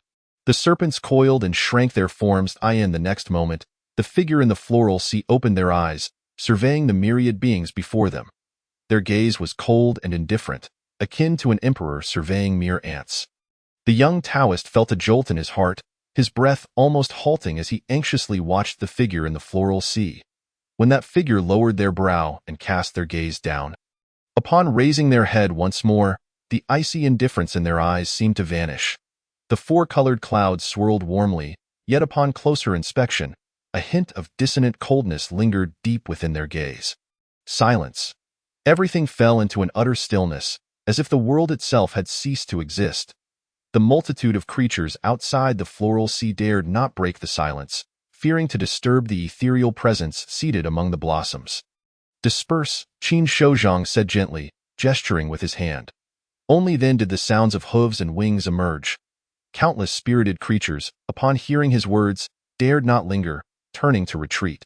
Yet as they departed, a spark of human-like vitality glimmered in their eyes. Once all the spiritual beasts had vacated, only 3 figures remained outside the floral sea.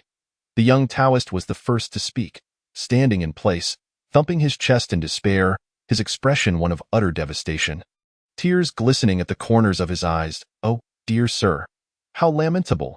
The diminutive child, already short of stature, now lay amidst the foliage, rolling about, arms and legs extending and retracting, resembling a green, plump bundle, so humble, so humble. With such enlightenment, how could there be none beside me? At this point, the young Taoist boy retracted his exaggerated expression, sat up straight, and began to solemnly fidget with his fingers, reciting the names of celestial beings, the divine treasures, the golden boy and the jade maiden, the fragrant officials on either side, and the dragon and tiger lords. After counting, the young Taoist boy began to throw a tantrum, exclaiming, "It is all my fault. It is my own uselessness as the celestial child accompanying this esteemed master that has led to this. I am worthless. I deserve punishment." Qin Shotsong watched the comical performance of the azure dragon, which had taken 3,000 years to cultivate into form, and a smile curled at the corners of his mouth, the indifference deep within his eyes finally dissipating. Enough of the pretense. The young Taoist boy swiftly stood up. Bowing respectfully, "You are right to admonish me, sir. It is my restless heart that leads to such self-indulgence." As he spoke, he discreetly turned his head, casting a triumphant glance at Li Shoshue beside him. Li Shoshue, amused by the young Taoist boy's sudden antics, laughed and gave him a thumbs up, signaling that he had indeed won this round. Only then did the young Taoist boy feel satisfied. Chapter 60. Please, make your move beneath the verdant canopy overhead. A leaf fell, gradually aging and wilting before it even touched the ground. Qin Shotsong extended his finger, gently cradling the yellowing leaf before him. The leaf at his fingertip was already desiccated, lacking the glossy sheen of the lush green above.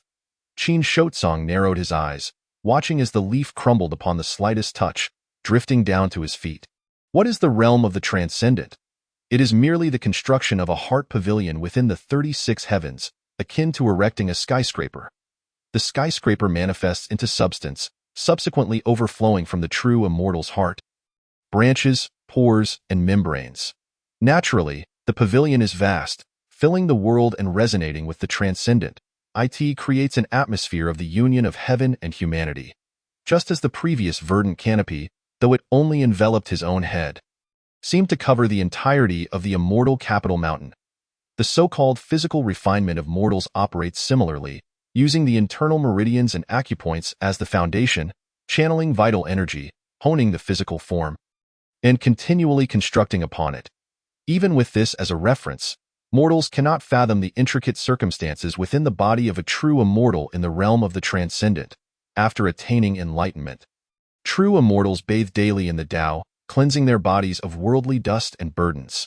Yet, such subtle changes are beyond even the true immortal's full control. Thus, practitioners say, the ultimate Tao is formless, nameless, descending from the origin to gradually manifest the 3 bodies. Therefore, true immortals do not merely seek outward. They also introspect. For within them lies an abundance of Tao rhythms, which, in their formlessness, have already constructed countless vast palatial structures, evolving numerous divine symbols and records. These divine symbols and records are what we refer to as. Each true immortals is unique. During previous eons, many true immortals had yet to fully explore their even at the moment of their extinction. It is for this reason that Qin Shotsong built 9 stargates within himself, mirroring the celestial phenomena, categorizing the myriad Tao rhythms, allowing perception to connect above and below. Once he evolves a brand new, he will be the first to know. However, this method is considered a sidetrack. Even though Qin Shotsong had previously amassed countless manuscripts and writings from true immortals and sages across no less than 1,000 cultivation realms, seeking genuine inheritance from the myriad inscriptions of his predecessors, it was still far from sufficient. After all, for Qin Shotsong, a cultivator with merely a millennium of practice, his accumulation was still too shallow. Even though he had extensively perused countless texts, his foundation remained inferior to those who had cultivated for millions of years, watching as all things withered and then returned, if he could truly attain profound comprehension. Manifesting his, he wouldn't have only constructed a solitary Taishang Wujigong in the celestial realm. The establishment of a true immortal's domain is far more stringent than that of mortals in the eyes of true immortals. The ascension realm is merely the initial step. Thereafter, one must attain fruition and promotion, then ascend to the great Luo, ultimately comprehending the Tao and entering the veritable reality to be deemed as genuinely having attained enlightenment. The final return to the origin is the realm aspired to by many true immortals. Now, as Qin Shotsong gazed at the leaf that had fallen before him, seemingly traversing through the 4 seasons in an instant, he found himself momentarily dazed. Is this the new? But from whence does it arise? The star gates within him resembled a reconstruction after collapse, empty and desolate. After all, with the sun and moon obscured, and the stars lost in their course for some time, how could one possibly construct numerous lands and cities within the minutiae in an instant? All things are impermanent. Thus, they are constant. Qin Shotsong closed his eyes, awakening the divine perception within comprehensively observing himself. First, he utilized the spirit beast of the Azure Dragon as the key to unlock this realm. Xianyuan Jingju rode a dragon horse into the city as the cause. All beings were astonished, collectively exclaiming for the heavens to bless the great Qian as the effect. The Tao turns formless, connecting cause and effect. The multitude was unaware of whom they were praising, thinking it merely a general expression of admiration. Only Qin Shotsong knew that the so-called heaven within this blessing was, in fact, him. This could also be considered a sidetrack. After all, the citizens of Shanglua City were unaware of the referent of heaven. In an ancient text he had previously observed, this method was described as, receiving scripture without faith is called transgressing the heavenly Tao. Qin Shotsong sought to employ the method of transcending the heavenly Tao from the ancient text to escape the constraints of this realm's heavenly Tao, to further create within the human world. This act was akin to deception, thus it would naturally not receive the acknowledgement of the great Dao. It goes without saying that unfamiliar Tao rhythms would evolve divine symbols and records within his. Yet, the current reality reminded Qin Shotsong that this matter was not so simple. Since ancient times, heaven, earth, and humanity have been referred to as the 3 talents, collectively returning to the central righteousness, known as the Great Tao. Could it be that beyond the Great Tao, there exists? Qin Shotsong furrowed his brow. Without faith, one toys with sentient beings. Could it be that this has caused true spirits to be harmed, allowing for the intrusion of external demons or heretical entities? The divine perception roamed within the universally planting form and spirit. Yet, after searching for a long while, Qin Shotsong could not detect any hint of anomaly within himself. He opened his eyes, fixing his gaze ahead, extending a finger to press upon a delicate flower that gracefully grew between his knees. The once vibrant flower twisted and withered in an instant, becoming desiccated and lifeless, much like the previously fallen leaf. This was no coincidence. It was entirely the manifestation of the It was not under his control. With merely a thought or a gesture, it could be revealed. Qin Shotsong stood up, disregarding the 3 figures still standing motionless outside the flower, and took a step back. One thought became the near or far. The universe condensed beneath his feet.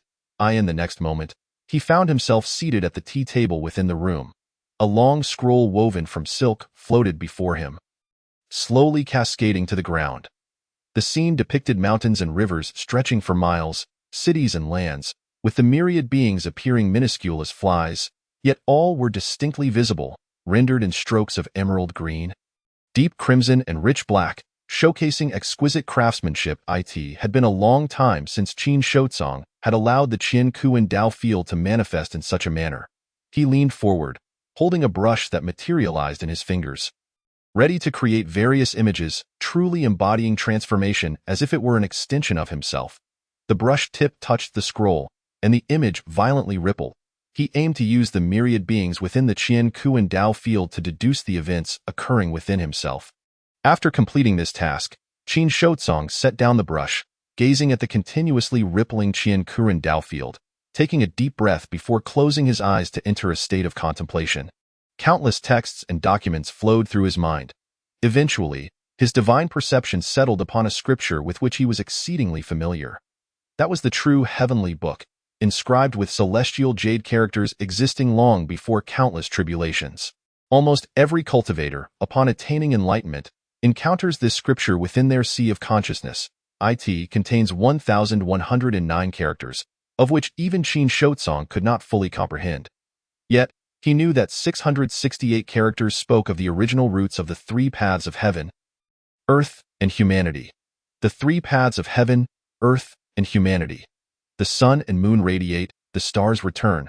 The seasons have their constancy, and the transitions have their cycles. This is the righteousness of heaven. The mountains are lofty. The rivers and seas are profound. Flora and fauna thrive, and grains are sown. This is the righteousness of earth. Wealth and poverty are determined, life and death are fixed, and one's true heart remains unchanged. This is the righteousness of humanity. The way of heaven, the way of earth, the way of humanity, is the great Tao. Qin Shotsong's heart and mind became naturally attuned, and the previous hesitations and doubts dissipated in an instant. He could hardly recall how long it had been since he had settled his heart to ponder the ultimate truths seriously. At that moment, a wave of resonance from his divine perception stirred within him. A passage concealed deep within his memories surfaced in his heart. The horrors of yin and yang, praising the creation, calamity and indulgence, jealousy and harm. Qin Shotsong suddenly opened his eyes, recalling the final line of this ancient text. Divine transformation is unfathomable. This is the righteousness of the divine. The sea of clouds on immortal capital mountain surged and shattered, fracturing into fragments. The flying creatures and beasts within immortal capital mountain trembled. As if witnessing the apocalypse, the woman in the clear sound pavilion, engrossed in her reading, abruptly looked up at the sky. The young Taoist boy beside the flower, his expression grave, clasped his sleeves tightly. Unable to conceal the azure scales creeping up his neck, in the dragon court, Ao Chi's eyes widened in terror, the dragon pearl on his forehead uncontrollably protruding outward. So it is, such a game is afoot. Qin Shotsong's gaze turned cold, staring at the tea table before him, as if observing the myriad beings of this realm, inviting me to make my move. Chapter 61. The Divine Path, the Divine Path. Regardless of whether it is the three paths of heaven, earth, and humanity, or the subsequent emergence of the Buddhist Tao and the mysterious, even sidetracks and those derived from the Buddhist path, all ultimately regard the cultivation of oneself in union with the Tao as the method of liberation. This is what it means to be a cultivator. Cultivators all cultivate themselves. Thus, within the celestial realm, the methods of cultivation have never been divided into ranks or grades. Tao fields, Buddhist lands, and demonic caves are all unrelated. And within them, one can even integrate and learn from one another. Hence, Qin Shotsong has also donned a cassock, traversing the vast Buddhist lands in search of scriptures and wisdom, whether one indulges in desires. Amidst the golden pool of the demon's lair, surrounded by myriad evils and seductive spirits, bathing in incense. Yet, the divine path is not uniform. Most ordinary individuals can comprehend the I Ching, yet they remain oblivious to the existence of its three foundational texts. The first is Lianshan, the second is Guizhong, and only the last is known as Zhouidat. Of course, there are also obscure texts similar to Gusan Fan, but primarily, these three are regarded as the authentic sources. Many mortals interpret the term divine path as a line from the Zhou. Observing the divine path of heaven, the seasons remain unfaltering. The sage establishes teachings through the divine path, and the world submits. It is seen as belonging to the heavenly way, perceived as superior to the human realm, encapsulated within the concept of faith. Theo put it more plainly, it is akin to incense offerings. The divine path sets forth teachings, disseminates scriptures to all beings, in exchange for the sincere veneration of humanity and their servitude. This is the most renowned manifestation of the divine path among mortals, and it is also what many earthly emperors cherish the most. Conversely, it is precisely this aspect that countless cultivators find most abhorrent. The establishment of the divine path can be strictly divided into two components.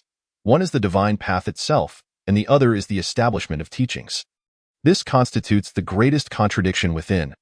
Earthly emperors merely aspire to educate the populace through the form of teachings, to channel the sentiments of the foolish, and to stabilize the nation's ethos. In contrast, celestial immortals seek to comprehend greater truths through the act of teaching. For instance, Qin Shotsong could undoubtedly dominate all beings within his Qinkuan Dao field, commanding reverence as the singular authority. Yet, why does he refrain from such actions and instead disguise himself amidst the common folk?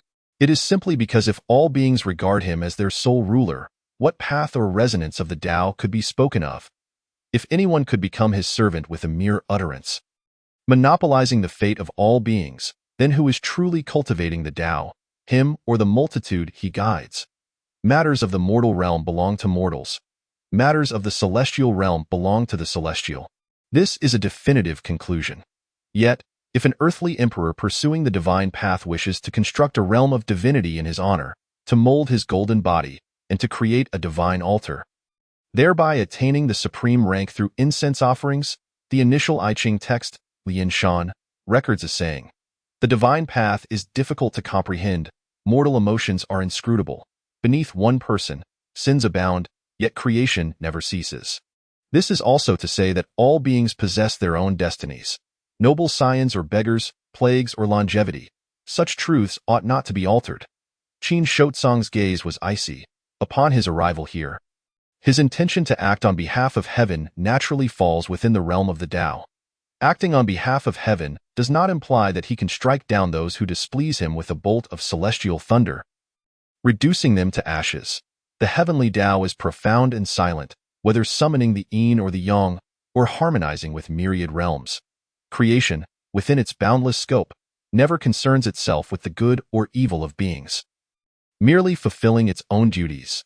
Yet, Qin Shotsong is able to discern the subtle threads of the heavenly Tao within his actions of acting on behalf of heaven, extracting the intangible truths of the heavenly Tao to govern creation.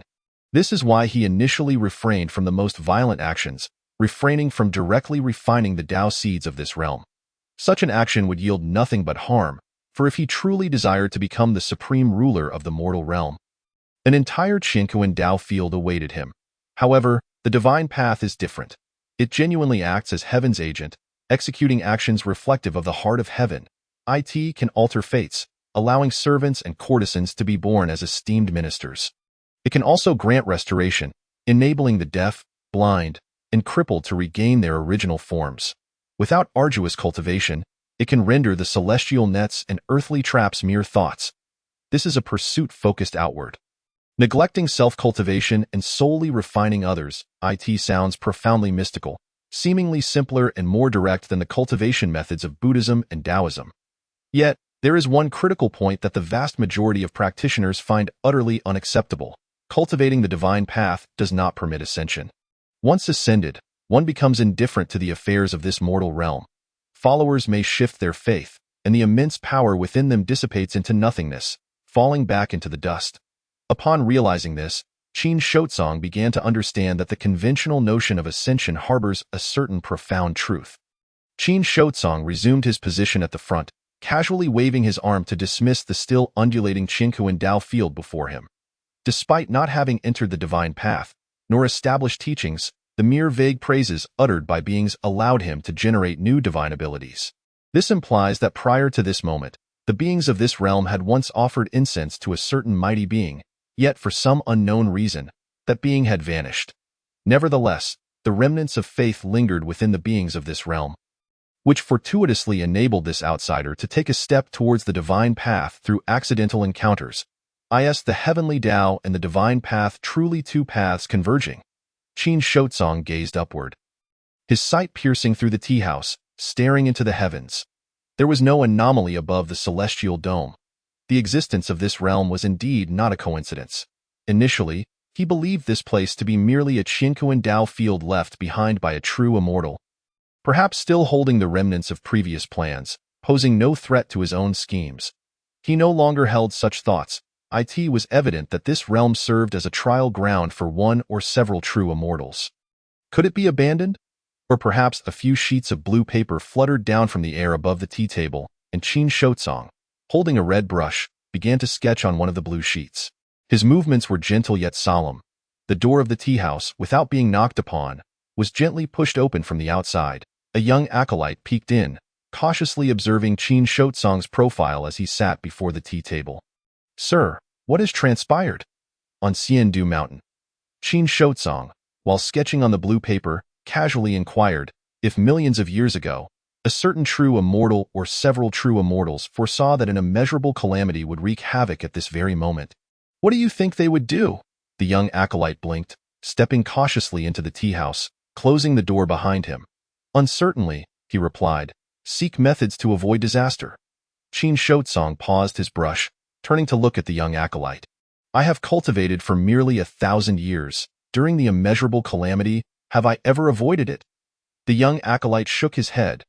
No, although this individual had not practiced for long, he was unlike many other cultivators. His killing power was exceedingly formidable. Had he not accompanied Qin Shotsong for several hundred years, witnessing him peruse countless tomes and grasp profound truths, this little azure dragon might have thought Qin Shotsong merely a madman focused solely on killing power. Neglecting his cultivation, so why would they avoid it? Qin Shotsong withdrew his gaze, and the blue paper beneath his brush suddenly disintegrated into ash, a stack of blue paper on one side of the tea table. Without wind, autonomously lifted a fresh sheet, landing once more beneath his pen. "I thought I was audacious enough, wanting to seek the resonance of the Tao amidst an immeasurable calamity, with plans to devise a Tao seed of heaven and earth afterward." Acting on behalf of heaven, Qin Shotsong let out a cold laugh, recalling the words of that fallen immortal about the Qing Palace's destined immortality. Though he had never heard this term before, he seemed to have guessed their intentions. Chapter 62. Tai. While Qin Shotsong continued to inscribe red ink on the blue paper, he briefly explained the previous events to the young acolyte. The young acolyte listened with trepidation, retracting his neck. If they could foresee the calamity, does that mean we have fallen into someone else's trap from the very beginning?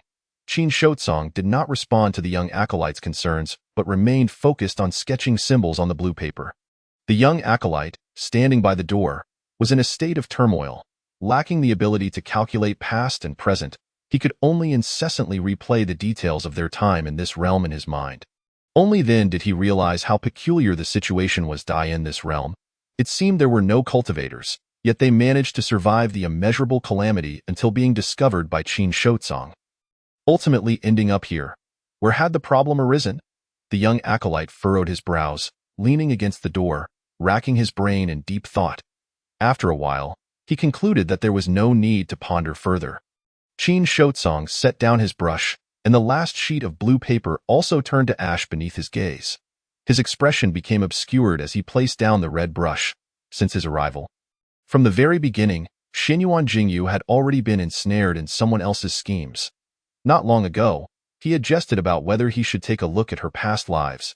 That moment, there had already been signs, for he could not discern her previous life. Yet, he had only assumed her to possess noble air and grand demeanor, attributing his inability to see clearly to his own old wounds. In retrospect, it was not due to his injuries, but because her fate had been altered by someone else. Qin Shotsong tapped the tea table with his finger, and tea utensils manifested out of thin air. Arranged neatly upon the table, the young acolyte hurriedly approached to brew tea for Qin Shotsong, moving gently, careful not to interrupt his meditative journey. An immeasurable calamity swept across the myriad realms, causing countless true immortals to fall. Yet many true immortals also managed to escape disaster. Those who survived the calamity had to venture into the void, seeking new paradises to continue their creations. However, even if one successfully avoided disaster, after enduring the trials of the immeasurable calamity, it would not be a matter of complete annihilation. Surely, the next experience would not differ much from what he had encountered. Therefore, what would many true immortals, bearing heavy injuries, do while wandering in the void if they stumbled upon a thriving place of celestial creation? The sudden question caused the young acolyte to falter in his tea brewing. He pondered briefly before responding. A flourishing place of celestial creation must possess true immortals, so they wouldn't stop. They would just cleanse the celestial energy of this place for their own injuries and then continue seeking to avoid disaster. Qin Shotsong nodded. Yes, that makes sense. The journey of true immortals is not vastly different from that of mortals. In bustling places, mortals exercise caution to avoid conflicts. True immortals, likewise, must remain vigilant against others, as they are always the highest beings, traversing places where they can be forged. Thus, they must guard against external threats. If I were to encounter a flourishing place of celestial creation, I would not pause. I would refine the celestial energy and continue to wander in the void until finding a tranquil Tao realm. After stating this, Qin Shotsong, at the opportune moment, had a cup of clear tea placed before him by the young acolyte. hesitating slightly, unsure how to evaluate this statement. Yet the astonishment on his face betrayed his inner thoughts. This implies that this place is, quite literally, prepared for our group of true immortals who have narrowly escaped the cataclysm and bear grievous wounds. Qin Shotsong lifted his teacup, the warm liquid cascading into his lungs. As he exhaled a breath of purple mist that filled the room, given that we have reached the time of tribulation, could it be that a benevolent Tao ancestor has taken it upon themselves to provide us with such a remarkably perfect realm of truth, unwilling to witness the fall of us, their descendants? What do you think? Qin Shotsong inquired with a smile towards the young Taoist boy, who shook his head vigorously, his face a canvas of disbelief. Propping his chin on one hand while idly toying with the teacup in the other, Qin Shotsong's demeanor was one of indifference. I, Qin Shotsong, have perused countless scriptures, laws, and texts, among which the term Tai appears abundantly, overwhelming in its implications, leading me to perceive the profundity of this concept. Heaven signifies the ultimate. One signifies the indivisible. Thus, does this statement refer to the principle of oneness, or to the oneness of heaven itself? Is it suggesting that the great Tao transcends the realms of heaven, earth, and humanity, presenting a singular truth, or is it positing that among countless cultivators, only one may ascend to become the singular heaven?